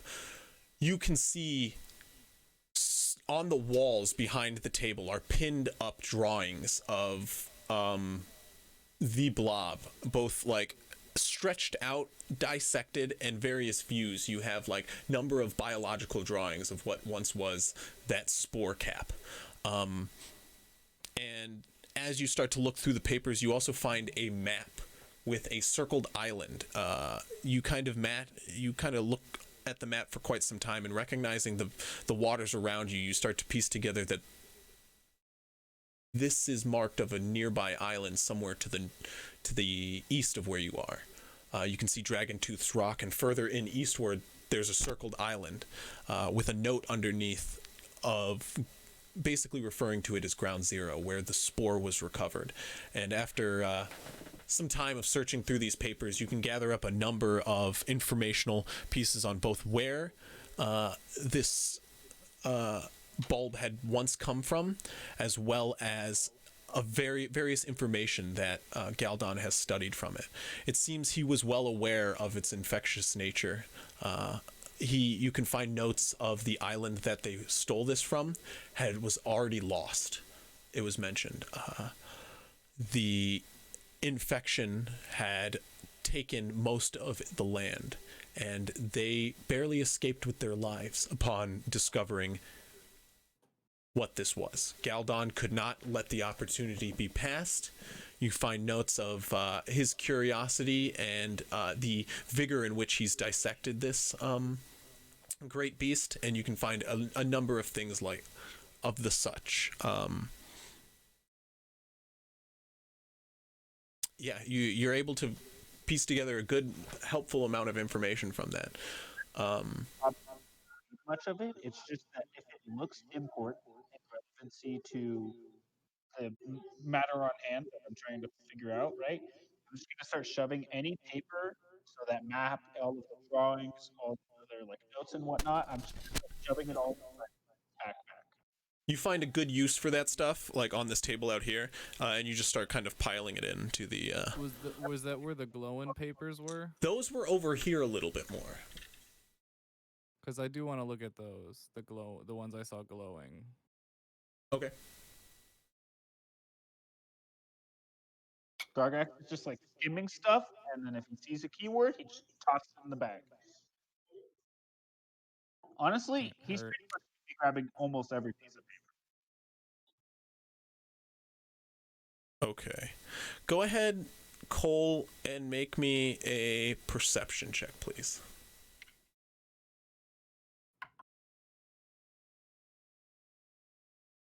Guidance, if you'll allow it to you. Yeah, sure.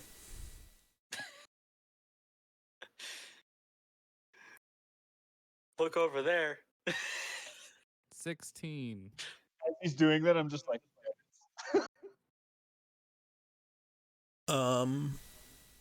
As Gargax takes a bit of a step back and sits down off to the side, returning to prayer, Cole, you step up and take a look at some of the papers here. Laid in front of you, you don't know where to begin, for a number of runes and spells are transcribed on a series of papers here. You begin to sift through a number of different runes inscribed on paper, ones you can begin to recognize, especially with the study session you had with Bruler the previous night, and you begin to like grab those up to help with your studying. But what really grabs your attention is a series of different papers, a number of them with a dark glow, which catches your eyes, but warily. There seems to be a couple of necromancy spells left on this table here. Seems to be either in the works or in the process of inscribing into his book. A pair of necromancy spells here were left behind, as well as what you can make out to be a transmutation spell.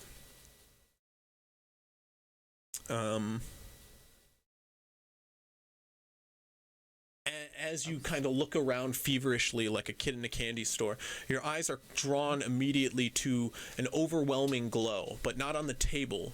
However, this time, it seems to come from your bag. My bag? Your bag. Okay, I will look and And as you open it up, look upon your pocket of more mundane objects. You're kind of unprepared for such a powerful glow to be emerging from this area where you keep your mundane objects. And as you peer inside the large bulge that is created by the hexagonal stone that you've stored there, the platinum glow that shines now from within your bag mirrors that of the pedestal in the center.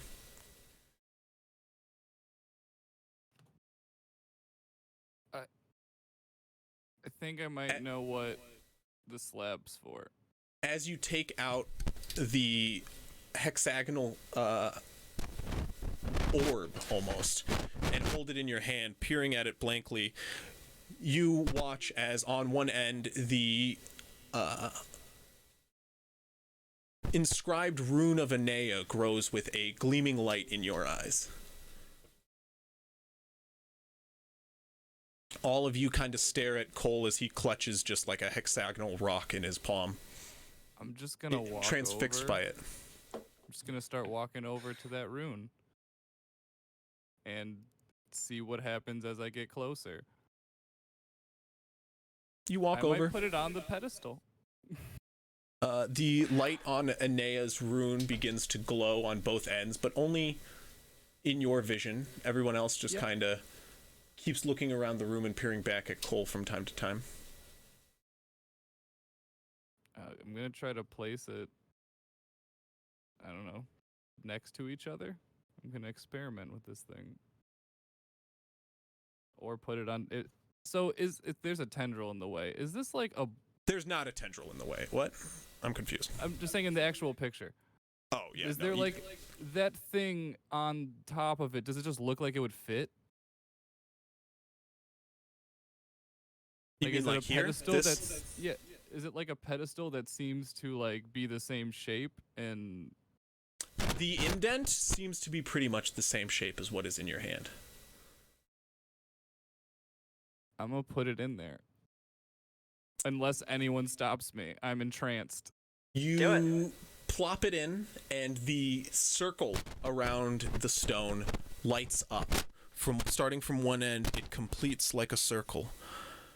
And as the light, now visible to many more people in the room, it shines like a beacon up into the ceiling of the room. There you see the circle transfixed as it expands around, and I need everybody, all of you, to make an intelligence saving throw. Oh boy. Oh boy. Intelligence. Anyone who's within 10 feet of me gets +3. Where are you? Are you still at the, Am like I? the I'm platter over at thing? the table. Oh no, that's Yeah, not nobody Everybody, over could you there. please put where your character actually is for the sake? So I'm probably like right here. Can I get smaller? Okay. Thank you. I'm assuming I haven't left. Gargax is by no one. Oh no. Okay. Okay. Let's not see bad. here. Seymour, any this is fun this is stuff? for you too. I would like you to make it as well, even down in the hole. I did. Even Birth? I actually and Verth, yeah.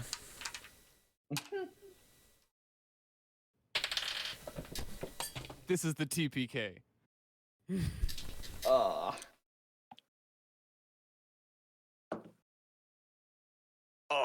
yes.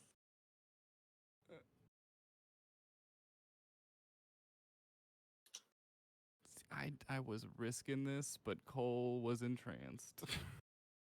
We didn't come all this way for you to not put something in its hole. You guys didn't. You guys just saw me staring at a fucking rock. You didn't know what was happening. Yeah, but Seymour was like, do it. Fuck it. Okay. Oh, I he got a didn't 23. say anything. He just Okay, so held what did it maybe everybody for a type in the second. chat? Cole Strauss 23, Lithos 23, Marinus 20, nice. Seymour 14. Yeah, that's nice.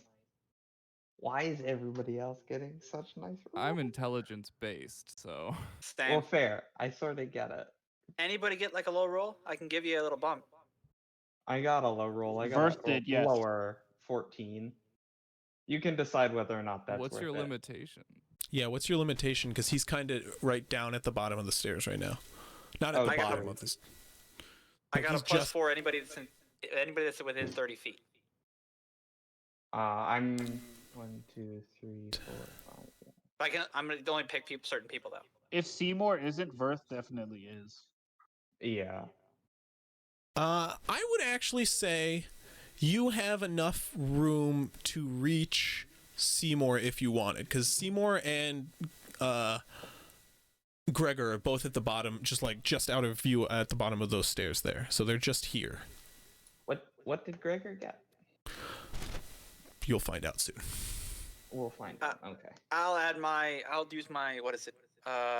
Flash of Genius ability for Seymour to get a +4 on his roll for my intelligence. Okay. Okay. So 8. Because why not? Fuck it. So, Cole, Marinus, Seymour, Lithos, and Lonk.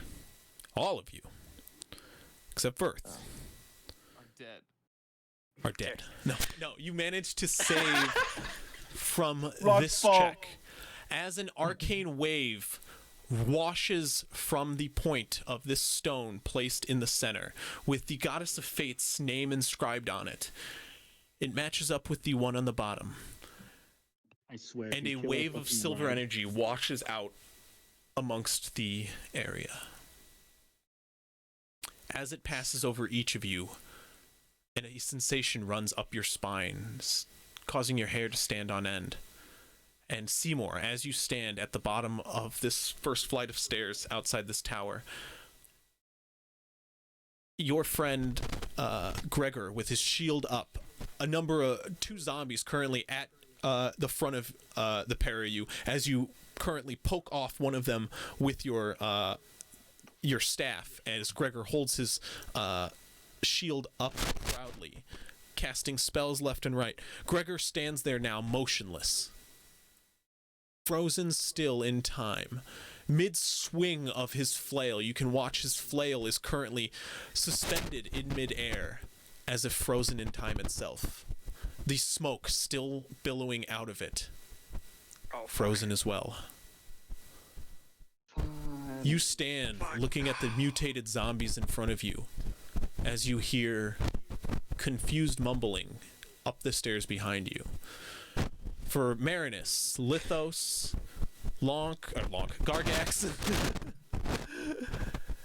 and Cole, you all find yourselves moving about in a completely quiet tower. The sounds of battle outside no longer heard. None of us can see any difference, though, right? Like, and Verth, all of us invisible are still and moving. Verth, frozen in time, inches from you, Gargax. No, he went down to help with zombies. Oh, true. Okay, both of So them are everyone actually frozen. visible is still moving, right? So we don't Yeah. really know what happened. However, you do Theo not need to hear do any one? battle outside anymore, as well as groans from down. There's no noise now. It is completely silent, except for Wait, your voices. Sorry, are the zombies frozen too? Completely frozen. One is like battering against Yeah, the look edge over of Gregor's shield, and he's like mid hitting them, but they're frozen in time. Sorry. The dog's in this too. He's got 23. The dog is frozen in time. Never mind. What just Okay. happened? What was that? Cole, Well, what? you got anything? Like what Mr. like time wizard?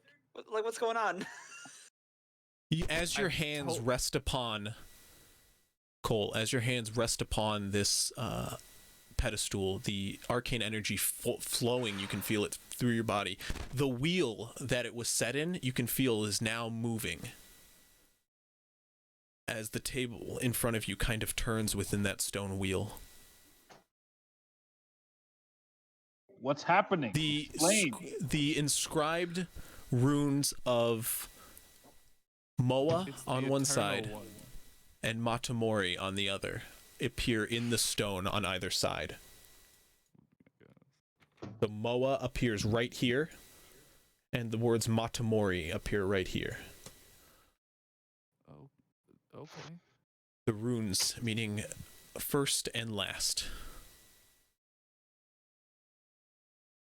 So, I don't know what the fuck you did, but undo it, please. Seymour starts Hold approaching, like confused and almost horrified look on his face. From We up don't this. know what anything's gonna happen. What we know is that now this is in here and it's spinning, right? You said it was turning? It does. You can kind of feel it start to give where the wheel was. It seems you can now turn it based off of the. Oh, I can turn it. Yeah, it's not turning. You have like you can feel like as you put it Okay. in, the wheel like lit up, and now it kind of like can move along that wheel. If I turn it counterclockwise, what happens? Toward the rune of basically the first. Yes.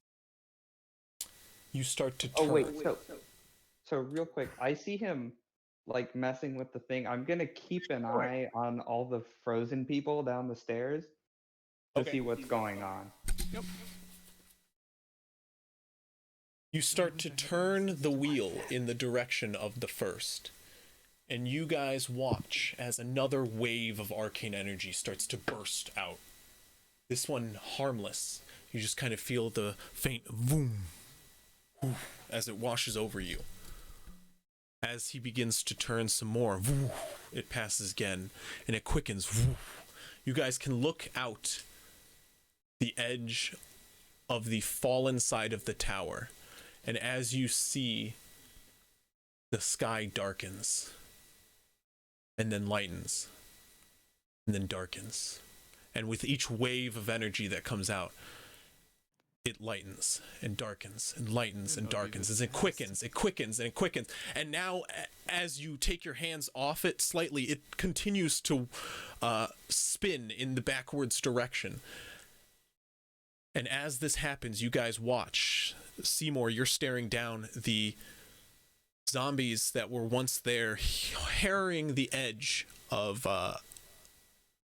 Gregor's shield. They now slowly vanish as if never there. They fade, almost becoming transparent and then non-existent, as if an image superimposed over another. And those watching out into the world around them, out of the collapsed side of the tower, you guys watch as first the rock thrown across the room by the giant ape rushes back toward its spot, as a brick from down below rushes up and fills in another spot of the fallen wall of this tower. Another one after another one. You guys hear the clank upon clank of stone upon stone as the bricks start to fill in, and the wall becomes whole once more. The window reforming into its spot where it once was, and the wall filling out as the stone rebuilds itself. The ceiling completes.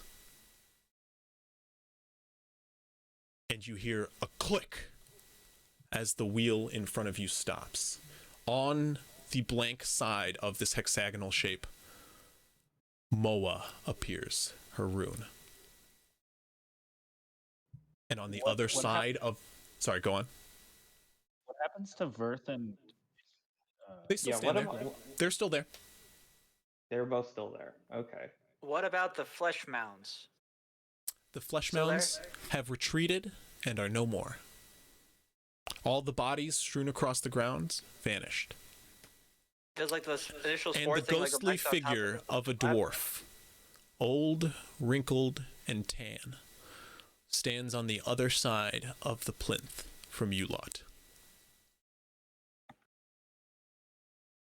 He looks past you all, Do we know this guy? through you. You don't. I mean, he looks kind of similar, almost familiar, but you do not recognize him upon...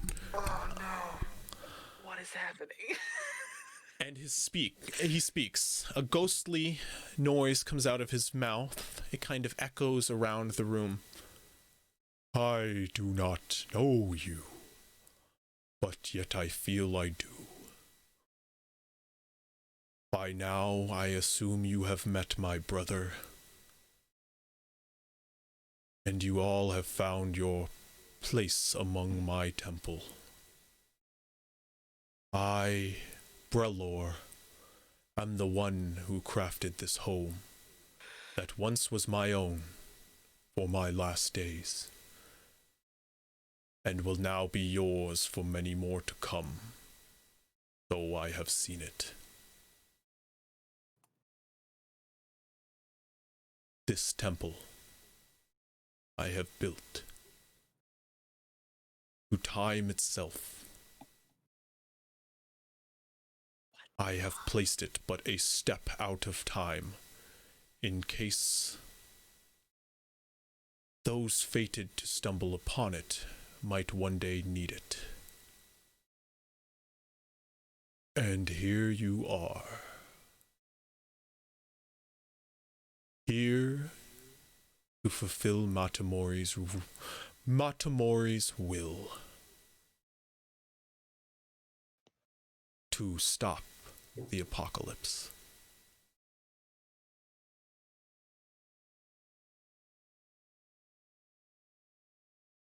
You all seem lost. You all seem confused. Gargax looks very confused. Worry not, for you will soon see what you are facing. It seems you've had a taste. He puts his hand upon the plinth, that rune. If you're so interested, turn it the other way. See what it is you face. Before that happens, What the go and fuck? look through the window out to the rest of the temple. You look down, and not only the platform that the temple stands on is now rebuilt into its perfect form, but the temple itself now stands perfectly untouched by time, in almost brand new shape. It is as if the temple was completed yesterday, and this is its first day standing. What about like The world wall? around it, outside of the platform it stands on, seems entirely the same. So everything that isn't on stone is totally the same. So like the walls and like the barracks and whatnot, like the shit that Talon put around. So the some temple? things you'll see have been destroyed, left in rubble on the platform. You do notice a number of destroyed buildings, kind of resting in like shattered wood upon the ground, with a number of like scattered things upon it. But most of the things built upon the structure, if, for instance, I guess it's hard for you to see this exactly, but for instance, the part of the temple that was built into a fallen section, the remaining half of the Lady Mercy, if you will, has fallen and shattered against the temple ground. Some of the other stuff built around it may be structurally unsound, but still kind of stands. The parapets around the camp still stands. The towers still stands. However, go ahead and give me a perception check. Guidance.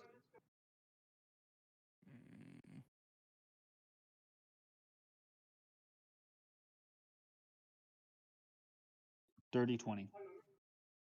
You can notice that the mounds that once creeped up along some of the towers no longer stand there.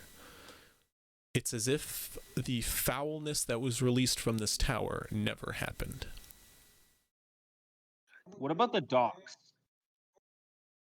You can't really see from where you are. Like maximum given 30 seconds before Cole just turns this thing. Yeah, Gargax just Dude, turns away. What the again? fuck? No, I'm What the not fuck? joking. I'm like maximum 30 seconds before Cole No, I just know. grabs it and says, I need answers, and turns it. I know. And you do. You bro. start turning it, and you watch as the waves of time energy start passing over you guys one by one, and the days start turning in the opposite direction outside the windows. The tower starts to crumble away in a similar fashion that it once was.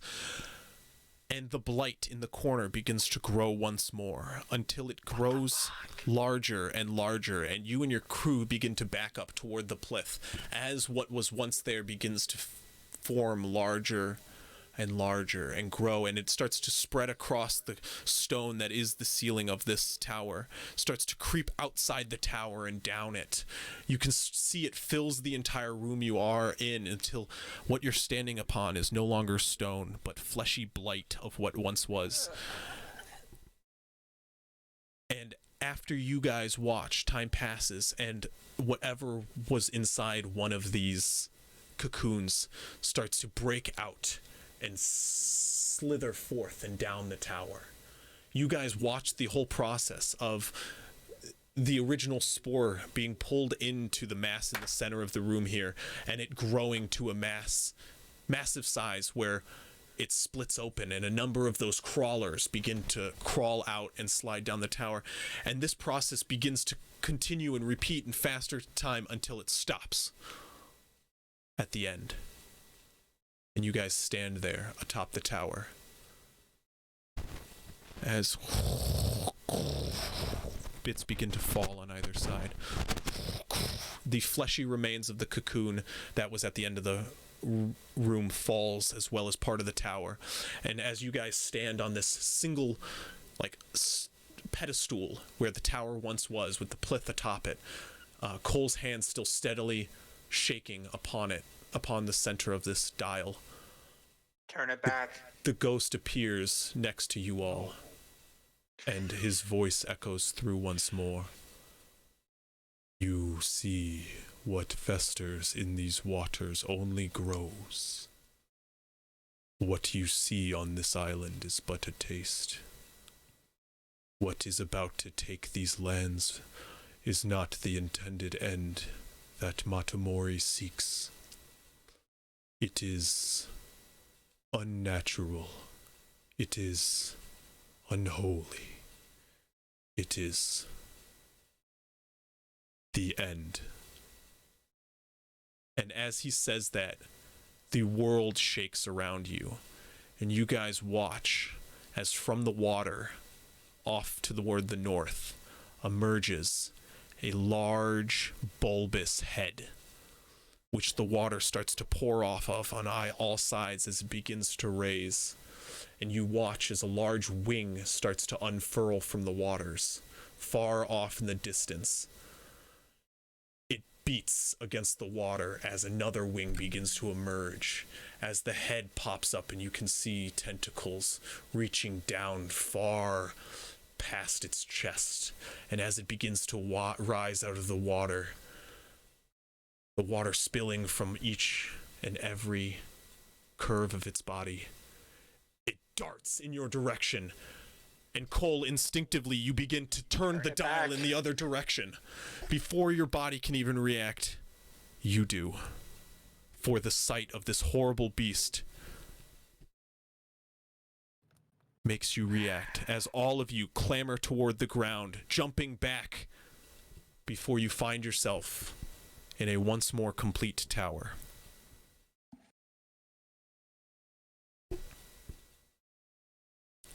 The ghostly figure of Brelor standing in front of you, motionless.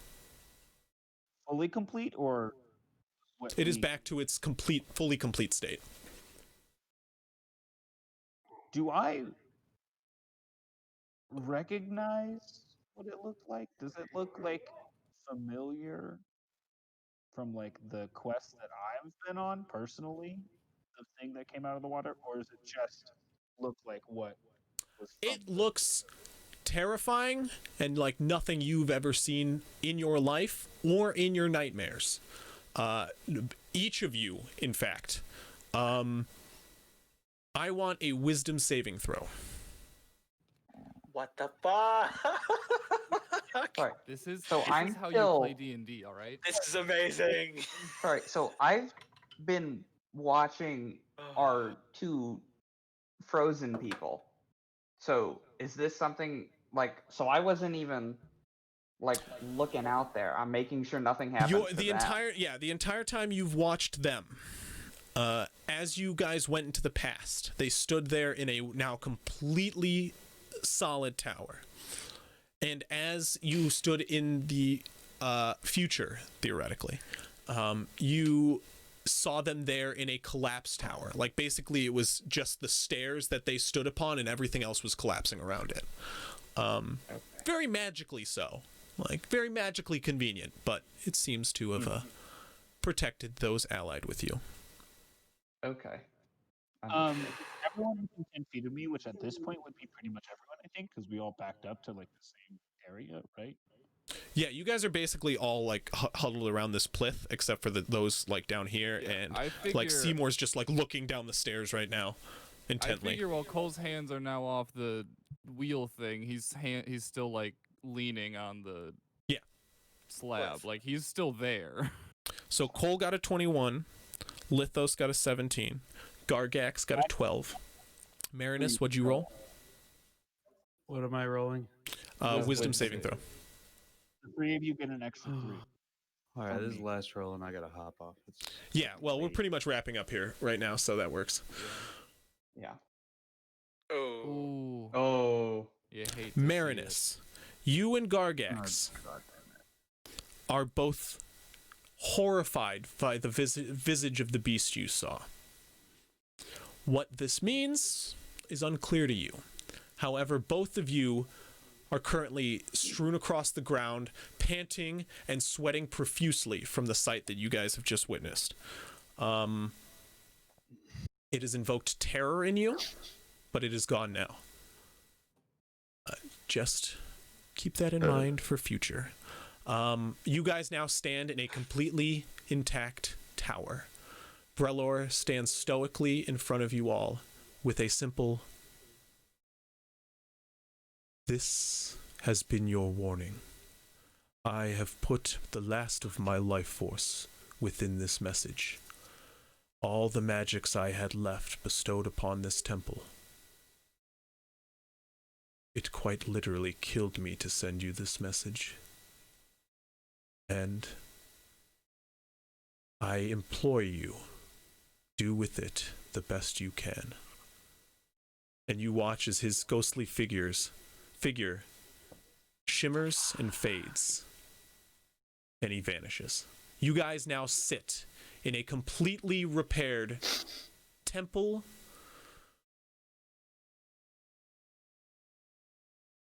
The war outside no longer going on.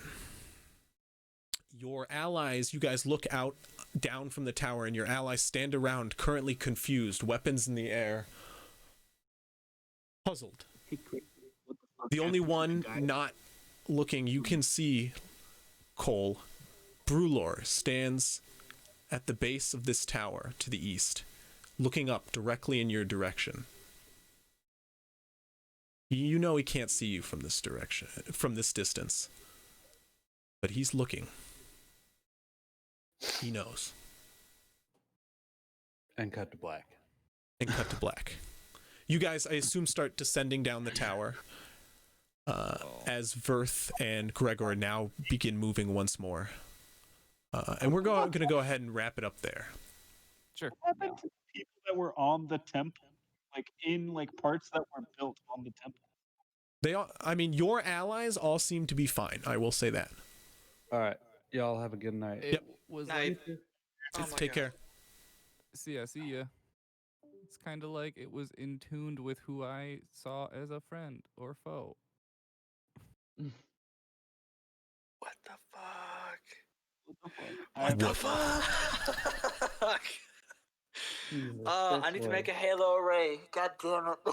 That's gonna take me so long. I'll talk to you guys later. See ya, Gargax. Take care. See ya. You made a reference to the flood on this, and I immediately thought, I'm like, well, more like That's totally the flood. Well, no. Well, I was like, well, more like the Zerg, but that's just because I'm more of a StarCraft guy. But they're literally the same thing. Yeah.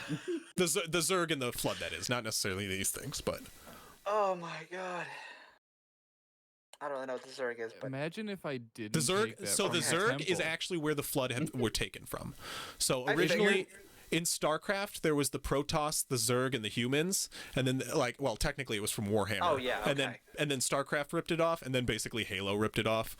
okay. But That makes yeah, sense. same concept. Seriously, I remember taking that from the Dwarven ruins. It literally came to like, it fell off when I touched it, and I was like, I'm gonna keep it, I guess. I was like, well, He because cast tongues, which had the to touch fact it. that this has the Enea reference and whatnot. I'm like, he's gonna keep it. What the fuck? What the fuck does that mean? So there's like no like meat piles anywhere. It's all gone. It's all like recompact. There's At this, least like, from what we see. From what you could there's no see, spore thing. Original. from what you guys could see so far, you'll probably have to the next mission is to probably search the island, make sure you actually saved it, kind of situation. Yeah, look for No, this definitely. thing. Yeah, we have no clue, like, however far this weird time thing went. Well, at least like it's really just like this initial like building is repaired. Everything else seems like it's fine or the same. Everything seems like it's the same period in time. Yeah, I think that's fair to say. But at least on this island. I'm gonna. I mean, if salvage me that's some where we ships. were ending it, it definitely would have just ended with Cole and Brulor staring at each other out the windows. Oh, yeah. Even though Like like a you goddamn shouldn't see movie. it's just them. No, I mean like you guys would see that Cole's staring at something. Oh yeah, and that'd be the end of the second movie, and we lead into the third movie of the trilogy. We fixed all this Where shit. you have to defeat Cthulhu. No. Yeah. Oh my I god, what admit, the when I fuck? signed up for Pirates and Seafaring, I didn't expect weird eldritch abominations. Oh, Dude, we're the well, Spartans, that man. was Cole. Oh my Yeah. god. Clearly. What the fuck? It's Slash D&D. some There's always StarCraft. going to be first. I mean, Slash StarCraft. anytime you face anything from the abyss, it's going to be disgusting and tendrily and ugh. And Yeah. what is the Yeah. abyss really besides the bottom of the ocean? Let's be honest. Right. Like that is where everything creepy in the real world is. Yeah, Everything like, that doesn't need light to survive. You know, no eyes. None of that shit. Weird freaking thing. Exactly. It's all about Weird freaking adaptation shit. and mutation. Oh goodness. Ugh. Ugh. I hate Yeah. that shit. Ah. Oh, Well, to be damn, man. honest, that like- was. I can't wait till I can have a 5th level spell. Well, I can't wait for next level, because then I get extra attack. So then I get 2 attacks with all my modifiers. Hey. What do I get? Just I stacked get- on top of each other. What? What the hell is that? How much can I do in a round? What I'm doing? No, I'm looking at my like level 9. Thing. I mean, so if we do leave, I will say I will try to take the stone out of the slab. I don't want to leave that if it's removable. I hand Cole a screwdriver, basically, to pop that shit out. I'm gonna try. See if Like it's removable. it's a fucking light bulb that broke and you have to get the Yeah. end. Yeah, like I got some shims, I got some pliers. You know, what do you need? There's Oh, a good chance God. it's just He magically just fused hands to you it a now. screwdriver. Here, get that time altering orb out of there. Does it come out? Can he get it out? Like, serious question, does that come out? Or is it just in there? Yeah, I mean, yeah, you would know it does come out. Okay. I just definitely don't want to leave that here. No, God, no. I'm making like, it a lockbox. Cole's smart enough to not just leave this orb inside this, Oh even my though it God. sounds like that magic was a one-off. You can just refer to it. So, like, the way I see it, It's like the Enea stone is what I'm gonna call it. Oh, actually, that actually sounds pretty cool too. I was gonna say the Stone of Fate, but Enea Stone sounds pretty cool too. Because it's got Enea's like markings on it. Yeah. That's why I was. I didn't like keep it out of nothing. It definitely was something that because it broke off, I was like, Cole would keep this. Like this is. Cool looking. Yeah. There's other reasons. Okay. I mean, again, the superimposed thing came up. You've seen me do that at least 3 times now. There was the time with Ava when they were painting the ship, and I got him to re-roll. Only those you There- use it on seem to. Okay. seem to actually remember the Well, superimposed Ava's is the way I've been doing it. Gargax has experienced it, and who was the other one? No, the I think cannon. you. I did it to a cannon in front of everyone. Yes, that's true. Oh yeah, one of them like blew up, right?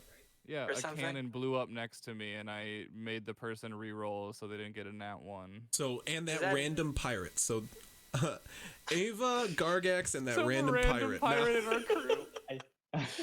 It's just Oh my god. Okay. FYI, Marinus is the only one who asked, but like every member of your crew technically has a fucking name and like info about him. Like he's got a crew list. He knows them.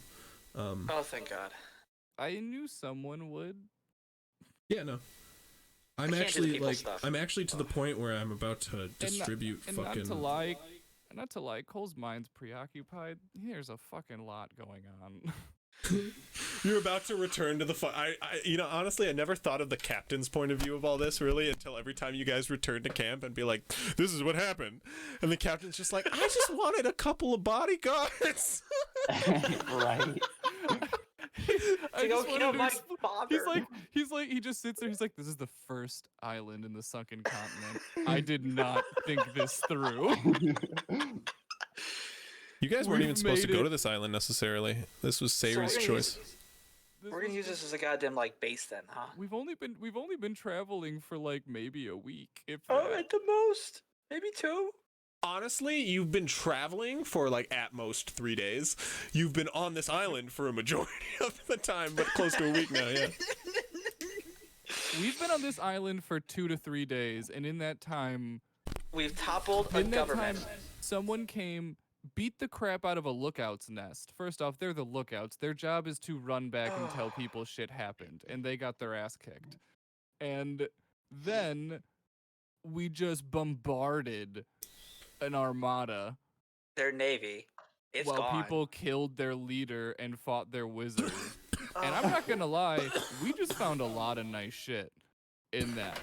We got at least 2 things that might be magical and a bunch of potential papers Information. that might have stuff. Yeah. Now Okay. how many times did that bed change when everything was going forward in time and back in time? How many times did that bed Was it get like to be going up and down? replaced? And the sheets changed. If New you really want me to blanket. be honest, though, you did.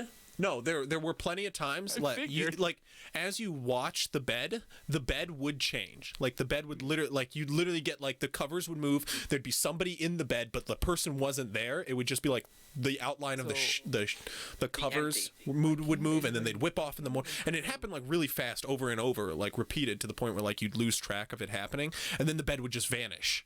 And then I mean, like I an literally older bed think came of it up. as those like. I There's don't know no what bed they're anymore, called, but, actually, like, truly. I just mean I literally kind of Actually, thought that's of not it true. as The bed is standing there. still, and it was like all those things where they show someone like their like whole day where they're like they don't move, but everything around them is changing. They're going to It like different fast rooms. forward. Yeah, but it's like real fast, choppy, and like Exactly, goes yeah. to the next. I just figured it was like that, but like bookshelves changed, the bed changed, a table moved, some stuff like that. Yep. You never saw any person, though, is kind of my point. That's Right. fine. I literally sat there when Gargax was like, I want to look around. I sat there and I was like, okay, Cole understands the importance of looking around, but he also definitely needs to turn this. Oh, God damn I it. was like, I don't think he would hold back for longer than 30 seconds. He's gonna turn. Okay, so at least the problem of the flood are gone. So now we gotta scout Well- this island for all. well, like, we all of On them. this island. No, we don't know. Oh, they're all gone from like this building. We haven't left really. I mean, Yeah. yeah, as you guys start to walk down, I'll be generous to you guys for sticking around, but like as you guys walk down the temple, you can see the temple is like no more. Just because I made the fucking map and I don't want it to go to waste. The You can see my temple is second no scrotum more. map if you want. Let me go back because I. Oh, was there like one for like the bottom? Well, we could have. I'm not gonna put it on. I'm not gonna put it on roll from 20 for simplicity's sake. I'll just show you. Oh, and the yeah, okay. I'll share my screen. I mean, you also are technically still live, right? Yeah. Oh yeah. Oh well. I'd have like my whole point is I'd have to. Hey, thank you for tuning in, friends. If you would like to come join us in our Discord, join us at the Pasta Bowl. No, I'm just kidding. We don't want you. No, I'm just kidding. We do want you. I don't know.